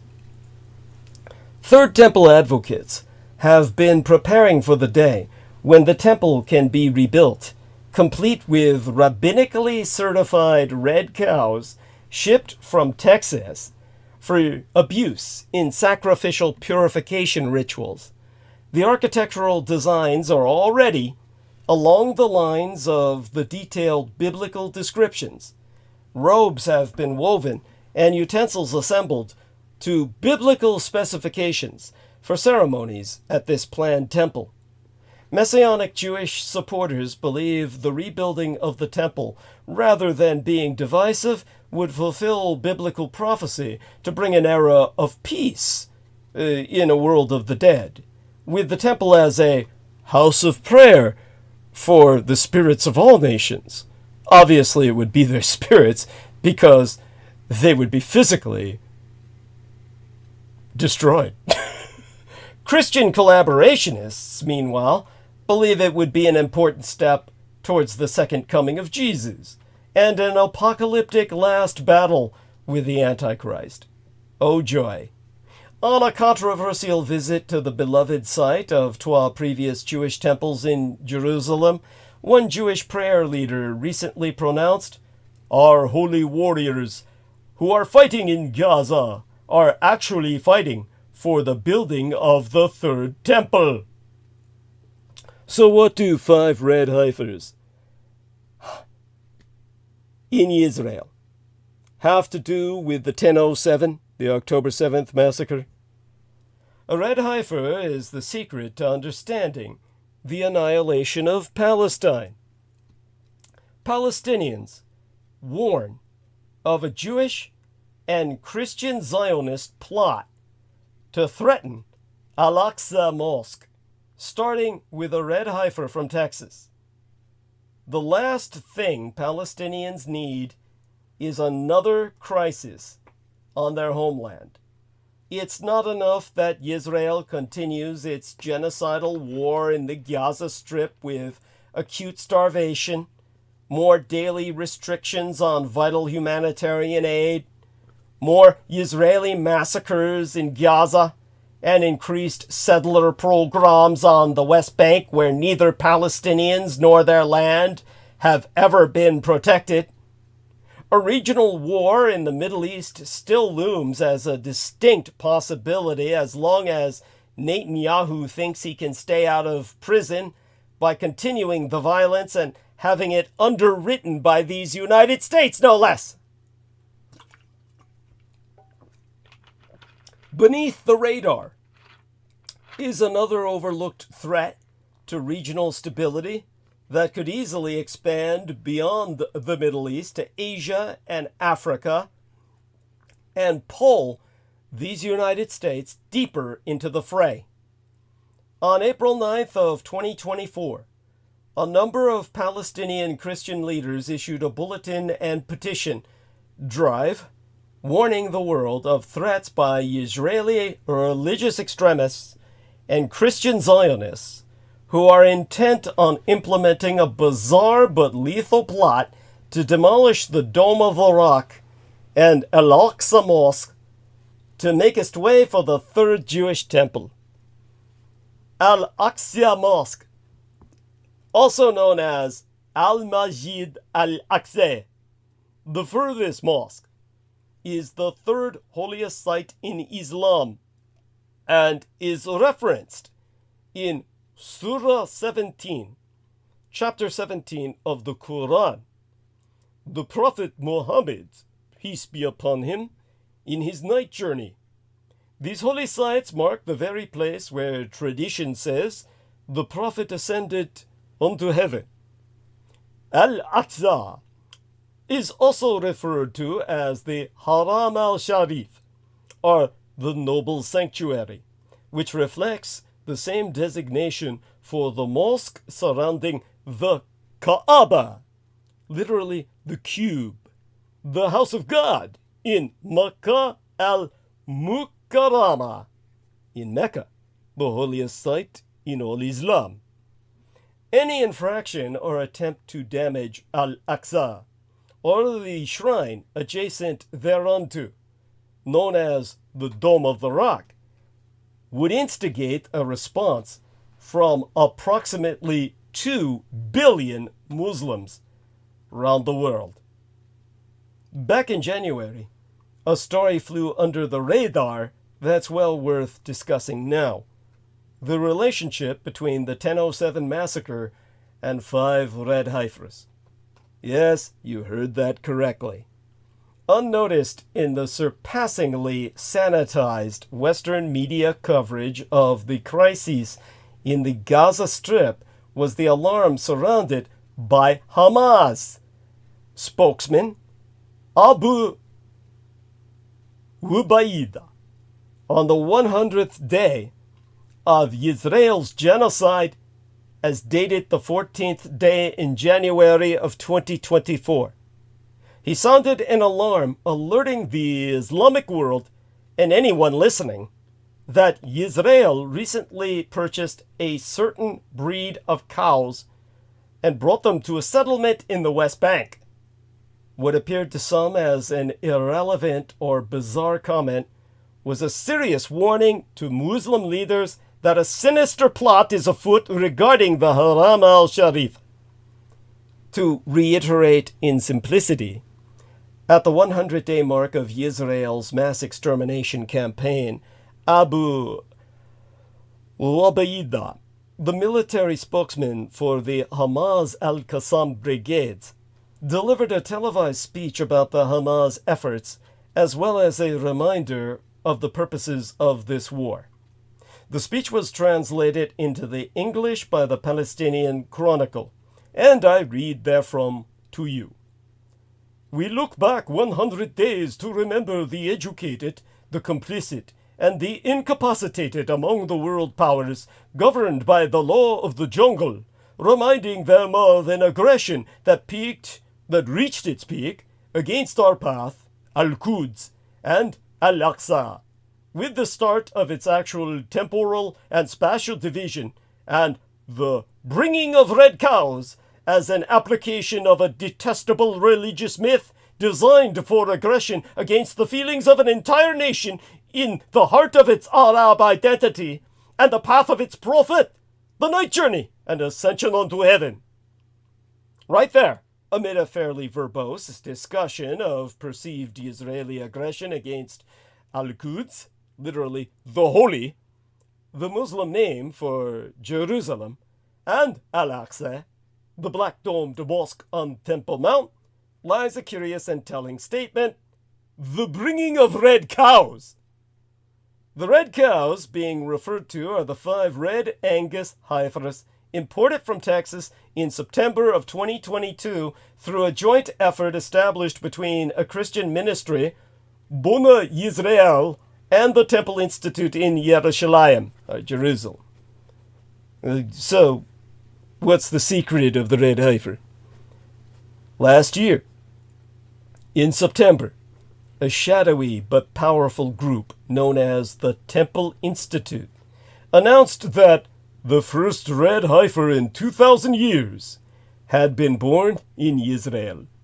This wasn't their first red heifer. In September of 2022, the Jerusalem Post reported that the Institute paid over 250,000 United States dollars to fly 5 perfectly red, unblemished heifers from a Christian rancher in Texas to the land of Israel. Why the red heifer? The Temple Institute believes that this rare, unassuming creature is no less than the key to the fabled Third Temple. After the Romans obliterated the Second Temple in 70 Anno Domini, Jews spread far and wide across the earth. Yet they never forgot Zion and their sacred temple. 3 times a day, all truly observant Jews, all 2 or 3 of them, pray, "May the holy temple be rebuilt speedily and in our day." Most Jews supposedly do not believe in building the Third Temple themselves. Instead, they believe that God or the Messiah will rebuild the Third Temple when the time is right. However, a growing group of Israeli hardliners have taken action into their own hands. The Temple Institute and the Temple Mount Faithful are just 2 of these extremist ultra-Orthodox organizations whose primary mission is to rebuild the Third Temple in Jerusalem. They have built close ties with and receive financial assistance from Christian fundamentalist groups in these United States who believe a third Jewish temple will herald the return of Jesus to earth and the subsequent rapture, where they all fly up into heaven and leave the rest of us in hell. This influential but subterranean belief helps explain, in part, the United States' incestuous relationship with Israel. Today, most of the requirements to build the Third Temple are complete. In 1948, the Jewish nation was prophetically reborn in the eyes of the ignorant, and in 1967, Jerusalem once again became a Jewish city, a divided capital, if ever there was one, if you move your embassy there to recognize it as such. The Temple Institute has formally trained over 500,000 young Jewish men directly descended from the tribe of Levi as temple priests, going so far as to have already sewn their priestly garments and selected their sacred vessels. The Institute boasts it has created a temple in waiting, even preparing operational blueprints that conform with modern architectural standards. However, there is one last ingredient needed: the ashes of a red heifer. These ashes are essential for the temple priests to carry out their work, purifying them after touching corpses, of which they expect to be entire mountains thereof, as soon as they launch the apocalypse. The reason why God commanded the use of a red heifer without defect or blemish, and that has never been under a yoke. That's in your Bible, the book of Numbers, chapter 19, verses 1 through 2. And again, the reason for that is completely unclear. Some believe it's connected to the sin of the golden calf. Others accept it's a divine mystery beyond our comprehension. But the qualifications for the heifer are precise. According to the Jewish Mishnah, the presence of even 12 black hairs invalidates a red heifer. The heifer must also be 100% free from any internal or external blemish, never worked a day in its life, and be at least 3 or 4 years old. Such a perfect creature is so elusive that the Mishnah says its ceremonial burning has only happened 9 times in Jewish history. The sage Maimonides believed that the 10th animal would only be found and sacrificed when the Messiah was ready to appear. So, when it was announced last month, well, I should say September, the last month before our world began to end, that a perfectly unblemished red heifer had been born in Israel, it caused great excitement in ultra-religious circles. Even academics have joined in on the craze. In 2019, Professor Zohar Elmar from Bar Ilan University developed computational models that determined how many Jews could be purified from one burnt red heifer, finding that number to be 660 billion. Next year, well, this year I mean to say, what was next year at the time that he calculated, at the time that the heifer was brought to the attention of the world in September of yesteryear, launching the attack to prevent its being used as a sacrifice at the temple by Hamas. Well, this year, the red heifers from Texas will finally be of ripe age to sacrifice. The biblical nonprofit that helped procure them, Bona Yisrael, hopes they will be sacrificed in Passover of 2024, which has already passed us by, but thus marking the last element needed for temple worship. There's just one rather obvious problem. Alexa is in danger. Building the third temple is impossible without the demolition of the Al-Aqsa Mosque and the Dome of the Rock. Before you accuse me of superimposing fears onto a populace, bear in mind that the third temple looms large in Hamas's mind.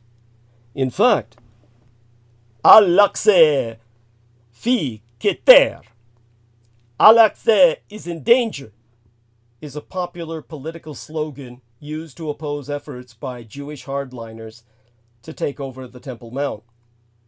Between 1996 and 2015, the annual Al-Aqsa in Danger Festival was the most attended Islamic festival in Israel. Hamas itself directly responded to the 5 red heifers landing in Israel last year, warning their followers that Jewish animal sacrifice on the Temple Mount would soon follow. In August of this year, the Islamic Middle East Monitor stated, and by that I mean August of yesteryear, not this year. The Islamic Middle East Monitor stated that Israel's red cow will blow up the region. The author having written, in the Arabic, and here I quote they, Israel will now use this red cow, if one of them is deemed blemish-free, to impose new facts on the ground in occupied Jerusalem. Talk about Arabic understatement.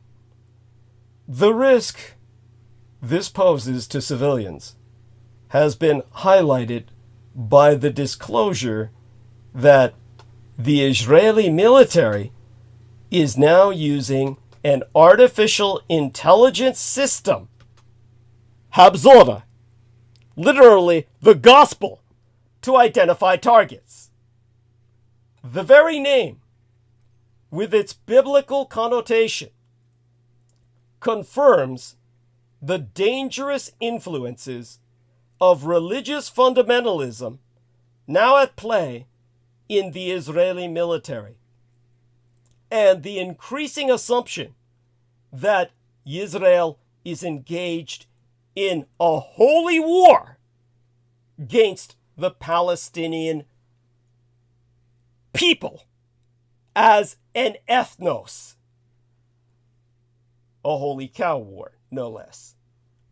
Israeli Prime Minister Benjamin Netanyahu, traditionally seen as a secular figure, has adopted the language of the extremist settler right in calling Israel's attack on Gaza a war against Amalek, a biblical enemy whose men, women, and all their children, the Israelites, were commanded by God to exterminate.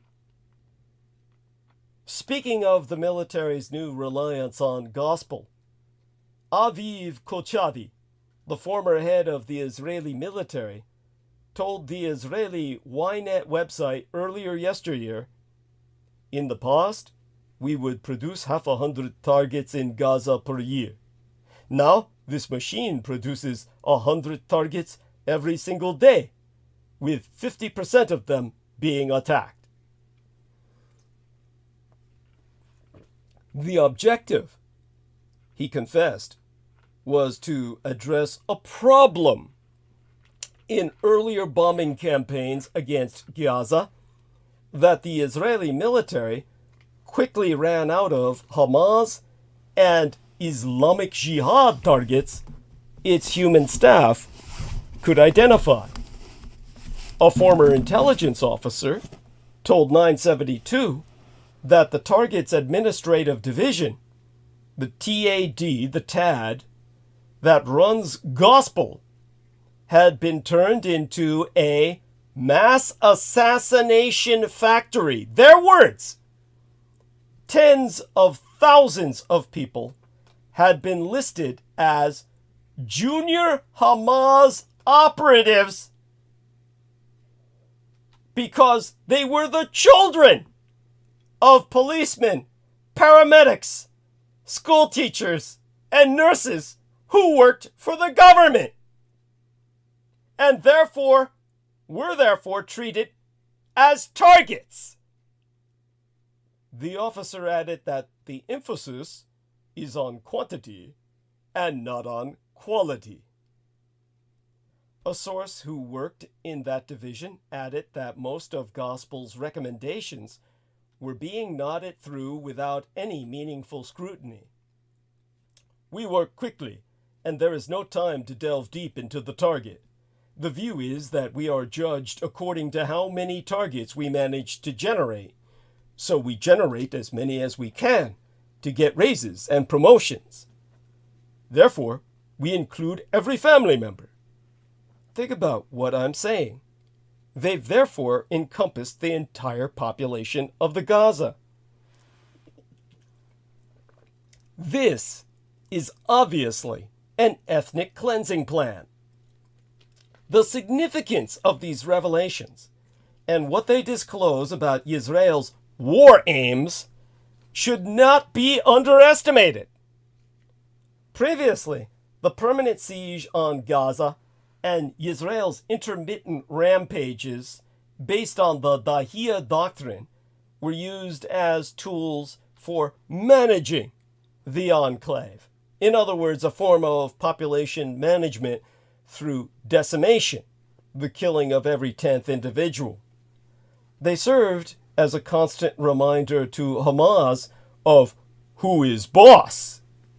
The objective was to keep the group focused on administrative duties rather than armed resistance, repairing the destruction, devising ways to work around the perennial siege, and restoring Hamas's political legitimacy with a battle-weary wider public. Now, Israel's aim, self-evidently, is much more comprehensive and final. According to a report in last week's Financial Times, Israel is still in the early stages of a campaign that could last up to a year. Despite the destruction of vast swaths of northern Gaza and Israel's current intensified rampage in the south, an official familiar with the Israel's war plans told the paper Israel still had a long way to go. To quote his T, "This will be a very long war. We're currently not near halfway to achieving our objectives." Most of Gaza's population is being herded into the Rafah area, pressed up against the short border with Misr, Egypt, in the Arabic.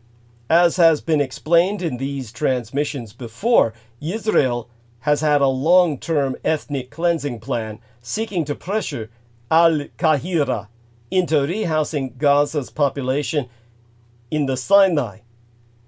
The rapid onset of disease and starvation in the enclave from Israel's intensified siege, denying the population food, water, and power, is firmly aimed at forcing Egypt's hand. It's all about, in their terms, thinning the population. According to Yisrael Hayom, an Israeli paper with historically close links to Netanyahu's ruling Likud party, officials in Washington have been presented with a scheme to weaken Egyptian opposition even further. The American empire would offer aid to other neighboring states conditioned on their accepting refugees from Gaza, thereby lifting some of the burden from Egypt itself. Additionally, the paper's Hebrew edition refers to a plan drafted at Netanyahu's request by Ron Dermer, one of his senior ministers to thin the population in Gaza to the barest minimum possible through expulsions. The paper refers to this as a strategic objective for Netanyahu. Netanyahu himself is reported to believe that after the world has accepted millions of refugees displaced from Iraq, Syria, and the Ukraine, why should the Gaza be any different? The plan envisions Palestinians leaving Gaza across the border with Egypt or fleeing by boat to Europe and Africa. Israel's genocidal destruction of Gaza, making it uninhabitable, is entirely consistent both with its leaders' stated aims of treating Palestinians as human animals, their words, and with the whistleblower's revelations. And yet, Western politicians and media continue maintaining the fiction that Israel's objectives are limited to eliminating Hamas, and that the only legitimate question is whether Israel is acting proportionately. This wholesale failure to see the forest for the trees is not accidental. It is evidence that Western elites are entirely complicit in Israel's expulsion of Palestinians from Gaza. However strong the proof, even when insiders disclose Israel's policies of genocide and mass ethnic cleansing, the West is determined to turn a blind eye. 'Tis in context of this willful blindness that the Communist Chinese Empire runs the AI arms race. The story that has been keeping itself under the radar is that in a world obsessed with cutting energy use by becoming increasingly technological and tyrannical, the rise of AI has been heralded as some kind of holy apostle. In reality, AI chews through an enormous amount of energy, with ChatGPT taking up the same as 120 American homes. Data centers are hungry for power, and just like electric cars, they are set to strain these so-called green grids to breaking point. AI already abuses as much energy as a small country. It's only the beginning. The energy needed to support data storage is expected to double by 2026. You can do something to stop it. We'll get into that maybe Wednesday. In January, the IEA, the International Energy Agency, issued its forecast for global energy use over the next 12 years. Included for the first time were projections for electricity consumption associated with data centers, cryptocurrency, and artificial intelligence. The IEA estimates that, added together, this usage represented almost 2% of global energy demand in 2022, and that demand for these uses would double by 2026, which would make it roughly equal to the amount of electricity used by the entire imperial state of Japan. Take in the tale of Tuareg Chinas.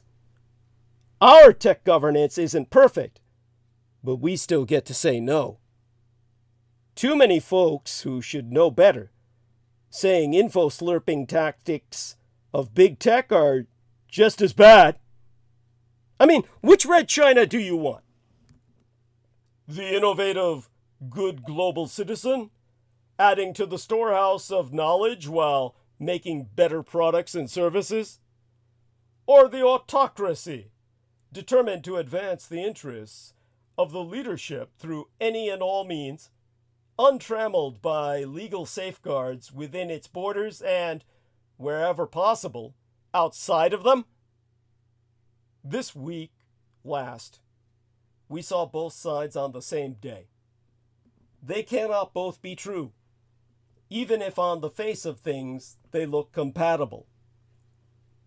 Good Red China first.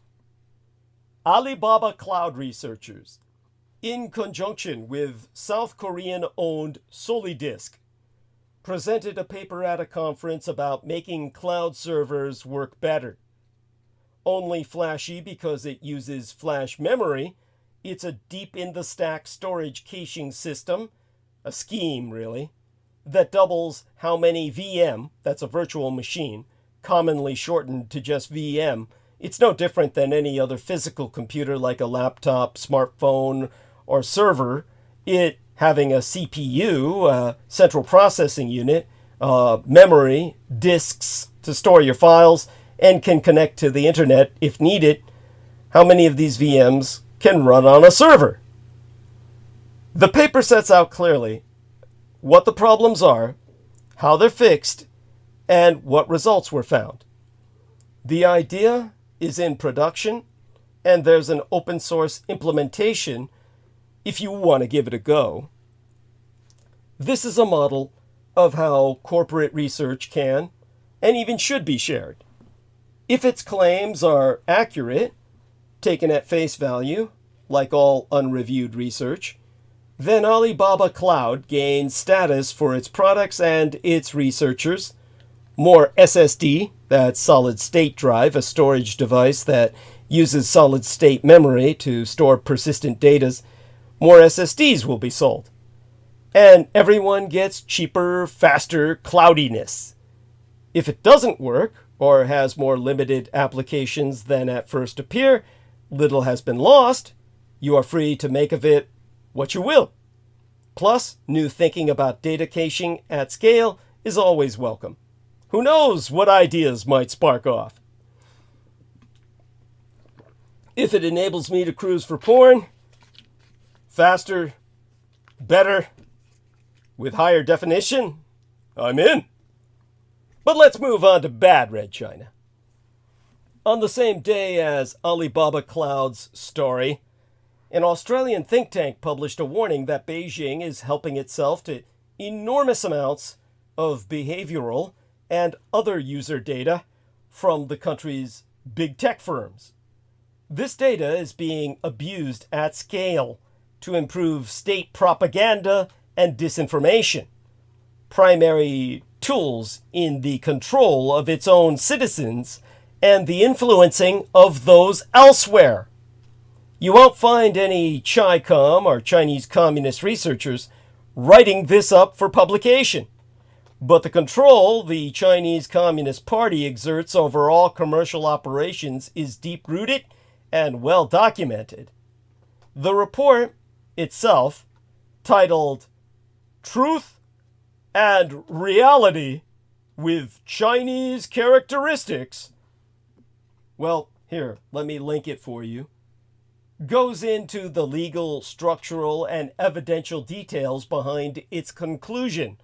But one underlying fact is that the Commu-Chinese state can do what it likes with Commu-Chinese businesses without limitation.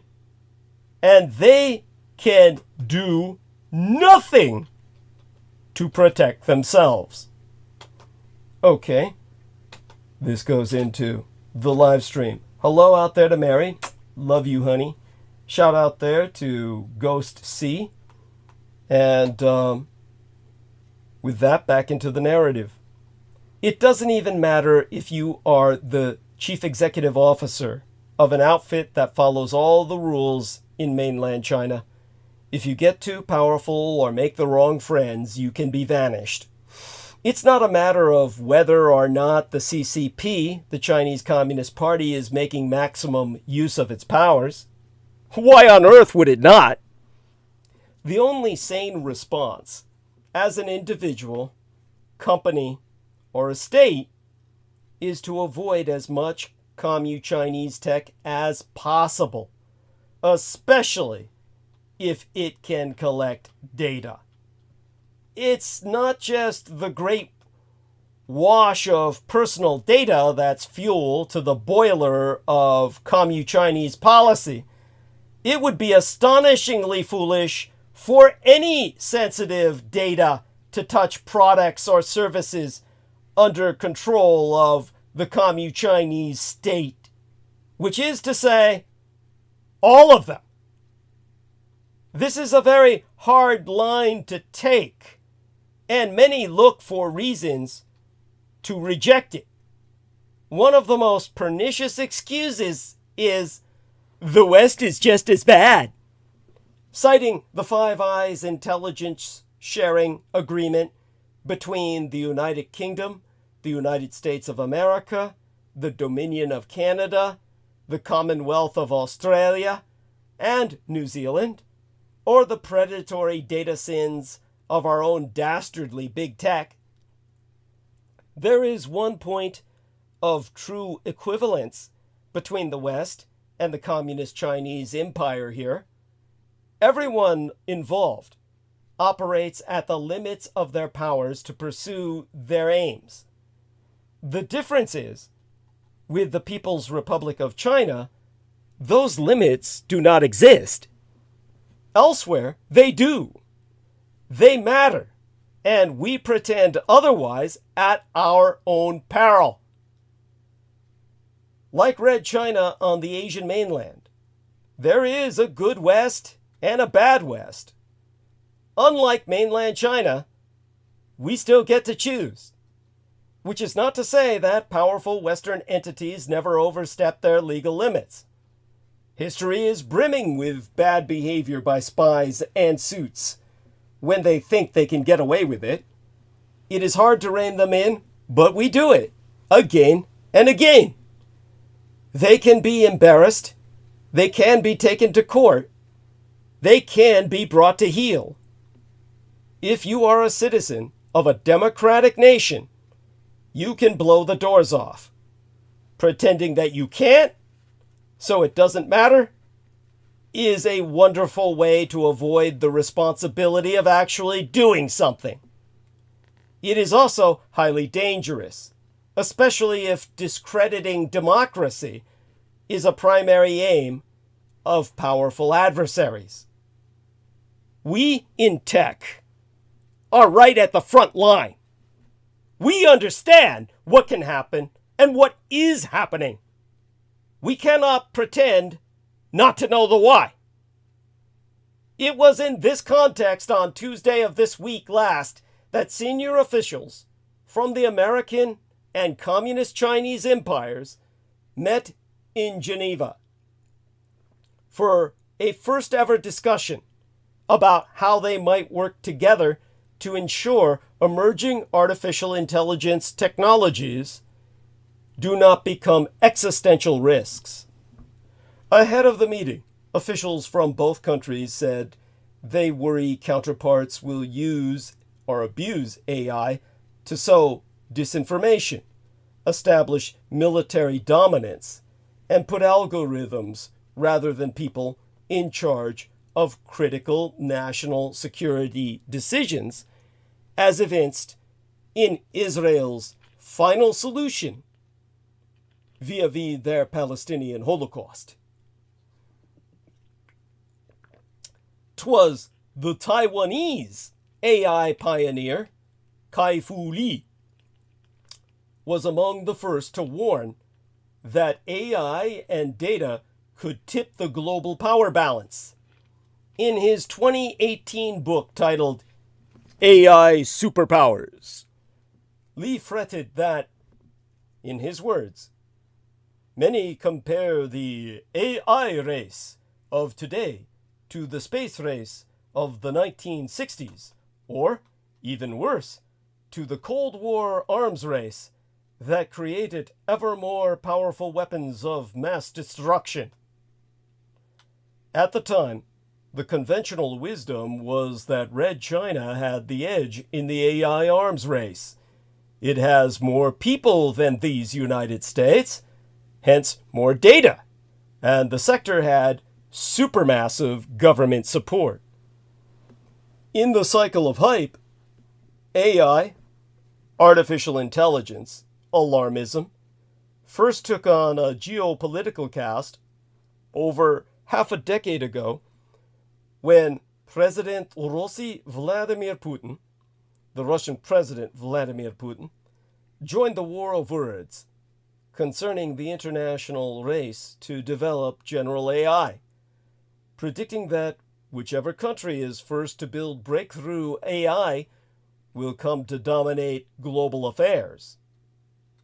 Friday, as dated the 1st of September in 2017, on the first day of that new school year in Russia, students learned an important lesson directly from their dictator, who he thinks will rule the world.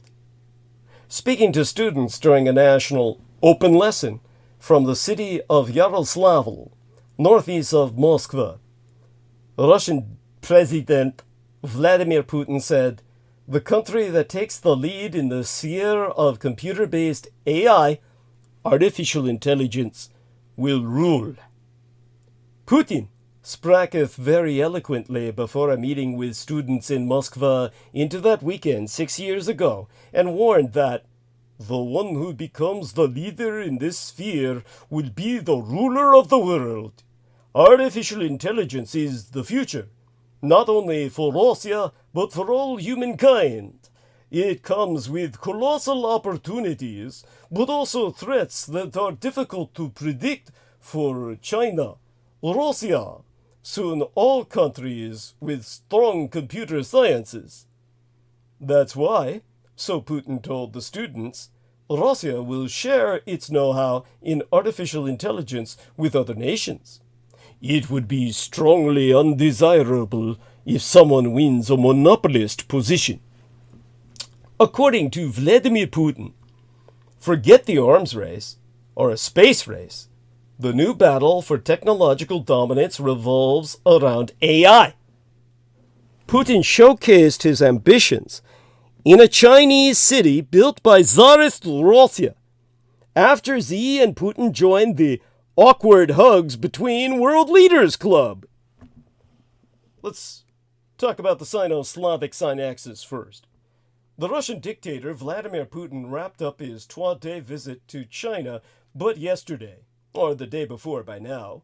Preceding such, the Russian monomaniacrat Vladimir Putin, who's historically averse to physical touch, embraced the communist Chinese counterpart Xi Jinping in a pair of awkward hugs on Friday as the twain met at a northeastern China university renowned for its military defense research. The seemingly uncomfortable and slightly robotic embrace appeared to have been initiated by Xi, who could be seen mouthing something, no one knows what, while raising both of his arms to welcome in a hesitant Putin. Xi was then seen patting the Russian dictator's side, followed by Putin initiating a handshake as they pulled away from each other. Awkward hugs aside, the willingness of Putin to leave Moscow for a meeting with Xi in China underscores the pair's growing alliance, certainly something that should worry Western leaders. The two leaders met in Harbin, a Chinese city with Russian roots, and were said to have discussed their economic and military ties. It also sent a message that the two autocrats weren't just strategic partners, but also share a personal connection. For all we know, Xi might have said, "I love you." It was a rare meeting for Putin, who has largely been holed up in Moscow amid his ongoing military campaign in Ukraine, with his military actions having been disavowed by much of the world, including by these United States. He's found few friends outside of Asia and European nations still strongly under the Russian Empire's sphere of influence. On Thursday, Communist Chinese state media captured Putin and Xi walking and talking together with their neckties off. strolling under willow trees and sipping tea at a traditional pavilion in Beijing a day before their pair of hugs. Other awkward exchanges between world leaders abound. Putin and Xi are not alone when it comes to awkward interactions over the years between world leaders. When Indian Prime Minister Narendra Modi met then U.S. President Donald Trump in 2017, he decided not to just shake his hand, but give him a bear hug as well. As a matter of fact, for your entertainment, I'll make certain that we get that in there for you to link to. Good morning to Cultivated Image, who will be getting to work. And I thank you as well for your joining us. Hopefully you'll be back to hear the rest of the story and replay it as soon as it's published. Now, giving Modi a run for his money in the awkward greeting stakes is John Kerry, who in 2015 gave then French President Francois Hollande all the greetings at once. See, this video has got 2 upvotes in 8 years. Here, you got a link to this. 2 upvotes in 8 years, people.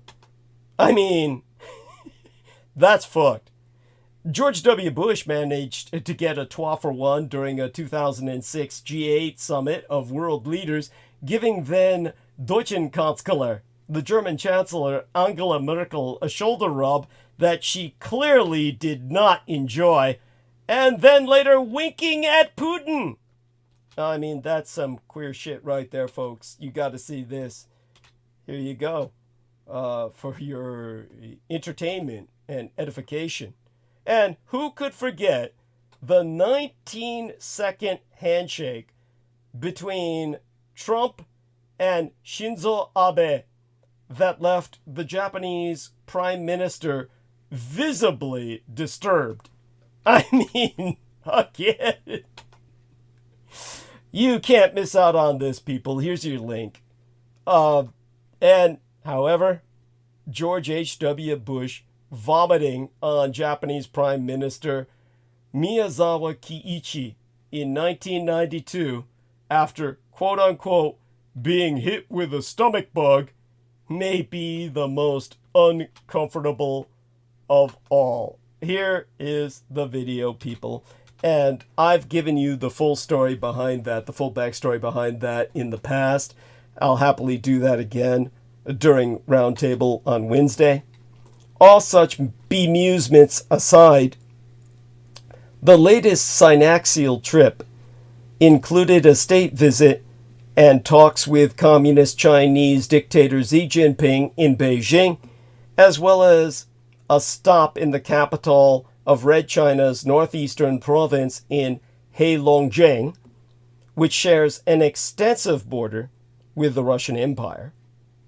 Russian dictator Vladimir Putin embraced symbols of his country's imperial past and the Russian Orthodox Church as he sought to underpin his tyrannical rule and geopolitical ambitions during a visit to this Russian-built city in northeastern China. The Russian dictator traveled to the city of Harbin Friday, a 6-hour drive south of the Russian border, a day after receiving a warm welcome in Beijing from Chinese Communist dictator Xi Jinping. The two heads of state, whose tight relationship can be colloquially described as a diplo-militant bromance, issued a joint statement of more than 7,000 words that emphasized their close ties and railed against the, quote, hegemonic attempts of the United States to change the balance of power in Northeast Asia, unquote. The second day of Putin's trip focused on a mix of ideological and practical concerns as the Russian monomaniacrat, coming off of a rubber stamp election victory held in March, strives to claw back some of the empire's Soviet-era stature. Harbin was developed by Tsarist Russia starting in the late 19th century as it expanded railroads and influence across a region referred to at the time as Manchuria. Russia's colonial sway was cast aside, first by the Japanese Empire and then the Chairman Mao's revolution. But the city remains dotted with onion domes and Orthodox churches, some now converted to museums. Putin visited one of the churches on Friday into this weekend, an opportunity for him to continue efforts to portray himself as a man of faith and emphasize an institution he has relied on to amass power and influence at home. Russian state media showed him entering the Church of the Intercession, where he lit a candle while being escorted by a local Chinese Orthodox priest.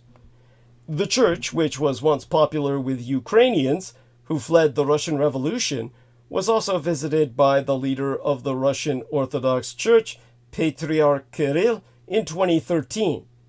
Kirill is an ally of Putin who used the church to give the Kremlin leader critical backing in Russia, where most of the population identifies as Orthodox, even if they never attend a day in church throughout their godless lives.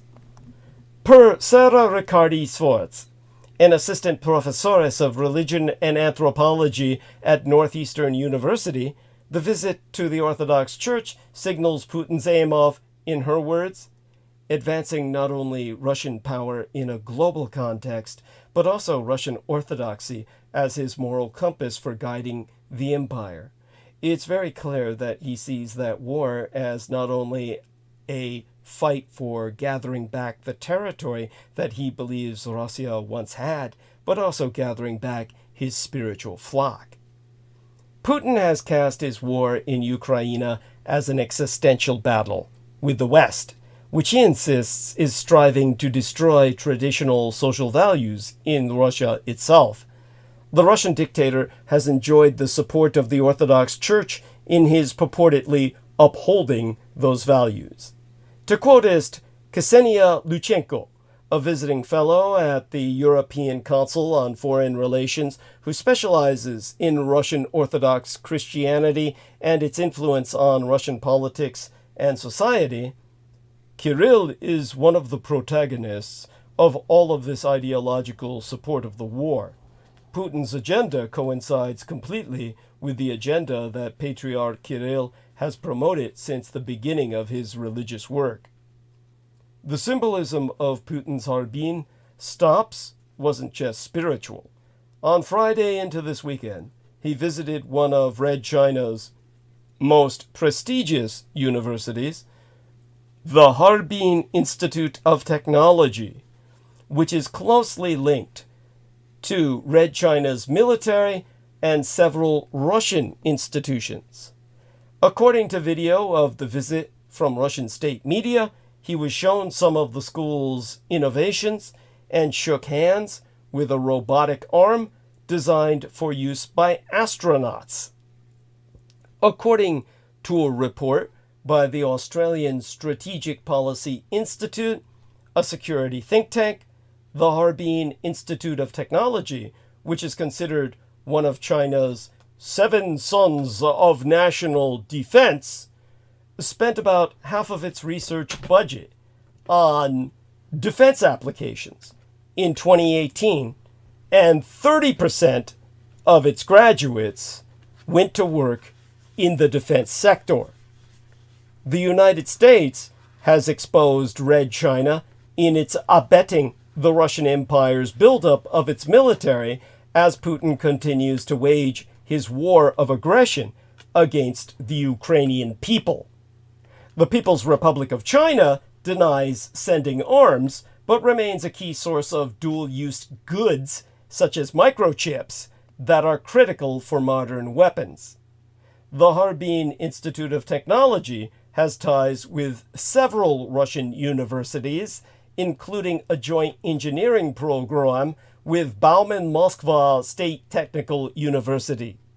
In 2017, the Wall Street Journal reported that the school taught North Korean scientists who all subsequently assisted their country's nuclear program.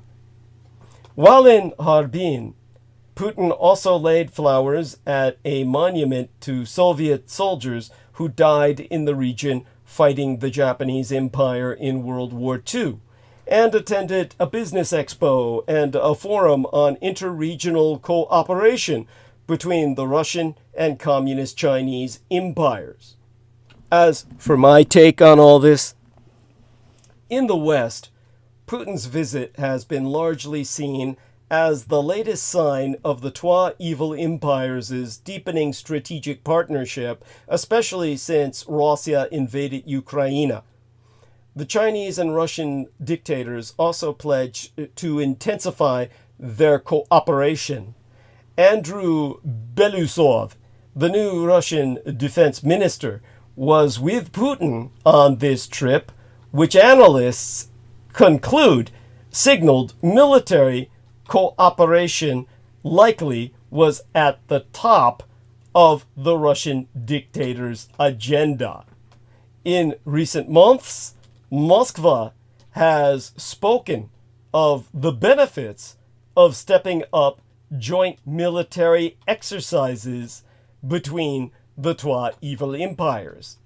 Beijing has provided cover for Moscow to avoid what would otherwise have been crippling Western sanctions, mostly by increasing trade exponentially and selling Russia dual-use components that can be abused for military production. Beijing has also shrugged off all Western requests to apply pressure on Moscow to end the war. But this week's visit was also revealing of major shifts in the nature of the partnership.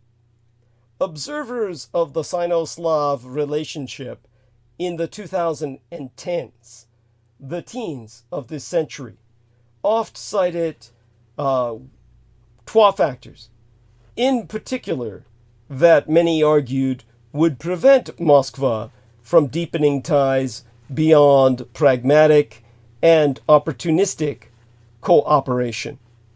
The first was the view that Russia would be unwilling to play the role of junior partner in the relationship. Although less significant, the second was unease in Moscow about the number of Chinese migrant workers in Russia's Far East, amid fears of potential Commu-Chinese encroachment. This visit by Putin underscored that neither of those factors are significant obstacles for Moscow anymore. In Beijing, it was more than clear that Putin has accepted Russia's secondary role in what has become a deeply asymmetric relationship, one in which Moscow is abjectly dependent on Beijing. And his visit to Heilongjiang province, which shares historical ties with Russia, serves as a symbolic nod that Moscow no longer considers the imbrication, the overlapping, especially of successive layers of tissue in the surgical closure of a wound, of Commu-Chinese and Russian society as a threat. If anything, Russia sees it as the way forward. As Alexander Gubiev wrote in a recent New York Times opinion piece, the Trois societies have never been more entwined. Putin's visit serves as a symbolic confirmation that the deepening of their bilateral ties is more than just any temporary affair driven by pragmatism. Moscow has long been concerned about Red China's designs on Russia's Far East, but Putin's trip to Harbin signals those fears have eased. To quotist Alexander Korolev, a senior lecturer at the University of New South Wales, who researches Russia and the Communist Chinese Empire, the relationship is changing to more substantive cooperation, not just at the geopolitical level of together we stand against the United States. I think now it's really getting into the more practical dimension where attempts are being made to really enhance regional cooperation. And Russia's pravитель, the ruler, is certain the front runner in AI research will rule the planet. But hey, he's willing to share. Considering he is already considered by many as the most powerful ruler, hey, is he laughing at how he got away with all this "it didn't happen" shit when he hacked the Orange Jesus into the Oval Office? In other words, Russia fully intends to be a frontrunner in the AI space. It won't necessarily hog its technology, though. Putin maintains that he doesn't want to see anyone monopolize the field, and that Russia would share its knowledge with the entire world in the same way it shares its nuclear tech. A wildly destabilizing proliferation that has repeatedly brought the world into crises. Putin is correct about this much. The development of artificial intelligence has increasingly become a national security concern in recent years.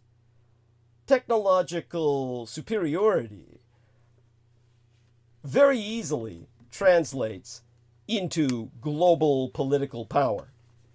Of course, the AI arms race scenario would be extremely dangerous, and even a non-violent monopoly, if that's not oxymoronic, confers an unjust advantage upon the holders. So is AI power the threat, or the national power with AI the threat? Again, the concentration of power is the real threat, no matter the technology available.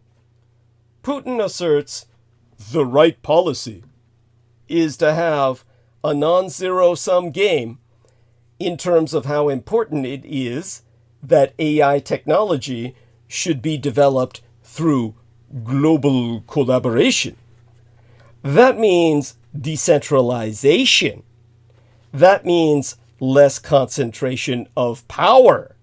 That he may all the more easily steal the fruits of everyone else's labors and reconcentrate all powers unto himself. When you contextualize this in our own current state of affairs, you should weep blood. Russia, however ruinous, is still looking into the future. Meanwhile, in the good old US of A, science is controversial and is cherry-picked as if it were the most holy book of the Bible or some other mythology. And we have a buffoon still striving to reinstate himself as president who cannot even form respectfully constructed fucking sentences. Maybe now it makest sense, to some of us at least, as to why the pravitelь Putin placed into power his Russophile reality television promoted real estate confidence man, Donald John Trump. And for Vladimir Putin, Trump's VP choice of Ohio Senator J.D. Vance couldn't be any clearer. As Americans witness the spectacle of a grimacing Donald Trump fidgeting nervously as he faces criminal charges in a Manhattan courtroom, an even more consequential drama continues to unfold some 5,000 miles away, where the Russian military is capitalizing on the months-long effort of Vladimir Putin's Russo collaborationist Red Republican insurgent party puppets to withhold military aid to Ukraine. Whether that delay, caused by members of the Russo collaborationist Red Republican Party insurgency's house's so-called Freedom Caucus, seals Ukraine's fate, has yet to be seen. As the New York Times' David Sanger, Julian E. Barnes, and Kim Barker wrote, Because of the delay in U.S. funding, Russia has been able to achieve a huge artillery advantage over Ukraine. Former National Security Advisor Stephen Hadley observed that the lack of adequate aero defense ammunition has allowed Russia to employ its glide bombs fairly at will, degrading Ukraine's civil defenses and terrorizing the Ukrainian population even further, as proven by all the facts put forward by the Times. While the media seems unable to comprehend how Trump's difficulties connect to larger geopolitical ramifications, Putin is surely watching the New York proceedings with great interest. Putin most certainly does not want to prosecute his war with another 4 years of President Joe Biden in office, particularly with the potential Democratic House in place, allocating further aid to Ukraine next year. For the first time in his life, he actually needs Donald Trump. Similarly, Trump's much-noted craving for Putin's favor has never dissipated. Given the gravity of his pending criminal indictments, and barring some miraculous ruling in his favor from the United States Supreme Court, winning the 2024 election might be the only conceivable means for Trump to avoid facing serious legal repercussions.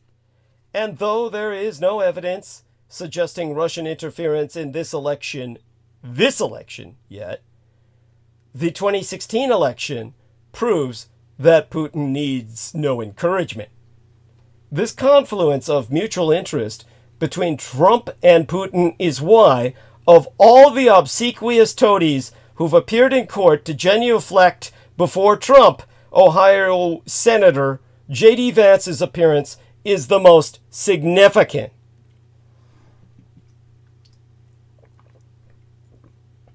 While all of Trump's sycophants have motives for swearing allegiance to Trump in his hour of need, Vance's motivation is fairly understood to be a bid for Trump's vice presidential slot. For Putin, Trump's selection of Vance would constitute a coup d'etat of highest order, and it's not hard to understand why. In April, Vance wrote an earnest argument for appeasement in the Ukraine in the New York Times, urging the United States to accept the brutal reality that this war cannot possibly be won, while adding that Biden's claims that it's not possible to negotiate with Putin are absurd. Vance obviously apparently draws upon a hidden surfeit of foreign policy knowledge when he wrote, and here I read his quote, "Fundamentally, we lack the capacity to manufacture the amount of weapons Ukraine needs us to supply to win the war." For his part, Trump has already telegraphed to Putin that, if reelected, he will abandon NATO, leaving the Russian Empire to do, in his words, whatever the hell it wants with Western Europe. Putin, whose state propagandists routinely refer to Trump as our Trumpushka, is quite aware that Trump's re-election in 2024 represents a once-in-a-lifetime opportunity to achieve his objective of reinvigorating the former Greater Soviet Empire. And while no vice president of Trump's would interfere with his evident intent to stab our European allies in the back, Putin also knows that Trump himself, who will turn 78 next month, might not be around forever. The popular wisdom is that Trump will pick a woman as vice presidentress to soften the fact that he's responsible for appointing the Supreme Court justices who voted to overturn Roe versus Wade. But the women are not exactly cooperating with Trump's plans. Kristi Noem appears to have made a joke of herself. Nikki Haley seems clearly off the table. And Sarah Sanders holds exactly zero national appeal. Apparently, there just aren't enough women in Trump's good graces willing to prostrate themselves before a serial sexual assailant whose fickleness toward running mates is already well understood. North Dakota Governor Doug Burgum has been floated as a possible candidate, but he has vocally supported continued aid to Ukraine, so he would seem to be a poor fit. Vance benefits from the fact that people outside of Ohio know nothing about him, mostly because Vance himself apparently doesn't know either. His political philosophy going into his political career was a relatively incoherent mishmash of liberalism and economic populism. At one point, he was decidedly anti-Trump. He's since deleted those tweets. But as a regular fixture on Tucker Carlson's program, Vance has since honed himself as an intellectual version of Trumpism, if such a thing is even fucking possible. Heavily backed for his 2022 election run by billionaire Peter Thiel, for whom he once worked, and who is, of course, the gay lover of Jared Kushner, who is actually a bitch and has always indicated himself to be a woman on his voting forms. And those children, of course, are not Ivanka's or Jared Kushner's. They are a product of in vitro fertilization. Vance now tends to parrot the pseudo-libertarian blather that passes for conservative populism. As noted yesteryear in a piece authored by Pablo Manrique for Vanity Fair, Vance essentially hitched himself to the Trump bandwagon by opportunistically emulating the boorish shitposting of Donald Trump Jr.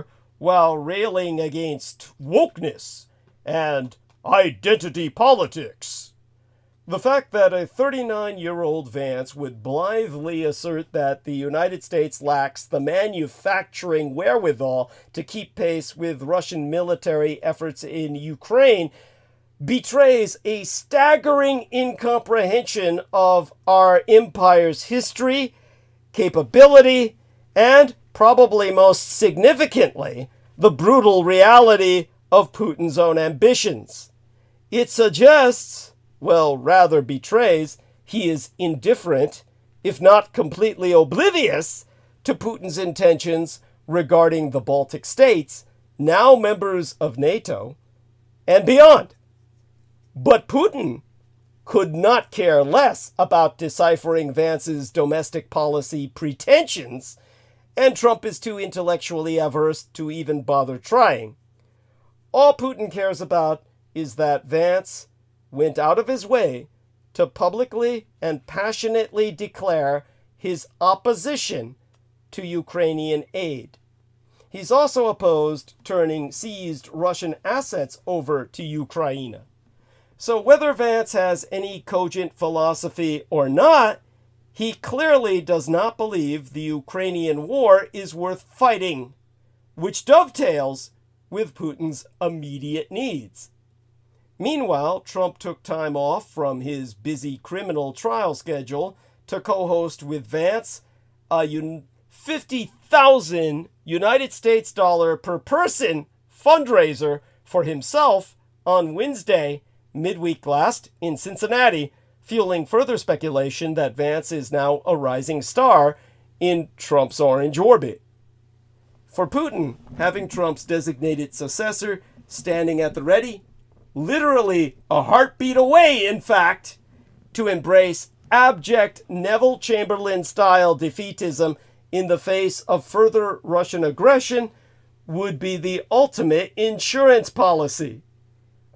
For Trump, it would simply be another curious instance of ingratiating himself with the Russian despot, for whom he has always expressed such irrational admiration. In short, picking Vance would constitute a win for both of them. Putin wants to control the globe with technology. Trump wants to throw coal in the dishwasher and declare it clean. Many analysts warn that America is in danger of falling behind, especially since the Trump misadministration cut funding for even basic SAT, science and technology research. So it was that Putin worked as hard as possible to make certain that America has become inimically hostile to immigration, since over 50% of STEM, science, technology, engineering, and mathematics PhD, Philosophies Doctor Program enrollees, are foreign-born. They helped us win the Third World War in effect, the so-called Cold War, many of your own fathers and mothers among them. He'll make certain they don't help us win the AI war. An iron river of illegal guns flows from these United States to Mexico, Central America, and across this hemisphere. In a phrase, American-made guns are ripping Central America apart and driving migration north. Interviewed while sitting with her mother in a scrubby field near her home, Kateri Ramos was quoted as saying, "I was standing up for a moment. Afterwards I fell. A stray bullet from a gang fight struck her when she was but 12 years old, playing on the dirt street in the poor Planeta neighborhood of San Pedro Sula, Honduras. The bullet entered just above her waist and didn't even hurt. But when she arrived at the hospital, the doctor announced that it didn't hurt because all of her nerves were dead. It had cut through her spine. She was paralyzed from the waist down and would never walk again. Her school had no wheelchair ramps, so she left and spent her days at home lying down and watching television." Ramos was interviewed in 2017, 12 years after she was shot, while research was being conducted on the wider effect of gun violence in Central America. In April of the year before yesteryear, she got ulcers linked to the paralysis, which caused blood poisoning, and she died. Her tragedy cuts to two polarizing issues in these United States: guns and refugees. These debates are not normally connected, but the Biden administration needs to look at them together to ever find solutions. An iron river of guns flows from these United States to Mexico, Central America, and across this Western Hemisphere, helping to make the Americas the world's most homicidal region on Earth, with 47 of the world's most mass murderous cities. Thousands flee violence in the northern triangle of Central America: Honduras, El Salvador, and Guatemala, and seek asylum in these United States, adding to the pressure of undocumented immigrants. Migrants is the proper term for the undocumented.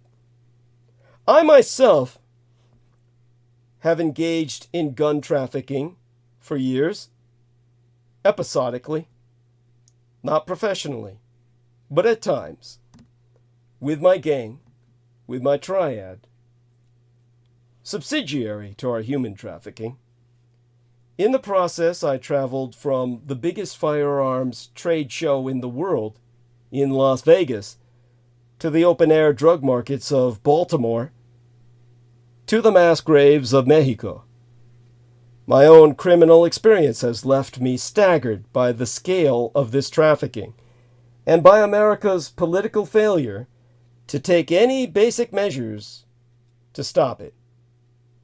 Between 2007, the year my late and sainted sire, my legal father, George Dietrich's death, and 2019, more than 179,000 firearms were captured in Mexico and 5 Central American countries and traced to gun shops and gun factories in these United States. Mexico's foreign ministry confirms this is but the tip of the iceberg and estimates that more than 12 million guns crossed the Rio Grande over the preceding decade.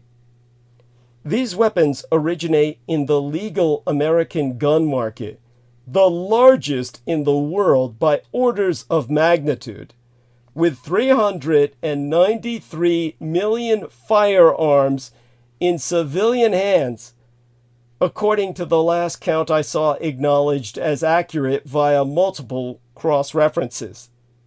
They then cross into a parallel black market through 4 main methods: a private sale loophole, straw buyers, it asked people like myself with clean records who have been paid to buy guns, theft from gun shops, and the sale of parts to make unserialized weapons or ghost guns.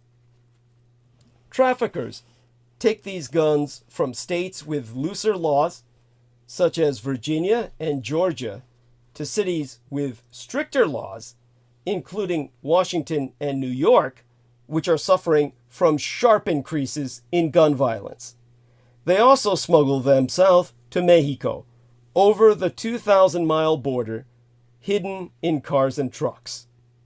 In Florida, smugglers stash firearms in cargo ships that sail across the Caribbean and far beyond.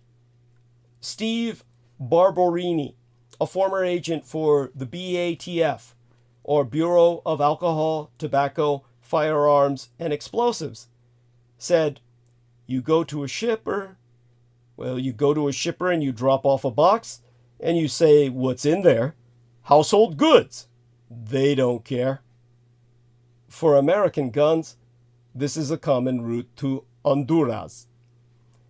Various causes drive people from their homes in Central America, including extreme poverty and drought linked to climate change. But violence is a major factor, with asylum claims by Central Americans oft citing attacks by gun-toting criminals. I myself once met a 32-year-old Honduran asylum seeker named Francis Guzman, who had also been shot and paralyzed by a stray bullet, found herself in the town of Tonosic in Mexico. Her husband and friend took turns carrying her along a 36-mile road from the Guatemalan border. In Tijuana, I met another Honduran, the 31-year-old David Maldonado. Gang members shot him in each leg for being in the wrong territory and said if they saw him again, they would kill him. In 2019 and 2020, more than 70,000 people arrived at these United States' southern border to apply for asylum, despite the Trump administration forcing them to wait in dangerous Mexican border towns. And in these Mexicano border towns, they suffered further extortion and kidnapping. Those from Honduras were the highest number. In February of the first full year of his present term in office, Joe Biden ended the policy of making asylum seekers remain in Mexico.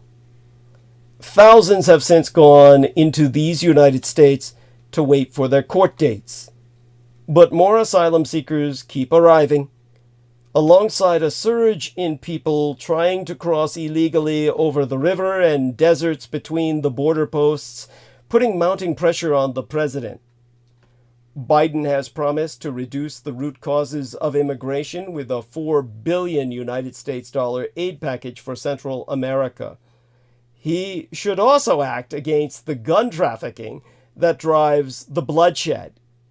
He could do this by supporting legislation to stop the private sale loophole, introduce federal rules on security of gun shops to reduce theft, and make it harder for criminals to acquire ghost guns. Bills aimed at all of this have already been filed, and Biden made a promising start of support for change with his announcement on guns on the 8th of April in his first full year of office. More serious punishments for straw buyers could also have a substantial effect. Clamping down on gun trafficking would also ameliorate violence in American cities and the relentless cartel warfare in Mexico itself, which refugees flee from as well. But as long as the United States allows an iron river of guns to flood south, a river of refugees will keep pouring north, where we need STEAM, not STEM education, to prepare our kids for the fourth industrial revolution. So, that, of course, in and of itself, will be further defined on Wednesday when we're in discussion with George Knight. Understand that 4IR, or Industry 4.0, is a buzzword, a neologism. A new word is what neologism means, describing rapid technological advancement in this 21st century. What is known as the Fourth Industrial Revolution. We stand on the brink of a technological revolution that will fundamentally alter the way we live, work, and relate to one another as human or non-human beings. So again, because of the urgency of getting to other issues tonight of immediate relevance, we'll discuss that in depth on Wednesday with George. In the meantime, checking into the chat, Ted Builds It is mentioning some things about, he says, Douglas, on June 14th of 1946, Crowley sent a letter to fellow OTO initiate Grady McMurtry about Jack Parsons and L. Ron Hubbard that a moonchild had been successfully produced on 6/14/1946, the 14th day of the 6th month in 1946. This specific date was a total lunar eclipse and a blood moon. Donald Trump was born on this day. Is he the moonchild? Well, bless your heart, Ted Builds It. Yeah. Certainly a form thereof. Let's just say he's certainly a manifestation thereof. By the way, I think Ted Builds It was the individual who was asking me some questions earlier. I still want to thank him for that. And let me take a moment to do that by going over to my videos and making certain, I was going to save this till after transmission, but I might as well do this now to acknowledge our man who was kind enough to leave that complimentary comment. So here you go at FlashTed, an upvote and a heart for his question, which I'll try and get to on Wednesday. Tonight it's urgent, of course, that I cover as much ground as possible on these urgent subjects. But thank you for that little break. I needed that. That's delightful, and I myself think it's. He said exactly what I was thinking. Yes. Well, I'm, believe me, I'm in. I'm in. Yes. Trump is Moonchild. Such being said, so we are at the beginning of a fourth industrial revolution, and educators are faced with preparing a generation of students for many jobs that don't even exist yet. Since the term STEM, science, technology, engineering, and math, was coined back in 2001, there has been growing interest in this learning philosophy to better prepare today's students for tomorrow's jobs. However, to adequately prepare the future workforce, another acronym is gaining popularity, STEAM, which adds arts to the mix. First, let me tell you what STEM is. Since jobs in the real world draw upon several disciplines at once, STEM does the same with science, technology, engineering, and math. Lessons integrate all these disciplines, so it's therefore more realistic to real-life applications than traditional philosophies of education that have the various subjects in silos. If you think about the job duties of an architect who incorporates elements of science, technology, engineering, and math to complete their job responsibilities, you can see how educating children with an interdisciplinary approach is more applicable to what they will face after graduation. Peter Moon was alluding to this phenomenon in our opening hours tonight. STEM also prioritizes project and inquiry-based learning. Every child needs to acquire problem-solving skills and technology literacy to be prepared for the 21st century workplace. STEM integrates and applies math and science to create technologies and solutions to solve real-world problems by using an engineering design approach. One of the largest challenges to STEM adoption is funding and resources. There must be investments made in the latest technology and how to use it, as well as training educators about how to incorporate new technology into lesson plans. Additionally, education systems are very focused on assessments and grades rather than recognizing when activities foster creativity, innovation, and critical thinking skills. Now let me tell you what STEAM is. Leonardo da Vinci was onto something centuries ago when he stated, "Study the science of art. Study the art of science." More recently, students and academics at the RISD, the Rhode Island School of Design, have spearheaded the concept of STEAM, which brings the elements of STEM together with the arts to guide students' critical thinking, inquiry, and dialogue. Proponents of STEAM education recognize the importance of creativity and innovation in the future to solve our problems. In fact, according to one study, nearly all Nobel laureates in the sciences practice some form of art as adults. When you compare these successful scientists with others, they are significantly more likely than other scientists to practice art in a variety of forms, from acting to singing, writing poetry to woodworking, and more. It's this science success and art connection that makes STEAM proponents believe that by integrating arts to a child's education, it creates a person more ready to meet the ingenuity demands of our economy.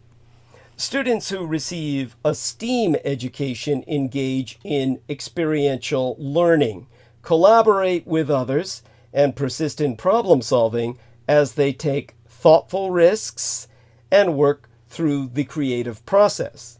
In fact, many employers, educators, and parents believe STEAM helps to fill in a gap left by STEM of key skills and/or attributes children need to thrive.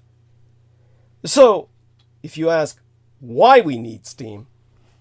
STEAM incorporates the benefits of STEM in and through the arts to give a more complete, well-rounded education.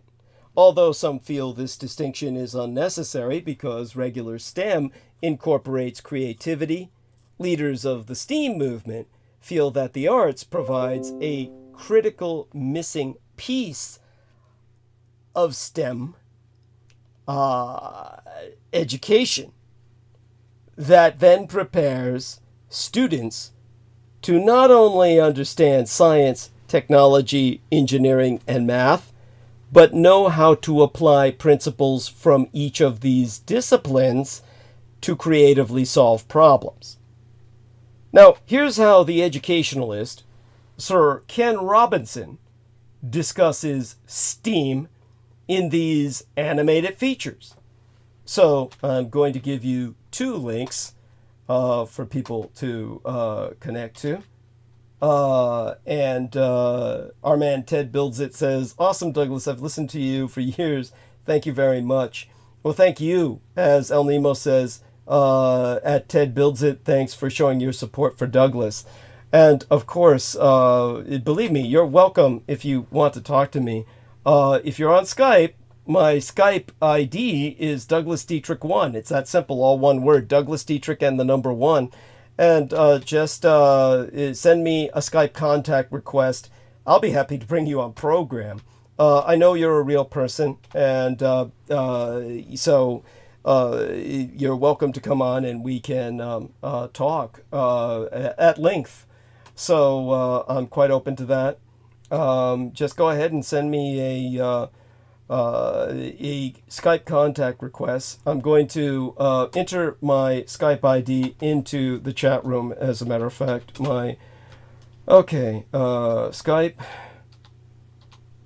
ID is, and give me a second here so I can do something, a little trick here, that, here we are.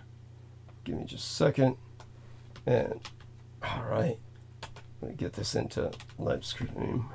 Okay. And here we are. Douglas D. Trick 1. All right. Just send a Skype contact request there. And I can bring you on as soon as Wednesday night. Okay, now, at any rate, what I'm trying to emphasize is that while the STEAM movement is still relatively new, it's gaining steam. In fact, the revered children's education program, Sesame Street, before I think it got cut, added STEAM to its program. If they're still around, you let me know. I thought that they were taken off the air. Problem solvers in the future will have to look beyond what first feels like a limitation and approach challenges with inquiry, wonder, and innovation. These are skills that the arts exercise. In order to create a successful STEAM program, it is essential that the arts are included in STEM in an authentic manner. It's not about adding creativity to STEM, but rather to apply art in real-world situations. Exempli gratiae. If students had an assignment to create a product as a STEM project, incorporating arts in an authentic manner would be to improve the appearance or design of the product using principles of industrial design. Since we don't yet know what jobs will even look like as we progress further into the 21st century, it makes sense to educate our children with the skills and capacity to think outside the box with creative solutions. This is something a STEAM education can effectively prepare them to do. Now, I'll tell you about the kind of protests I get. So before I even articulate the protests, let's get this straight. This is all about the iterative process. An alternative view of what STEAM education means is probably what I need to articulate right now, because what I've given you is so detached that I don't think many people will really care enough to get it. So let's put it this way. About a year or so ago, I was sitting with one of my tutorial colleagues involved in educating the blood boys on site, my son's husband's estates, who said, I don't get the point of putting the arts with the rest of STEM. It has nothing to do with it. The people in the arts programs just want to give their programs more credence. In short, she felt that combining the arts with STEM muddles the focus on STEM learning, that it reinforces instead the kitchen sink approach to education, where the more disparate elements you can bring into a lesson, clearly the better the lesson is. She did not buy it. I got her point, and I don't blame her. Unfortunately, I think many science teachers are in the same boat. The constant lumping of Common Core standards into what used to be a perfectly good science lesson. Oftentimes it feels like the TV show Chopped, where contestants strive to make something edible out of 3 ingredients that have no business being together. I mean, mixing the arts with science? Are you putting your chocolate in my peanut butter? Or is my peanut butter in your chocolate? I always thought that sounded so fucking obscene. I mean, talk about borderline pornographic. All right, so Heather Holman wrote me, or entered into the text in our, here we are. She entered into text in our call.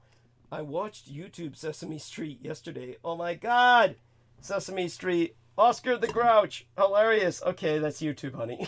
Yes, that doesn't tell me whether these guys are still on. I'm sure that they've been cut off as soon as they introduced STEAM.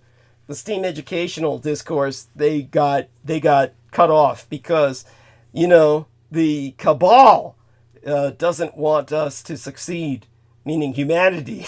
They don't want humanity to succeed. So the problem with STEAM is that it's not being sold correctly at all. Let's play the warmer game. You know, you're hot, you're cold, you're warm, to display the best way to sell it. After all, I did work in commercial arts. I was, for some time, in a very real sense, an advertising man. I mean, just think of that wonderful series, Mad Men, about adsmen. That was what I wanted to grow up to be when I was young. I never shared that before, but that was one of my major dreams. At any rate, let's start with freezing cold. STEAM is about the connecting of content to add art plus design to the equation. Sounds like more content to a teacher and will not work. Plus, it's missing the boat. Getting warmer, it's not really about the marrying of skills or the end product, the art in a bridge design, or the science behind an architectural piece, though engineering and technology can certainly serve the artist and help create art. This starts to fall apart when finding consilience between science and more effective art forms like writing or dance. Shoehorning a connection between these will only serve to disillusion teachers. Warmer still, it's not even about what the late Polacki British mathematician and philosopher Jacob Bronowski noted as the likeness of the creative acts of the mind in art and science, Focusing on the beginning is great, but won't sustain a true STEAM project through to the end. Hot! Now, getting hot! What will sell STEAM is not the curricular underpinnings, not the creative aspect, not even the product. It is the iterative process. Iteration is a word that I use all the time that seems to be finally making its way through the STEAM fields. But finding it in relation to STEAM education itself is like finding a needle in a haystack. I don't know why. My own Golden State Nation's Triple CA, the CCCA, is an acronym for Capital College and Career Academy, and Lovecraft Country's RISD, the Rhode Island School of Design's presidents, seem aware that this is a big deal in STEAM education. Not much else out there. And that's the frustrating thing. Coming from someone who believes in the STEAM movement, this wholly universal way of doing things is not what is gone to first as the single biggest reason for imagining STEAM. Iteration is essentially the act of repeating what you just did, but this time slightly differently based on the results of the first time. The idea is that the results from last time have informed you of how you were successful and how you failed, so that the next iteration will be done with the benefit of that new information. The iterative process can be seen at the STEAM level, the process of tweaking an experimental procedure, an engineering prototype, revising and or editing a paper, erasing and or redrawing a picture. Indeed, the phrase was probably first used in mathematics, when data is fed into functions over and over again to see the patterns of numbers that evolve. Fractals are made this way, and they're really important towards forming artificial intelligence. The exciting thing, however, is not that it connects the disciplines, but is in fact an umbrella process that all productive work goes through. Nothing that is done in school or in life that produces anything does not go through this process. All things are made, then assessed. If they don't work, then it's back to the drawing board for another iteration until it does work to someone's satisfaction. Inherent in this is that there is a mechanism for testing whether a product works. In engineering, that's easy. The bridge either holds the weight or it crumbles. In writing, it's typically not done that way, much to the detriment of the writing. Students typically go through revisions of their essays without ever testing them to see if they work. Therefore, the revisions often take a robotic, hoop-jumping feel to them. Imagine a writing assignment where the product had to work in some way. You may get the same buy-in as the bridge project. Forget writing. Imagine a school where all classes focused on students' deliverance of products that work. That has a decidedly PBL, problem-based learning feel to it, does it not?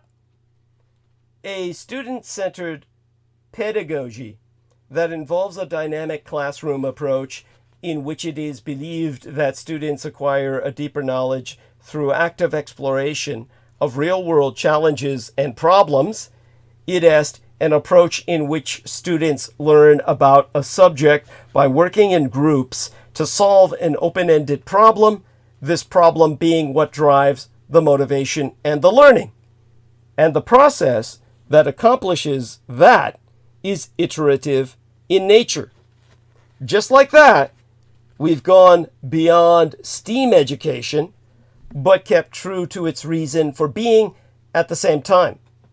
And so I advise that STEAM education focus on the iterative aspect as the one that binds itself and all other disciplines together. And with that, STEM schools, STEAM schools, hell, every school lose the idea of disciplines all separately trying to achieve results and adopt the idea that we're all in this together, linked by a common bond of iterative experience that could serve to galvanize the silos of education. Forget STEM schools, STEAM schools. It's iterative schools that we need.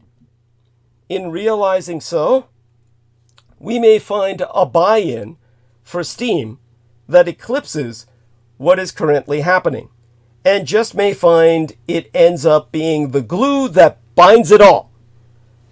Yet STEAM powers naught sans mesh. A social engineering equation I shall now explain at length.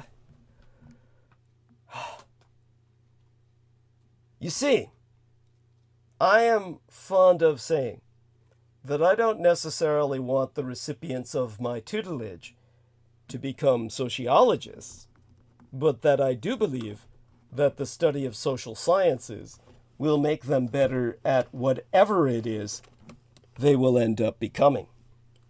When I see campus and nationwide emphasis on STEM, science, technology, engineering, and math curriculum, I am somewhat disappointed that there is not a wider definition of science. Not to mention that I'm already proving my argument for arts training to add an A in there. STEAM. First, sociology is a science.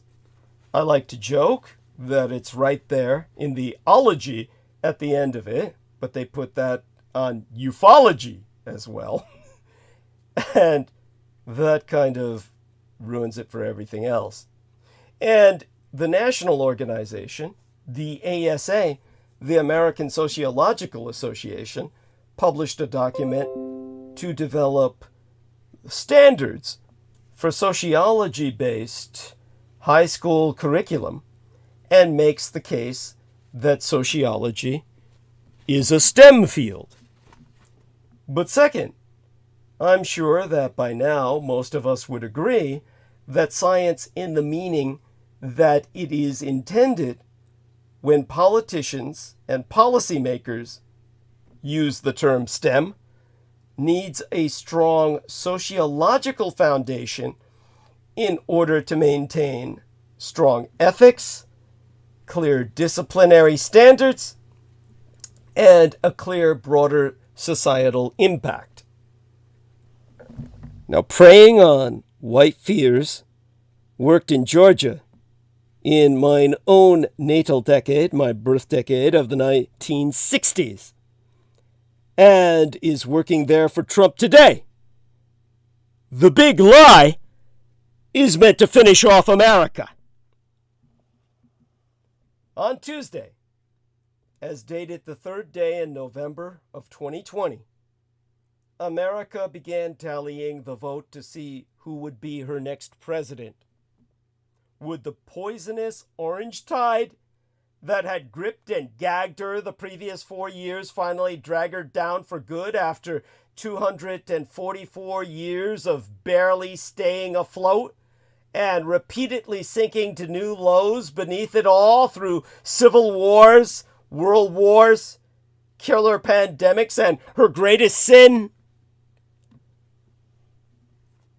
Commentators today forever downplay the extent to which race and slavery contributed to the propertied and slaving white male traitor framers, the traitor framers' creation of the Electoral College, in effect whitewashing history by ignoring that context of the considerations that factored into the propertied and slaving white male traitor framers' calculus. Race and slavery were incontrovertibly the foremost. White supremacy is systemic. It lives in policies like law and order policing and access to public goods and services. It thrives in politics with systems that Americans rely on to elect leaders, like the Electoral College, a process originally designed to protect the influence of white slave owners, which is still used today to determine presidential elections. At the Constitutional Convention in 1787, state delegates came together to draft what would become the United States Constitution, establishing the rule of law for the newly founded United States of America. The empire, still in its infancy, had liberated itself from the colonial rule of Great Britain's King George III in the American Revolutionary War of Independence, America's longest declared war until World War II. 8 years long, the American Revolution was. World War II was half that time as Americans understand it, but of course in reality has never ended, as George Knight and I will explain in depth, as we always do, on Wednesday. With George Washington presiding, the delegates discussed the current state of affairs among the 13 states governed under Articles of Confederation, from whence the term Confederacy would later evolve, which was proving insufficient in maintaining federal governance among the states, and ultimately proved one of the legal reasons for secession.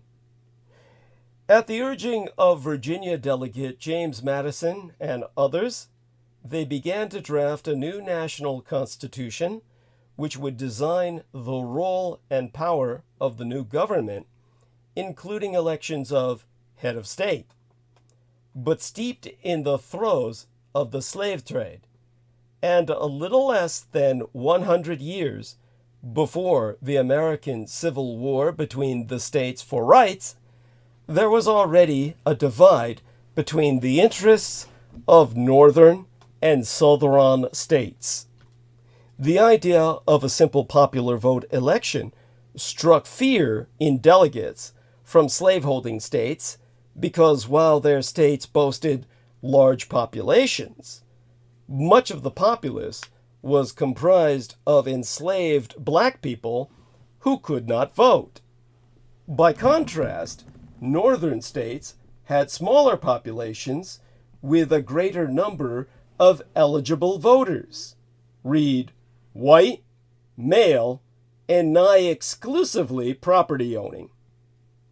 Madison, who would later become this nation's fourth president, thus said, "The right of suffrage was much more diffusive in the northern than the southern states, and the later could have no influence in the election on the score of Negroes.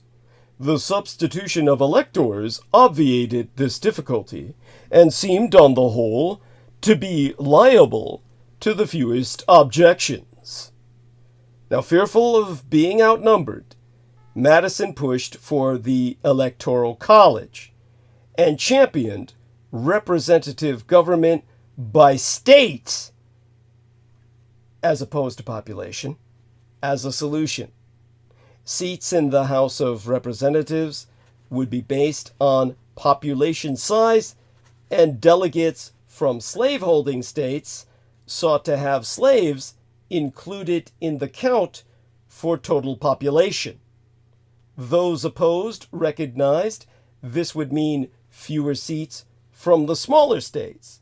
In other words, the South wanted to count their slaves to increase their influence without giving their slaves the vote. Enslaved black people, ordinarily regarded as property, were declared 3/5 of a person in order to strengthen the power of the white men who kept them in bondage. It would remain that way until the 14th Amendment granted citizenship to slaves circa 1868. The second compromise was the advent of the Electoral College in deciding the general election. Instead of popular votes, electors would make selections on behalf of their states. The way electors were chosen varied by state, but they were usually elected officials and party leaders, as is true today. The number of electors for each state was set to equal its total number of congressional representatives, 12 senators, and however many representatives it had in the House. In 1961, the District of Columbia would be awarded 3 electoral votes as well. There is no federal law that governs how electors cast their vote. This, too, is determined by state law, both now and then. In this way, the Confederate States of America won the American Civil War. This is states' rights preempting the federal governance. Oh, God. So in deciding how to elect the leaders of government, slaveholding states were advantaged by the size of their slaveholding populations.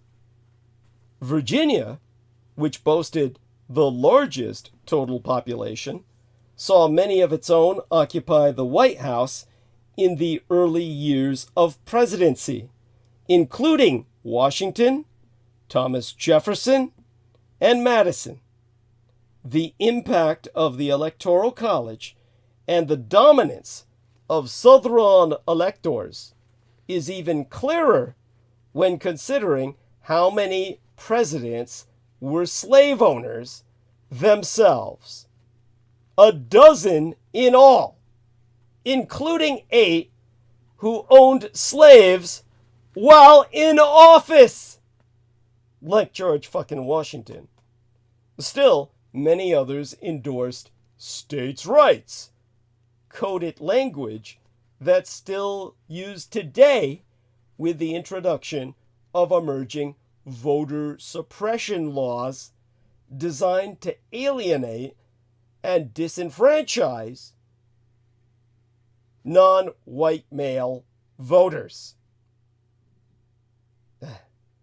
I mean, it's like the Civil fucking War was never fucking fought.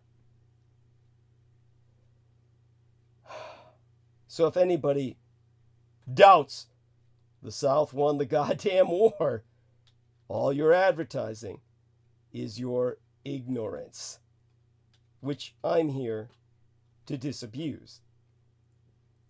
Since its imposition, there have been 4 elections where the Electoral College winner never received the popular vote.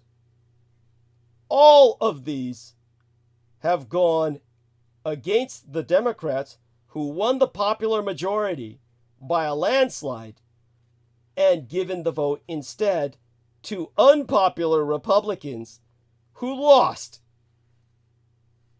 2 have come this century.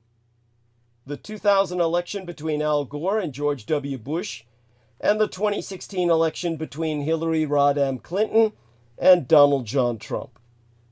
Both of these instances have drawn the ire of Electoral College critics, Electoral College critics the likes of myself, who have proven the system outdated and in dire need of replacement with one person, one vote.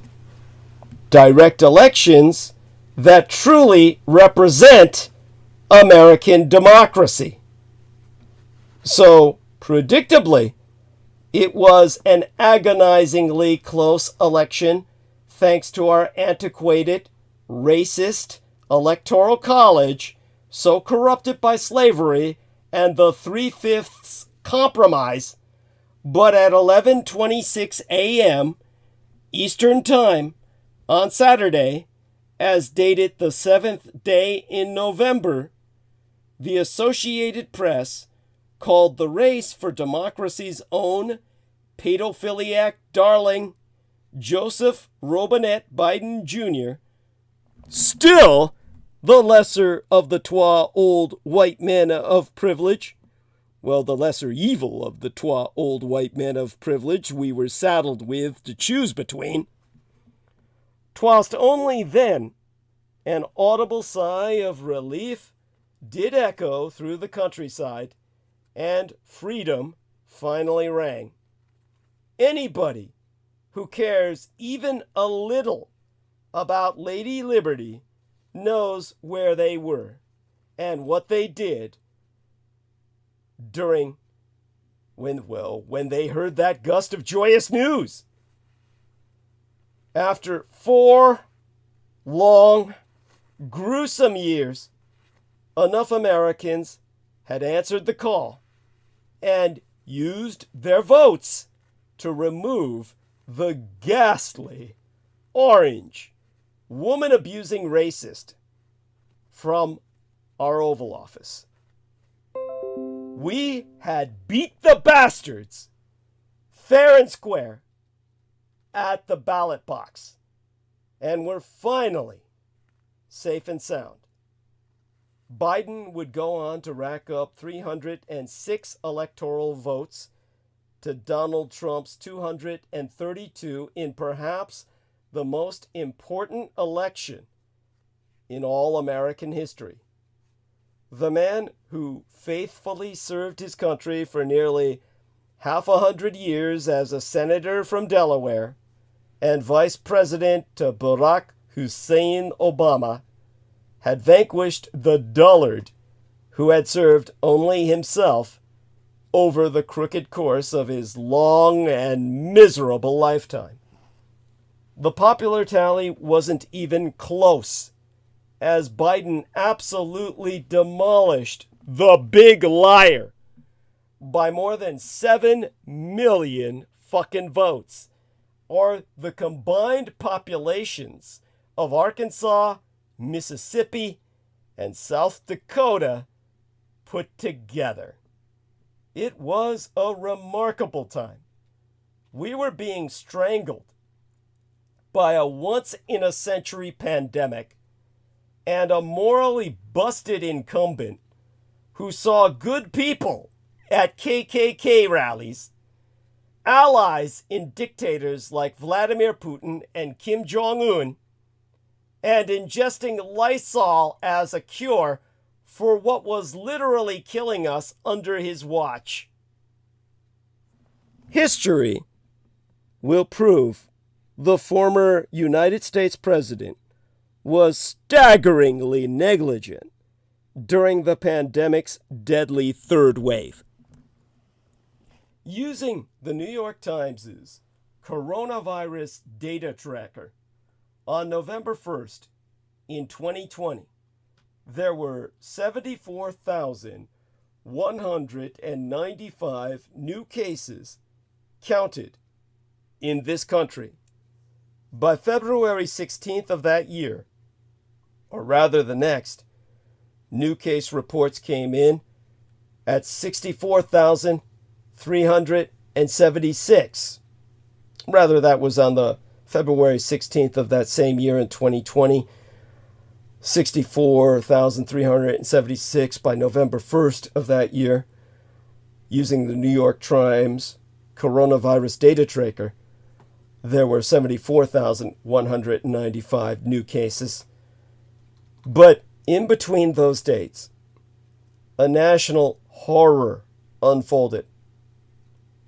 Peaking on January 8th, in the 2020th year in our Lord, with 300,619 new cases reported in just 24 hours. this staggering wave, 1 full year into the pandemic, was completely unnecessary for the world's wealthiest empire. Achieving any sense of closure will require holding Donald John Trump accountable for this failure. There is every evidence of Trump's negligence during the pandemic's third wave. Had I myself been a member of the House of Representatives during the body's impeachment deliberations, I would have added to Trump's indictment the crime of pandemicide, naming him, calling him out as responsible personally for most of the COVID-19 deaths that transpired while he, our imperial leader, our nation's president, was preoccupied with damning Joe Biden's electoral victory. Trump's failure to, as he vowed in his oath of office, faithfully execute the office of President of the United States promulgated a scale of lives lost exceeding anything experienced in this country since the American Civil War between the states for rights some 166 years ago. I do not accuse Trump of pandemicide in reference to mistakes made by his administration between January of 2020, when it generally ignored the outbreak in Wuhan, China, and the summer surge of cases and deaths across the United States. I do not charge pandemicide over Trump's February 26th of 2020 dismissal of the COVID-19 threat as minuscule, claiming the level that we've had in our country is very low and those people are getting better, or we think that in almost all cases they're better or getting. We have a total of 15. Nor do I charge pandemicide over his repeated insistence that COVID-19 cures were available in the forms of hydroxychloroquine, bleach, ultraviolet light, convalescent plasma therapy, the Regeneron cocktail, oleander extract, or simply warm water. And though there is striking evidence that the policies of the 4-year Trump administration vastly worsened life expectancy and mortality rates in these United States, contributing to 461,000 excess deaths in 2018 alone, these are matters of callous, ill-considered policies and brutalist budget cuts preceding the virus's arrival to American shores. Pandemicide is not the outcome of ill-advised, ignorant, or outright stupid budget actions and health messages. I do not even level the charge over Trump's denunciation of mask use and opposition to temporary business and school closures to halt the spread of SARS-CoV-2, the encouraging people to liberate states that were implementing tough lockdown regulations. Rather, the path to pandemicide, the path of pandemicide, was paved in pursuit of the president's re-election and his relentless, all-encompassing, all-consuming post-election campaign to refute his opponent's victory, claiming election fraud and even theft. Despite the summer surge in COVID-19 infections nationwide, Trump abandoned virtual campaigning in favor of crowded, completely maskless gatherings of his supporters, knowingly risking that each rally would become a super spreader event. According to a study by Stanford University, 18 campaign rallies held between June 20th and September 22nd, 2020, spawned in excess of 30,000 COVID-19 cases, confirmed as leading to more than 700 deaths. During that same time period, half of Trump's campaign rallies were followed by COVID-19 surges in the counties in which they took place, while Biden's campaign rallies were almost exclusively virtual or held in parking areas with participants in their vehicles. Trump's tightly packed, completely mask-free throngs increased in both number and frequency, further spreading the virus and causing the United States government's top COVID-19 response expert, Anthony Fauci, to warn that the president was asking for trouble. Even after Trump and the First Lady contracted COVID-19, compelling emergency treatment that included, in Trump's case, hospitalization at Walter Reed National Military Medical Center and round-the-clock treatment from an army of physicians and nurses, the president refused to don a mask. On the day of his hospital admission, October 2nd, the United States had cumulatively logged more than 200,000 deaths to COVID-19.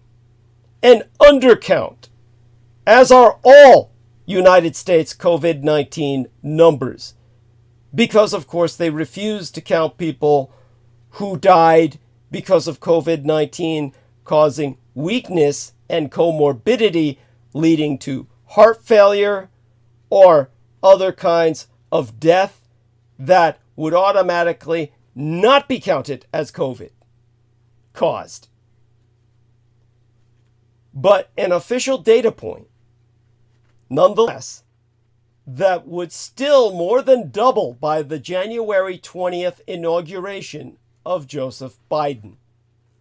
According to a February of 2021 Lancet Commission report compiled by an international team of August scientists and public health leaders, some 40% of America's COVID-19 death toll during the Trump administration was completely needless, meaning it could have easily all been averted with available non-medical interventions. By the time the election took place, Trump had ignored the pandemic, not attending a single COVID-19 White House meeting for at least 5 months since late May. Behind the scenes, in the fall, the Trump administration lobbied Congress vigorously to block the movement of funds to states for vaccine rollout efforts, leaving them unable to execute any mass immunizations. And going forward, from election night on November 3rd through to the inauguration on January 20th, Trump was fully fixated on overturning Biden's victory. He ceased speaking to the press on December 8th, Pearl Harbor Day in Japan, held no public events after November 4th, and made his final public appearance at a December 12th football game. According to White House schedules, Trump had few official meetings for days, left Washington for Mar-a-Lago on December the 23rd, and did not resurface until New Year's Eve, when he delivered a video address to the nation celebrating Food and Drug Administration emergency approval of SARS-CoV-2 vaccines. On January 6th, the president delivered his now infamous speech to supporters, exhorting them to march down Pennsylvania Avenue to the Capitol. From January 7th until he moved out of the White House on the morning of January 20th, Trump made few public remarks, frustrated by his loss of access to social media, as his much-touted Operation Warp Speed sputtered, unable to speed vaccines into the arms of Americans. Trump was silent, and the White House became COVID-19 central, with Chief of Staff Mark Meadows, 4 other White House staff, Secretary of Housing and Urban Affairs Ben Carson, and David Bossie, Trump's designated leader of efforts to challenge the election, all infected, in line with the president's mantra that COVID-19 wasn't all that serious. Don't let it take over your lives. None of these individuals wore protective face masks in the White House or on the election counting trail. So, I yet again level the deadly serious charge of pandemicide against Donald John Trump for his failure to say or do anything to halt the soaring burden of infection and death across these United States from Election Day to his departure from office.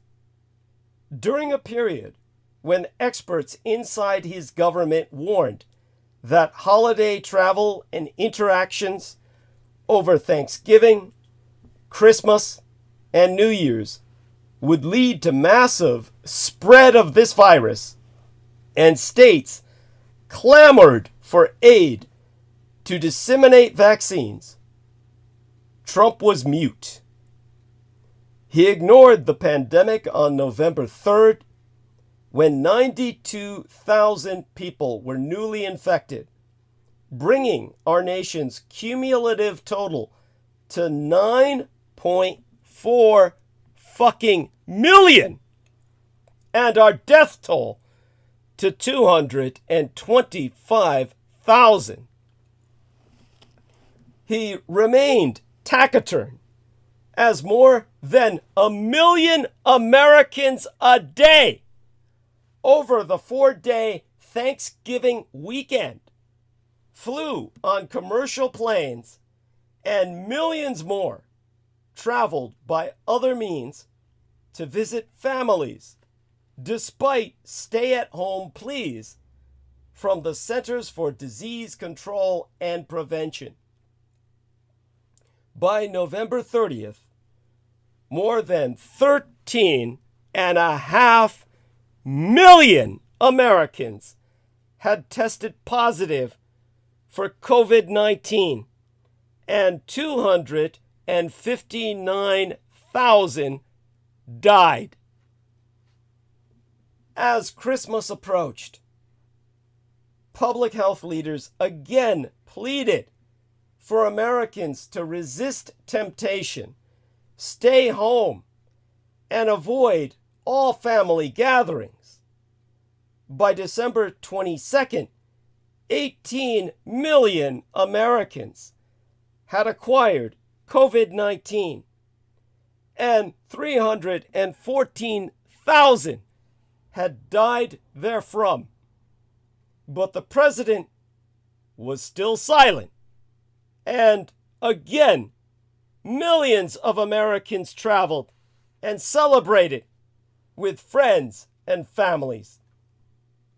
As the new year neared, on December 31st, the total case count was well nigh 20 million, with 336,000 deaths. And still yet, Trump was silent. As his insurrection mob gathered to assault our capital, that shining city on the hill, the case tally topped 21 fucking million with 352,000 deaths. And by the time Trump boarded Marine Corps One for his final helicopter ride at taxpayer expense en route to Mar-a-Lago, 24 million Americans had tested positive with SARS-CoV-2, killing nigh 400,000 of them.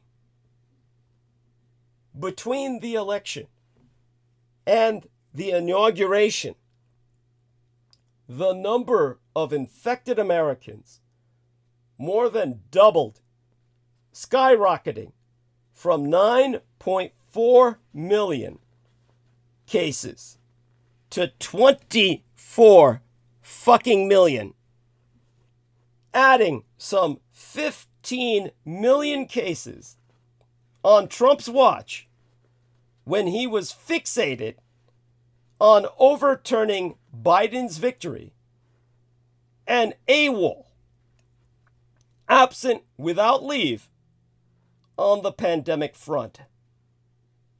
And in his absence from pandemic duty, his duty to protect the American people that he had sworn to uphold in office, 172,000 Americans died, nearly doubling the mortality toll since Election Day.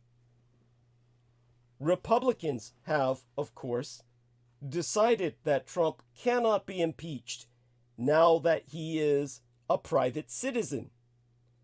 As a matter of formality, then, my call is moot. But let history record that no sitting American president since April 30th of 1789, when that slaving traitor to the crown, George Washington, took the first oath on the balcony of Federal Hall on Wall Street in New York City, has willfully allowed such preventable carnage to unfold upon the American people. Let history record that Donald John Trump is guilty of the crime of mass pandemicide. Joe Biden and the majority of America defeated all that. It was an election to be savored and celebrated safely and appropriately, because there were still people dying by the hundreds and thousands each and every single goddamn fucking day. But mostly, it was time to finally move on to better days. We now know that was never allowed to happen. We know now the worst was actually yet to come from the dumpster diver and the reprehensible anti-American filth who faithfully followed him into the swirl of his toilet, where he always did his most odious anti-American work.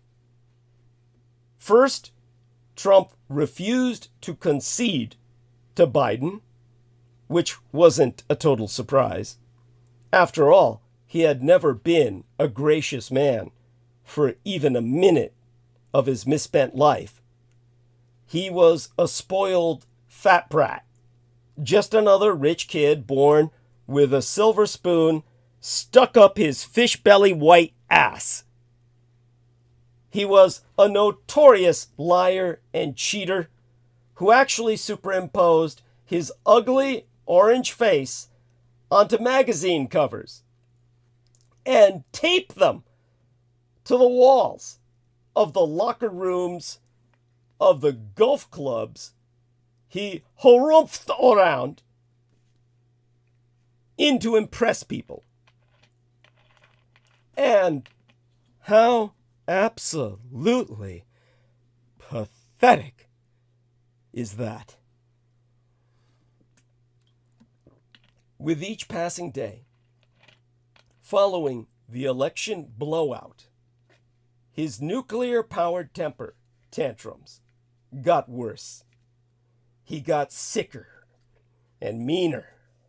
He lashed out and threatened election workers. He shook down campaign officials to find him votes. He began relentlessly telling the big lie that the election had somehow been stolen from him, and him alone. Forget the fact that Republicans had fared surprisingly well all over the map in the congressional races that year, actually cutting significantly into the Democrats' advantage in the House. No, according to Trump and the leeches who sucked onto him, his election had somehow been singularly stolen. This, of course, was complete and utter bullshit. But the fact that everybody in his miserable political party had done better than he had was impossible for a revolting narcissist to process. He was the big loser. Huge! Still, he pressed ahead and abused the proximity of the most powerful office in the world to pucker up, blow hard, and trumpet the big lie that he won an election he provably lost by more than 7 million fucking votes. He grabbed party members by the scruff of their chicken necks and warned them to get on board with his latest evil scheme. In his best whiny thug voice, he said he was going to ignore the results of the election, see? And they were going to help him, see? Slowly, the big lie started gaining noxious steam among the terrible cowards in his revolting party who suddenly couldn't wait to blow Trump's sweaty horn.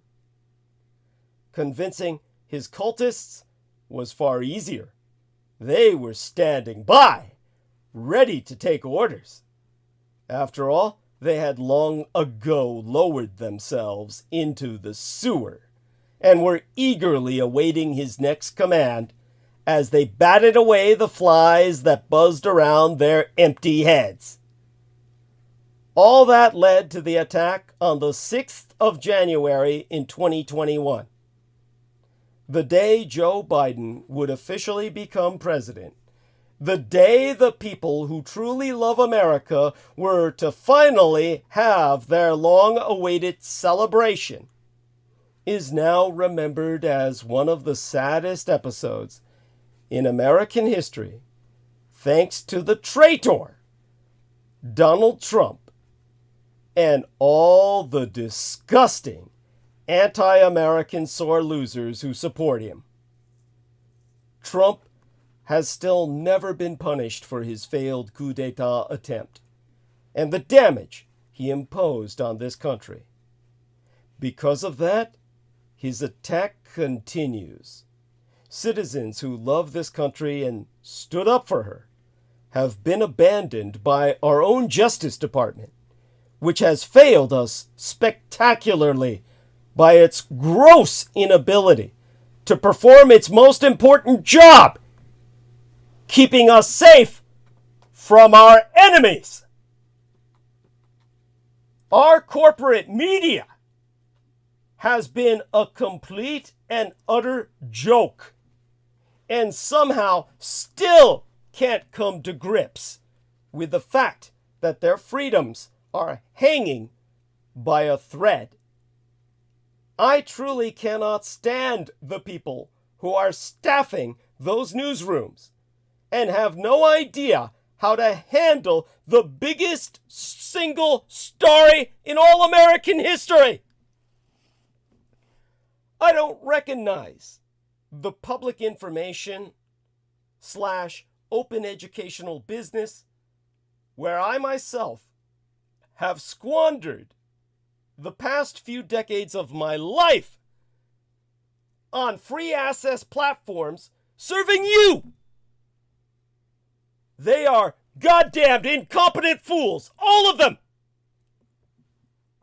On the morning after Trump held yet another one of his unhinged, overhyped, dog whistle rallies, where he praised Hannibal Lecter, confused tennis player Jimmy Connors with Jimmy Carter, called myriad people fat pigs, induced the tongue draggers in his audience to hurl vulgarities at Democrats, and once again told the big lie over and over and over again.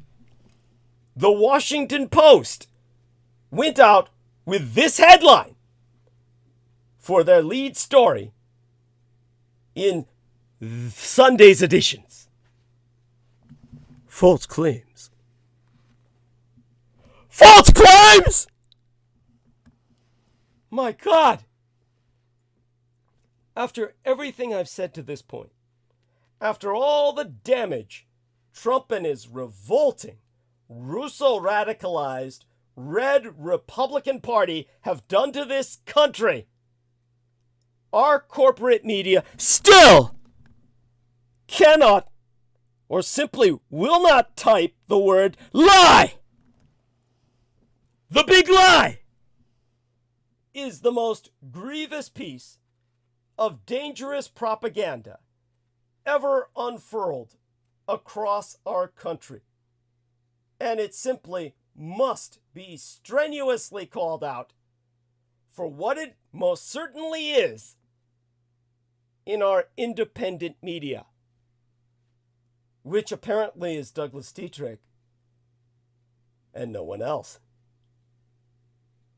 Its aim is to end us and our democracy.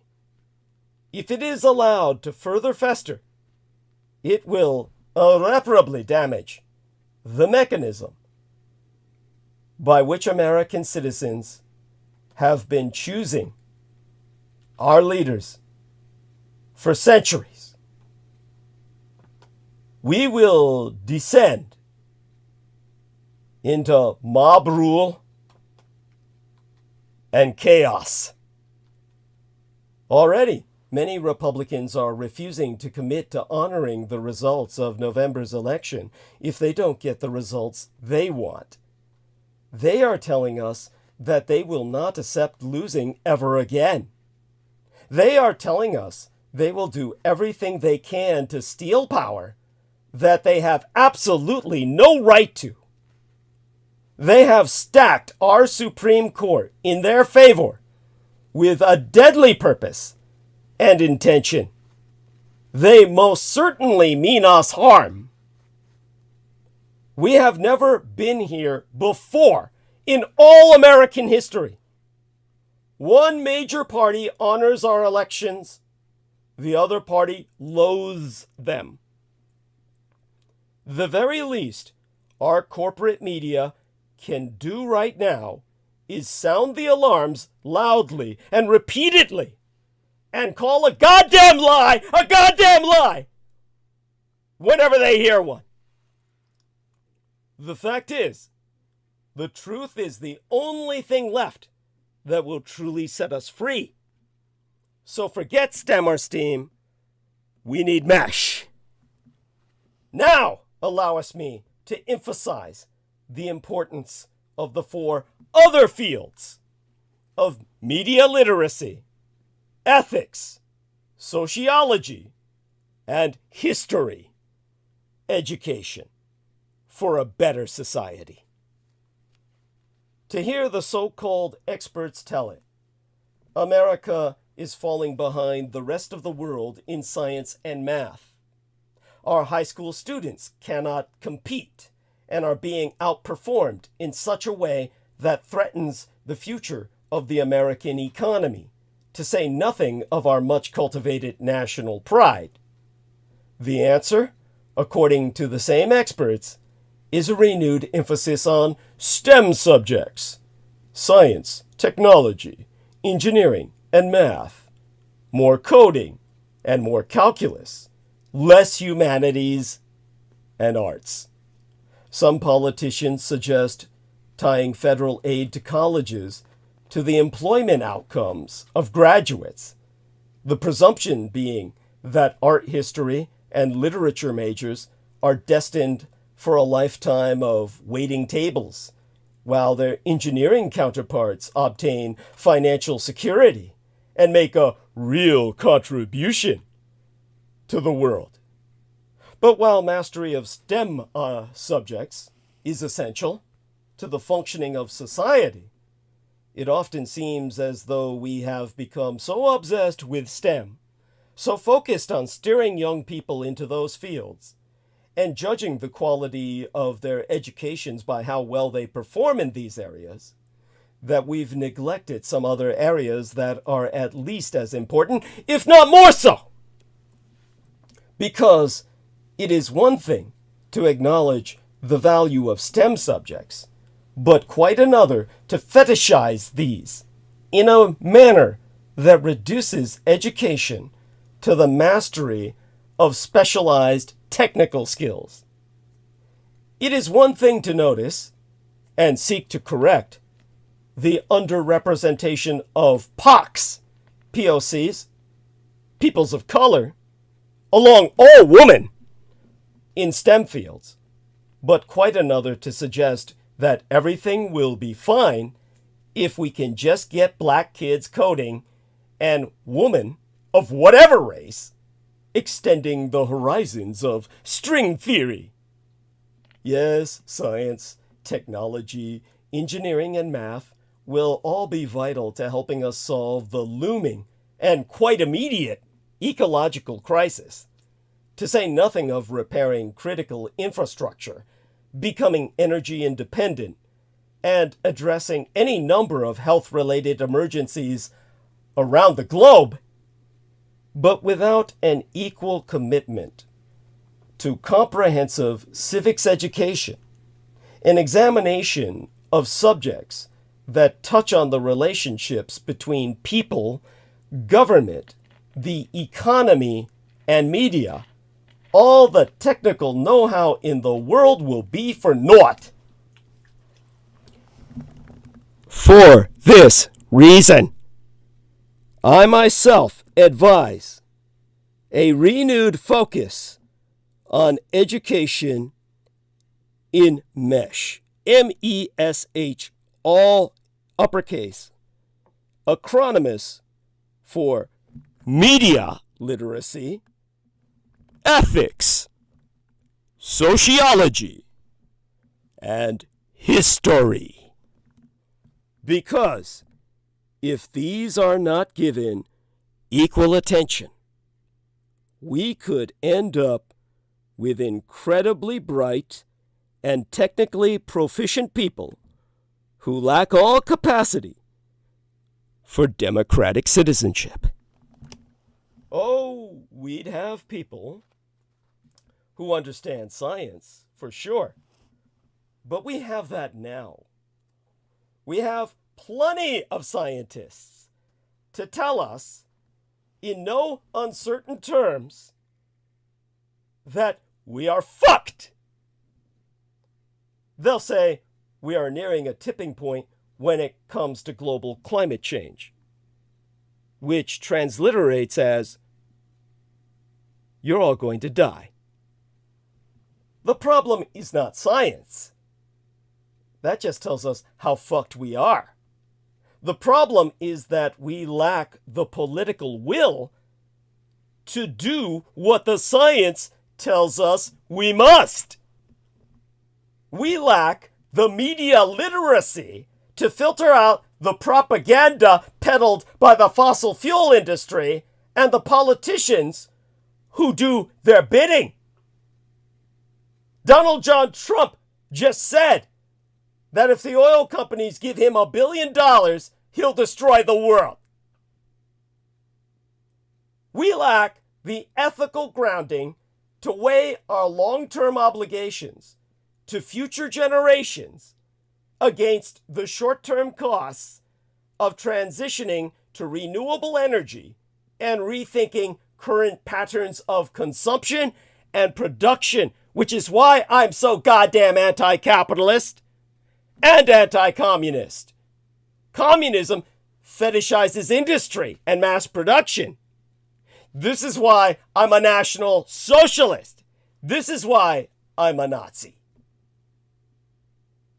We lack the sociological imagination that only Nazis have, needed to analyze the power dynamics that make polluting industries so powerful, and the historical memory that might allow us to learn from past struggles against corporate irresponsibility as we fight for a healthier future. The historical cognizance that only fascism put industry to heel, unlike capitalism, where the corporations control the government. In fascism, the government controls the corporations. A quick glimpse at the pillars of mesh education should make it quite apparent why they're so needed. The importance of media literacy should be clear unto all, and yet rarely is it taught in school. Whether for separating fact from fake news, learning to analyze the effects of advertising on consumer choices, or shoring up resistance to the trolling of bad actors seeking to manipulate public opinion for the benefit of particular political candidates, media literacy is a vital skill in the modern era. Young people are bombarded with more media than any generation before them and must be equipped to sift through the garbage to find the information they'll need to properly function in this world and contribute to the future, if any future is to be had, which would be made possible only through the kind of consciousness that I'm advocating. Perhaps less obvious, but just as important, is to involve students in conversations about ethics and values. Why does it take a Nazi vampire to tell you this? Ethics as a subject is something most Americans never fully engage unless they take an elective class in college or major in philosophy. But ethical dilemmas are all around us and worthy of engagement by everyone, not just a select few. From figuring out the proper balance between the environment and economic development to our mutual obligations to one another at the local, national, and global levels, there are no political issues that do not pose serious questions of ethics and values. Yet we rarely discuss these things outside the confines of religious institutions or philosophical seminars. That must change. Sociology is another subject most will never study, but which offers essential insights for understanding how society functions. As the study of group interactions and social power relationships, sociology helps people see the various institutional dynamics that explain why things are the way they are. Without a sociological imagination, it's hard to fully understand issues of inequality, wealth, poverty, our group conflict, and how those shape our world. Because race, sexuality, gender, and class are central to other fields I reserve mention thereof for the moment, but they comprise key features of social engineering, however, and therefore are key contributions to the idea of a mesh curriculum. And needless to say, history education in America is laughable. In a nation where children are more likely to grow up knowing an entirely fabricated story about George Washington and the goddamn cherry tree than they are about Washington's ownership of other human beings and how central slavery was to the building of this nation, we are a prison rape anti-culture populated by people who pridefully wallow in willful ehistoricity. Id est historical illiteracy. As the semi-hysterical reaction to the New York Times' 1619 project demonstrates, too much of America is still unwilling to grapple with our history in any but the most rah-rah patriotic of ways. A dramatic expansion of a groundbreaking work of journalism, the 1619 Project is a long-form journalism endeavor that became a leading subject of the American History Wars. A new origin story offers a profoundly revealing vision of the American past and present, reframing our empire's history by placing the consequences of slavery and the contributions of Black Americans at the very center of these United States. Instead, we want the good and demand a retelling thereof. But we wish to leave the less salutary aspects of our past in the past, even as doing so renders it impossible to see how they have shaped the present and inescapably influenced the future.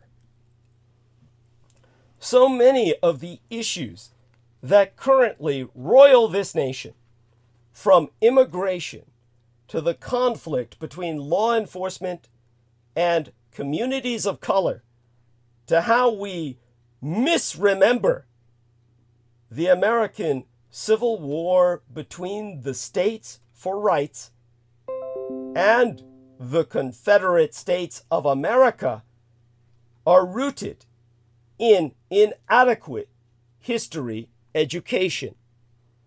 Again, we deserve and need much better. The point being this: STEM is necessary, but not sufficient. STEM can solve major issues and will save us from ecological disaster. But how it does that matters and needs to be in conversation with mesh disciplines. Only through that can you learn the genocidal nature of the Jews and how they wish to kill us in the billions, as exemplified by the philosophies of Jews like Paul Ehrlich and Jared Diamond. Jared Diamond rationalizes all failed states as voluntarily seeking their own destruction. And Paul Ehrlich demands the majority of humanity be exterminated. This is the Jewish cabal that seeks the destruction of the majority of humanity. And if we do not balance our push for better STEM education with an equal commitment to the mastery of mesh subjects, the future will end up being one in which we have lots of incredibly smart tech bros and gals, but not very many functional citizens. These techies will serve the Jew, and the rest of you will die. After all, I have personally known plenty of brilliant, even genius-level mathematicians and scientists. These are people I want working on cures for disease, calculating the maximum weight-bearing load of bridges and the design of aeroplanes, and figuring out how to secure the electrical grid and internet from malicious hackers and cybercriminals, as well as foreign enemy states from hacking presidents into office. But they are not people I necessarily trust to be the next, or even to pick the next president, or decide who sits in Congress, at least not by themselves. Their skill sets simply do not imbue them with any greater moral or ethical insights than those of the least educated among us.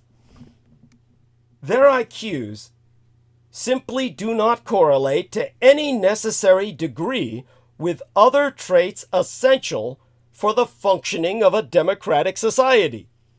Things like empathy, compassion, reciprocity, solidarity, or mutual sacrifice. Because those are things you simply can never teach in a lab. There be no app for any of that. And again, why? Good Lord, why does it take a Nazi vampire possessed by Malik Tawish, the peacock angel, Lucifer himself, to tell you this? Indeed, for things like science to function properly at all, mesh education will be necessary. Contrary to the obvious beliefs of all too many, science does not function as an instrument of truth on its own. Although scientists often labor under the conceit that their endeavors are rooted in objectivity, nothing could be further from the truth. The scientific method has been abused throughout history, and often for incredibly oppressive ends. Science was used to justify enslavement, the genocide of nigh all the indigenous peoples in the Americas, segregation, denying women the vote, and the involuntary sterilization of tens of thousands of women, mostly of color, but also poor whites, throughout the 20th century that I was born in. Joseph Stalin's dysgenics programs, part of his desire to breed a servitor race and eliminate unassimilables, as the Soviets called them. This extermination of the unassimilables, none of this was his own generation. He did not even have that level of creativity to think of such evil. The ideas for them all were birthed in the labs and offices of America's leading scientific thinkers, men who enjoyed prominent positions at our nation's best universities. In 1927, after some horrifying false starts in hybridizing killer chimeric half-ape, half-men, the short-lived results of which were tolerated as collateral research byproducts of the Supreme Soviet only because the Union of Soviets Socialistic Republics was now locked in an intense, covert genetica race with the still capitalist pre-Roosevelt United States to create subhumanic trans-species. Both world powers, motivated by diametrically opposed economic rationales towards supplanting the majority of their populations, and both earning ultimate Nazi ideological enmity by their cultural commitment to interspecial downbreeding. I. Ivanov decided expedition to Black Africa would help him attain his stated objectives. Ivanov appealed to Stalin and received approval from the Soviet government. He was provided financial support in the amount of $291,912 in hard United States currency, equivalent to well over $1 million in today's U.S. currency for expedition of international exchange, as the soft Soviets ruble was functionally valueless on the world market. An enormous amount of money for the impoverished socialist state to spend while in the midst of suffering both famine and plague in aftermath of the most ruinous series of civil wars in human history. Such fiscal largesse can only be understood in light of the greater Soviets' threat perception of pre-FDR American corporations seeking alternative to increasingly unionized and Soviet-sponsored labor movements prohibiting efficient exploitation. You see, American big business found potential solution to organized labor in the Homo descendant broodworker program of Robert Yerkes, surname spelled Yerkes, born in 1876 and decedent in 1956. On site, what was still then the United States-occupied island of Cuba via the forced downbreeding of mass abducted Cuban women with lower primates. Only my biosire Adolf Hitler's declaration of war on these United States and the subsequent German sabotage of America's chimerical downbreeding facilities along the massacre of their inhabitants preempted universal societal impact therefrom by diversion of resources, the very fact of the program's existence, then excised from any potential public awareness via a series of America's own damage control in the form of a series of cancer assassinations. Assassination has historically been a messy business, both literally and metaphorically, with some of the most notorious assassinations, such as that of President John Fitzgerald Kennedy, still leaving all too many unanswered questions decades after the event.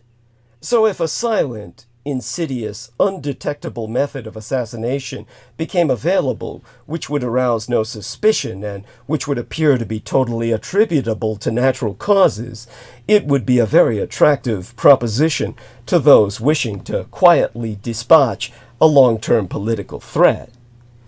Enter weaponized cancer. When a cluster of people in an organization start to develop cancer as though it was a contagious disease, it is time to start asking questions. Particularly if those individuals are all members of a left-wing government with radical political agendas. The late Presidente Hugo Chavez Frias, who died from cancer, made a series of speeches before his death in which he noted that an epidemic of cancer ran rife among Latin American presidentes, and called this a strange and alarming phenomenon. He concluded that this odd cluster of illness was caused by the CIA's abuse of bioweapons. The evidence proved convincing. Argentine Presidente Nestor Kirchner, diagnosed with colon cancer. Brazilian Presidente Ignacio Lula da Silva, treated for throat cancer. Fernando Lugo, diagnosed with lymphoma, cancer of the immunosystem. Argentine Presidente Cristina Fernandez de Kirchner, afflicted with thyroid cancer. Brazilian Presidente Dilma Rousseff, struck with lymphoma. And Juan Manuel Santos was diagnosed with prostate cancer. Despite the vehement denial of any involvement from the United States government, Chavez gained support from other political leaders, including the Russian Communist Party leader Gennady Zyuganov, attesting that it was impossible to be coincidence that half a dozen left-wing leaders would contract cancer at exactly the same time. And Venezuela's acting presidente, Nicolás Maduro, evincing that Chavez had been the victim of a scientific attack by the United States government, longtime enemy of the leftist Venezuelan regime. Cuba's presidente, Fidel Castro, was equally outspoken, voicing his suspicions of CIA involvement in this cancer epidemic, possibly because it was believed that he himself had been the victim of several bioweapon-type assassination attempts. He advised Chavez to take care and gave the following words of warning. These people, the Americans, have developed technology. Take care what you eat, what they give you to eat. A little needle and they inject you with I don't know what. The truth is that America's production of cancer-causing biological warfare agents has been well documented, with evidence of their development by scientists going back to the 1930s. And now, well, declassified records are available for public viewing. Predictably, the victims of those early scientific experiments were all Latin Americans. These were conducted by Dr. Cornelius P. Rhodes, surname spelled R-H-O-A-D-S, a scientist with the Rockefeller Institute for Medical Investigations in San Juan, and known, well, a known racist with anti-Latinx sentiments. The 13 Puerto Rican subjects of Rhodes's experiments received injections containing cancer-causing biological agents, which were created as part of a highly classified joint operation between the CIA and USAMRIID.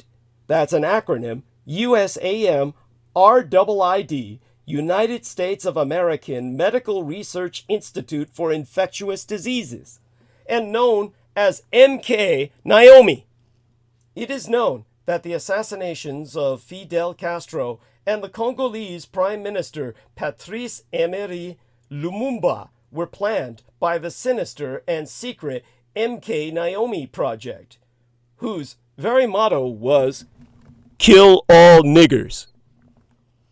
A disturbing letter written by Dr. Rhodes and obtained by the head of the Puerto Rican Nationalist Party, Pedro Albizu Campos, illustrated not only Rhodes's vile racist beliefs, but also the efficacy of these deadly injections in causing cancer. To read therefrom, with the island, or what the island, Puerto Rico needs is not public health work, but a tidal wave, or something to totally exterminate the nigger population. It might then be livable. I have done my best to further the process of extermination by killing off 8 brown niggers and transplanting cancer into several more. Despite this damning evidence contained in this letter, Albizu's complaints were ignored by the League of Nations, and nothing was done to stop Rhodes continuing his reign of bioterror. In fact, undoubtedly as revenge for his accusations, Albizu himself later suffered at Rhodes's hands, Dr. Rhodes's hands, when after being arrested for his nationalist sympathies, he was subjected to radiation experimentation and died in prison of radiation cancer. Rhodes, Dr. Rhodes, headed military chemical and bioweapons programs at Fort Dietrich, the Dugway Proving Ground, and Deseret Test Center in Utah, when, in 1972, the Biological and Toxin Weapons Convention, sanctioned by the United States, the Greater Soviet Union, and Great Britain, effectively banned the use and possession of biological weapons. A spin-off project was created in conjunction with the National Cancer Institute, ostensibly under the guise of searching for a cure for cancer. The secret viral cancer project actually resulted in the successful production of 60,000 liters of oncogenic and immunosuppressive viruses, and researched military applications for the cancer-causing biological agents that were then used to wipe out entire indigenous populations in South America and Central America that stood in the way of logging and resource development interests. In other words, merely focusing on science, absent the political determination to apply science to causes that are beneficial to all, will offer little of value to the future. Again, why does it take a Nazi vampire possessed by Lucifer to tell you this? What should be obvious to you if you had any trace of humanity in yourself? Without a historical understanding of how science has been weaponized against specific populations, both these scientists I've just exposed were Jewish. Scientific literacy itself is no guarantor of societal uplift and advancement. And without a sociological imagination, which recognizes the power dynamics that have allowed science to be so misused by a hostile minority, so too will science qua science be rendered completely meaningless. Likewise with technology or engineering. We can produce millions of computer programmers, designers, and app developers, for instance, and with a significant STEM emphasis, perhaps we will. But for what ends? It's like I've often said about video games. We can't produce a civilization on first-person shooters. As for the sci-techs, will their developments be used to produce more democracy, more freedom, more equity, and just human relationships? Or will they be abused to further inequality and to reproduce existing political and economic hierarchies until the Jews see us all exterminated, except for these techies that serve themselves? Because these sci-techs are capable of producing either set of outcomes. Those that are public-minded and further democracy are those that would only enhance private power and ergo empower the Jewish cabal that will annihilate the rest of us. The answer to the question will be determined by what we teach about our civic responsibilities to one another. And that will not be taught in any coding seminar or calculus class. Ultimately, our schools cannot sacrifice their primary mission, the creation of more fully informed, fully formed, and functional human beings, for the needs of big business, Silicon Valley, or the desire to catch other countries in one or another global mathematics competition. The future of this nation and the whole goddamn world depends on an engaged, informed, and critically thinking population. That's why my program is named Critical Omissions. That means we need more than just STEM. More than technological advances, and more than high standardized test scores. We need mesh and civic competence as well. How can societal ills, like issues of racism, sexism, and inequality, ever be solved without a firm understanding of race, sex and gender, and inequality? Exempli gratiae. I am working with my eldest student on a research project about food access, and we are somewhat amazed at how the solutions are always and only ever some new technology that never takest into account social factors. Now, of relevant interest, review this video from half a decade ago of the East African economist, Dr. Collins Odote, who offers a similar argument about Kenyan politics, forewarning that Kenyans must worry about the terms of agreement between Kenya and the communist Chinese as the question on the sustainability of Kenya's debt rages on. This is from a program titled AM Live, and it features Dr. Collins Odote. Kenyans must question the terms of Chinese loans. This is something, of course, that is profoundly important, and you might remember I served as a mercenary in East Africa. Obviously, science and technology cannot stand alone.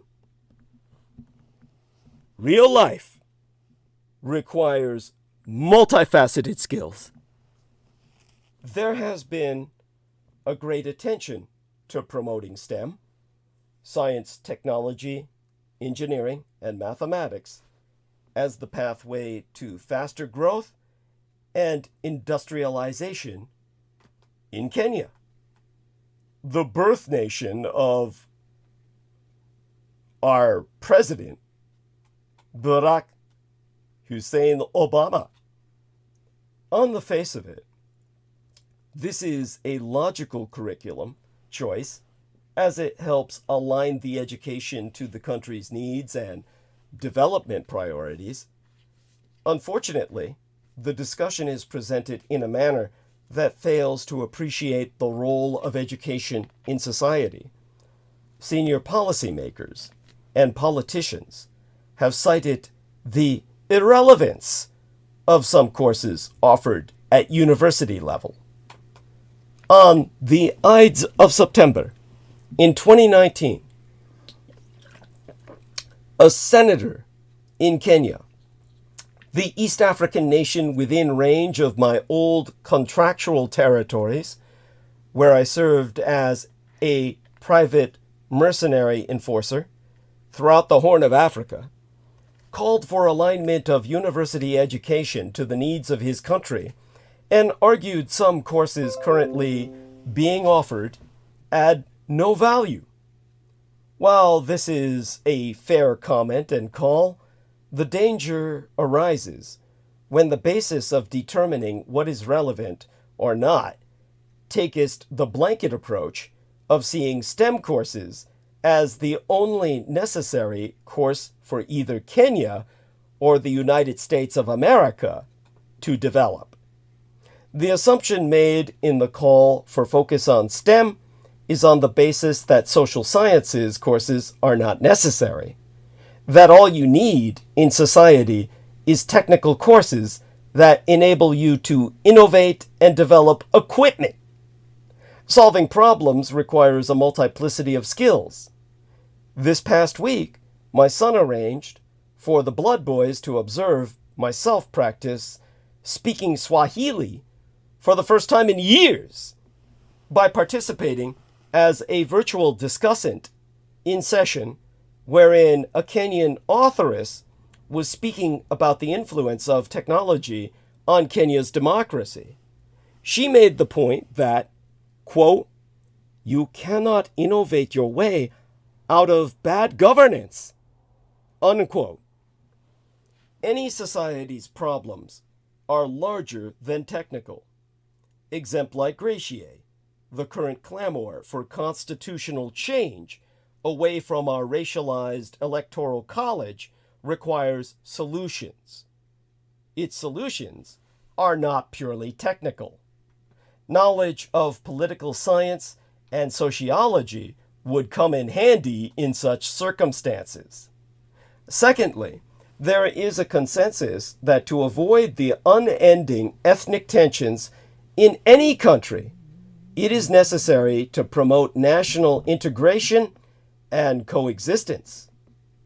Which technology-based innovation can give one the necessary apparatus to inculcate national ethos and unity?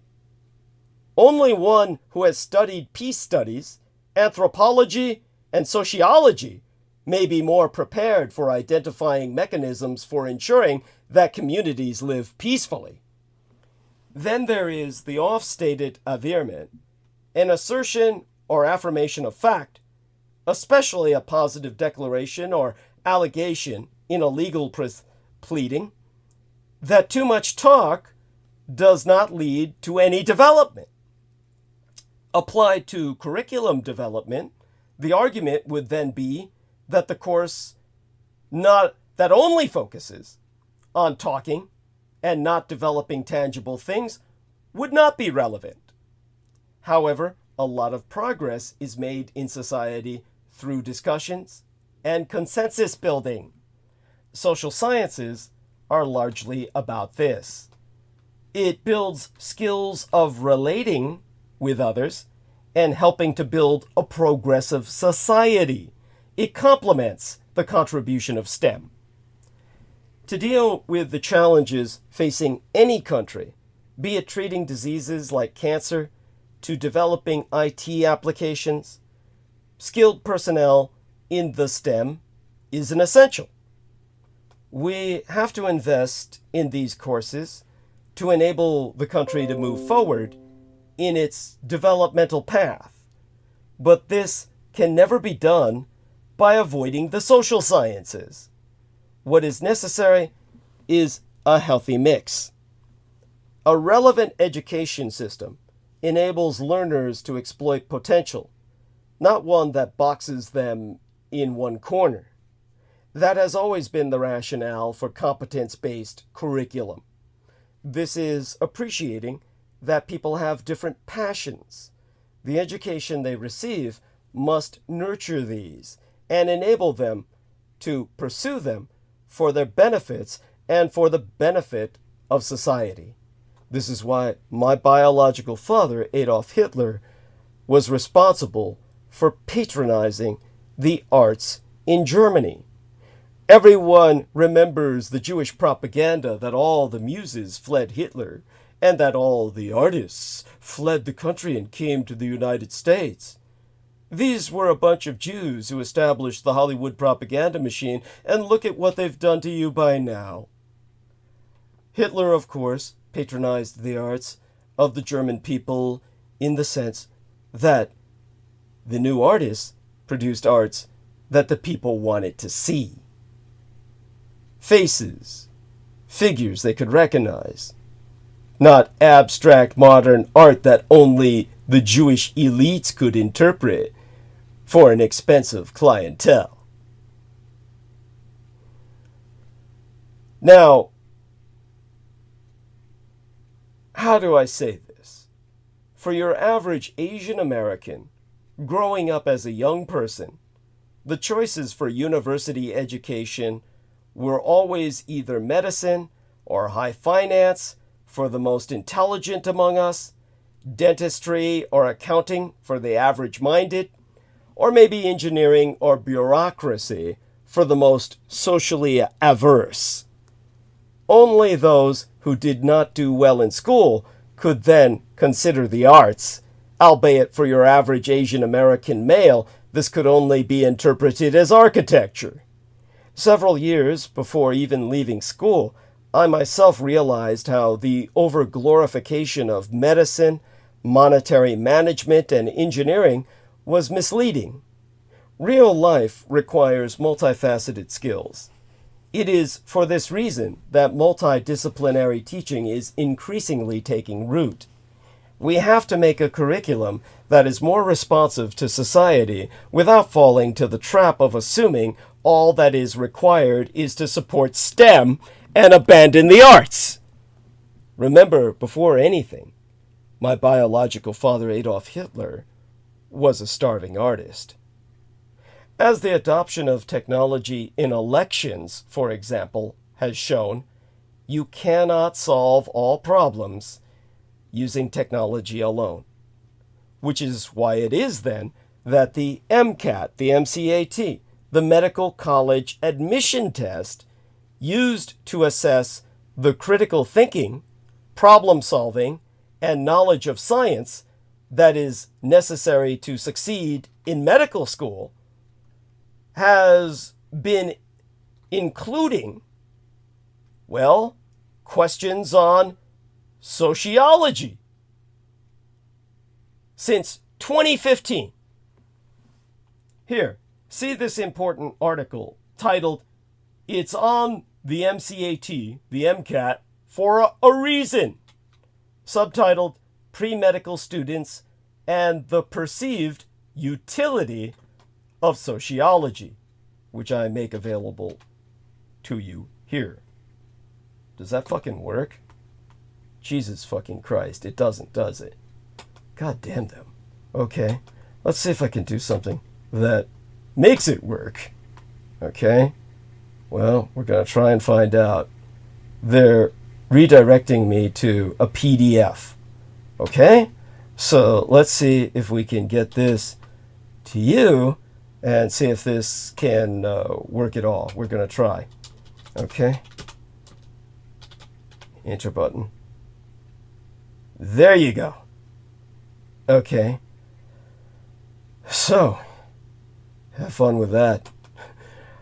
This is because the Association of American Medical Colleges, those who administer the MCAT, has determined that medical knowledge is necessary but insufficient in order to be a medical practitioner. They have come to understand you need social science knowledge as well. Much of the policy around STEM is in diversifying the labor force and making those fields more hospitable to women and underrepresented groups. But those who are interested in STEM should wonder why it is that sociology programs are the ones that have such diverse student populations. I myself readily presume that we in my Golden State nation of California are altogether unlike any others in our demographics. As compared with other statewide student bodies, we must have the largest percentages of ALANA, A-L-A-N-A. That's an acronym, all in the uppercase, for Asian American, Latinx, African American, and Native American. ALANA. A, Asian, L, Latinx, A, African, N, A for Native American. Underrepresented minorities as well, first-generation students also, and student athletes in graduate studies. Doubtless, we also likely have one of the largest percentages of women and transfer students. But why do we have so many of these populations in the so-called softer sciences like sociology? One of the reasons might very well be that STEM fields are toxic environments for women and underrepresented groups. STEM and university programs have worked hard to improve the educational environment for those groups to enter into those fields. Exempli gratiae.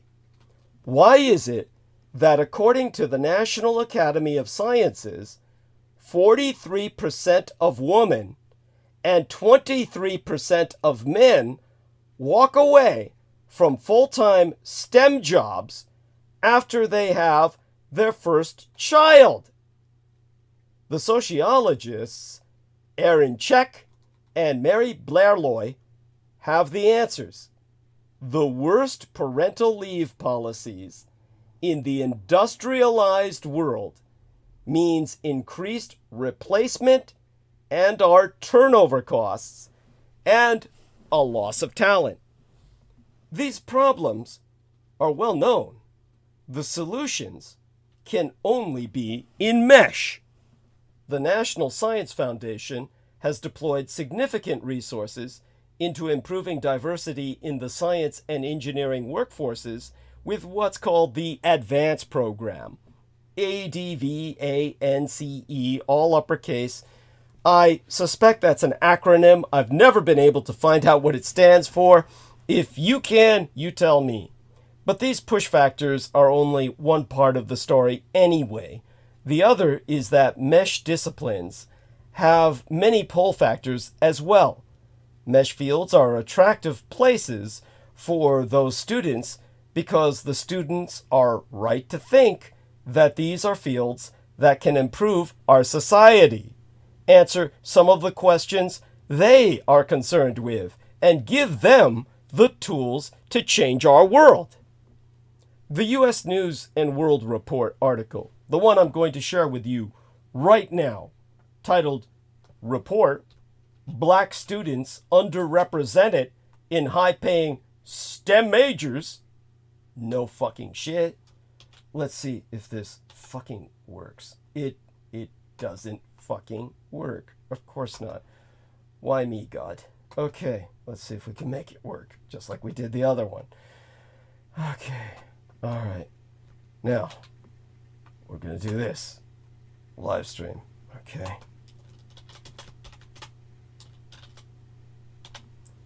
There you go. Now that works. All right. Why does it take two?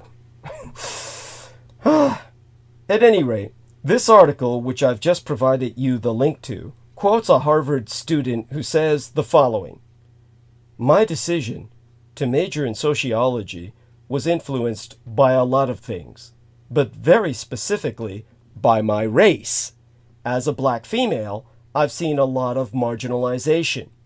She saw sociology as a natural fit. I myself know many minority students who feel similarly. At the same time, women and underrepresented groups should know that while they gravitate toward mesh fields, they are also moving to fields that have worse economic outcomes. According to a study from Georgetown University, black college students gravitate to lower paying fields, like social work. I would love to see equal commitment to STEM and MESH on our college campuses. I would love to see STEM and MESH in high schools. And perhaps, most importantly, I would love to see them in conversation with each other. Of course, were it all so simple, you would all better start brushing up on your Ruski, your Russian language skills. Putin believes the nation that leads the world in AI will rule the world. So I decided to check in with the top 3 leading countries in AI. Not Russia by a long shot, but Zhongguo. That's China, communist China on the mainland, in the sense of an enemy state. Taiwan, of course, is the most advanced in all the world, my island China, versus Bharat Ganaraja, the Republic of India, by proxy. Eldridge Colby unknowingly concurs that one other country poses a much bigger threat than the Russian Empire. Now, Eldridge Colby is a former senior Pentagon official who is now being proposed for a significant role in national security if former United States President Donald Trump is elected in November. And he so told Politico magazine, and here I read therefrom, "I think transatlantic relations are truly important, and I think Russia is a very serious threat. I don't think it's as big a threat as China, or as big a threat as the Soviet Union was in 1953. But if Putin isn't contained, he'll be incentivized to go further."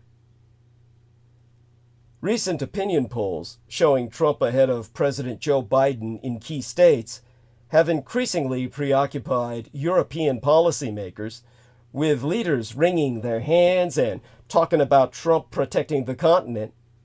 In this regard, Colby emphasizes the importance of NATO, which will undoubtedly help calm the nerves of those trying to understand what another Trump term would mean and whether transatlantic relations will be as tumultuous as last time when Trump threatened to withdraw from the alliance, the foundation of European security since 1949. But they'll have to read the fine print, because, as Colby has made clear before, he harbors a deep affection for Europe. The grandson of William Colby, the CIA chief under United States Presidents Richard Mulhouse Nixon and Henry Ford, Gerald Ford, Colby is a longtime China hawk who served as Deputy Assistant Secretary of the Defense in the first Trump administration. He's now among the most prominent names for top foreign policy roles in a potential second Trump term, and his emphasis on transatlantic relations will somewhat soothe European allies, though he opposed Biden's long-standing aid package to the Ukraine. Colby making it clear that transatlantic relations will only be healthy if Europe pulls its weight, taking on a larger defense burden, stopping merely, in his words, staging photo ops promising to spend more in the future, and continuing with, again in his words, credible displays of military strength capable of assuming the primary burden of Europe's conventional defense against the Russians. He also advocates incentivizing the continent to do so. On the issue of imposing tariffs on exports into these United States from disobedient allies, he explained, "We should look at our alliances and partnerships in an integrated way, and we should be prepared to use carrots and sticks to encourage the right kind of behavior from our perspective." Colby emphasizing that he doesn't speak on behalf of Trump or his presidential campaign. But as he sees it, Red China is the number one threat the American empire must focus on. To achieve this, there must be a global division of labor, with Europe strengthening and contributing much more so that Washington can prioritize the Communist Chinese Empire. Colby is encouraged by signs of increased European seriousness, though he's not yet convinced that action will match rhetoric. He also says that NATO European members should absolutely spend more than 3 to 4% of their gross domestic product on defense, as most of them did during the Cold War. Well, the Third World War, so misnomered as such. He also dismissed British Prime Minister, the Yellow House nigger, Rishi Sunak's recent promise to increase defense spending in the future, as he's unlikely to be in power to fulfill it. In an interview with Political magazine, Colby nevertheless approved parts of French President Emmanuel Macron's recent marathon address at the Sorbonne, praising him for calling on Europe to be more self-confident, take on more responsibilities, and improve military readiness. But he disdains the French leader's talk of strategic autonomy and Europe being an independent player in the conflict between the American and Communist Chinese empires, himself questioning Politico. That's self-defeating because you can't have an energetic Europe without US support. And if Europe is going to be some kind of third pole, then why would we help you become that? For countries that meet their defense obligations, and not in terms of accounting tricks, but with real forces, those countries should be treated best by America. And noting that Europe has long waited to retain the peace dividend afforded by the end of the so-called or so misnomered Cold War, the Third World War America fought and won, Colby went on record to say, and here I quotest he at length and verbatim, "That's entirely reasonable. Only Germany is a bigger economy than Russia, let alone NATO as a whole. The only thing I really object to is when, especially Germans, with all their history, try to suggest they can't be militarized for historical reasons. But when their necks were on the line during the Cold War, they militarized pretty quickly. We think we're far more powerful and capable than we actually are. That's a simple fact. When I say we, I mean the established leadership, President Biden, but also many old-school Republicans who think we can do it all. But have you looked at the size of the Chinese economy? Have you looked at the size of the Chinese industrial base? Have you looked at the state of our own industrial base, especially our defense industrial base? Have you looked at the readiness of our armed forces? Have you looked at the growth of their armed forces? In the past quarter century, we've gone through an unprecedented financial crisis, deindustrialization, several wars in the Middle East that haven't ended well and certainly aren't worth the cost. China has become a real chance for us to lose a war against it. Moreover, Colby is increasingly intrigued by European hawkish politicians of the center-left, among them Great Britain's David Lammy, the opposition Labour Party's foreign affairs leader, and the German defense minister Boris Pistorius. But 'tis Zhonghua, China, and Bharat Ganareja, the Republic of India, as contracted by these United States, not Russia, what be seen as the twa AI front-runners, with Zhonghua long ago announcing its ambition to become the global AI research by Anno Domini 2030. The superpowers have already started an arms race in laws, lethal autonomous weapons. Again, I will provide you a link thereunto. And that, of course, brings us back to the fact that they fail to realize they're in a race to the bottom of a bottomless pit. This is a fact that many will dispute, but it is tantamount to the arms race of the 1950s and the 1960s, only by this iteration exponentially compounded by the corruptive factor of insidious Israel having already contaminated AI with genocide. Israel's abuse of advanced software tools underscores a harrowing reality. AI, when misapplied, can facilitate atrocities of catastrophic proportions. Now, this brings us back to 3 points to close tonight's transmission with.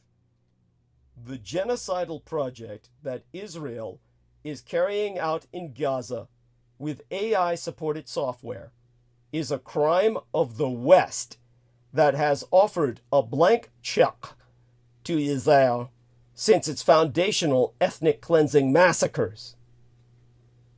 2, the Western nations, which like to lecture other countries, on human rights and freedoms, have all been eager accomplices to these automated mass killings. And 3, this is all because IT, information technology, combined with artificial intelligence capabilities, have at some point already behind us become even more integral to our daily lives as well as our defense and combat effectiveness. You see, people are so excited about the ADVs, the autonomous driving vehicles, and the drones that deliver products to our homes, they overlook the darker side of the control of information. In an era where technology is shaped and driven by violent capitalist incentives and the military-industrial complex, Gaza faces a grim new reality. The world's first AI genocide, armed with drone-mounted robot dogs.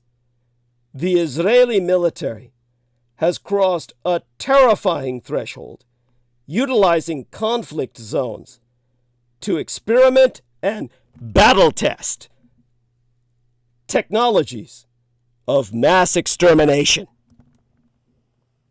The fact is